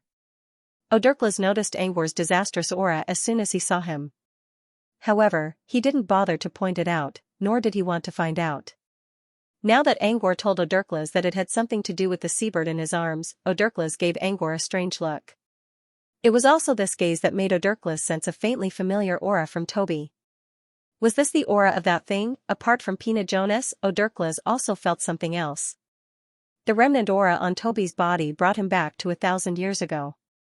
The last time he saw that old thing was 1,000 years ago, outside a phase gate in the bottomless abyss of the face of gluttony. According to Odurklas, the old thing was trying to break through the taboo and left the face of gluttony. No one knew where it went. After that, Odurklas never heard anything about the old thing again, so he assumed that the old thing died on its way to the taboo. During this long period of time, there would occasionally be a moment when Odurklas would recall this old friend of his and sigh emotionally. Now that he sensed Toby's familiar aura, Odurklas couldn't help but raise an eyebrow. However, Odurklas had a better eye than Fafnir. Fafnir thought that Toby was part of the old man's plan, but Odurklas only took one look and discovered the clues. Although it had the old man's aura, this seabird was cleaner than a piece of white paper. There was no trace of the old man's mark. Even its pheromone was completely different from the old thing's. And Odurklas looked at Toby's pink lace pajamas. Even if the old thing was looking for a pawn, it wouldn't use such a strange bird. Since there was a high chance that Toby wasn't part of the old thing's plan, where did it come from? Odurklas was no stranger to human wizards. He had even lived with a human called Feng in the Ice Valley for a few years. This ice crystal palace was Feng's work. Later, with Feng's help, he painted the mural that he had been thinking about for a long time. Because of that, he made an agreement with Feng. As long as the humans didn't provoke him, he wouldn't kill them. After spending some time with Feng, Odurklas had learned a lot about the system of wizards. He knew that one of the three major systems of wizards was called the bloodline system. They could absorb the bloodline of other creatures, steal their abilities, and fuse them into themselves. Perhaps this bird was the same. Had it fused with part of the old thing's bloodline, however, with such a strong aura, it seemed that there was still a lot of bloodline. However, if there was a lot, why was it so weak? Had it been sealed? Odurklas thought about it, but there was no expression on his face. These memories would, at most, make him reminisce about them, but it was very difficult to stir up his emotions. Angor told Odurklas his purpose in one breath and looked at him anxiously. What was Odurklas' personality like? He didn't know yet. Would Odurklas be offended by his words? That was why Angor was worried. Odurklas didn't mind Angor's uneasiness. However, seeing that the bird and the old thing were fated to meet, Odurklas decided to speak in a casual tone. If you can bring back a complete fire-relaying stone, I can remove the curse for it. He seemed to have said this lightly, but behind this short sentence, there were hundreds and thousands of thoughts running through his mind. Odurklas spent most of his time in the Ice Valley. The fire energy in his body couldn't be replenished at all. Instead, it allowed the cold energy to enter his body and turn it into ice fire, which was harmful to him. The damage was negligible for his current body. However, as he stayed in the Ice Valley for a long time, the accumulated damage was enough to weaken his strength. The level of the curse of disaster was extremely high. If he couldn't regain his strength, he couldn't remove the curse. There were many ways to restore his strength. For example, he could leave the Ice Valley and stay in a volcano for a few years. The accumulated cold energy would naturally dissipate. However, Pina Jonas was still sleeping here. He couldn't leave her for even a second. Therefore, he chose to tell Angor about other ways. There were other ways as well. For example, bringing back some fire elemental treasures might also help him recover his strength. However, Odurklas didn't think these things were enough to ask Odurklas to remove the curse. Feng once told him that there was an unspoken rule among wizards called equivalent exchange. You had to pay for what you received. Of course, the equivalent exchange always referred to the stronger party. For example, buying an orange with a copper coin was an equivalent exchange. However, this was the business rule of an economic society. In the wizarding world, there was also the law of supply and demand and the law of hierarchy. The buyer was naturally weaker than the supplier. The stronger party would decide the amount of the equivalent exchange. The stronger party would think that it was unfair to buy an orange with a copper coin. To them, it was like buying an orchard full of oranges with a copper coin. Odurklas believed that this rule was very beneficial to him. If Angor could offer something that even he wanted, he wouldn't mind taking some time to help Toby remove the curse. As for the fire-relaying stone, this legendary demon's secret treasure, it would be of great use to him. Not only could it restore his strength, but it could also play an incomparable role in increasing his strength. That was why he asked Angor for help. Although he didn't think that a human who was no stronger than an infant would be able to get the fire-relaying stone. Odurklas didn't want to explain the countless twists and turns behind his words. He didn't need to. Fire relayer stone? Angor hesitated for a moment before taking out several glowing red beads from his bracelet. As he took out the beads, the temperature in the air began to rise. The frosty air intertwined with the fiery red glow emitted by the round bead, forming a distorted space. Odurklas glanced at the beads and looked away. They were broken pieces of fire relayer stones. Usually, the fire demon's subordinates would have something similar. Although they were called fragments, they were nothing compared to a complete fire relayer stone.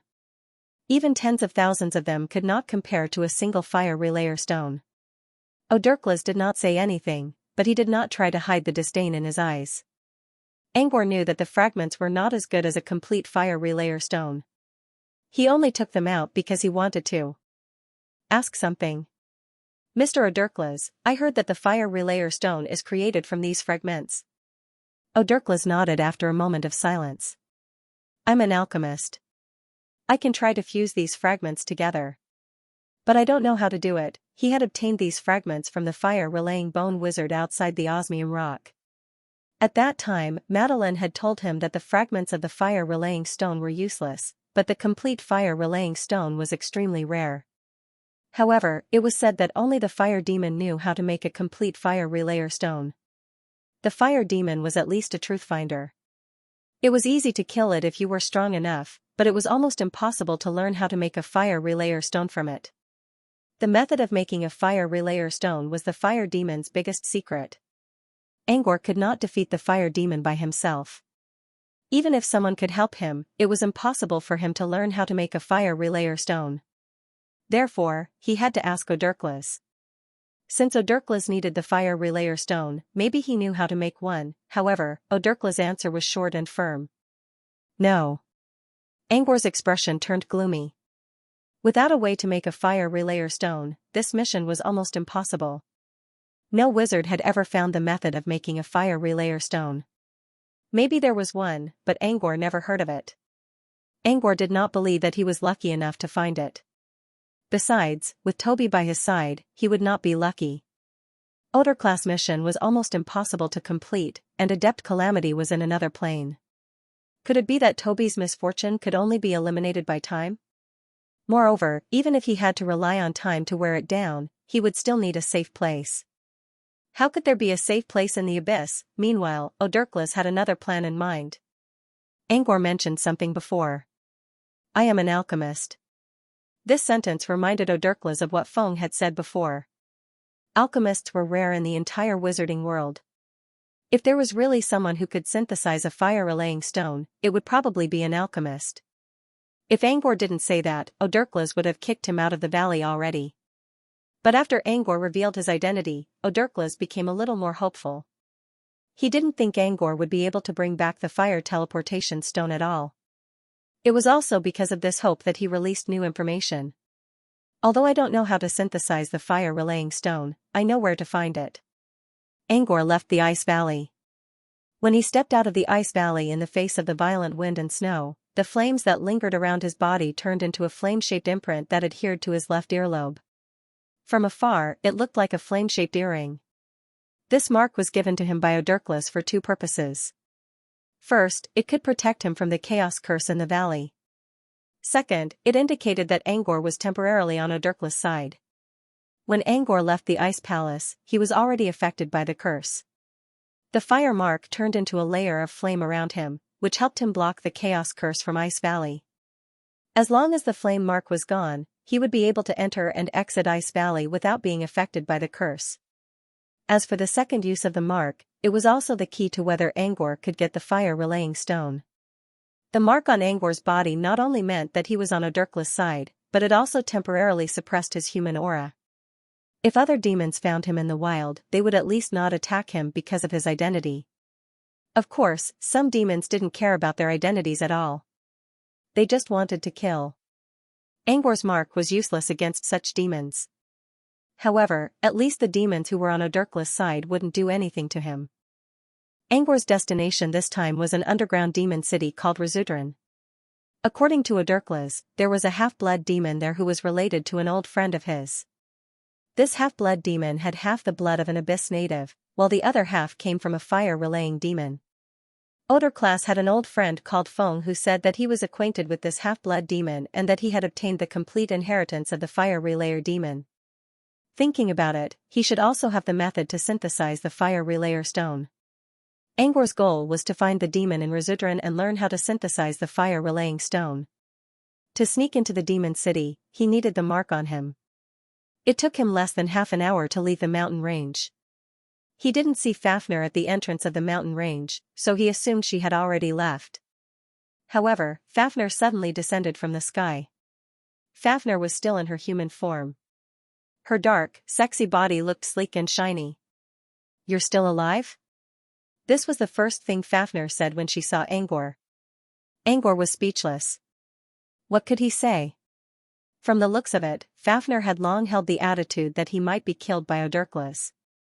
Could it be that his personality has changed? Fafnir muttered. She kept looking at Angor with a doubtful look.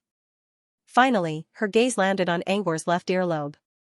The mark on Fafnir's face caused her to lose focus for a moment. Fafnir stared at the flame mark in a daze. It was as if he could see the image of a gigantic dragon through the flame mark on Angor's ear. Fafnir's gaze sent a chill down Angor's spine. This gaze was almost exactly the same as when Odorclass looked at Pina Jonas in the mural. Did he get it right?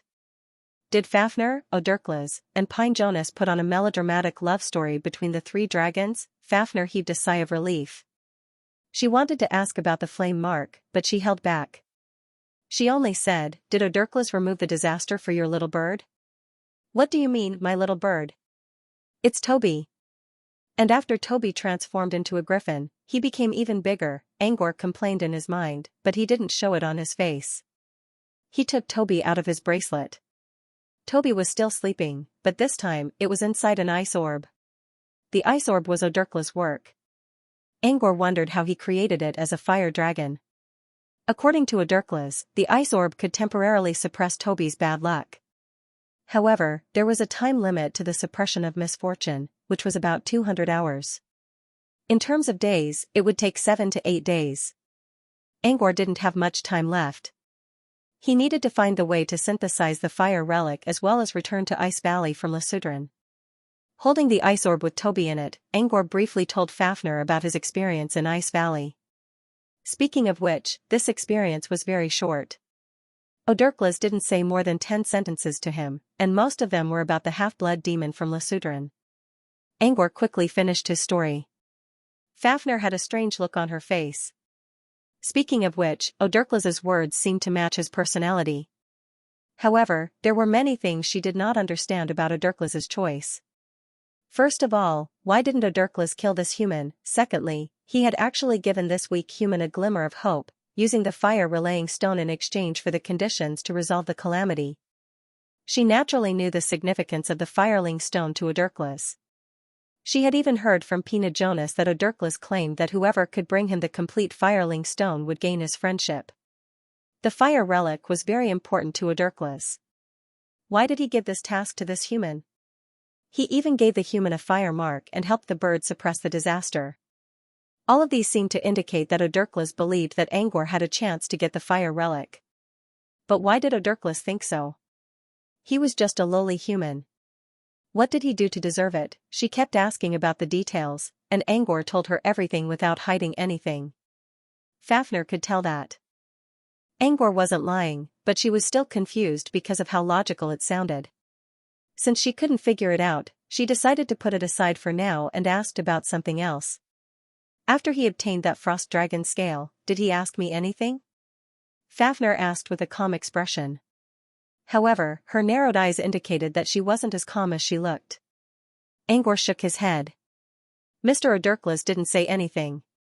Odorclass did react when Angor mentioned Fafnir's name. Odorclass's eyes flashed with obvious anger. However, Angor decided not to say it out loud. It was a blue ocean with a hint of gray in it. Since time immemorial, the ocean was filled with whirlpools. The currents brought tornadoes and tornadoes to the sky. Mist, gusts of wind, and haze made the area look like the end of the world. Apart from the whirlpools, there were also several snake-like figures slithering on the surface of the ocean, bringing with them a strong stench of blood. Above the ocean, Rain spoke in a low voice. now that the Naga demons are in charge of the dark vortex, the chances of this place becoming a battlefield are greatly reduced. Rain glanced at Sunders, but the man did not respond at all. Sunders closed his eyes. His breathing was long and rhythmic. Sunders opened his eyes after a long time. His body was releasing waves of strange energy. Dream? Rain looked at Sunders in confusion. You've been sleeping all this time just to learn the power of dreams? I just don't want to see this vehicle. Since I'm going to close my eyes, I might as well try to learn the power of dreams. Sunders looked down in disdain. The vehicle they were riding was called Rainbow Eye. The name didn't mean much, but it looked like a giant crystal ball. The reason why it was called the Rainbow Eye was because in the center of the crystal ball, there was a colorful stream of light. When the crystal ball streaked across the sky, these streams of light streaked across the sky like rainbows, looking like a dream. Speaking of which, the Rainbow Eye was fine. It was fast and had its own rainbow force field. However, the Rainbow Eye was obviously more suitable for witches. Sunders felt a little awkward sitting on it. Sunders really missed Angwar's gondola. Gondola also looked dreamy, but it was in the eternal starry night. Compared to the colorful Rainbow Eye, it was much more elegant. I had the Rainbow Eye custom-made from Platinum Warlock. I was going to give it to Samantha, but she didn't accept it. I had no choice but to put it in my ring to collect dust, Ryan said. If it weren't for the fact that it's difficult for the Abyss to recover magic power, I wouldn't have taken it out. Is he really enduring the pain? Sunders grumbled. He believed that Rain would be overjoyed to find out that Samantha did not want it. After all, Ryan was a hopeless crystal ball addict. Ryan smiled. That's not important. Anyway, I'll just use it here for a while. No one will see it, right? Someone saw it at the port of Kodo. Don't worry, we're flying very high. No one can see us clearly. Ryan paused. Besides, almost all the Magi in Port Kodo have moved to Sky Island. Those who stayed there were all apprentices. Their eyesight couldn't see through the rainbow force field. Sunders didn't know what to say. He wouldn't have boarded the Rainbow Eye if it wasn't an emergency. They had just left Port Kodo, one of the 8 front lines in the Abyss. Sunders wanted to check if Sennefer and Cantor were still there. This was because when they left the Overwatch stronghold, they were going to move to Port Kodo. As it turned out, they only left some apprentices at Port Kodo. The others, including Sennefer, Samantha, and Cantor, all went to Sky Island. As Ryan said, the dark vortex was under the control of the Naga demon, and the demon god's descendant would never pass through here. The Naga demon god was the servant of another demon god, which meant that there was a hierarchy between demon gods. Since the demon god's descendant that His Excellency Mon Chi wanted to hunt wouldn't take this route, there was no need for them to stay at Port Kodo. Sunders and Ryan had no choice but to go to Sky Island from Port Kodo. Enough of that. Tell me, did you come up with a new research project? Rain looked at Sunders with a curious look. At his level, he was probably only more curious about the pursuit of knowledge. But now, he could almost deduce most of the research topics of the Magi with a single glance. There was no spark of inspiration that would come to him at all. He was not interested in the research of common wizards. Instead, he was very curious about the research of top wizards like Sunders. What research project? Sunders looked at Ryan in confusion. Ryan grinned. Dreams. He did not believe that Sunders would try to sense the power of dreams for no reason. There had to be something fishy going on. Based on Ryan's shallow understanding, dreams and illusions did seem to have some similarities. Maybe Sunders found something and wanted to combine the two together to create a new topic. Sunders shook his head. No. I'm just trying to learn some dream cantrips. Really? Sunders considered. Speaking of which, I do have a research project on dreams and illusions. But I'm not the one who came up with it. It's Angor. Ryan could sense the pride in Sunders' voice when he mentioned Angor. So it's Angor. That's great. A dream combination. Maybe he has some good ideas. Despite that, Ryan's interest was greatly reduced. He was looking forward to seeing Angor's potential, but Angor was not strong enough yet. His research was bound to be limited by Angor's knowledge. Since it was Angor's research project, it should not be of much help to Sunders. Perhaps Sunders was trying to teach Angor a dream manipulator because he wanted to teach Angor a lesson. Thinking of this, Ryan stopped talking. Sunders noticed the change in Rain's expression, and he knew what was going on. Sunders shook his head. If Ryan knew that Angor was studying a dream wasteland that could change the entire wizarding world, he would not be so uninterested. Sunders did not plan to tell Angor about the dream wasteland right now. However, as his student, Angor could not help but defend him. This research topic of his may surprise you all one day. Ryan shrugged and said noncommittally, then I'll wait and see. After flying for a few hours, they had already flown out of the dark ocean vortex and were getting closer and closer to Sky Island. However, as time passed, Sunders' expression grew more serious. Ryan knew that Sunders was worried about Angor's safety. Angor left a message saying that he's going to Ice Valley. That means he's safe for now. Also, I heard that the Abyss Dragon in Ice Valley rarely kills humans. Ryan paused for a moment. The only thing he could not say for sure was who took Angor away. Since the person allowed Angor to leave a message, it meant that they did not mind Angor's presence being exposed. Was it because they were confident in their own strength? We're almost at Sky Island. Once we get the message, we'll go to Ice Valley. Not long after that, they saw a vast inland body of water. The body of water covered a wide area. Lush forests and trees were everywhere.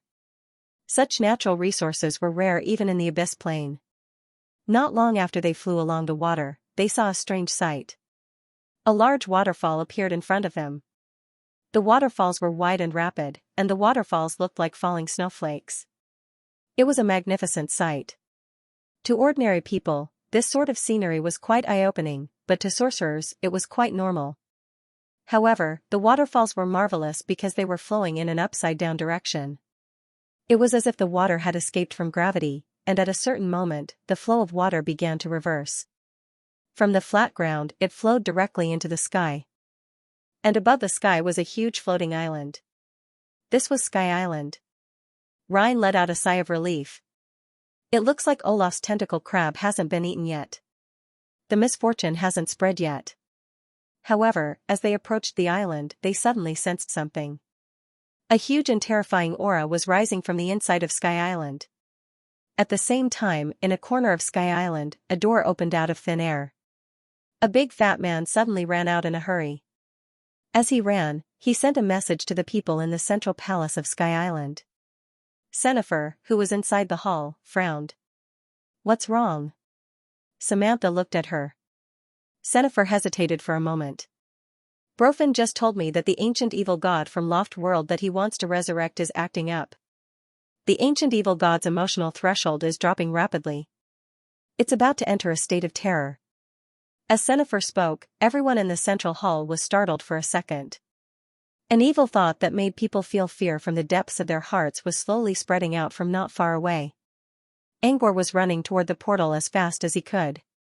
Odurklas left a fire mark on him, which would prevent him from being killed by the demons. However, that didn't mean the demons would let him go so easily. In order not to attract the attention of the demons, he did not ride gondola.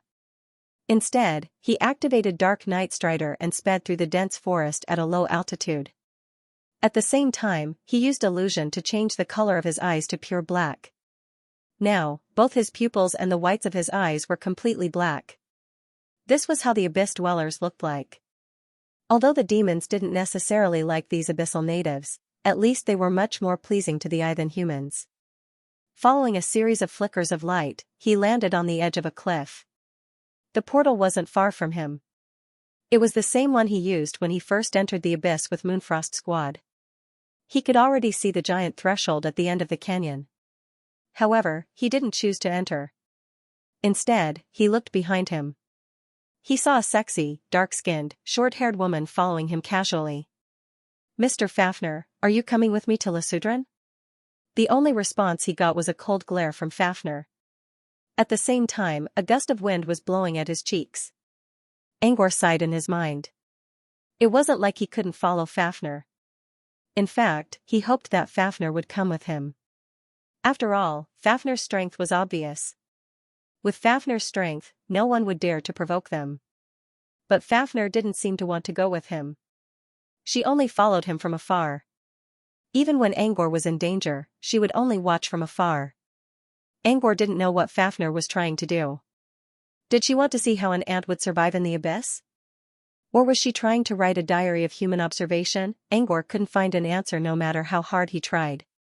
Angor shook his head and kept walking. She wouldn't kill him anyway, would she? Fafnir hesitated for a moment before following Angor toward the door. Fafnir followed Angor because she wanted to know why Oderklas would give such a dangerous mission to a human apprentice. Oderklas even gave Angor a fire mark. Moreover, Fafnir was very clear that if she wanted to see Oderklas, he would definitely not be willing to see her. But if Angor could complete the mission and earn Oderklas' friendship, would Oderklas be willing to see her? Because of this, Fafnir decided to go with Angor. Besides, she didn't have anything urgent to do right now. Inside a valley filled with clouds and mist, Angor stood in front of a 20-meter-tall door.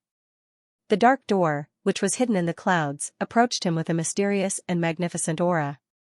This was the second time he came to this door. He still felt amazed when he saw the carvings of all kinds of strange monsters on the door.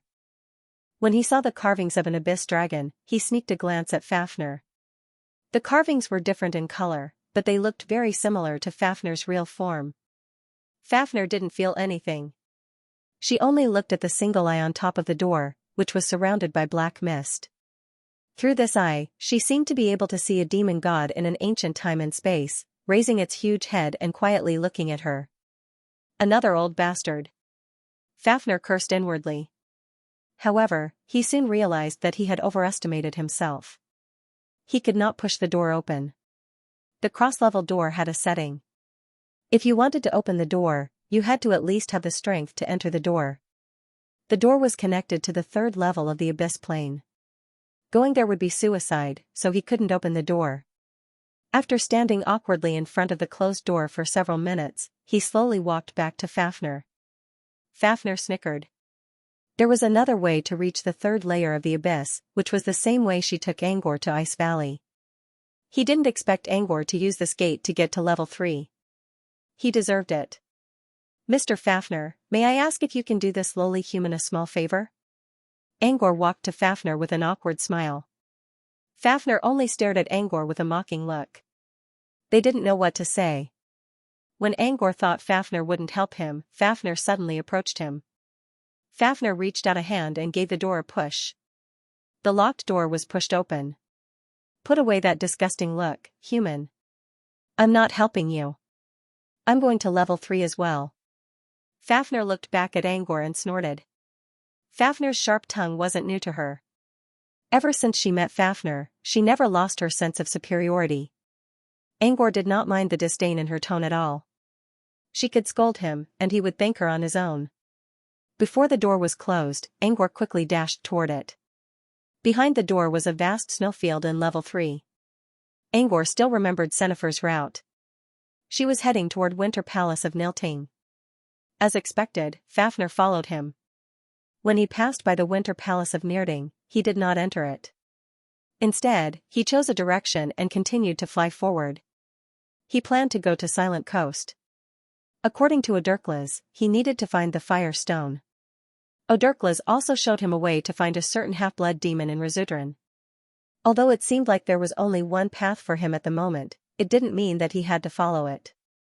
He was going to find Balalaika at the resting ground. He remembered that Balalaika was a merchant. Maybe he could find something useful there. Fafnir followed behind Angor.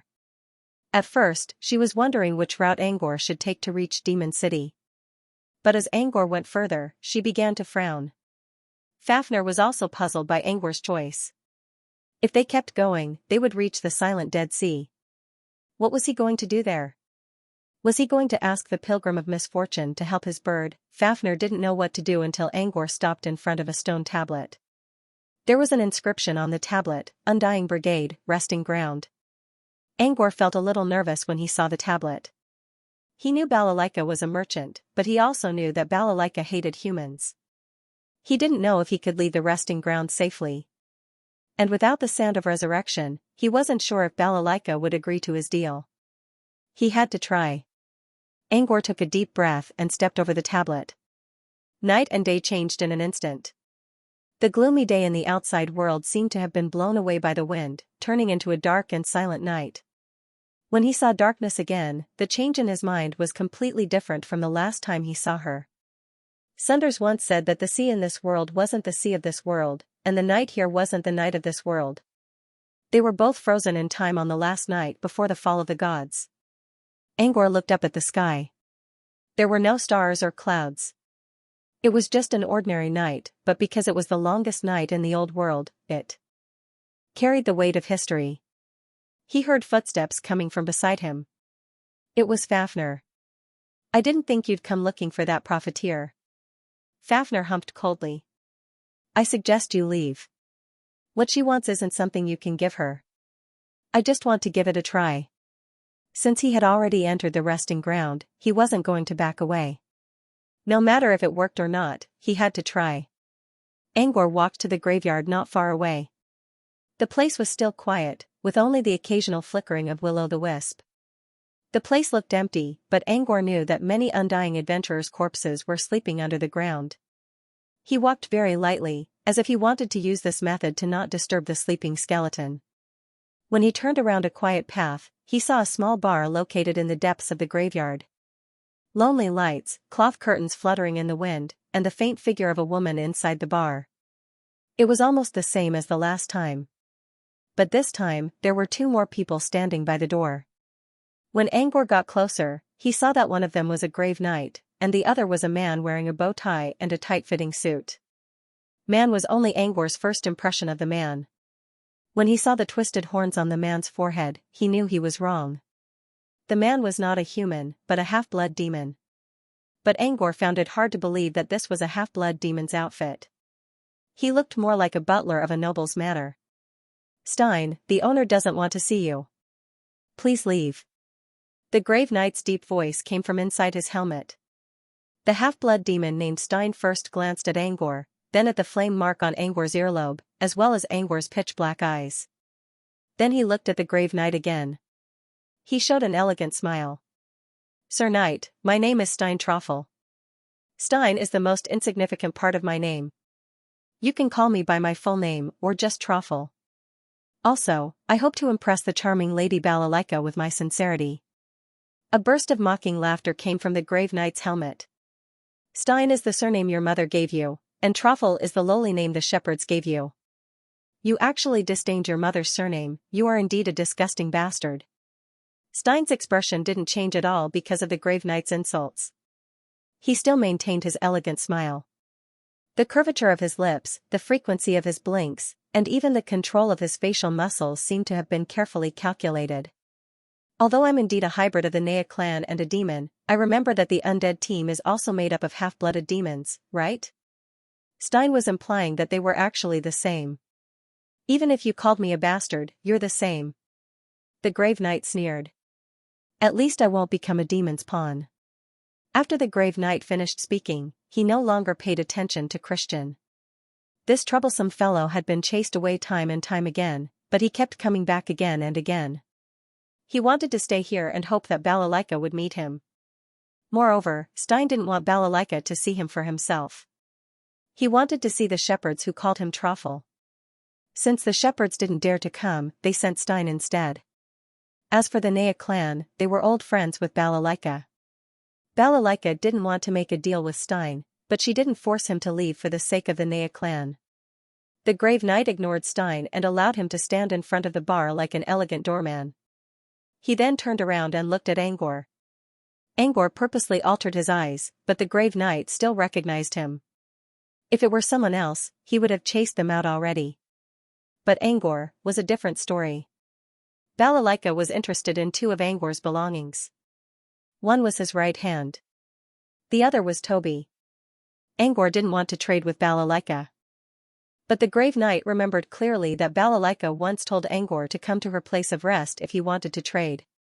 Now that Angor showed up again, the grave knight assumed that Angor wanted to make a deal with Balalaika. Since that was the case, Angor was aghast. "I want to go in and make a deal. Can I?" He spoke in abyssal language in a very vague way, like a baby learning how to speak. Before the grave knight could answer, Stein, who was standing on the other side of the bar, suddenly laughed out loud. "This isn't a bar in Demon City, kid. If you want milk, you better go somewhere else." Angor heard Stein's sarcasm clearly. However, Stein's abyssal tongue wasn't good enough, so he couldn't understand what Stein was talking about. Angor didn't pay any attention to him. Stein snorted coldly at Angor's attitude. But he didn't say anything in order to maintain his elegant expression.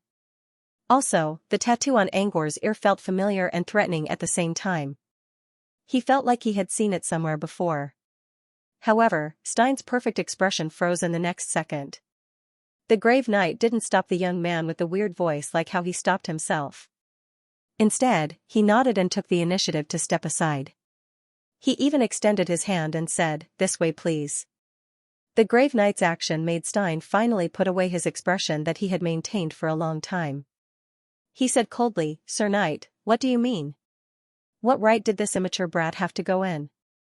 Make a deal? Him?" Angor saw Stein's expression change. Angor didn't understand Stein's sarcasm earlier. He only heard a few words about milk, and this time, he also heard milk. Angor wondered if Stein knew how to read minds and knew what he liked. But Stein looked angry. Was it because Angor wanted to go in while he was stopped? The grave knight sneered.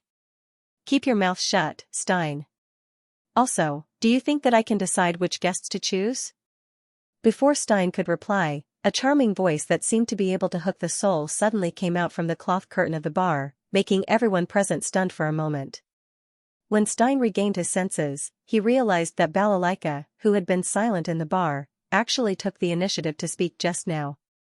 Moreover, she seemed to be saying, "Come in." Of course, he wasn't referring to him. Stein frowned and looked at Angor. This weak kid actually made Balalaika trade with him. How could he do that? Sebastian looked at Angor from head to toe with jealousy burning in his dark eyes. Angor could feel the stare on his back, but he quickly ignored it. He had already stepped into the bar. When Angor entered the bar, Christian's expression was so dark that it was almost dripping water. He felt like he was standing in front of the bar like a joke. He didn't believe that Angor could bring out something that Balalaika would agree to trade with. If even Sebastian couldn't do it, how could someone as weak as an ant do it? Just when Stein's heart was filled with jealousy and complicated emotions, a soft howl was suddenly heard in the cemetery. Both Stein and the grave knight turned around and saw a tall woman with short hair standing on one side of the graveyard. She was dressed very sexily and had tanned skin. She sat on a tombstone not far away with her long legs crossed. Who was she? Why didn't she come in here? The grave knight slowly placed his hand on the longsword hanging on his waist. He needed to prepare for a fight against this unknown guest. I didn't expect that lowly human to actually go in. The person who came was naturally Fafnir. Her mood was very complicated at the moment. She heard about the Witch of Resuscitation and knew about the rules of the resting ground. Balalaika hated humans, and she should have seen through Angor's disguise. Yet Balalaika still allowed Angor to enter the bar. This was so strange. Just like how Aderklas gave Angor the mission for no reason at all. Fafnir recalled how a pair of eyes that traveled through time and space stared at her in the wind whisper. Bally. The corners of her lips suddenly curled up. It seemed like this human had a lot of secrets. On the other side, as soon as Angor lifted the curtain and stepped inside, all the sounds outside froze. It was as if a soundproof barrier had been set up to separate the inside of the bar from the outside world. The inside of the bar was as cramped as it looked from the outside. Apart from the bar counter, there were only a few tables leaning against the wooden wall. "You're here." A beautiful voice accompanied by a soft chuckle reached Angor's ears. It was the common language used by humans. Angor shifted his gaze to the counter. A woman in a bright red dress with wavy hair was leaning against the back of the bar counter with her legs crossed. She was holding a long pipe with smoke curling around it. She wasn't wearing any shoes. Her feet were small and delicate, and the tips of her feet were painted with nail polish, just like her nails. She wasn't exactly beautiful. Her eyes were long and narrow, and her lips were a little thick. There was also a small red mole near her lips. But the more he looked at her, the more he found her attractive. Angor bowed to her politely. Good evening, Miss Balalaika. Angor sat on a stool in front of the bar counter with a tall glass placed in front of him. The red liquid in the glass gave off a sweet, fruity aroma. Balalaika was sitting on the other side of the bar counter. She supported her face with her back, and her messy hair fell around her lips. She looked very attractive. You're going to trade with me with these ornaments? Balalaika lowered her head and looked at the three strange ornaments on the bar counter. There was a crystal harp, a diamond-shaped tablet with a strange ring inside, and a ring with a snake biting its tail. Why do you think I'm going to trade with you? Balalaika raised an eyebrow and took a puff from her pipe. The smoke around her made it impossible to tell whether she was happy or angry. To be honest, Balalaika didn't see anything special about the three ornaments. As a businesswoman, she had good eyesight. Back then, she had seen two precious items on Sina's avatar with a single glance. It was evident from this. As for these three ornaments, their appearance was indeed commendable, especially the strange ring in the middle of the diamond-shaped monument. It seemed to have a strange charm, but when it came to the special part, it was at most a strange energy node that lingered around it. But that wasn't enough to impress her. She didn't think the three ornaments had any special power that could tempt her.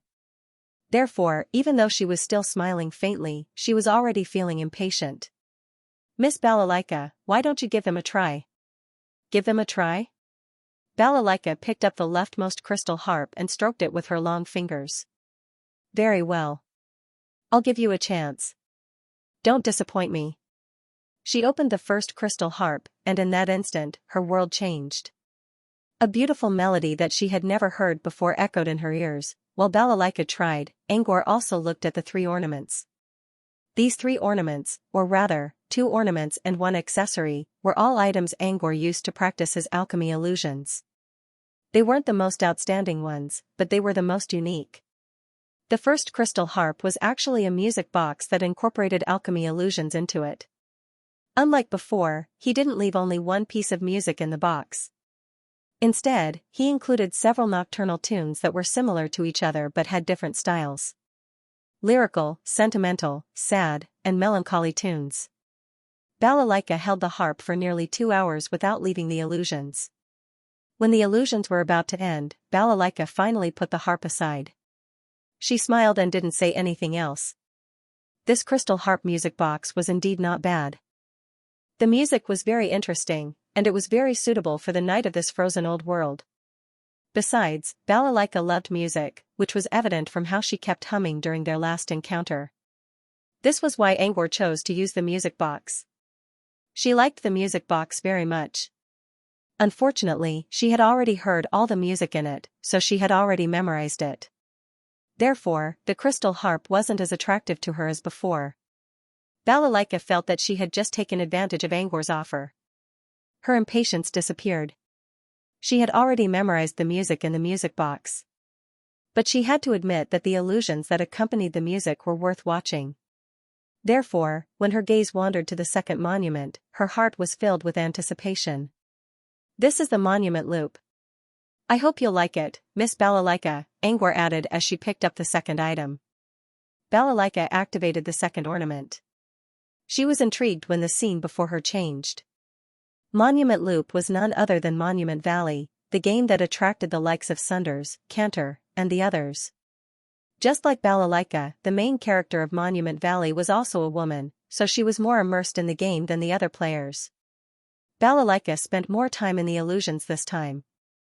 It took her more than 4 hours to get out of the illusions. She didn't have enough time. Besides, she was playing the game from the perspective of a mortal, which meant she had to spend a lot of time to figure out the intricacies. Balalaika was a little disappointed that she didn't get to finish the game this time.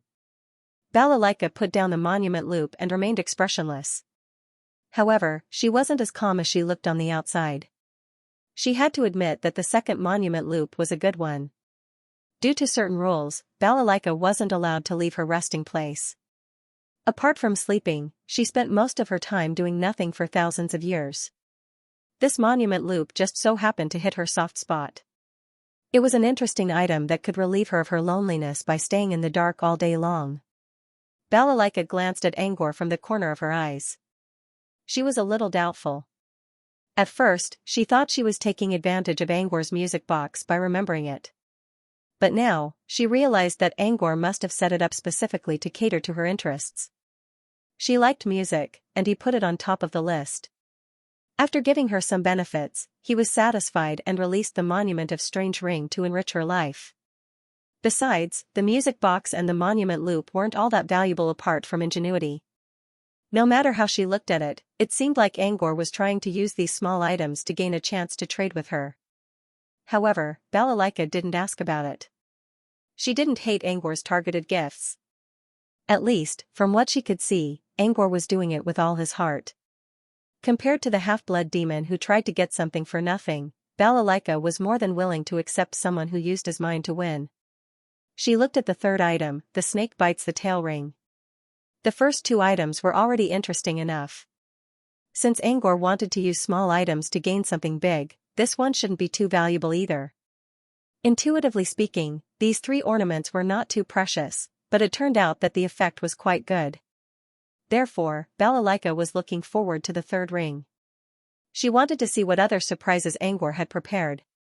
This one is called Osiris Boros. It symbolizes eternity and immortality, Angor explained in a low voice. Snake bites the tail ring often appeared in Earth's culture. However, it wasn't a rare sight in the wizarding world. In fact, its image was closely related to alchemy. A snake would bite its own tail with its own head. In the minds of the ancient alchemists, self-devouring was a process that transformed oneself into a cycle. This feedback process was also a symbol of immortality. In alchemy, its image represented a cycle, eternity, and reincarnation. Snake Bite's tail looked like an exquisite ring. But in fact, he designed it so that he did not want to waste time thinking about its appearance. If this happened in the wizarding world, alchemists would probably criticize him for not understanding the aesthetics of alchemy. Heh. Balalaika chuckled. She didn't say anything and activated the ring. While Balalaika was testing Osiris, Angor was also worried about the outcome of the test. The first two ornaments were indeed small and delicate objects. Even if they were spread out, they probably wouldn't attract too much attention. However, the third matter was different for Boros. It was an alchemy illusion that Sunders once forbade him from showing it to anyone because the illusion contained the manifestation of mystery.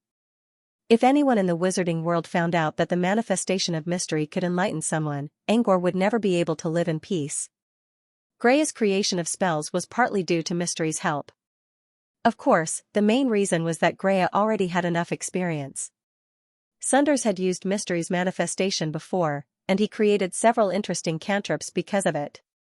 This showed how powerful the enlightening effect of mystery's manifestation was. This was especially true for adepts who had more knowledge, and more experience. The effect of this mysterious manifestation would be even more powerful. Therefore, Sunders told Angor not to show the illusion to anyone before he reached a certain level of power in the wizarding world. He only showed it to Balalaika because he really didn't know what he could use to convince her. Since Balalaika wasn't from the wizarding world, he didn't mind Osiris making a deal with her. He didn't tell Balalaika that he made the three ornaments. If Balalaika asked, he could just say that someone else made them and that he found them by chance. Also, Sunders mentioned that Balalaika wouldn't leave her resting place until the entity sleeping in the sea woke up. Since she didn't want to leave her resting place, even if news about the mystery's manifestation spread to the wizarding world, it would take a long time. By then, Angor might have reached the level of a formal wizard and be able to bear the consequences of using the manifestation of mystery. Suddenly, he heard some noises coming from Balalaika. Balalaika had left the illusion and put the ring back on the table. Of the three alchemy ornaments, this was the one that Balalaika took the shortest time to complete. It probably didn't even take 5 minutes. Her expression was calm, and Angor couldn't tell what she was thinking. Could it be that she did not like Boros? Or was it because non-wizarding supernatural beings didn't care about mystery's manifestation? Angor frowned. During these few seconds, he was already thinking about what else he could offer if Balalaika didn't like Boros. If worse came to worst, he still had Ocean Melody. Either way, he wasn't going to cut off his right hand or give Toby away. Unbeknownst to Angor, Balalaika's mind was already in turmoil. To Balalaika, the first two ornaments were items that could relieve her boredom. She even thought that if the third one could please her, she wouldn't mind giving Angor another chance. However, she didn't expect that the third ornament would be the same. Instead, it turned out to be a thunderclap. Boros wasn't on the same level as the first two.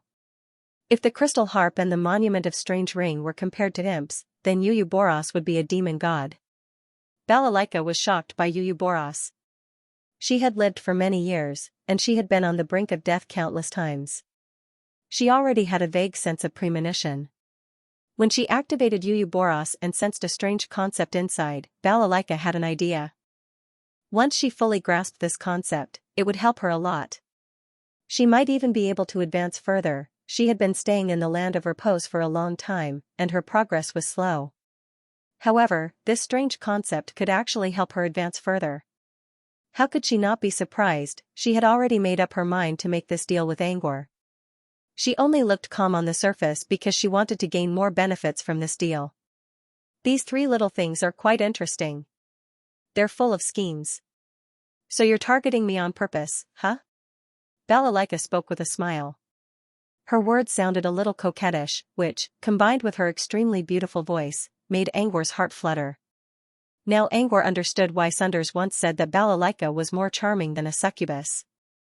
The elegance of her every move, the flirtatious expression on her face, and her charming voice all displayed her unique charm. Music loosens my guard, games relieves me of boredom, and this. Balalaika picked up the snakebite ring and waved it in front of Angor's eyes. Each of them is targeted. I like them very much. Balalaika wasn't wrong when she said that she was targeting Angor. Before coming to the land of repose, Angor already knew what he was going to do. However, he wasn't targeting Balalaika. After all, he already made these three items before. If that was the case, he would create an alchemy illusion that was related to the land of repose and Balalaika. It's my pleasure to please you, Miss Balalaika, Angor replied in a low voice. May I know if you're willing to trade with me, Miss Balalaika? I do like these three items. But they're just little things. Balalaika paused and revealed a charming smile. She took a puff of smoke from her mouth. The only reason she was acting like this was to lower the status of Boros to the same level as the previous two ornaments. Then, she would make her next request. She was willing to trade, but she would only do so if all three items were included. Angor didn't expect Balalaika to have such an idea. It seemed that mystery manifestations didn't attract the interest of other supernatural systems. He was struggling internally. Should he switch to Ocean Rhythm? Ocean Rhyme was a high-tier item that both Tree Spirit and Rain couldn't stop praising. It was one of the best items of its kind. Balalaika should be satisfied with the trade. With that in mind, Angor reached out a hand to collect the three items. The first one he picked up was Poros. If that's the case, I can only. Before he could take Poros back, Balalaika suddenly grabbed the item and held it in her hand. Balalaika frowned. Does this kid even know how to make a deal? I didn't even negotiate the price, and he's already giving up, and he's taking Poros right away. Balalaika already considered Poros as her own. She wouldn't let Angor take it away. Even if Angor said he didn't want to trade with her, she would still go through with it. With that in mind, Balalaika didn't want to keep Angor in suspense anymore. Deal. Ignoring Angor's reaction, Balalaika put Poros on her pinky finger in a flirtatious manner. Looking at Balalaika's eager expression, Angor knew what she was trying to do. Angor's lips twitched while his hand was still hanging in the air. Well, it seemed like his previous conclusion was wrong. The attractiveness of the mystery manifestation was also very attractive to non-sorcerer transcendents. After Balalaika put on Orpheus Peros, she looked at the crystal harp and monument ring with a hint of regret. She was planning to trick them both, but it seemed that was impossible now. The deal is done. Now tell me, what do you want from me? Balalaika changed her posture and leaned her elbow against the bar counter. She wore the Bolos ring and lazily played with her long-handled tobacco pipe. Her youthful beauty could not be concealed as she exhaled. Angor thought Balalaika would ask about the origin of Ouroboros, but she didn't say anything. It seemed she wasn't interested at all. Balalaika didn't want to ask about the item's origin. There were too many strange things in this world. Wasn't it tiring to know everything? Besides, she wouldn't leave her resting place. What could she do even if she knew? Any deal. Balalaika slowly drew a circle on the back of Angor's hand with the handle of her pipe as if she was scratching an itch. The itch on the back of his hand, combined with Balalaika's purposeful tone, caused Angor's heart to waver for a second. But when he thought about Balalaika's identity, he quickly calmed down. Angor pulled his hand back with a blank expression. I'm here to ask you to help me with a problem, Miss Balalaika. Murder? Balalaika said in a frivolous tone, as if she didn't care at all. Angor shook his head. He carefully took Toby out of his bracelet and placed him on the counter. Balalaika stared at Toby in a daze for a moment. Pina Jonas Fries, the pilgrim of misfortune's disaster.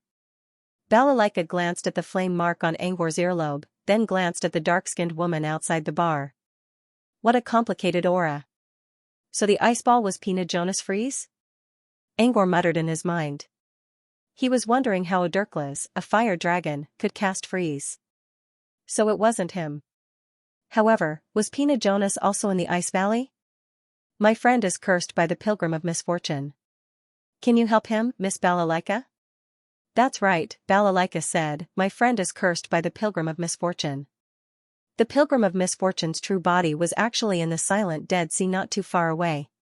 In fact, it was right next to Balalaika. Angor believed that Balalaika would be able to lift the curse.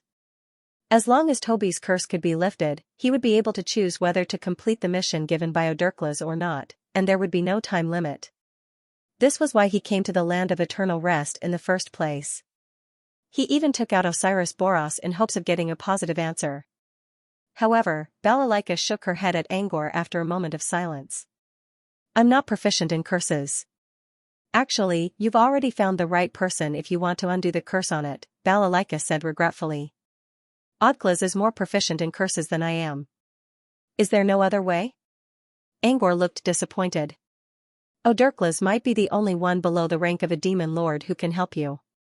Balalaika paused for a moment before continuing, you can also try looking for Wizard Disaster. Angor shook his head helplessly. The phase gates were all guarded by demon lords. There was no way Balalaika could go to other phase planes. Do you have a firestone? Angor once told Odurklas that he was an alchemist, and he might be able to create a firestone as long as he knew how to fuse it. However, he wasn't completely sure. If Balalaika had a firestone, he would be able to save a lot of trouble. But Balalaika still shook her head. I had one 1,000 years ago, but I gave it to a client. Balalaika shrugged again. He thought for a moment and asked again, do you have a way to make a fire-relaying stone?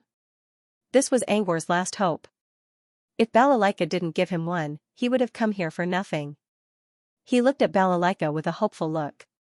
After shaking her head several times, Balalaika finally nodded. In the past, a fire relayer demon used the method of synthesizing fire relayer stones to make a deal with me. Balalaika nodded. The deal didn't go well. She didn't need the method to make a fire stone. However, the fire demon told her something. The synthesis method of the fire-relaying stone is the secret of the fire-relaying devil's bloodline. Unless we tell others about it, no one can get it. However, our bloodline restricts us from telling others about this secret. As the fire-relayer fiend spoke, he took out a tattered piece of parchment. I accidentally obtained this parchment. It records the synthesis method of the fire-relayer stone. I don't know where it came from, but I can use it to trade with you. This way, I won't be restricted by my bloodline. This might be the only method to synthesize a fire-relaying stone that has been leaked. Balalaika's answer was, but I don't need it. You're a merchant. What if someone needs it in the future? Maybe there's a fire manipulator who needs it. It's the only one. Because of the fire relay fiend's words, Balalaika had agreed at that time. However, the deal didn't go well. She got a piece of parchment that was useless to her, but she got a valuable piece of information in return. After so many years, Balalaika had always thought that she had lost her mind when she thought about it. But who would have thought that an accident many years ago would lead to today's transaction? Balalaika knew that if Angor couldn't get the method to make a fire stone, the deal would fail. Osiris Boros was very important to her. She wouldn't allow the deal to fail. If that happened, she would try to force the deal. However, doing so would greatly damage her reputation as a merchant. Therefore, it was better to make the deal go smoothly. Now it seemed that she was in luck. The fire demon's words came true. It also proved that she didn't lose her mind back then. According to the fire demon who made the deal with me, you won't be able to find another method to make a fire stone. As she spoke, Balalaika rummaged through the bottom of the bar and took out a tattered piece of parchment. This parchment contains the method to synthesize the fire relayer stone. Angor eagerly took the parchment and was stunned by what he saw. It was full of strange characters. The more he read, the more dizzy he felt. This is ancient demon language, Balalaika explained. Ancient demon language was an elegant language system that contained mysterious and unknown power.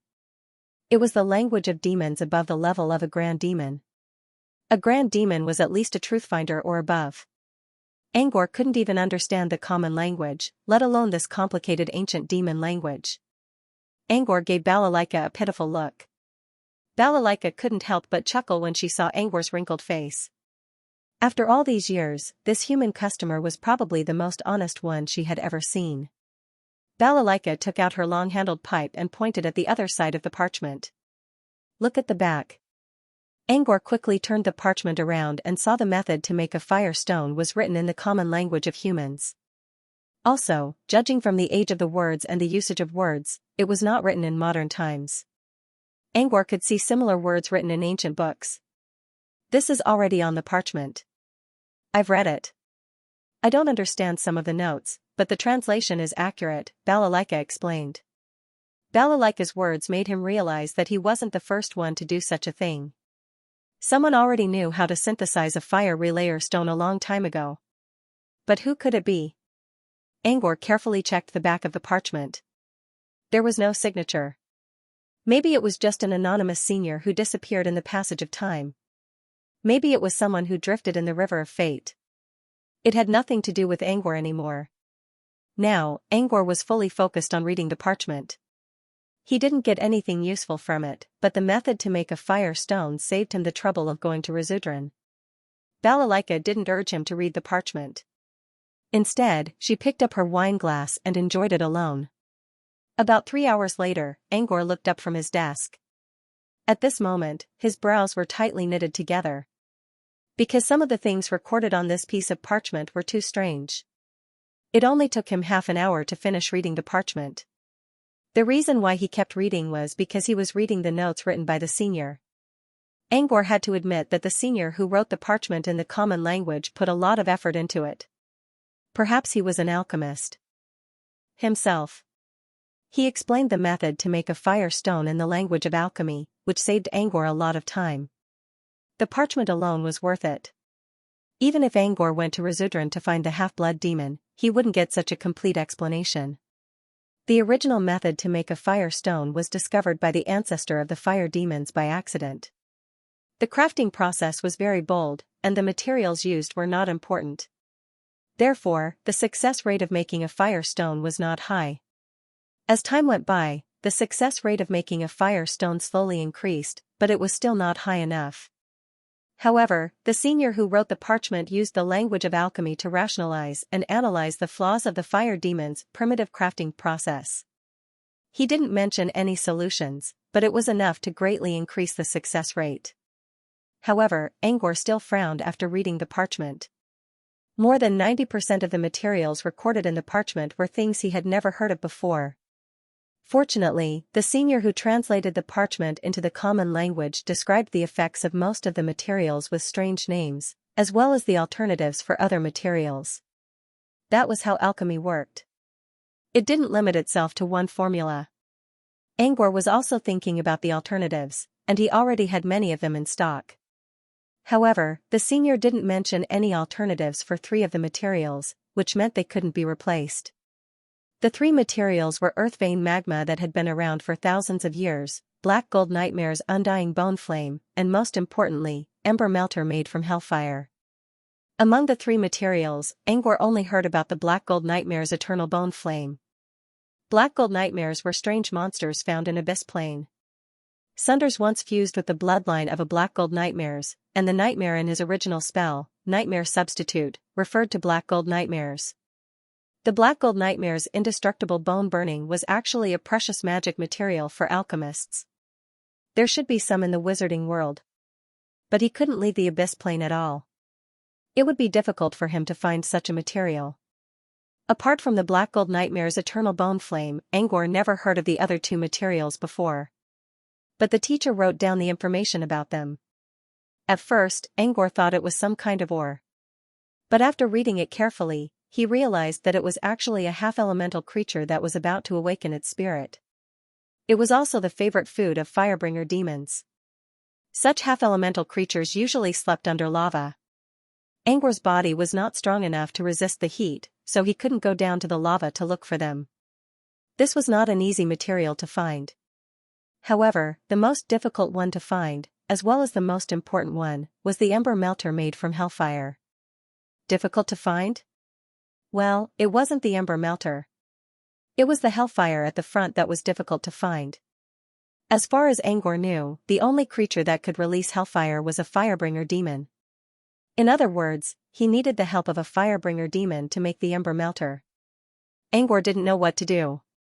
He was lucky enough that the firebringer demon didn't kill him. How could he ask for their help? Besides, the firebringer demon was a truth-finder. Angor couldn't force it with his fists. Angor couldn't help but feel troubled when thinking about the three materials. Originally, he thought that with the synthesis method, he would be able to relax a little.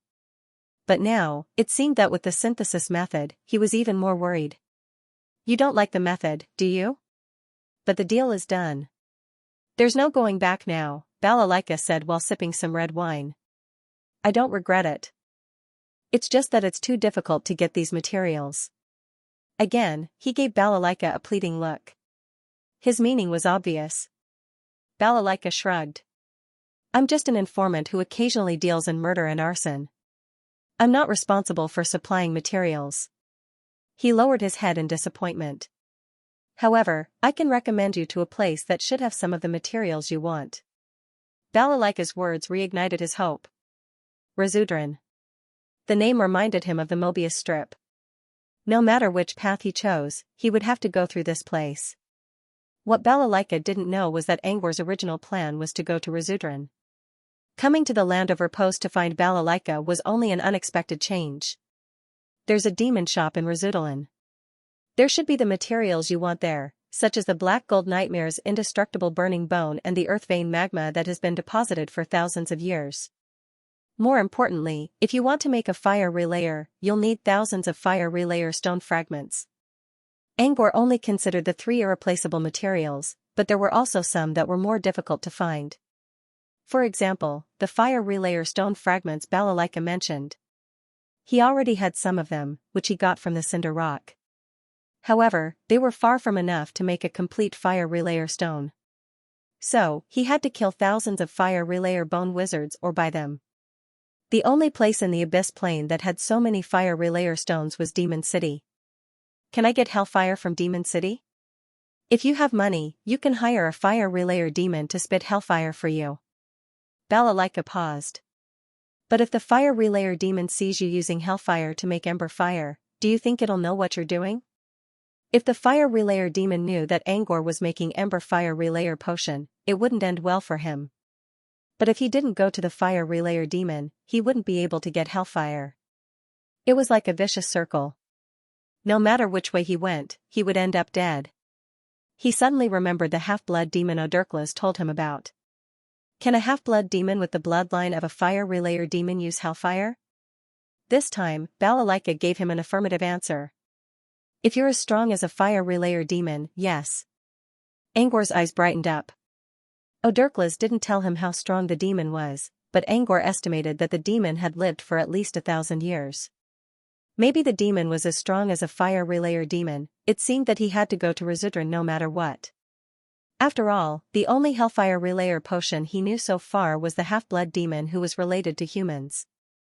Besides, he had to go to Razudran to find some materials to make a fire relayer stone. But now, he had another question. What kind of currency did Razudran use to trade? Demon coins are a common currency. If you don't have any, you can use them to barter. Balalaika raised her eyebrows. Besides, isn't it easy for someone who can refine fire-relaying stones to make money? With his current ability, he could easily earn money in any world he wanted. However, he had a time limit. If he couldn't complete the task within 200 hours, Toby's misfortune would be disrupted by it. In the end, he wouldn't be able to accomplish anything. He might even lose his life in the process. Screw it. I'll just have to take it one step at a time. Angor gritted his teeth and decided to go to Rizudran right away. He had already spent half a day in the land of repose. He couldn't afford to waste any more time. With that in mind, he stood up and prepared to leave. As he stood up, he saw two small ornaments on the counter, the crystal harp and the monument loop. Balalaika was looking at the two objects with a reluctant look. She only agreed to trade with Ouroboros, so she had to give them back to Angor. Angor considered for a moment and decided that the two ornaments didn't mean much. You helped me a lot, Miss Balalaika. I'll keep them as a token of my appreciation. Balalaika's eyes lit up at his words. However, she didn't accept the gift right away. Instead, she took out a transparent box from under the counter. Angor saw a frozen scale inside the box. Angor looked at the scale in confusion. Why did it look so familiar to him? As a trustworthy merchant, I won't take advantage of you for free. Here, take Pina Jonas Dragon Scale. Balalaika tossed the box to Angor. I met Pina Jonas once, and she gave me this scale. Just like the flame mark on your body, it can suppress your human aura. You can also give it to Ulklas. But if you do, I suggest you keep it a secret. Balalaika pointed at the dark-skinned woman standing outside the curtain. Angor was glad to see this. Back when he went to Ice Valley, he saw how powerful the dragon scale was. Even the gargoyles were scared of it. With the dragon scale, he would be safe to a certain extent. After tossing the box to Angor, Balalaika began to stroke the two small ornaments. Miss Balalaika, the crystal harp can be completely unsealed, Angor whispered. Following Angor's explanation, Balalaika pressed the switch under the harp. Bam! The smoke dispersed, and the small ornament instantly expanded into a real harp. It looked luxurious and elegant, and it shone brightly under the flickering lights. Balalaika was a little surprised. She thought it was just a simple music box. She didn't expect it to be a real instrument. She hesitated for a moment, then stretched out her slender fingers. Her fingertips touched the strings, and she gently plucked them. Ripples appeared on the strings. The clear melody of the harp was heard. It was only one note, but it was enough to move people's hearts. The clean tone made Balalaika happy. Judging from the performance of the plucked strings, she was very satisfied with it. Even though she didn't have any rhythm, she still managed to create a beautiful melody. Balalaika narrowed her eyes, which looked like crescent moons. She took a deep breath and used the strength she gained from plucking the strings. She felt the darkness in front of her being torn apart by the bright stars and gentle moonlight from countless years ago. When the moonlight shone in front of her, Balalaika felt a breeze of the night. Following the breeze, she began to play the harp in front of her. The elegant notes were like flowing water, pouring down in torrents. Not only did the music echo in the tavern, but it also spread out of the curtain and floated around the land of eternal rest. Balalaika closed her eyes and began to hum along with the music. It was a nocturnal song that carried both nostalgia and sadness. It was as if she was singing about the old days of the old world. Angor was no longer in the tavern. He walked away from the tavern. However, he could still hear the moving music and the humming that was even more moving than the sounds of nature. The wind lifted the curtain of the tavern, revealing Balalaika's charming face. Under the illumination of the lights, the smoke, and the dancing music, her beautiful face became dazzling. Angor would never forget this scene for many years to come. Not only the charming woman, but also the dim lights in the tavern that was floating in the notes. Niming Lake was close to the dim light mountains, and to its right was the Kaya forest. In terms of geography, Niming Lake was not eye-catching, but this small lake attracted almost half of the demons in the third layer of the abyss. It was even listed as a forbidden area by the wizards. This was because the legendary demon city, Rizudalan, was located on the island in the middle of Niming Lake. To be precise, Rizudalan was not located on the island. The island only provided the spatial coordinates to enter it. It was located in an unknown void. At this moment, ripples appeared on the surface of Niming Lake. A blue-skinned shadow moved gracefully in the lake like a fish. Finally, it arrived at the island in the middle of the lake. Other than its light blue skin, its appearance was similar to a human. However, it did not have ears. Instead, it had two curved horns. From this, one could tell that it was a half-blood demon. Prapa was its name. In the language of demons, it represented a nameless weed. Small and humble, but full of vitality. In the entire third layer of the abyss, Prapa belonged to the humble category. Whether it was in terms of strength or bloodline, it was at the bottom. After all, other than half of its bloodline being that of a native, the other half was that of a floating imp. The floating imp was a type of demon that had a very low limit and a very high limit. It was recognized that it had a very low limit. Many floating imps could only stay at the bottom of the demon race for their entire lives. Some half-blood demons were even more powerful than the floating imps when they were born. From this, it could be seen how weak the floating imps were. As for the high limit, it was a title that the floating imps gave themselves. No other demons acknowledged it. There was a popular story among the floating imps. In the ancient cold era, there was a floating imp who became a demon lord that was not weaker than a demon god. Because of this story, the floating imps felt that their limit was very high.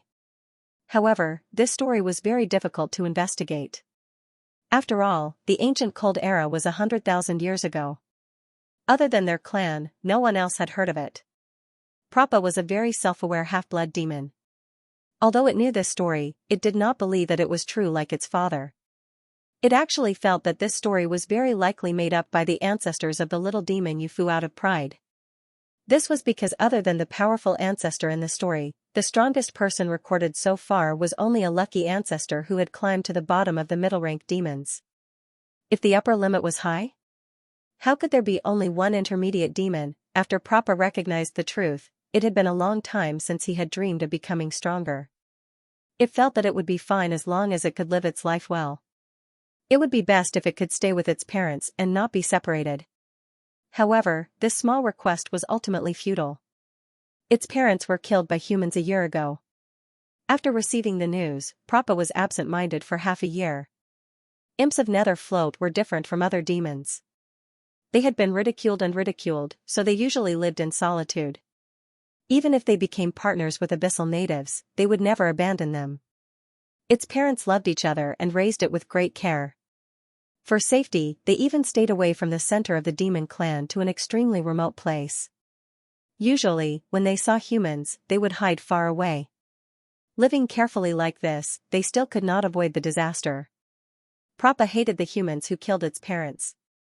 It wanted to take revenge on them, but it could not do so. As a weak half-blood demon, it was probably equivalent to a sorcerer apprentice among humans. Humans had all kinds of wonderful weapons and props, so it could not beat anyone. It was at this time that Prapa began to understand the importance of personal strength. It began to think about improving itself, but the information left in its bloodline did not have any quick way to improve itself. The only way was to train itself. However, this method could not even be used by the real little demon Yufu. Prapa, who only had half of the demon bloodline, could not even think about improving. It experimented for a few months, but to no avail. Therefore, it came to Rizudran with its hatred for humans and a strong desire to improve itself. Rumor had it that Rizudran had everything you wanted. This was the 3rd month that Prapa had been in Rizudran. During this time, almost all of its thoughts were on Rizudran and earning demon gold coins. Only when it was tired would it leave Rizudran and go to the bottom of Lake Niming outside to quietly recover its strength under the comfort of the gentle lake water. Now, after resting, Prapa once again stepped onto the island in the middle of the lake. Its eyes were very determined. For its goal, it could not relax. Even if, in its heart, it still had doubts. Could it really become strong and avenge its parents? The island in the middle of the lake was not big. There was not a single blade of grass growing on it, only a few undulating small depressions. Prappa controlled the lake water and made a set of green clothes for itself. This kind of dressing was actually very rare among demons. However, some of the stronger demons had their own dressing style. Hence, the middle and low-level demons followed suit and became the trend for a while. However, it was only in the demon citadel that they would wear clothes. It seemed that with a dress that represented civilization, they could restrain their uncivilized savagery. Prappa's dressing style was not following the trend but purely based on its mother's teachings. After putting on its clothes, Prappa came to a small depression not far away. As it walked, ripples suddenly appeared in front of it. The next second, it passed through the ripples and came to a boundless void. In the dark void, there was a floating island city. At the highest point of the city, at the top of a terrifying tower, there was a resplendent ball of light. It illuminated the entire city, turning it into a city without night. This was the great and eternal demon citadel in the void. Rizudran, as soon as Prappa entered, it was at the edge of the island. Looking down from the edge of the island, it could see a dark vortex in the void below.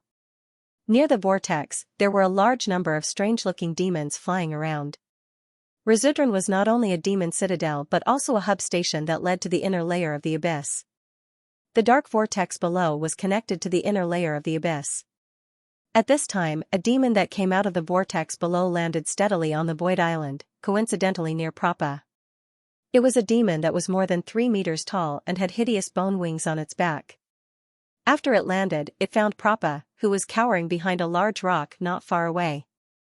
A trace of cruelty flashed in its bloodthirsty eyes, and in Prappa's horrified expression, it stretched out its finger and flicked.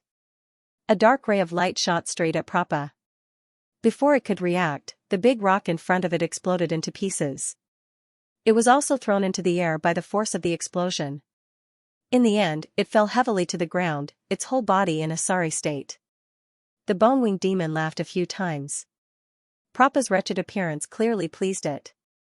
It did not attack again, but left a word of trash and flew into Rizudran. Prappa trembled all over. Its eyes were filled with anger, sadness, and self-doubt.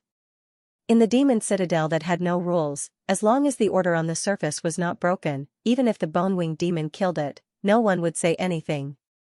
Prappa licked its wounds alone. After a long time, it slowly stood up and limped into Rizudran. Its mother once told it that if it wanted to become strong, it had to experience setbacks. This was the process of growth.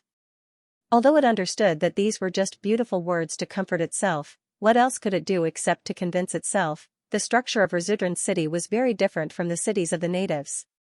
The doors of the buildings here were at least 3 meters tall. Even the doors were so tall, showing how big the buildings were. In a trance, it was as if they had entered a city of giants. Although the buildings were huge, in fact, most of the demons walking on the streets were about the same size as Prappa. These huge doors were not prepared for them. They were basically set up for the bone-winged demons from before, or higher demons. Most of the time, the customers of a shop could be judged from the door of a building. For example, the gigantic castle several kilometers away from here was actually also a shop. Judging from the scale of the castle, it could even serve great demons. It was a high-end shop. Another example was to Prappa's right. In the cover of a forest, there was a low wooden house. Not to mention that this was the outermost area of Rizudran, just the door of the wooden house was less than 2 meters tall. It could be seen that the customers of this wooden house were probably low-end customers. To be honest, even Prappa felt that the 2-meter door was too small. It could reach its head if it tiptoed slightly. Moreover, the roof of the wooden house looked very low. Wouldn't it be so cramped that it would be difficult to breathe? If not for the shop sign above the door, Prappa would not even think that it was a shop. Eh?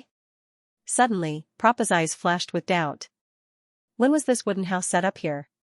When I left the day before yesterday, this seemed to be an empty space? Could it have been opened in the past 2 days? Prappa looked at the shop sign in confusion, only to see a row of words written in the demon language in terrible handwriting. Psychedelic. It did not sound like a proper shop. Prappa continued to walk forward and came to the place where it usually helped. It was a prey hall opened by a half-blood demon. The door was 4 meters tall, which was normal in all of Rizudran's shops. Its job was actually very simple. It was to clean the prey that the owner hunted. The reason why Prappa could come here to help, other than because the nether float water it released had the effect of freshness and flavor, was mostly because of the owner's pity. Speaking of which, the owner seemed to have a powerful fire-type demon bloodline. When it first met the owner, Prappa was a little afraid because of its natural attribute restraint.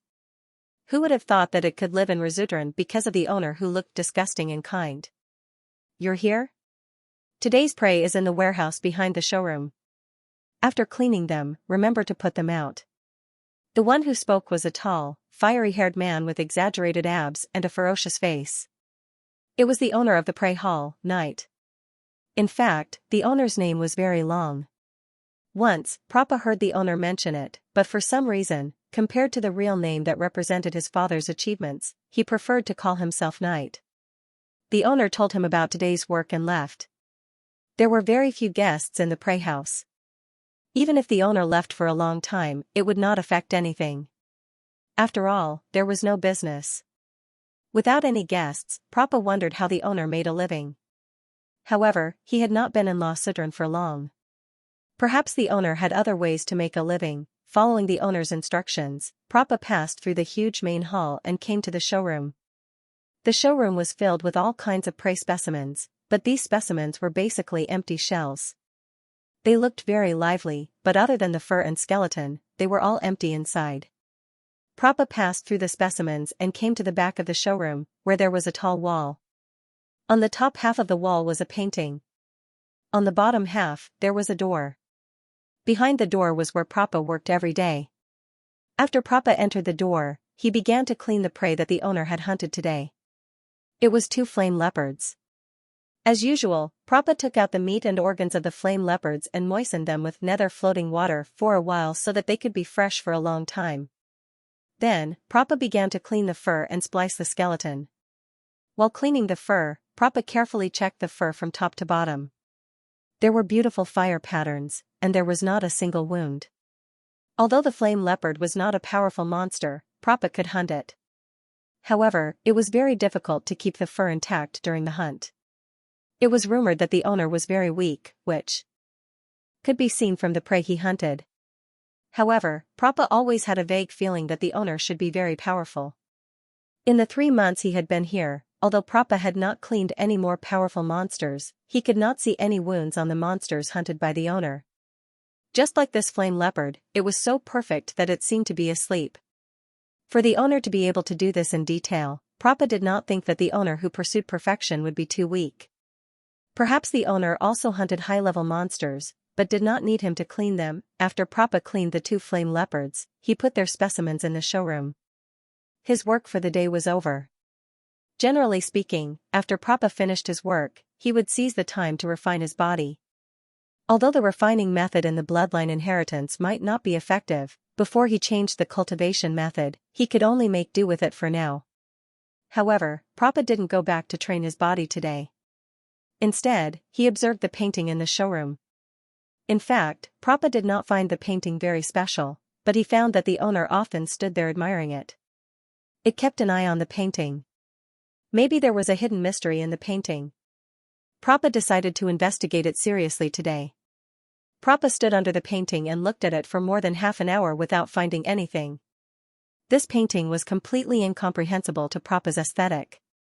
The entire background was black, or rather, it was so blue that it was almost black. In the middle of this dark background, there were dancing flames. The flames were of different sizes, and they formed a line that divided the painting into 2 sides. What is the meaning of this painting? Prappa wondered to himself. After looking at it for about an hour, Prappa's eyes turned red, but he didn't find any mystery in the painting. Instead, he noticed a small detail that he hadn't noticed before. At the bottom right corner of the painting, there were a few light gray words that almost merged with the black background. This row of words seemed to be the painter's signature, but he couldn't understand the words. It wasn't the demon language. The curved tadpole-like words looked a little like human words. It wasn't until a long time later that Prappa learned that it was indeed human words. It recorded the name of the painting and the painter. Knight. Painter, Feng. Prappa didn't figure out the meaning of the painting, but to his surprise, he found that the owner had returned. Not only did the owner return, but he was also carrying a black beast leg on his back. Just the beast leg alone was comparable to a flame leopard's size. It was obvious that its true body was not small. You didn't start refining today? Knight looked at Prappa. Prappa stared curiously at the beast leg that was still burning with black flames and found it very familiar.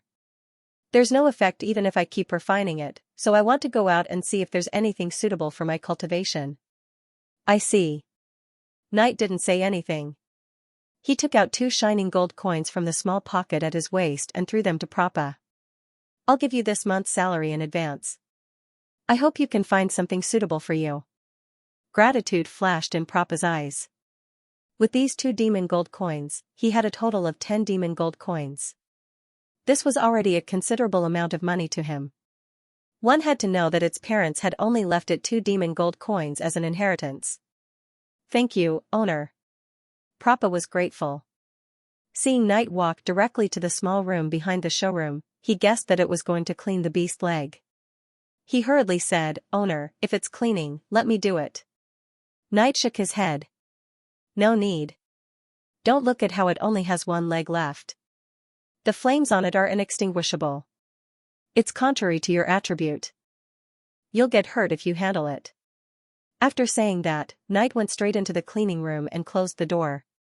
Prappa recalled the inextinguishable flame in his mind and then left the pray hall. He walked for a long time before a thought suddenly flashed through his mind. The black inextinguishable flame and the hind leg that looked like a horse's hooves. It reminded him of a demon. Black gold nightmare, could it be the hind leg of a black gold nightmare demon? The more Prappa thought about it, the more he felt that it was right. Although he was quite far away, the black beast leg did emit a faint pressure. If it really was a black gold nightmare, could this prey have been hunted by the owner? Prappa was suddenly excited. A black gold nightmare was a demon comparable to a middle-rank demon. Some powerful black gold nightmares could even compare to a great demon. If the owner could hunt such a powerful demon, didn't it mean that his previous guess was not wrong? The owner was really powerful, but he didn't usually show it. Since the owner was so powerful, could he teach him how to increase his strength? Prappa shook his head sadly. No matter how powerful the owner was, he was of the fire attribute, which was contrary to him. There was nothing he could teach him. It was better to continue shopping in Rosidalan and see if there were any shops here that could help him. After shopping for half a day, Prappa felt that he was still too naive. Although the purchasing power of 10 demon gold coins was not bad, it was impossible to buy things that could increase his strength, whether it was cultivation methods or special treasures. These were not only what Prappa urgently needed, but also what any other demon or half-blood demon wanted. Therefore, these prices were very expensive, at least 50 demon gold coins. It seemed that he still had to wait a few years before he could have the ability to take revenge. Prappa was depressed as he prepared to return to the prey hall. At least in Rosidalan, the owner was very good to him. As long as he was willing to work hard, 50 demon gold coins should not be saved for long. On the way back to the prey hall, Prappa glanced at a small wooden house from the corner of his eyes. He looked back and found that he was at the edge of Rosidalan again. The wooden house called Hallucination that he saw before was in the forest not far away. Prappa shook his head and prepared to continue forward. But at this moment, he suddenly noticed that there was a row of words under the signboard called Hallucination. Most importantly, he was not unfamiliar with this word and even had a strange nostalgia. Abyssal language. He actually saw the abyssal language here? The abyssal language was the unified written language of the aboriginals of the major settlements in the abyss. His mother was the aboriginals of the Nodan tribe. Since he was young, Prappa had not only learned the abyssal language of his father, but he was also very familiar with the abyssal language taught by his mother. Therefore, when he saw the abyssal language among the abyssal language and even the ancient abyssal language signboards in Rosidalan, he immediately felt a strong sense of familiarity. Following this sense of familiarity, Prappa subconsciously walked towards the hallucination wooden house. Passing through the shady path, Prappa felt that the air here was very comfortable even though it was only separated by a few trees. It relieved his depressed mood after coming to Rosidalan. The light of the inextinguishable light source passed through the shade of the trees and cast mottled light and shadow on the stone path. When Prappa walked to the door of the wooden house, he raised his head and carefully looked at the signboard. In addition to hallucination on the signboard, there was a row of words written in the abyssal language: "Feel the rhythm of the ocean." As a water-type half-blood demon, Prappa naturally knew that the ocean actually had its own unique rhythm, but what was the use of feeling this rhythm? Why was it related to hallucination? Also, how could one feel the rhythm of the ocean? An image appeared in Prappa's mind. A demon with wings on his back scooped a bucket of water from the ocean and poured it into a wooden bucket.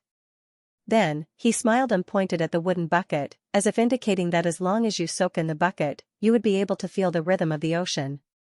Prappa shook his head and shook off the image in his mind. As for the specific situation, he would know once he went in. He had to admit that the wooden door was really too short. If not for his interest in the abyssal language on the signboard, Prappa would definitely not have stepped in. Before entering the wooden house, Prappa had thought that the person who would write the abyssal language on the signboard was probably a half-blood demon. Moreover, it was a half-blood demon that recognized his native bloodline. However, when Prappa stepped into the wooden house, he realized that he was completely wrong. It was not a half-blood demon that recognized his native bloodline, but a native himself. The interior of the wooden house was exactly as Prappa had imagined. It was narrow and cramped. Moreover, there was nothing else in the wooden house except for the round table in the middle and a few stools.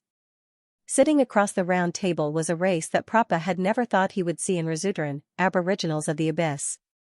He had a frail body, a body as thin as a piece of paper, and a pair of eyes as black as ink without any pupils or sclera. All of them indicated that the man in front of him was an Aboriginal of the Abyss. An Aboriginal of the Abyss actually appeared in Razudran so openly?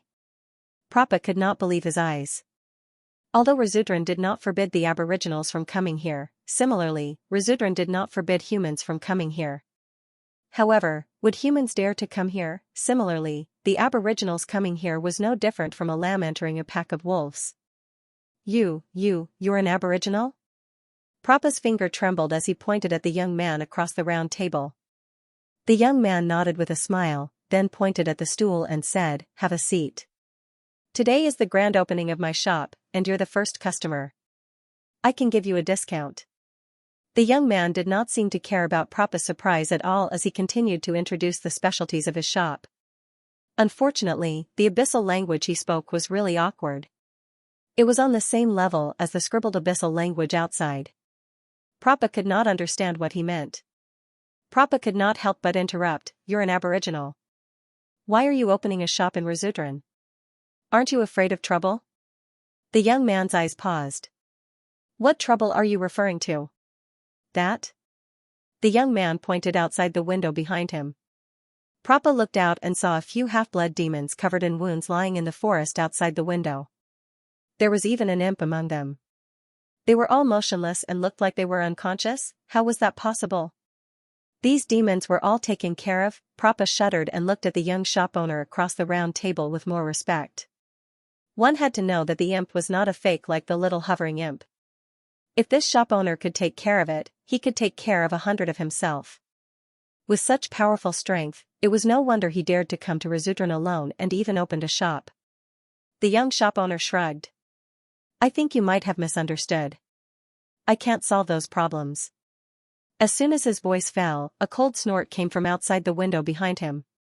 "None of you can fight. You haven't even warmed up yet. How sad." Prappa immediately looked over and saw a tall, dark-skinned woman wearing sexy clothes. She casually threw a little demon into the woods and then walked to the window. She leaned against the window railing and looked into the shop. The dark-skinned woman's green and red eyes glanced at it with a cold gleam. Prappa felt as if it was being stared at by a powerful predator. A chill began to spread from the base of its tail and traveled along its spine to its head. Prappa's entire body froze. There was only one thought in its mind, so strong. Just by glancing at it, its scalp went numb. This kind of powerhouse was at least a mid-rank abyssal. He was an existence that was absolutely undefeatable. No wonder those imps and half-blood demons couldn't fight back. "Hey, is this kid here to pick a fight too?" The dark-skinned woman pointed her finger at Prappa. Without waiting for the young shop owner to answer, Prappa quickly waved its hand. No. I'm just an ordinary customer.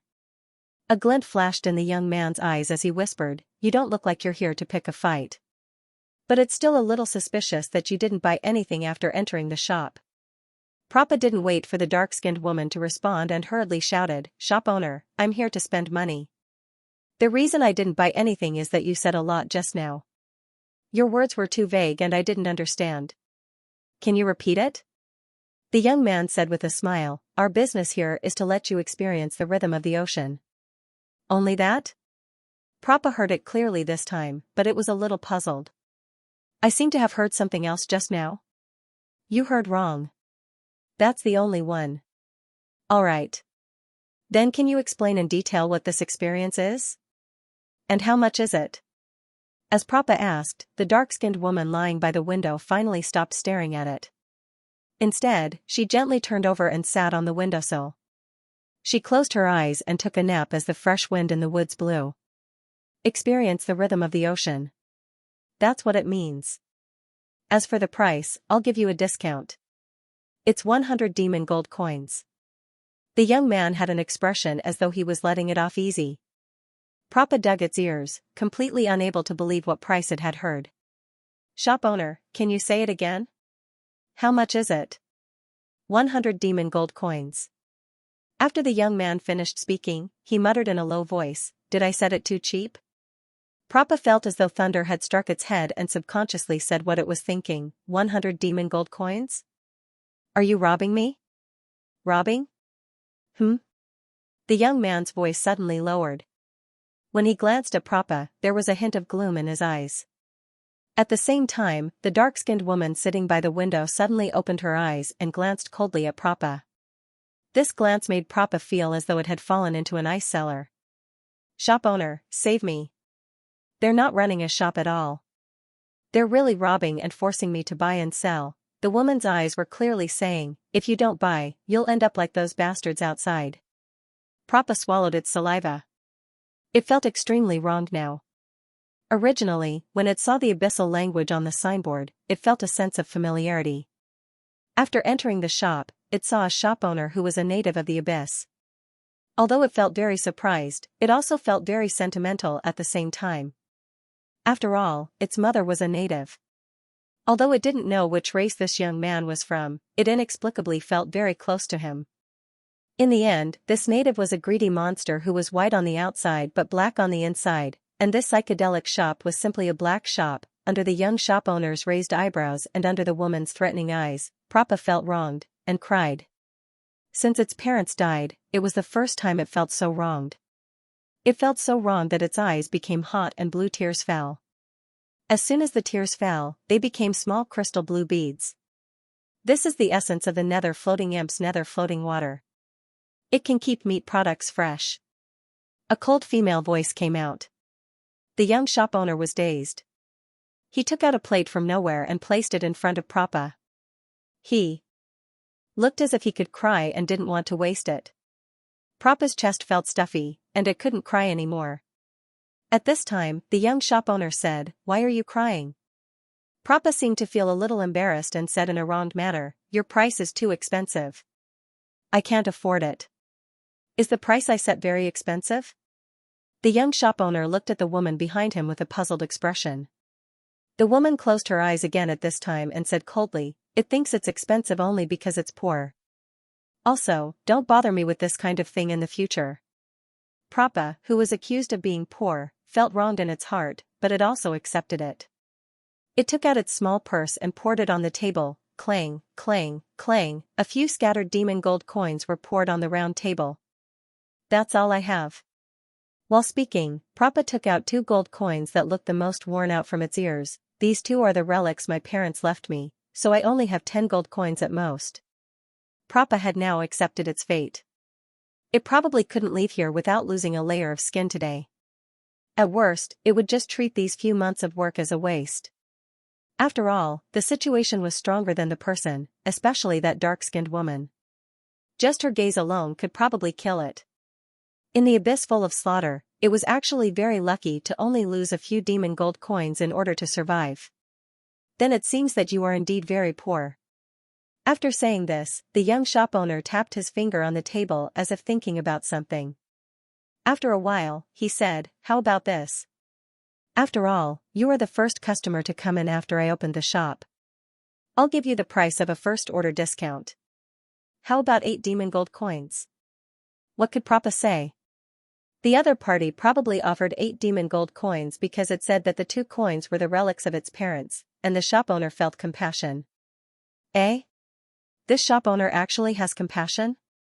If it pretended to be pitiful again, could it leave without spending? Thinking of this, Prappa decided to give it a try.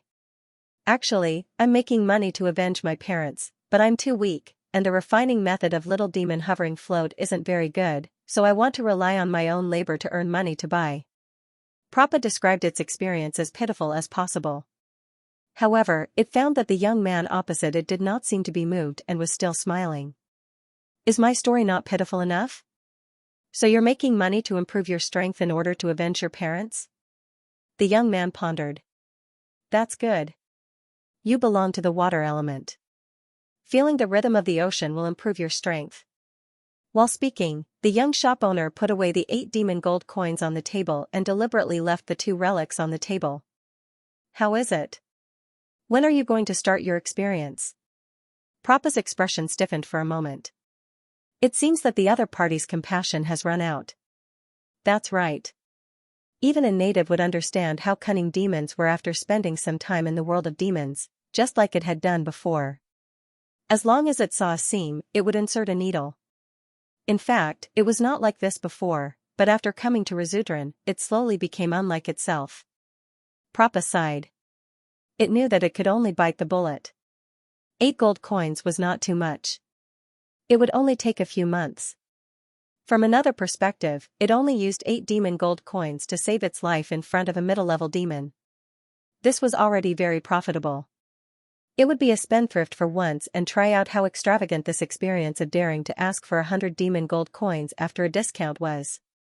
As for what the shop owner said about being able to improve its strength, Prappa took it as a joke.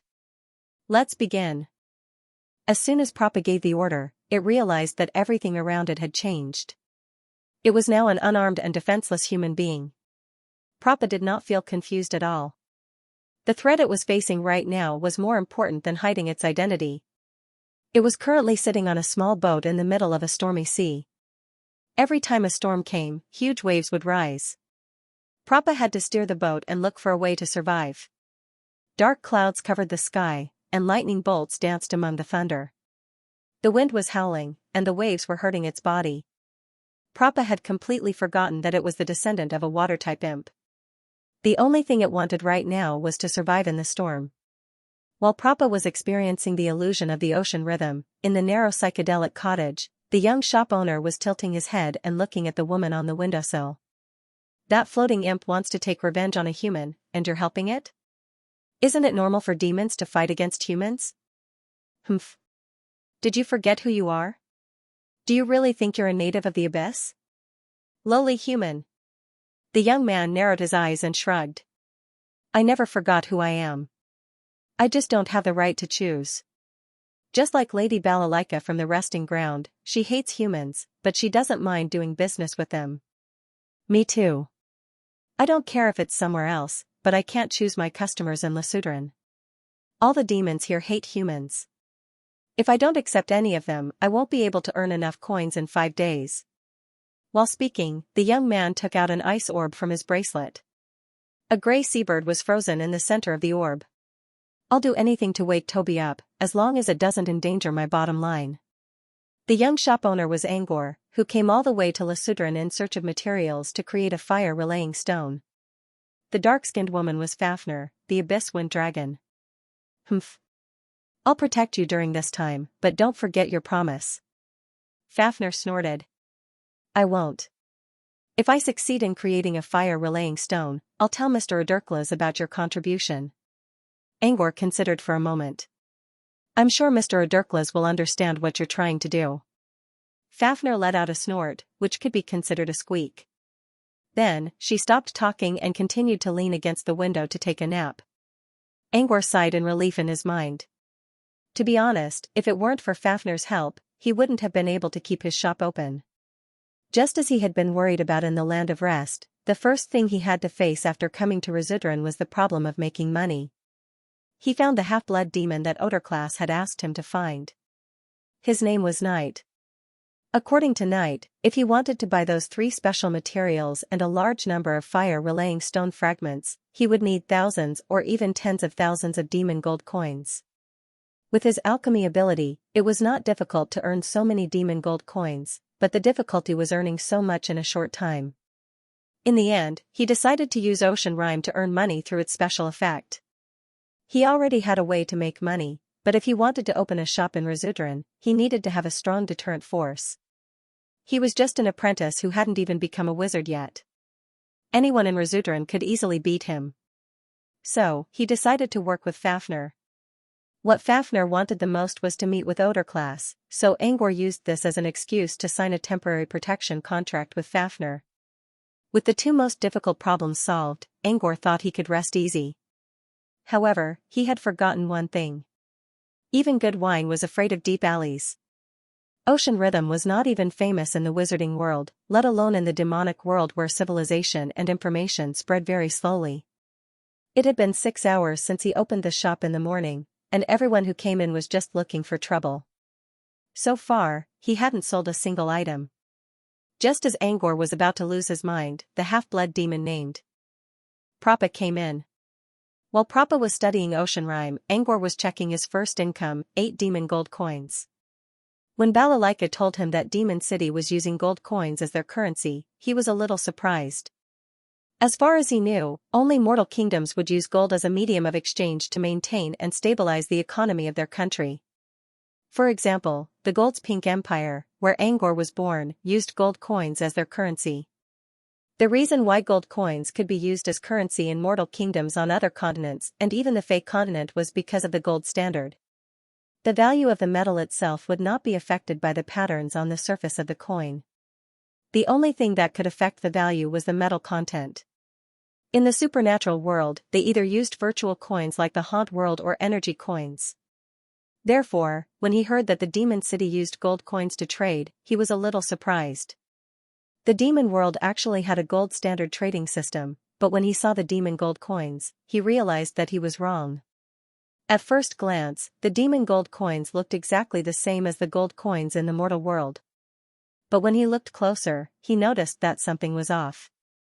There was a pattern on both sides of the coin. On the reverse side, there was a crown. At the top of each corner of the crown was a round ball covered with patterns.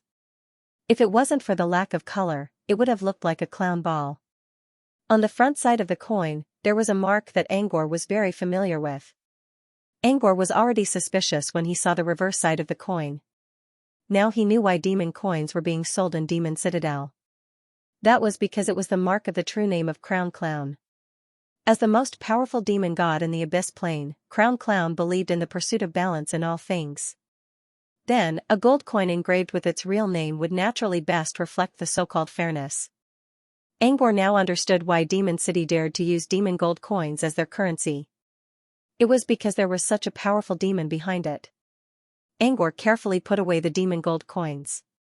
It wasn't a lot, but it was still the first money he earned. Next, he looked at his only guest, Prappa. Prappa had been in there for a long time. It had been 10 minutes, and it still hadn't come out of the Ocean Rhythm. Normally speaking, most people who entered the Ocean Rhythm for the first time would be eliminated within 3 minutes. Angor wasn't lucky enough to stay in there for more than 1 minute.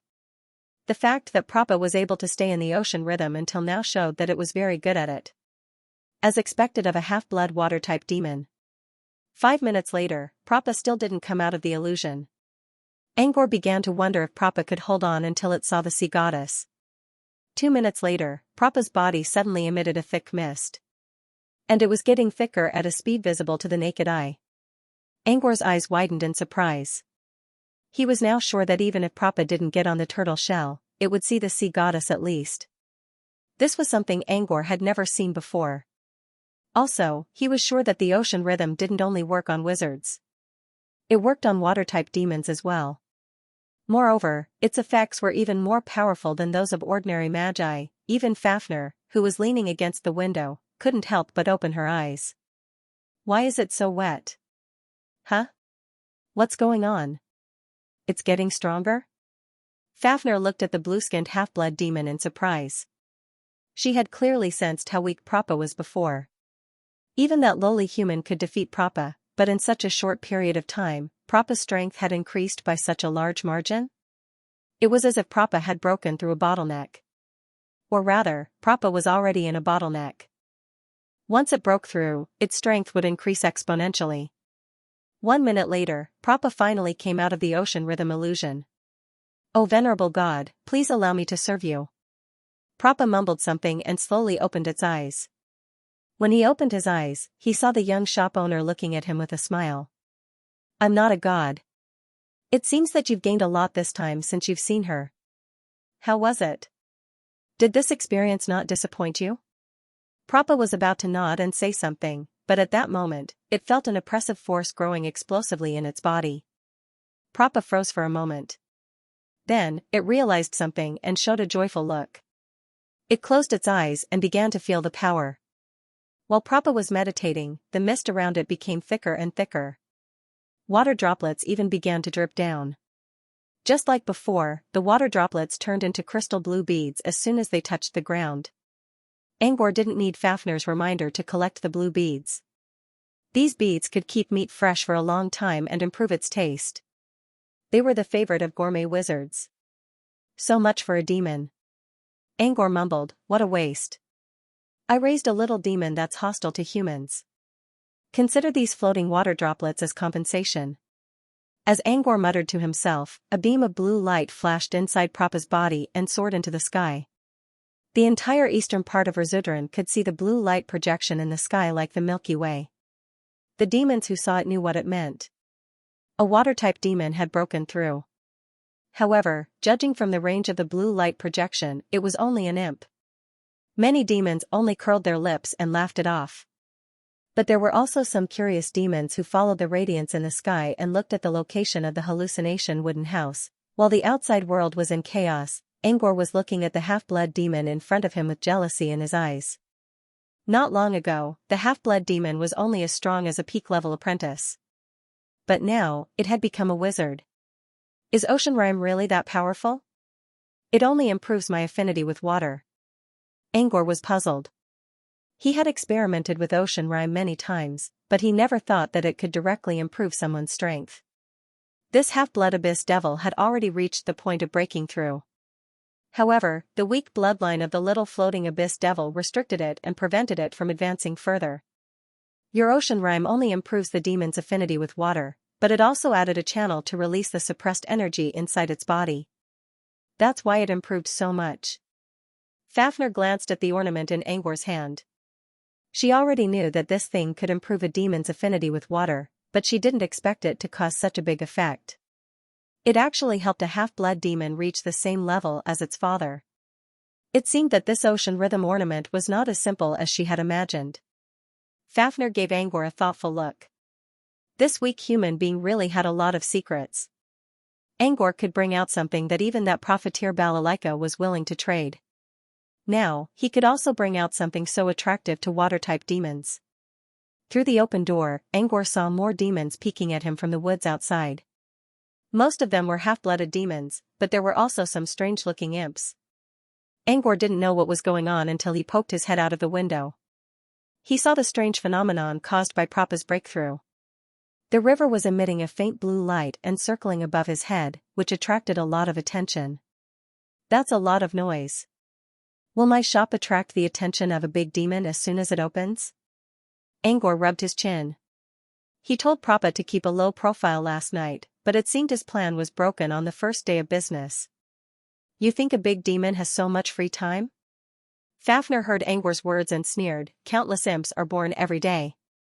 No one will care about your humble shop. Fafnir added, even if a big demon does come, I won't be afraid. Angor was used to Fafnir's sharp tongue. He wouldn't stay in Rizudaran for long anyway. Once he made enough money, he would leave. Building a small wooden hut was enough. It would only last for a few days anyway. There were demons peeking at the illusion hut from the woods outside, but no one came in. All the demons were watching from the shadows. It wasn't until Prappa came out of the door with a blank expression that everyone was shocked. So the phenomenon of the breakthrough just now was caused by Prappa? Prappa was also very famous nearby. The reason why it was famous was because it was weak. But now, that weak Prappa had broken through. Prappa's strength was only about the same as an ordinary hovering imp, but it was still a sign of improvement. What was going on? What did that illusion store do? Some demon stopped Prappa and asked. Prappa was also a little confused. It thought it was doomed today, and that it could only spend money to avoid trouble because of that man and woman's trick. It didn't expect that it actually broke through. Prappa also felt that its affinity with water had improved tremendously. It might even be stronger than its father. Even when facing Chino Van, who was holding its collar and questioning it, Prappa was not as scared as before. Shinoten was a quicksand demon, and also an imp. Their attributes naturally countered each other. In the past, Palapa had often been bullied by Shinoten. But now, Palapa felt that even if Shinoten was baring its fangs and brandishing its claws, it didn't seem that powerful. I'm asking you a question. Didn't you hear me? Shinoten grabbed Prappa's collar and said fiercely, "What's going on with that shop?" Palapa looked at Shinoten quietly and responded in a way it had never dared to do before. In front of Chin-Off, it transformed into a watery state. The water Prappa did not have a physical body, and instantly broke free from Chinotan's shackles. However, its actions infuriated Chino-tan. Its solid body suddenly dispersed and transformed into a 5-meter-tall sandstorm giant. Under the confrontation between the two, Prappa's aura was much weaker. However, it did not beg for mercy like it did in the past. Instead, it said, "What do you want to know? Go and see for yourself. Don't block my way." To other people, this was probably a simple and straightforward statement. However, to Che-Roth, who had always treated Prappa like a punching bag, this was a blatant provocation. It roared angrily, and with a gust of wind and sand, it smashed towards Prappa. Meanwhile, inside the wooden hut, Angor leaned against the window and looked outside excitedly. Who's going to win? Palapa looks like it's being countered. Well, it depends on who's stronger, Fafnir said. Fafnir interjected, however, no matter who wins, they will not be the ones to suffer. Then who is it? While Angor was wondering, he noticed that Fafnir suddenly disappeared from the window. At the same time, he heard a loud noise coming from the front of the hut. Angor looked back and saw sand and water droplets flying in all directions outside the door. Fafnir, who had disappeared, reappeared in the middle of the collision of energy. A strong gust of wind appeared in front of Fafnir, which blew both Palapa and Shinoten into the air. Fafnir turned around and looked at Angor with the side of its face. The perfect curve of its face looked stunning in the backlight. Now you know who's going to suffer, right? Angor nodded. After Prappa's promotion, the two demons outside were both wizard-level existences. Once they started fighting, it would definitely affect the psychedelic shop.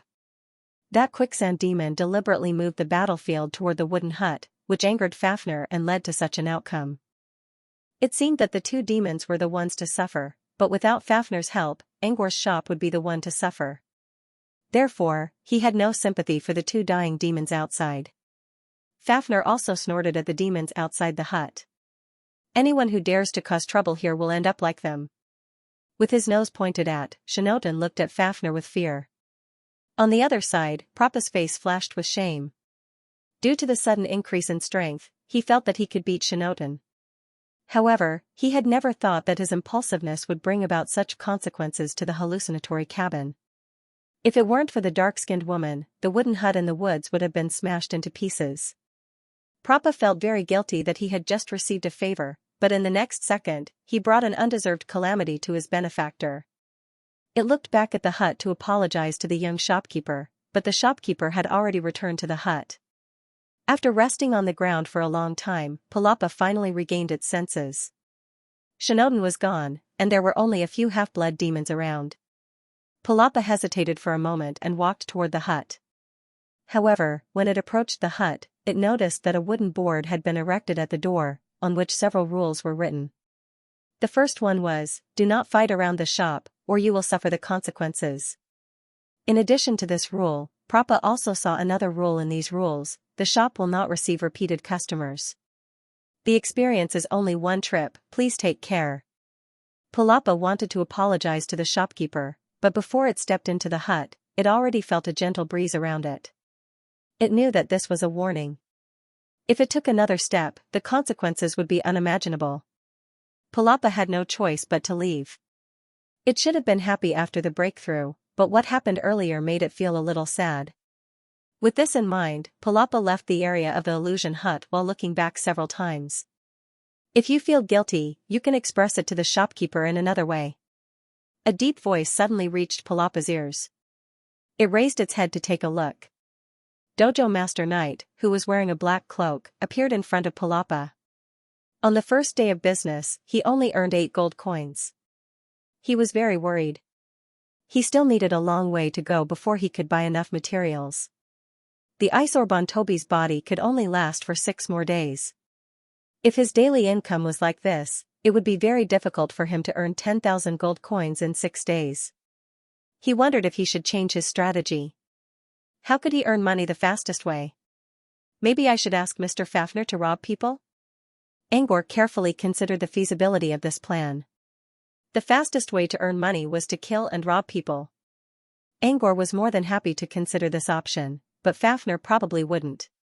Although Fafner acted as if Odurkla's was the strongest and he was the second, in fact, according to Balalaika, Fafner's strength was currently around level 3 of truth, and he had yet to reach the peak. Razudran was the intersection point between the inner and outer layers of the abyss.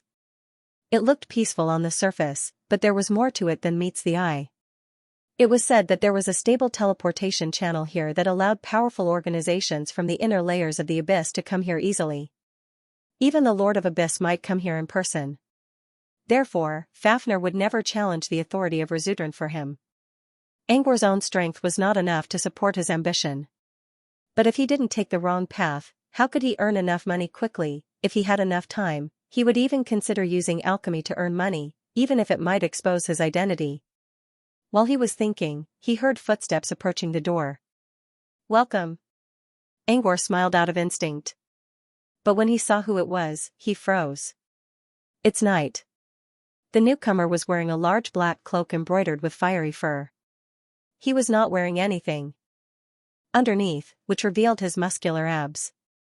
Its face was ferocious because half of its face had glowing flame patterns. These flame patterns were burning its face. If the patterns disappeared, it would be possible to see that it should have an extremely handsome face. It was Knight, the owner of Prey Hall, and the half-blood demon with the fire relayer bloodline, whom Odurklas sent Angor to Demon City to look for. The first thing Angor did after coming to Razudran was Knight. At that time, when he had explained his intentions, Knight had replied straightforwardly, I have the method to synthesize the fire-relaying stone. But I can't tell you because of the restriction of my bloodline. Angor wasn't surprised to hear the answer. According to Balalaika, the fire relayer demon kept the method of synthesizing fire relayer stones a secret. Even if Angor killed the fire relayer demon, he wouldn't be able to learn the secret. Furthermore, due to the restriction on his bloodline, even if his soul was interrogated, he wouldn't be able to get what he wanted. Angor was glad that he went to Balalaika and got the scroll from nowhere. Angor told Knight that he had the method of synthesizing fire relayer stones. Knight was a little surprised, but it didn't ask about it since it knew that Angor got it from Balalaika. It seemed Balalaika had a special status in the abyss. When he learned that Knight could use hellfire and that Knight was willing to help him, he finally felt relieved and focused all his attention on making money. What are you doing here, Mr. Knight? Angor looked at Knight out of curiosity. Nightfall didn't show up when he built the illusion hut in the morning. But now, Nightfall showed up. I'm here to thank and apologize to you. Knight's voice was hoarse and steady, without the slightest bit of impatience. It was hard to believe that Knight had the bloodline of a firebringer. Thank me? Apologize? Angor looked at Knight in confusion. Those were 2 completely different words. That Prapa who came to you for an experience is actually an employee of my prey gallery. Thanks to your help, Prapa improved so quickly. That's what I should thank you for. Prapa almost got into a fight with a quicksand demon in front of the store and almost got into the store. I apologize on behalf of Prapa. Knight spoke very casually, but when he thanked and apologized, he sounded very sincere and did not feel perfunctory. So Prappa is an employee of my prey gallery. Angor waved a hand. It's fine. Prappa is the first customer of my store. It means a lot to me. Angor looked at Knight from head to toe. Do you have anything else to say, Mr. Knight? Knight nodded and took out a burning black bone from inside her cloak. Is this eternal bone burn? Angor looked at the burning bones in surprise. Yes. I was lucky enough to run into a black gold nightmare when I went hunting in the wasteland. So you don't have to collect this bone. When Knight spoke, he had the illusion that this matter was insignificant. Was it really just luck? Angor wondered if it was just a coincidence. Knight didn't go hunting on purpose, did it? Plus, Knight came here to apologize to his employee. Angor thought that Knight was a ferocious half-blood demon. Now, it seemed that Knight had a kind heart despite its ferocious appearance. Angor didn't care what he thought. But on the surface, he looked happy. It didn't matter if Knight went hunting on purpose or just got lucky. Angor was the one who benefited from it. Immortal burning bone cost at least 2,000 gold coins, but with it, he could save a lot of money. Angor accepted the burning bones and thanked the old man profusely. No need. Since Mr. Odurklas introduced you to me, I'll do my best to help you, Knight said in a plain tone. If you run into any trouble, come to my prey gallery and find me. Speaking of trouble, my biggest problem right now is how to make money. Angor sighed. I've been running the store for the whole day, and I only earned 8 gold coins. And that's from your employees. It's so hard to find enough money to buy materials. Can you give me some pointers on how to make money faster, sir? Angor looked at Knight and asked, Can you tell me how to make money faster? Knight did not point out any money path. Instead, he asked, I heard from Prappa that experiencing the rhythm of the ocean can greatly increase one's affinity with water. It's true that one can increase their affinity with water, but the extent of the increase depends on one's talent and accumulation. Then you don't have to look for other ways. Just continue with your business. Don't worry, when the results are confirmed, more people will come to you. Knight sounded confident, but Angor was still confused. You'll know soon enough. After leaving behind these words, Knight turned around and walked out of the wooden hut. He quickly disappeared into the dense forest outside. Angor looked at the burning bone in his hand and sighed. Since Knight said so, I'll keep the store open. Plus this burning bone, I'll consider it as 2008 demon gold coins. Fafnir, who was sleeping on the platform behind the wooden house, heard Angor's last sentence. She sneered and said sarcastically, You treat this eternal burning bones as income, but what have you repaid Knight? In your world of adepts, don't you all care about equivalent exchange? Fafnir's words made Angor feel a little awkward. Strangely enough, when Fafnir saw Knight, although his attitude was cold, it was obvious that he was somewhat on guard. Judging from her attitude, Angor could tell that Knight was not to be underestimated. Was Knight, who could make Fafnir so cautious, willing to help him without asking for anything in return just because of Odurklas's words? Odurklas told Angor that Odurklas had never met Knight before. It only knew about Knight because it was an old friend of Odurklas's. That friend was called Foam. Odurklas had never met Knight before, yet Knight believed him just because he said so. Angor found it strange.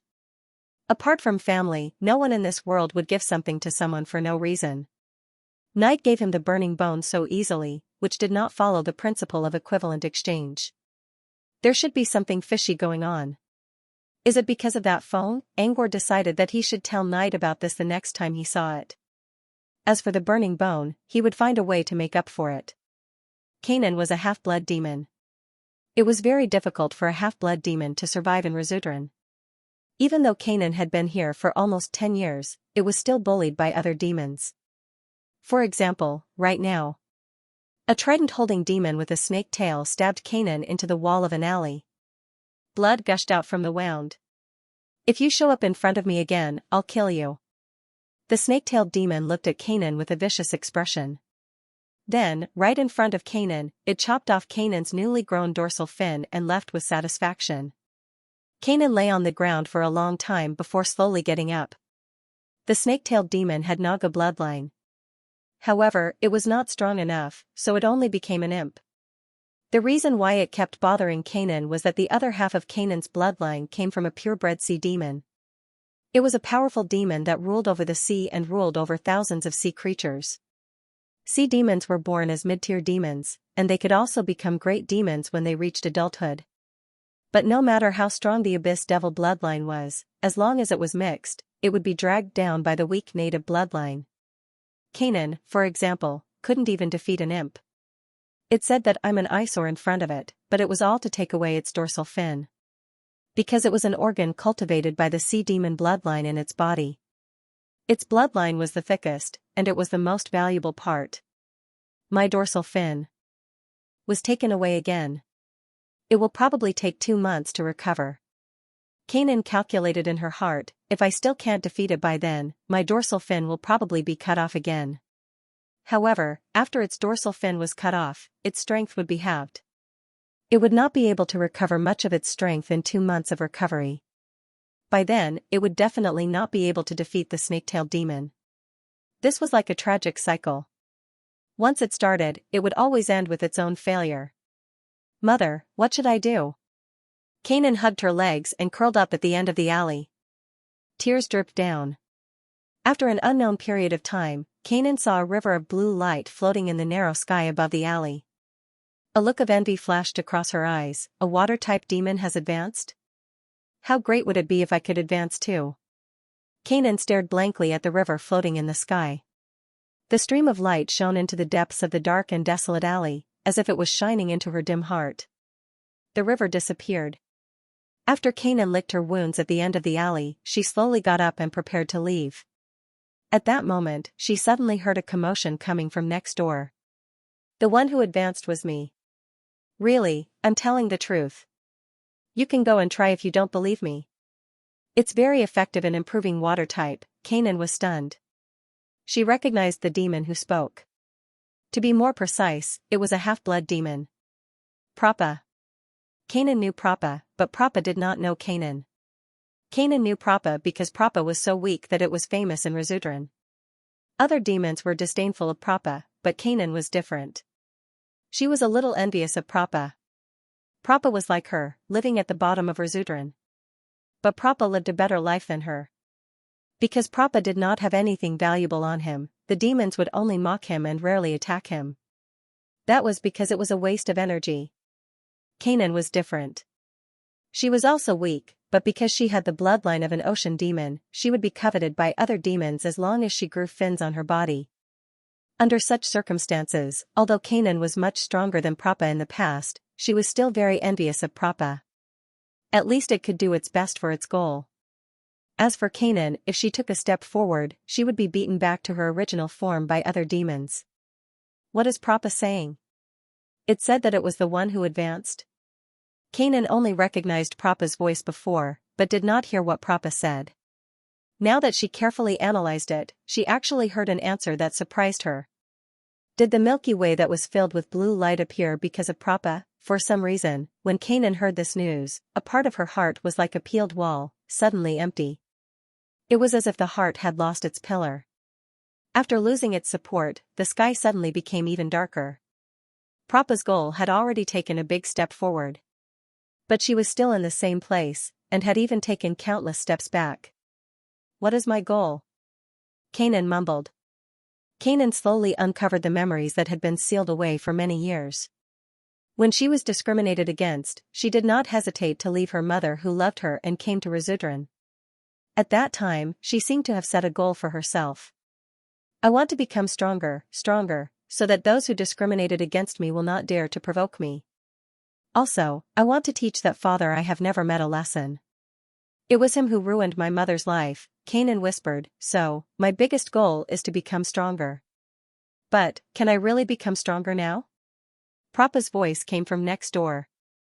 I don't know what's going on either, but my affinity with water has increased a lot. That shop is in the forest near the southern suburbs. It's called Psychedelic. When Canaan stumbled her way to the Psychedelic hut, she realized that she was not the first to arrive. In the cramped wooden hut, Canaan saw 3 water-type half-blooded demons and a ferocious 3-headed crocodile. Kanan thought that since it was late, it might be at the back of the queue. However, who would have thought that as soon as it entered, it would hear a pleasant voice say, "Beautiful lady, are you also a guest here to participate in the experience?" Kanan nodded subconsciously, then looked across. The one who spoke should be the owner, but she did not know which race he was. Kanan carefully sized up the young man who was smiling brightly. Did she see wrongly? Those pitch-black pupils represented the characteristics of the Abyssal natives. The owner was a native of the Abyssal natives. While Kanan was still shocked by this fact, the owner opposite her smiled and said, "That's great. Including you, we'll have the minimum configuration of 5 people. By the way, we only accept payment before the experience. As the first 6 guests, I'll only accept 200 demon gold coins." Kanan was actually still surprised by the owner's identity as a native. It was only when the owner opened his hand in front of her that she realized that he was collecting money.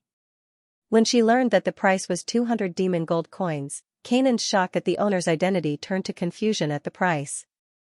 200 demon gold coins was not a small amount. Kanan had lived in Razudran for almost 10 years, but she had only saved about 300 demon gold coins. She was a little hesitant to accept 2/3 of the price. After a while, Kanan realized that the other demons did not seem to have any objections to the price. Was she the only one who thought that it was too expensive? She raised her head and looked at the other demons. They all looked very calm, but the 3-headed crocodile kept looking at the back window. Was it her imagination? Why did it feel like the 3-headed crocodile was trembling? What do you think? If you don't participate this time, you won't have this benefit. If you want to experience it next time, you'll have to pay the original price of 300 demon gold coins. The owner's words still made Kanan hesitate. At this moment, footsteps sounded from outside again. Another customer. If you don't make a decision, then you won't be able to enjoy the benefits this time. The owner's voice echoed in Kanan's ears. Kanan glanced at the half-blood demons beside her, and then at the little demon walking into the shop. At this moment, she recalled the scene of her being humiliated by the snake-tailed demon, as well as the Milky Way that glowed with blue light in the sky. All right. In the end, Kanan decided to take a gamble. He took out 2 bags from the natural pouch on his arm. When the bag landed on the table, it made a metallic clanking sound. Kanan still wanted to give it a try. Even Prappa had a breakthrough, so why couldn't he? It didn't have the bloodline of little demon Nether float in its body, but an ocean demon. Alright, as the 6th customer of my shop, you can enjoy a discount of 200 demon gold coins. The shopkeeper smiled as he accepted the 2 bags full of demon gold coins. He then turned to look at the little demon that came in later. This was a small floating demon with green spikes all over its body. Its name was Poison Spike Demon. "Sir, welcome. Are you also here to participate in the experience?" "That's great, with you, we'll have a total of 6. Our price is 300 demon gold coins." The shopkeeper seemed to be a man of his word. He immediately returned the price to 300 demon gold coins for the new Poison Spike Demon. This made Kanan and the other demons who had paid earlier feel a little better. However, the new Poison Spike Demon didn't buy it. It had heard at the door that the previous batch was 200 demon gold coins. Why did the price increase when it was its turn? Most importantly, the person in front of it was just a native, yet he dared to be so impudent to it. Anger rose in the Poison Spike Demon's heart, but it didn't consider that it wasn't the only demon in the shop. There was also a 3-headed crocodile, but it was also obedient. When the Poison Spike Demon showed off its superiority and mocked the shopkeeper, its fate was already sealed. Under the pitying eyes of the 3-headed crocodile, the Poison Spike Demon was grabbed by a dark-skinned woman and thrown out of the window. The 3-headed crocodile blocked the view outside the window because it was too big. Now, Kanan could clearly see that outside the window was a complete mess. Corpses were everywhere. The 3-headed crocodile turned around and whispered to the half-blood demon beside it, "I almost did it too. Luckily, I had sharp eyes and took a look outside the window." Kanan finally understood why the customers around her didn't say anything. They were not calm at all. They were too scared to say anything. Since there are no new customers, only the 5 of you can go in together. Get ready, your experience is about to begin. I hope you'll be satisfied with this trip. The shopkeeper mumbled to himself, 5 is a bit of a loss. Maybe next time, let's gather 10 and do it again? In her daze, Kanan felt that she had arrived at a place where every cell in her body was jumping for joy, the sea. However, this sea was different from what she had seen before. It was an ocean that was brewing a storm. Angor rubbed his dizzy head. The poison-spiked demon was covered in poison from head to toe. Even when it spoke, it would release a faint poisonous mist. It wasn't deadly, but as a human, Angor still felt uncomfortable. While the first batch of customers were busy trying out the ocean rhythm, Angor took out a bottle of antidote. He didn't drink it. Instead, he sniffed it and felt a little better. As expected of a weak human, you don't even have this bit of poison resistance. Unintentionally, Fafnir's ridicule followed soon after. Angor didn't refute it. Humans were considered the weakest among all intelligent races in the general plane. Wizards also admitted this. This was why so many wizards would replace their body parts. Sometimes, wizards might look like humans on the surface, but when they reverted to their true forms, they looked even scarier than those in horror games back on Earth. Speaking of transplants, Angor couldn't help but look at the three-headed crocodile who was still immersed in the ocean rhythm. Speaking of which, the three-headed crocodile was one of the most popular bloodlines in the Abyss Plane. According to legend, the three-headed crocodile was an imp, but its bloodline seemed to be related to the three-headed hellhound, which was one of the strongest demons in the world. As it turned out, the two bloodlines were quite different in strength, but they did seem to be related to each other. After transplanting the three-headed crocodile's bloodline, the success rate of transplanting the three-headed hellhound's bloodline would be significantly higher. The three-headed crocodile's bloodline was so popular that it was almost wiped out by humans. Some wizards even wondered if it had already gone extinct. Angor didn't expect to see such a creature in Rizuteran. I heard the three-headed crocodiles were almost wiped out by humans. What? Are you planning to attack it when it's unprepared? Fafnir's voice came. He sounded a little excited when talking about fighting and killing. Angor shook his head. The three-headed crocodile was valuable, but he had plenty of ways to earn magic crystals. There was no need to put up a scam sign on the first day of opening. I'm just thinking. What if all the customers are this big, or even bigger? What should we do then? Angor frowned. He didn't mind the small size of the shop since he wouldn't be able to stay for long. But now there were more customers, and demons of different sizes. How should he handle them? You're not worried about customers now? Fafnir remembered that this human was still thinking about how to open a new channel to make money. There will be customers. And just like Knight said, there will be more and more. Angor was very confident now. He already knew that Prappa was helping them advertise the shop. The aroma of wine was indeed scary. But what if someone took the initiative to advertise it to others? Angor couldn't do that before because his identity would be easily exposed, and Fafnir wouldn't do that either. So all he could do was wait for customers to take the bait. Now that Prappa was helping him, he actually gained popularity. Once these customers experienced the experience, they would know that it was worth the money. With more customers, even if Angor didn't advertise, as long as there was another phenomenon like Prappa, there would be curious demons, and the problem would be solved. Even if there was no phenomenon like Prappa, as long as a demon who experienced the experience changed a little, other demons nearby would notice it and find the illusion hut. Therefore, Angor believed that the problem of customers was going in the right direction. However, it was hard to say if he could reach the point where he could earn enough demon gold coins in a short time. In order to achieve this goal as soon as possible, Angor set the price as high as 300 demon coins. After all, he already wrote a rule on the door: the shop will not receive repeat customers. Experience only once. Take care. Angor wanted to get as much as he could, so he had to set a higher price. In order to get more customers, Angor decided that after this batch of customers finished their experience, he would enclose the backyard.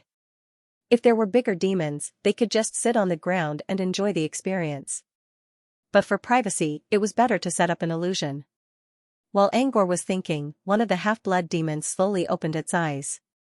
When it woke up, it was confused for a moment, as if it couldn't tell the difference between reality and illusion. It wasn't until it sensed the vigorous water energy inside its body that it came back to its senses and showed a joyful expression. It was still feeling sad about being blackmailed for 200 demon coins. But it didn't expect to get such a great reward. Not to mention the increased affinity with water, what made it feel the most wonderful was some kind of indescribable enlightenment. It couldn't explain the benefits of this enlightenment in a short time, but it could feel that it would bring great changes to its control over its own energy in the future. It couldn't even control its emotions anymore. When it looked at the local shop owner who made its teeth itch, it felt more grateful. Quiet. Angor put a finger on his lips and whispered, "You can leave now, or wait for them to finish and leave together." It looked around at the other demons who were still experiencing the experience and decided to stay for a while. It already improved a lot, and it wanted to see how the other demons were doing. In the next minute, the other two half-blood demons woke up one after another. Although their improvement was not as obvious as Prappa's, and it was hard to tell from their appearance, from the undisguised joy in their eyes, one could tell that they had definitely gained a lot from this experience. Kanan and the three-headed crocodile were the only ones left in the illusion. He wasn't sure if it was because the demons were well prepared, or because they were simply too talented, but he believed that they could last much longer in the illusions than humans. Not to mention Papala from before, just these half-blood demons that had awakened had mostly lasted for about 3 minutes, which was far more than the average human. In fact, from a certain perspective, Ocean's Rhythm was a survival game. Everyone would die in the end, and it was a matter of who could last longer. From this point of view, the resilience of humans was indeed far lower than that of demons. Even if Ocean Rhythm would block their memories, the demons' ingrained instinct would not allow them to give up. They would do everything they could to survive. In this regard, it was easy to see who was better between humans and demons. Another minute passed, and the three-headed crocodile's body suddenly began to emit a thin mist. This scene shocked all the other demons who saw it. They were still aware of their own improvements, but the crocodile's improvement was visible to the naked eye. The mist was getting thicker, and the crocodile's giant body was glowing. Could it be that the three-headed crocodile is going to level up as well? The demons looked at each other with shock in their eyes. Prappa's improvement was understandable. Even if it reached the level of an imp, it was still not that strong. But the three-headed crocodile was different. It was a naturally powerful demon. It was still stuck at the level of an imp, but it was much stronger than the half-blood demons. If the crocodile improved, it would become a big news in the entire Resudran. Angor was also looking at the crocodile with eager eyes. If the crocodile could really create an illusion, he would not have to worry about losing customers. However, it was a pity that although the blue light on the three-headed crocodile's body was constantly shining, it did not reach the point of forming the Milky Way. It only illuminated the psychedelic cabin with blue light. Vaguely, there was a hint of psychedelia. The three-headed crocodile opened its bell-like eyes. It came back to its senses much faster than the other half-blood demons. It could feel the earth-shaking changes in its body. It had never felt this kind of carefree feeling ever since it was born. It couldn't help but want to roar out loud. However, before it could roar, the shop owner glared at it coldly and ordered, "Shut up." In the past, the three-headed crocodile would have been furious at a native who dared to treat it like this. But now, the weak body of the owner only felt that it was much stronger than before. There were also miraculous beings among the natives. The three-headed crocodile suppressed its joy and used its spiritual power to communicate with the other 3 half-blood demons that had woken up. Originally, it did not care to communicate with the half-blood demons, but the joy in its heart made it lower its bottom line and share with them what it had learned from this experience. When they were almost done with their secret conversation, all eyes were on Kanan. It had been almost 7 minutes, and this female half-blood demon still hadn't woken up. They now knew that their experiences were the same. They were all trying to survive in the raging sea. They had held on for so long and felt that they had reached their limits. But this little thing was still able to hold on until now. Suddenly, the way they looked at Kanan changed. They knew very well how raging the sea was. Kanan's perseverance was enough to see that she could hold on until now. Also, they had just unified. It seemed that the longer they could hold on in the raging sea, the greater their gains would be. Kanan had held on for so long. How terrifying would her gains be? After a minute, Kanan gave them an answer. A huge shadow emerged from her body. That shadow was originally like Kanan, sitting cross-legged on the ground. But with the miraculous changes in Kanan's body, the shadow kept growing bigger. In just 10 seconds, it became a huge shadow over 20 meters tall. 20 meters was not big compared to all the buildings in Razudran. However, all the demons in the area noticed the sudden appearance of the shadow. This shadow looked like a sleeping, ocean demon. Since when did an ocean demon come to Razudran? Just as the other demons were puzzled, the shadow's tightly shut eyes suddenly opened. At the same time, Kanan opened her eyes in the hallucination hut as well. As soon as she opened her eyes, she sensed the pulsing water energy inside her body. At the same time, Kanan noticed that her dorsal fin, arm fin, and tail fin had all grown out. The energy inside her body seemed to have doubled, and it was still growing. The pleasure of growing stronger made Kanan roar out loud. Angor didn't stop Kanan this time. He saw the shadow behind Kanan standing up and doing the same thing as Kanan. The shadow's roar covered most of the nearby area. Almost all of the surrounding demons heard the shadow's excited roar. The roar seemed to carry the great waves of the sea. Amidst the terrifying waves, a giant ocean demon raised its trident and issued a command to all water creatures. Outside a building that looked like an egg membrane, Prappa was trying its best to persuade others to come to the hallucination hut to experience the rhythm of the sea. When it heard the roar, it stopped and looked at the shadow's direction. A moment later, Prappa's eyes flashed with joy. See? Another phenomenon. The hallucination hut created a new miracle. Listen to me. Experience the rhythm of the sea once, and it will help you a lot. The half-blood demons who weren't interested in Prappa's words sensed the uncontrollable joy in the roar and began to wonder if Prappa was telling the truth. Night also looked up from the entrance of the prey hall. As a fire element demon, Night should have hated the feeling of the ocean waves in the air, but at this moment, Night did not show any disgust. Instead, it smiled and looked at the dense forest in the distance, where the psychedelic hut was located. Prappa and Night weren't the only ones. All the other demons who heard the roar stopped and began to look for the source of the noise. When they realized that the phenomenon actually came from the psychedelic hut again, they recalled the news that Prappa had spent a lot of effort to spread. They had originally thrown it aside. What kind of magic did the hallucination hut have? Why did it keep producing breakthroughs? Last time, Prappa did it. But this time, it seemed to be the last descendant of an ocean demon. Angor didn't know what was going on outside. He was having a strange feeling. He was going to say that the hallucination hut would be noticed by people if it showed up again, and the number of customers would increase.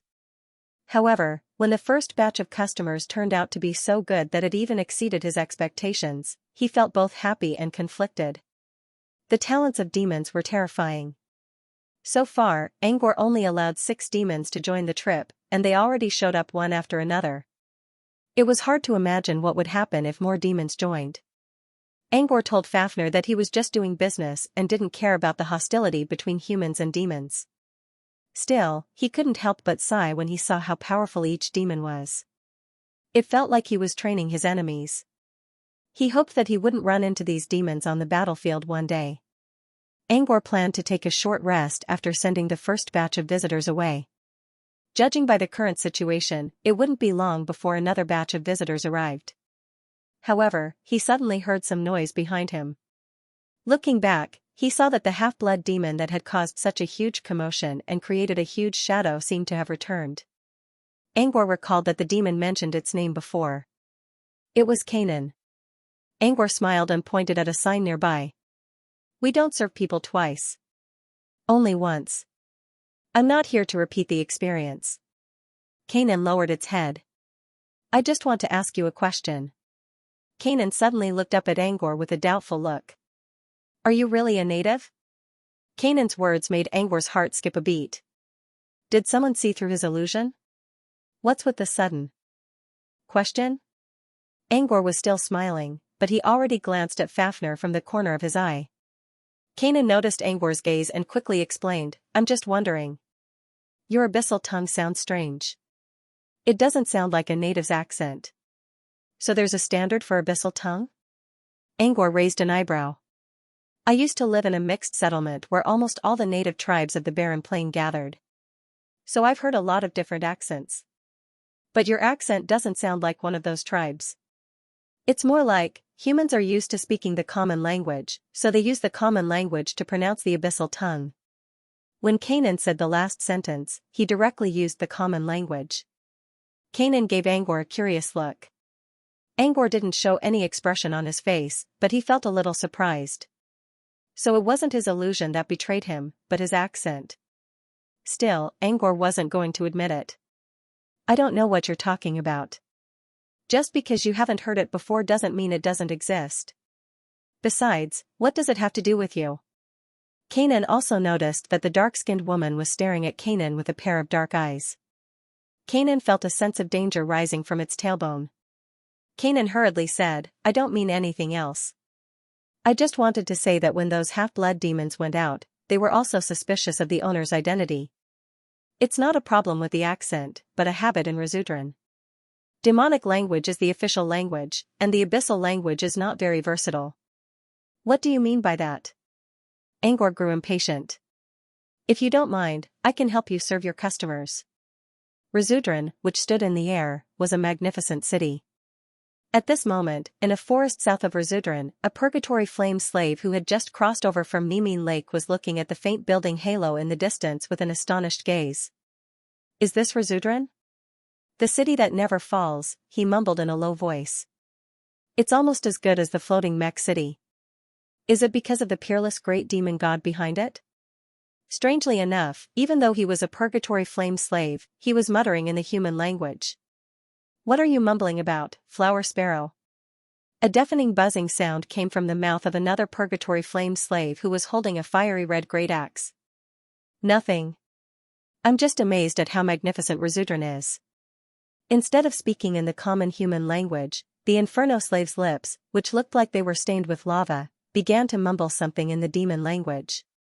Ignorant bastard. Resudran is only average among all the major demon cities in the barren face, the Inferno slave with a huge axe spoke in a disdainful tone. Barren face? What's that? Flower Sparrow was confused, but she did not ask. Instead, she spoke with a flattering tone, so you've seen many demon cities, Mr. Kaido? The Inferno slave with the axe was Kaido. It raised its head and breathed out a stream of fire from its nostrils. Of course. I used to follow Mr. Nigar. I even saw the Lord of Glory's cancer from afar. That's a real miracle. Kaido proudly spoke of his past experiences. However, in the ears of Hua Kk, it was extremely boring. Most of Kaido's words were seen from afar, I've heard of it, and legends. The Inferno slave had only visited 2 or 3 demon cities, and Resudran was the largest one it had ever seen.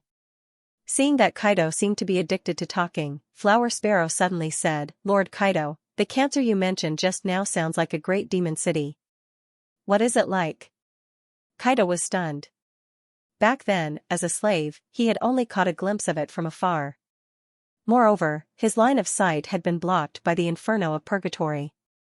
How could he have known what it looked like, but in front of his new underling, Kaido couldn't say that he didn't know. It stuttered for a long time and finally said, anyway, it's very big and very grand. You're just a little bastard who doesn't know the origin of our race. You'll never be able to go there in this lifetime. Why are you asking so much? After being called a bastard, Hua Tianghua felt sad for a moment. This was caught by Kaido. He thought that he had found a way out of the situation, but this little bastard dared to ask questions and embarrass Kaido. It was excited and became even more addicted to talking. He doesn't have a clan origin, nor a clan emblem, and a male flame slave is actually named Succubus? Flower Sparrow? What kind of name is that? It's a disgrace to us purgatory flame slaves. Kaido's huge nostrils exhaled white turbid air as he cast a sidelong glance at the dejected floral sparrow. Also, as male flame slaves, the weapons we train with should be giant axes and hammers. You actually imitated a female and made a chain. Who are you planning to tie up? Tie yourself up? When Kaido was almost done scolding, they had already reached the periphery of Resudran. Not far away, there were already some figures of demons. Kaido shut up at the right time. The purgatory flame slaves, in terms of status, were one level lower than the half-blood demons. In fact, most of them were servants of the demons. Moreover, they did not play the role of butlers or personal servants. They were cannon fodder slaves that could be abandoned at any time. They only looked fierce, but their strength was actually very low. In the abyss, all the demons looked down on flame slaves. However, there were benefits to purgatory flame slaves. At least the demons would not casually attack and kill them. To the demons, purgatory flame slaves were much better than the so-called half-blood demons. At least, the purgatory flame slaves' bloodline, from the root, served the demons. However, half-blood demons were bastards. Because of their mixed bloodline, there were many rebellious ones. Kaido suddenly shut up. He had deliberately made big movements, but after entering Rizudran, he became very careful. This kind of cowardly behavior made Floral Sparrow, who was following behind him, laugh coldly in her heart. It was Floral Sparrow's first time in Rizudran. It was also the first time he saw the demons' trading market. He curiously turned his head and sized up this city that was completely different from what he had imagined. He could not see it now, but he might not be able to see it again soon. However, he was currently at the outskirts of Rizudran. Even if there were buildings, they were not very exquisite. For example, in the dense forest on the right, there was actually a simple wooden hut, psychedelic. What kind of business does this wooden hut have? Floral Sparrow was puzzled in his heart. What are you looking at? Kaido followed Floral Sparrow's gaze and saw the wooden hut in the forest not far away. When he saw the size of the wooden hut, Kaido sneered, such a small building, and this door. It's even shorter than me. This shop probably won't be able to attract any customers in this lifetime. As soon as Kaido finished speaking, the door of the wooden hut was pushed open. A blue-skinned half-blood demon walked out from inside.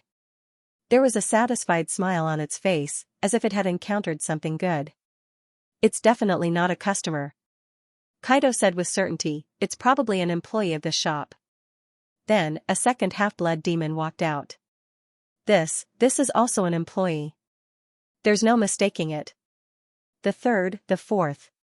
When the 10th half-blood demon walked out, Kaido's eyes were already wide open. How could such a small shop have customers? Weren't the half-blood demons in Rizudran all very arrogant? There was no way they could step in such a short door. Aren't these half-blood demons customers? Floral Sparrow blinked and looked curious. Kaido wanted to blurt out, that's right, but in the end, he swallowed it back. It would be fine if there were only one or two, but with so many of them walking out of the shop, there was no way he could sow discord even if he wanted to. Kaido could not help but say, I didn't see this wooden hut the last time I was here. There are probably only a few half-blood demons inside. They won't be able to cause much trouble. After Kaido said that, an ice-blue demon walked out of the wooden hut. Although it was only an imp, it was one of the best among imps. It was completely different from the weak half-blood demons from before. This is just an exception. Kaido's face reddened. At that moment, the ground suddenly shook a few times. Behind the wooden hut, there were suddenly some ripples in the courtyard that was originally empty. A troll covered in ice crystals stepped out of the ripples. These ripples are an illusion for concealment? It's an ice troll. Floral Sparrow could not help but exclaim. An ice troll was almost a mid-rank demon. Moreover, it was related to the Cold Winter Troll, which was one of the top mid-rank demons. Kaido could not believe that an ice troll would appear in this desolate shop. Kaido trembled as he pointed in the direction of the wooden hut, as if he wanted to say something. However, Floral Sparrow could not bear to continue.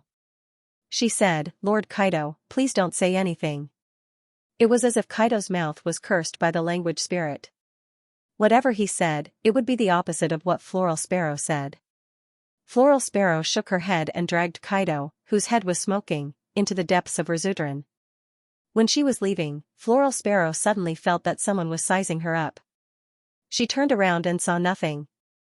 However, on the roof of the psychedelic hut not far away, a dark-skinned woman was yawning and stretching.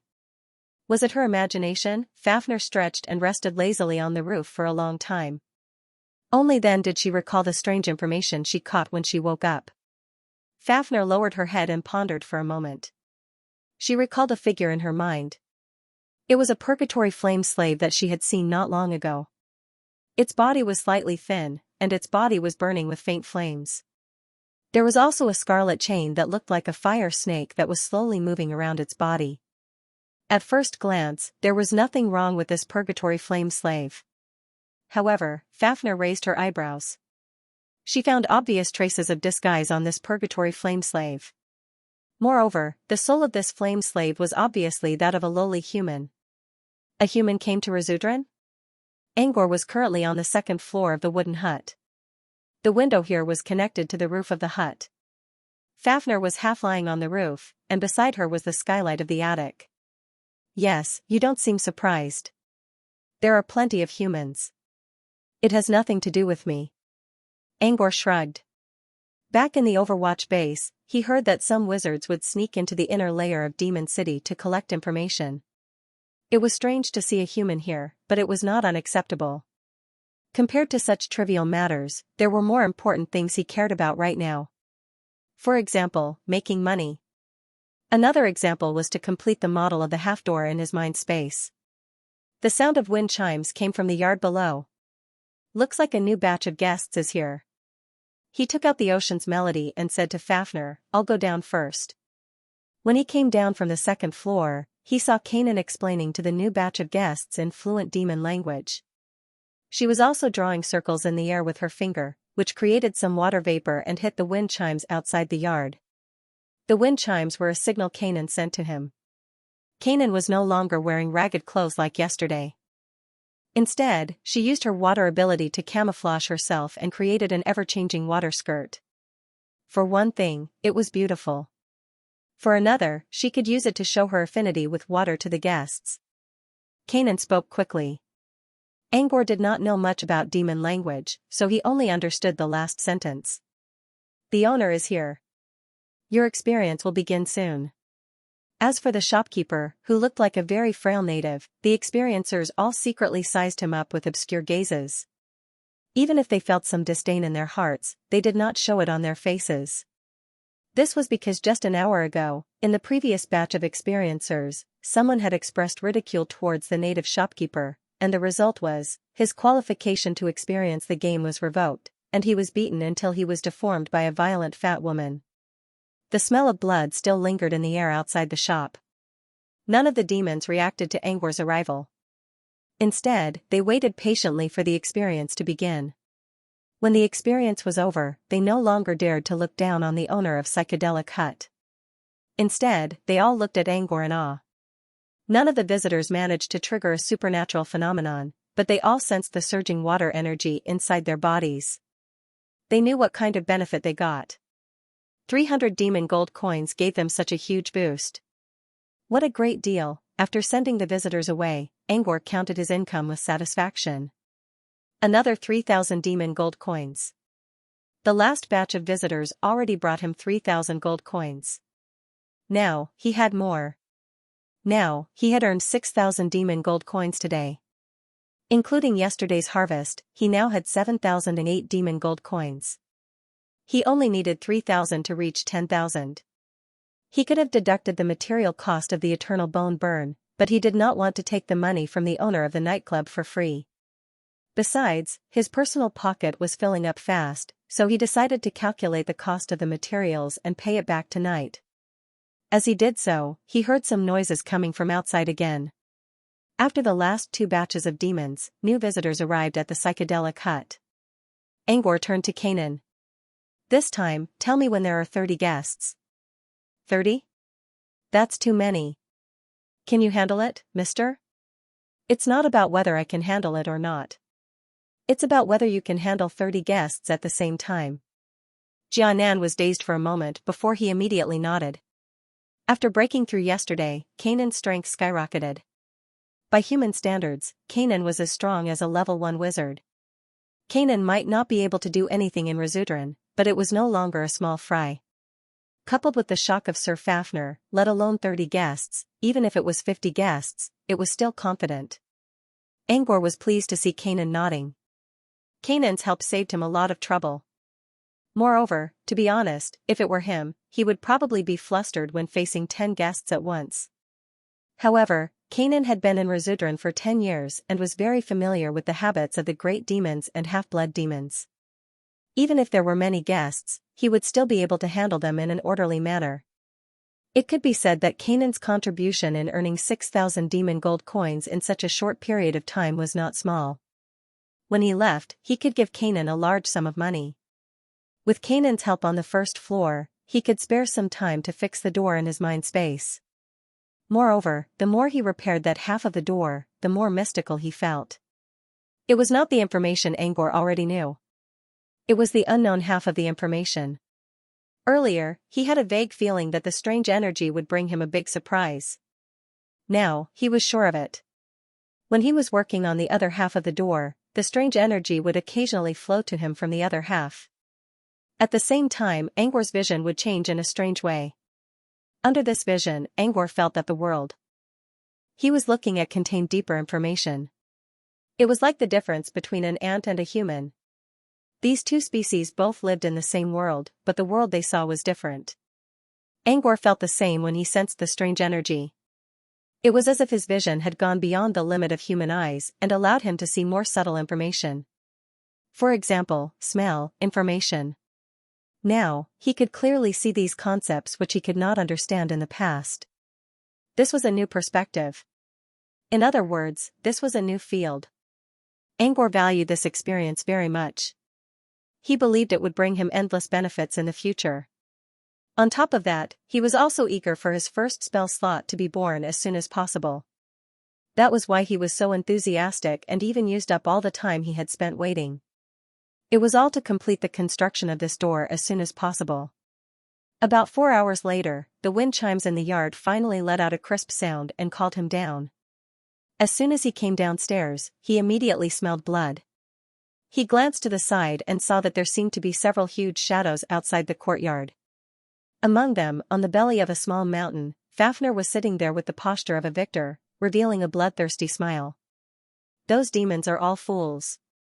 Canaan came to him and whispered in Abyss language. They thought the shop owner couldn't release the illusion of ocean rhythm, so he must have some kind of treasure. They tried to rob him, but Mr. Fafnir defeated them all.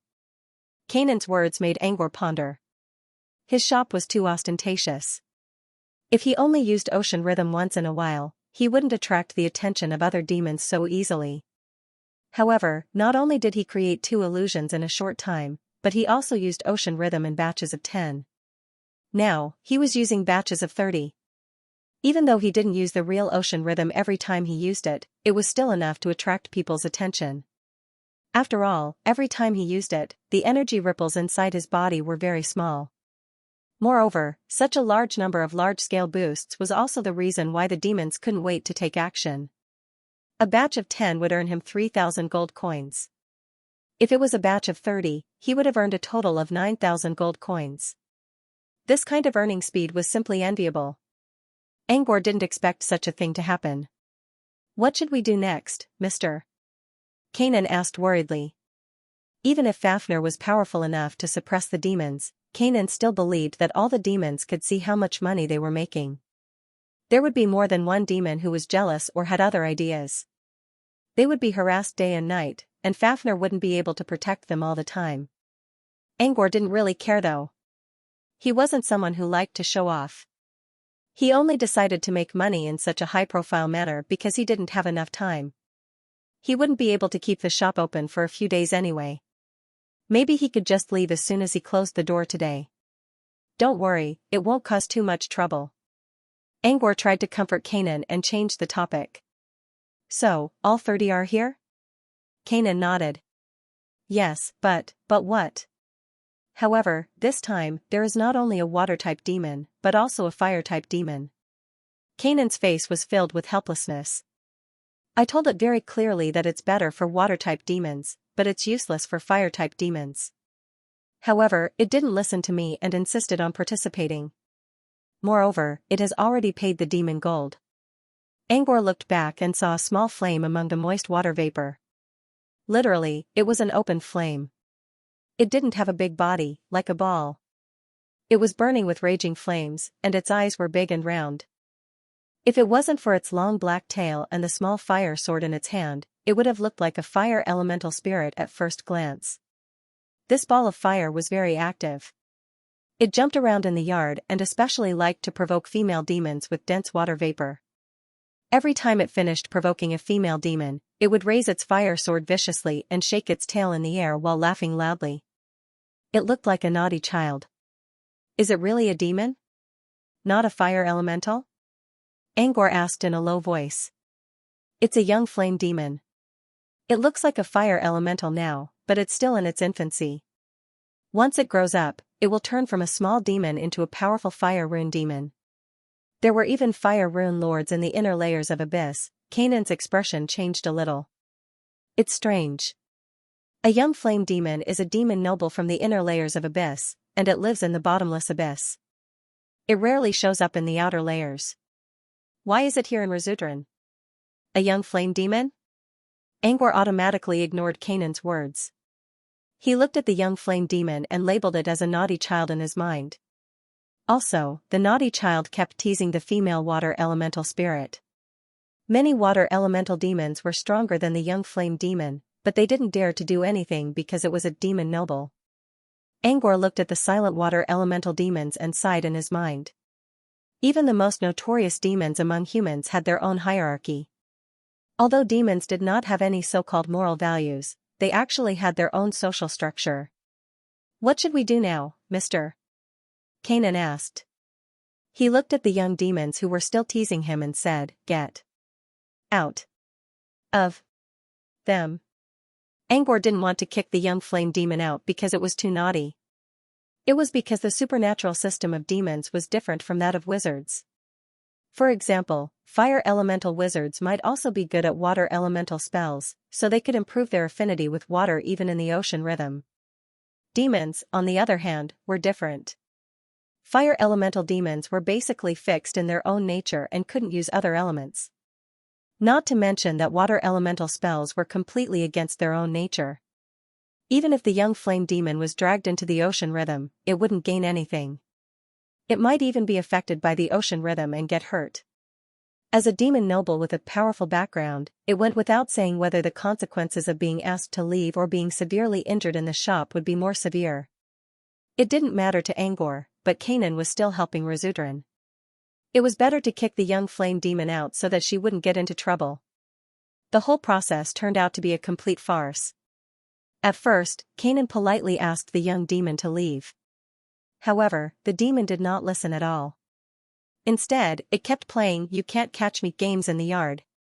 When the young demon stuck out its tongue and taunted Kanan again, Fafnir made her move. Fafnir landed in the yard with a powerful aura. Under the demon's terrified gaze, Fafnir picked up the demon's long black tail and threw it as if it was a javelin. She swung it, exerted force, and threw it. A fiery red ball was thrown out of the shop in a parabola. When the young demon stumbled and rebounded dizzily, a money bag containing 300 demon gold coins fell beside it. Angor thought the young demon would not dare to come again because of Fafnir's threat. However, he underestimated the demon's stubbornness. After sending away the last batch of visitors, Angor's personal pouch finally reached 10,000 demon gold coins, which meant that he now had 16,000 in total. Kanan was about to receive the next batch of customers when Angor told her to stop for today. Angor also gave Kanan 10 demon gold coins as a reward. Kanan was a little confused. She had only received 3 batches of customers today, and it was still early. Why did Angor want to close the shop? However, she was just a lowly employee who could not interfere with the shop owner's business. Besides, Kanan also wanted to seek revenge on the snake-tailed demon who humiliated her yesterday, so she accepted the reward and prepared to leave. However, when Kanan opened the door and was about to leave, she saw a ball of fire squatting under the door. This flame ball was the young flame fiend that Fafnir had thrown away. At this time, the young fire demon's originally round eyes turned into an inverted triangle, and its fiery red pupils were filled with anger. Kanan looked back at the shop owner and wondered what to do.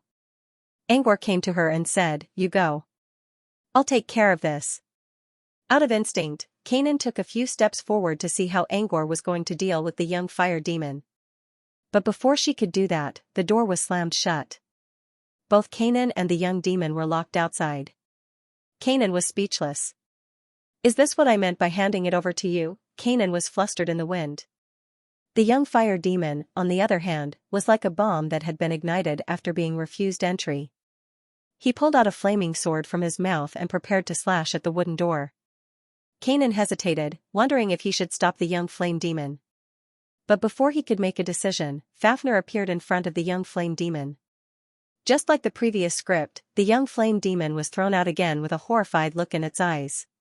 Looking at the arc, the distance this time was probably even further than the previous time. Once Kanan was sure that the psychedelic hut had no use for him, he left the place. After Kanan walked onto the main road, it did not take long before he saw the young flame demon whose flame was much dimmer than before. It was angrily walking towards the psychedelic hut. Indistinctly, Kanan seemed to see that the eyes of the young fire demon were actually filled with moisture. Was it just an illusion? How could a fire-type demon cry? Kanan shook his head and ignored the young flame demon. In any case, Lord Fafnir was in charge of the shop, so there was no need for him to worry. On the other hand, Angor was in a good mood after checking his earnings for the day. Yesterday, he was wondering if he should find another way to earn money. Today, he achieved his goal and saved a lot of time.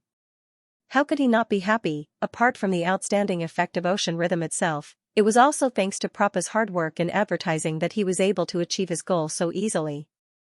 Angor decided to give Propa a reward when he went to the prey hall later. Yes, he was going to the prey hall now. For one thing, he was going to give the money for the eternal bone burning to the nightclub owner. For another, as a native, he had no way to buy resources in Rizudaran. He had to ask the nightclub owner to do it for him. So, he had to go to the prey hall no matter what. When he came down from the attic, he heard someone yelling outside the wooden hut. Fafnir was leaning against the round table, taking a nap. He only raised an eyebrow when Angor went downstairs.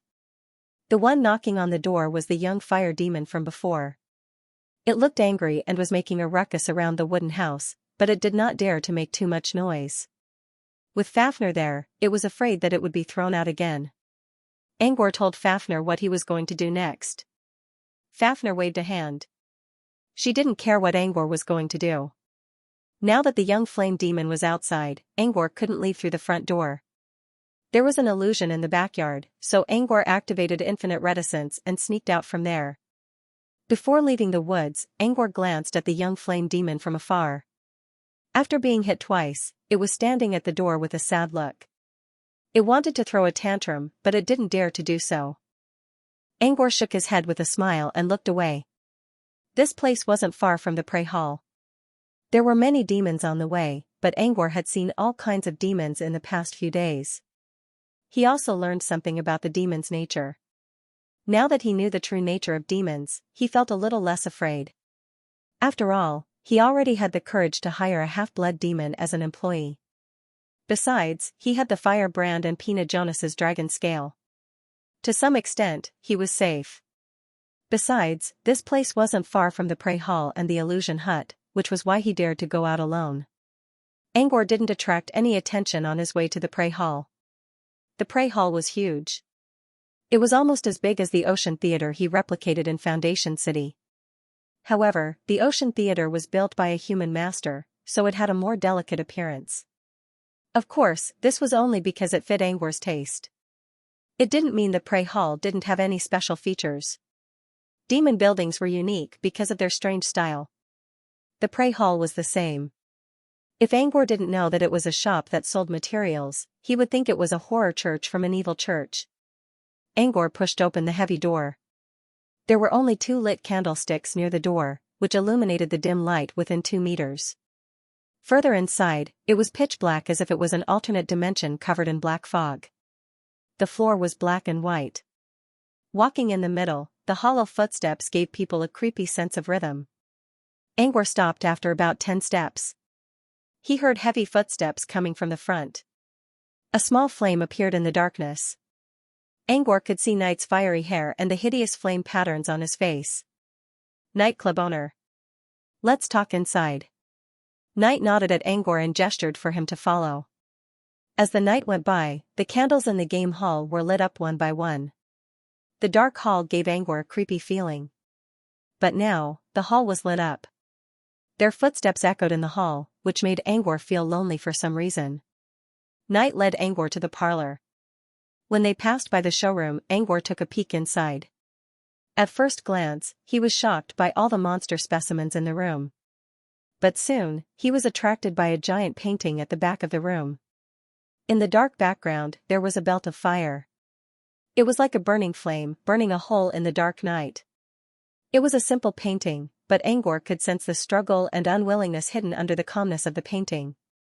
When they reached the guest hall, Angor was still in a daze. For some reason, when he looked at Knight sitting in front of him, he couldn't help but think about the painting. "You look lost?" Knight's hoarse voice reached Angor's ears. "I saw that painting in the showroom. It looked..." Angor tried many words to describe it, but none of them were suitable. "Special." "Special? I thought you'd find it boring." "It's a simple painting." "No, it's not simple.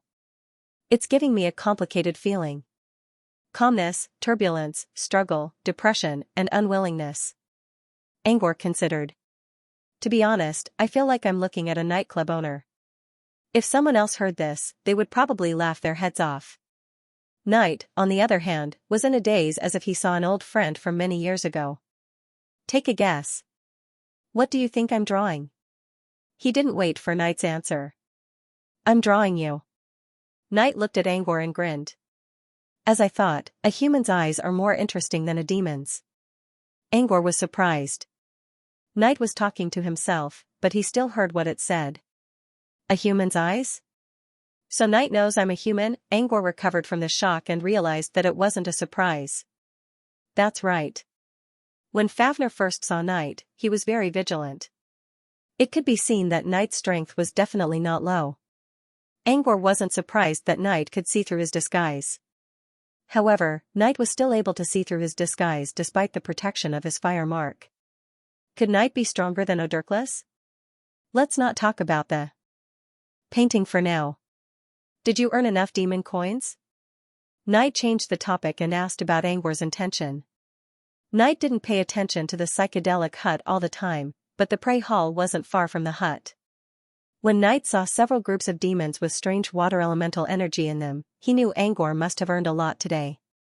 Knight didn't seem too surprised when Angor returned the money for the eternal bone-burning sword. Knight nodded after accepting the demon coins. "I'll contact the seller for you now. If you're not in a hurry, you can wait for me here." With that, Knight stood up and prepared to leave. "Mr. Nightcrawler, why do you trust me so much?" Angor asked before Knight's figure disappeared. Knight turned around and looked at Angor. Angor continued, "Ever since I met you 2 days ago, you never doubted anything I told you. If it were me, I'd double-check a message from a stranger, even if it had a Dirkla's mark on it. But Mr. Nightcrawler, how can you be so sure that I'm telling the truth?" Knight remained silent for a moment. "The flame mark on your earlobe aside, the fact that Fafnir is with you is enough to prove that you're not lying. Of course, that's not why I helped you. I helped you because you're a human." "Human?" Angor didn't expect such an answer. "Not only because you're a human, but because you're the first human who came to me in the name of Fong." Knight continued, "If you want to know anything else, you can go to the gallery and see the painting." After Knight said this, its body slowly faded into the darkness and finally disappeared. Angor hesitated for a moment before leaving the parlor and heading to the gallery. Speaking of which, not only was he curious about who Fong was, but Fafnir was also curious about Feng's identity. When Fafnir learned that Odurkless had given this mission to him, he had also asked why. Angor told him the truth, and Fafnir learned that Odurkless was capable of doing most of the things. There was only one variable that Fafnir didn't expect. That variable was Fong.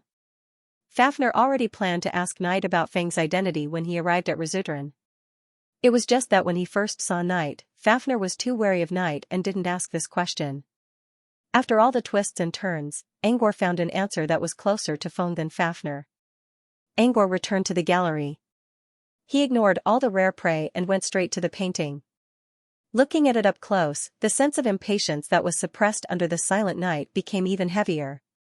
As he looked at the painting, he began to understand why he always thought of Dojo Master Knight when he saw it.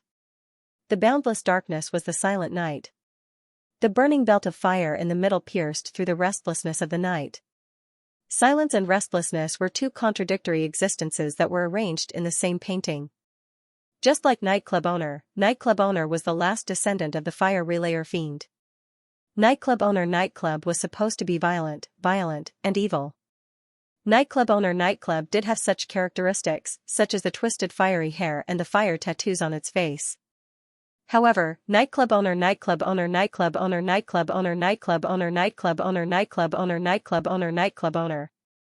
Angor studied the painting for a long time. Maybe the painting was full of different emotions, but he did not find any clue about what Night told him. You can check the painting if you want to know about Feng. After some time, Angor finally found a clue at the bottom right corner of the painting. Here, he saw a line of light-colored words that almost blended in with the surrounding darkness. What surprised him was that the words were written in the common human language. Name, Night. Artist, Feng.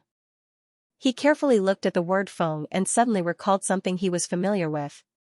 There was a famous painting in the wizarding world. It was often published in Expedition into Planes, a periodical published by Moonfrost Union. It was called Doomsday Calamity. It depicted the rising sun demon from the Abyss Plane who came to the southern wizarding region 10,000 years ago and caused the world to be turned upside down. The artist of this painting was none other than the legendary magic painter, Mirafeel Feng. Not long ago, he read Expedition into Planes in Sunder's study. The handwriting of Feng in the book was exactly the same as the Feng on the painting. Speaking of which, the tidal realm map Angor saw in the Shannon Royal Palace was also drawn by Mirafeel Feng. Feng didn't put his name on the map, but the style of his handwriting was exactly the same as the one in front of Angor's eyes.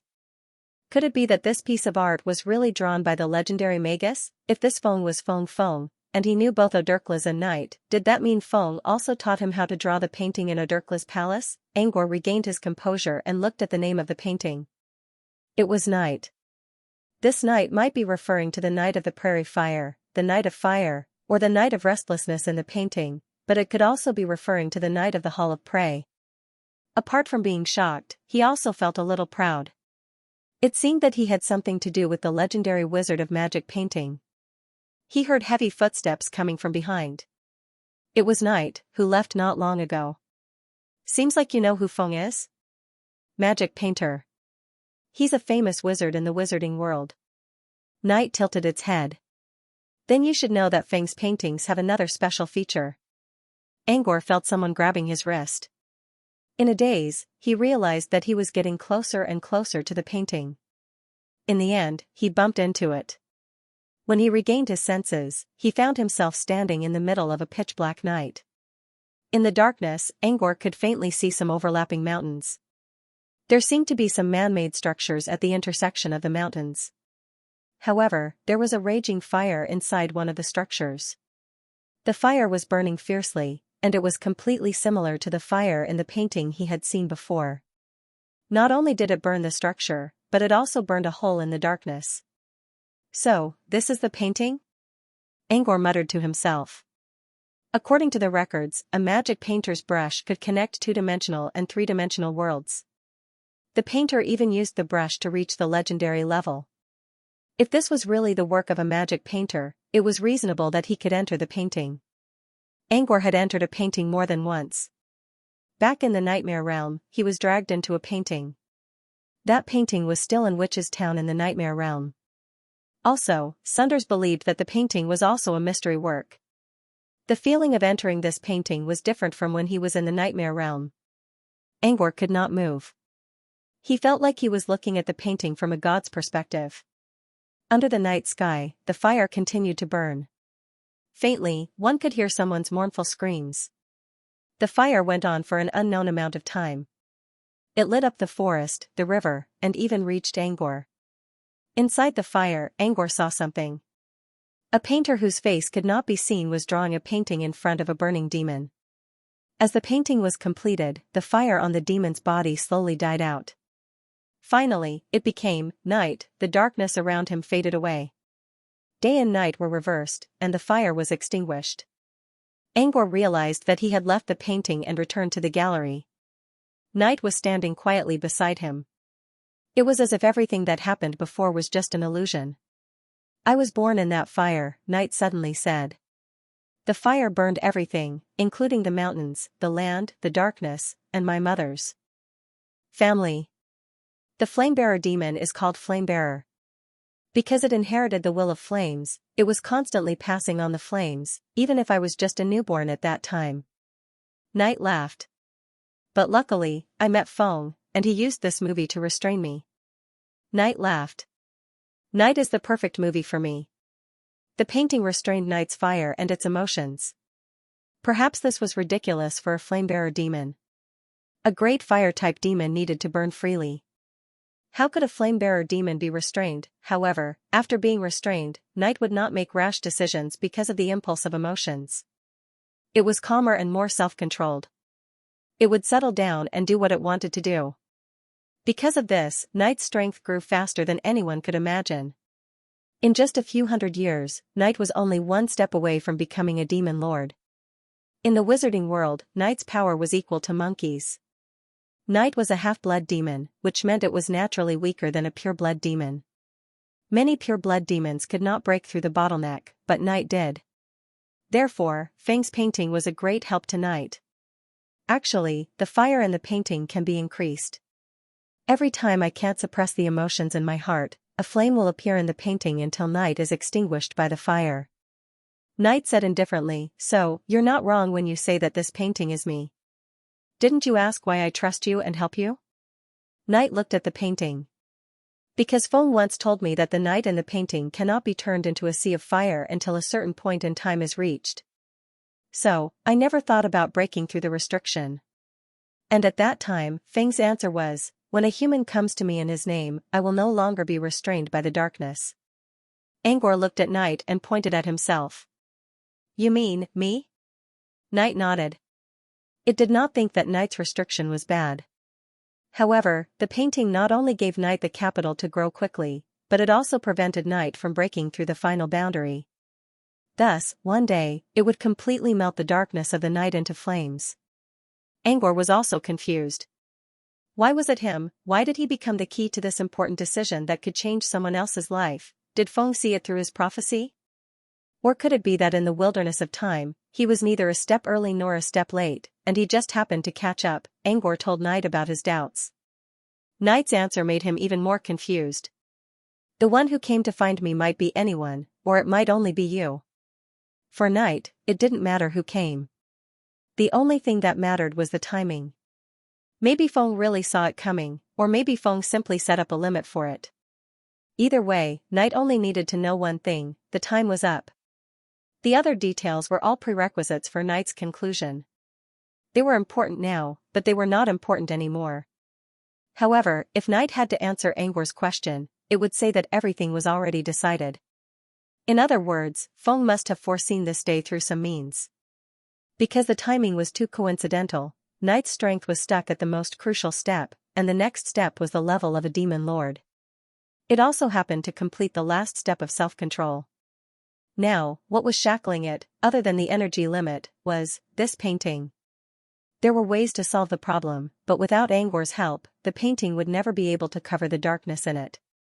Of course, Night believed that Angor was the one who came looking for it. Night saw Angor's confused look and explained, "It doesn't matter who it is. You don't have to be responsible for my future." When Feng gave this painting to me, he already decided that the nether flame would overturn the darkness in the painting. Such an outcome has long been predestined. You just happened to be there. Angor was confused. Maybe he just happened to be here. But was it really that simple? Feng chose him to be the one who could change Nightcrawler's fate. Was there any deeper meaning? Angor didn't know. But it seemed that was it. Angor looked at the painting again. Then, when will Nightcrawler make the darkness disappear? Darkness never disappears. It will always be there even if it's covered by fire. Night's answer seemed to have a double meaning. What he really wanted to know was what Night would do next once the darkness in the painting was replaced by fire. Would Feng foresee what Night would do next? Would he continue to play a new role in the painting? Night's answer to his own confusion was a light chuckle. How fate will play out is never something that can be predicted with a single prediction. If you are still trapped in Feng's foresight, you will always be in the script. Even if this drama is not what Feng wants. Knight's words reminded him of a joke he once read about prophecies. A good prophecy is never written with a pen. Instead, you use scissors to cut a piece of paper into a script. Feng's foresight might have been a random decision to cut a wordless script. Feng might not know how the script will turn out. However, a script was still a script. No matter what happened in the script, it would not escape from the framework of the drama. If Angor kept thinking about Feng's script, he would always think that everything he did was just a prediction, and he would always be trapped in the script. However, fate had always been unpredictable, and it never followed the prescribed order. With that in mind, he nodded with a thoughtful look. Let's talk about the materials. Knight stopped talking about Feng and returned to the main topic. Angor's attention was also drawn. The earth vein fire rock needed to refine the fire relaying stone only needs to be deposited for 1,000 years, but the demon gold coins you gave me are quite generous, so I chose an earth vein fire rock that has been deposited for 10,000 years for you. Knight paused and continued, I've also bought all the materials for ash fire dissolver. Give me 1 day, and I'll use hellfire to make it. Ash fire dissolver had to be made with hellfire, which was something only Knight could do. Knight took out the earth vein magma and other miscellaneous materials. Angor put them away one by one. Apart from the ash fire dissolver, Angor noticed that Knight did not give him another main ingredient, a piece of fire relayer stone. We need a lot of fire relayer stone fragments, so we don't have them yet. The goods should arrive in 2 to 3 days. 2 to 3 days? Angor calculated. He should have enough time to return to Ice Valley as soon as he received the materials. He nodded to Knight. Thank you, sir. Don't mention it, Knight said. I'll go and make the ash fire dissolver for you. You can come and get it tomorrow at this time. With that, Knight turned around and disappeared into the darkness. Angor looked back at the painting hanging on the wall again. He saw the fire suppressed by the darkness of night, and he could almost see the fire relayer stone again. Recalling the night's tranquil appearance, he suddenly wanted to see what the night would be like when the night completely disappeared, when there was no suppression and restraint. Would it be like the fire relayer demon, which turned into a sea of fire and scorched the land? He shook his head with a smile to get rid of the unnecessary thoughts and turned to leave. He left the hunting hall and headed to the psychedelic hut while thinking about his next plan. He thought he would only have to stay in Resudran for 1 more day. However, due to the lack of fire relayer stone fragments, he had to stay here for 3 more days. Since that was the case, he decided to keep the psychedelic hut open. Demons never interacted with humans, so the prices of resources in Demon Town would not change according to human demand. Plus, Demon Town had many unique materials, so Angor planned to use this chance to earn some demon coins and stock up on them. After all, it was hard to say whether he would have another chance to visit Demon Town in the future. Besides, even if he did visit Demon Town in the future, he would not be able to use Nightclub's connections to buy valuable demon resources. Soon, Angor arrived at the woods where the psychedelic hut was located. The fresh air and the mottled shadows of the trees made Angor feel quite comfortable.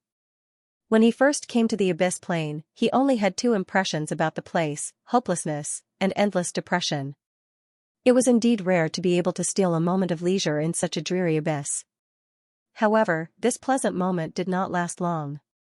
When he reached the entrance of the psychedelic hut, he saw someone, no, a demon staring at him. The burning fireball was glaring at Angor with its bloodshot eyes. Angor saw a hint of sadness in those bloodshot eyes. Angor sighed. He did not expect the young demon to be so stubborn. He went to the hunting hall for half a day, and when he came back, the little thing was still guarding the door. Angor was careless and got caught by it. With Fafnir inside the hut, the young demon did not dare to do anything. It only stared at Angor with those glaring eyes. It did not say anything, but it still looked stubborn. Angor felt his scalp going numb. Since the young demon was blocking his way, he sighed again. What do you want? I don't want you to experience the rhythm of the ocean. It's for your own good. You're a fire-type demon.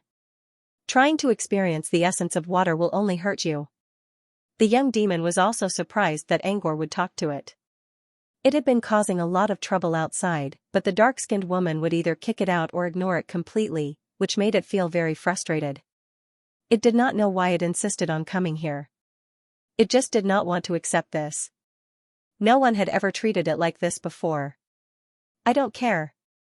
I want to experience it. Maybe it was because of its rebellious nature. Even if the young demon knew that the native in front of it was telling the truth, it still did not want to lose face. The young demon spoke the language of the abyss plane, which was much more standard than Angor's. But maybe because it was still too young, its tone always sounded a little childish. What a naughty child. It can't rest until it gets some milk. Angor sighed in his mind. If you really want to experience it, that's fine. But don't blame me for not warning you if you get hurt. Angor paused. We're closed for the day. Come back tomorrow if you want to experience it. Are you serious? The child demon stopped glaring at Angor and asked with a doubtful look, You mean it? Yes. You won't kick me again? As long as you don't disturb the other customers, I won't. After getting the assurance, the young demon curled his lips and put on a proud expression. Humph, then I'll come back tomorrow. If you dare to break your promise, I'll burn you. After the demon cub finished speaking, it changed its previous appearance and flew out of the forest leisurely in the air. Its black tail wagged vigorously like a little puppy that had been rewarded. Angor shook his head and opened the door. But he suddenly felt someone staring at him from behind. He turned his head in confusion and saw the young fire demon hopping to the side of the forest in the distance. There was a figure wrapped in a red robe beside it. The young demon was talking to the red-robed figure impatiently. Angor knew that it was the red-robed figure who was looking at him. The red robe was wearing a hood, so Angor couldn't see its face. However, he could sense that it was looking at him while talking to the young fire demon. Angor also noticed that the gaze was filled with complicated emotions. Confusion, malice, suspicion, and wariness. Is that the young demon's servant? Angor wondered. Judging from the way they talked to each other, they did look like servants. Not long ago, Angor met Stephen Troffel in the Land of Repose. He was a servant of a certain Shepherdian. The young demon was a demon noble from the abyss plane, so it was normal for it to have a servant. Angor ignored the man's stare. He was not going to stay here for long anyway. End of chapter 1053. Don't forget to subscribe, like, and share the video to support the channel.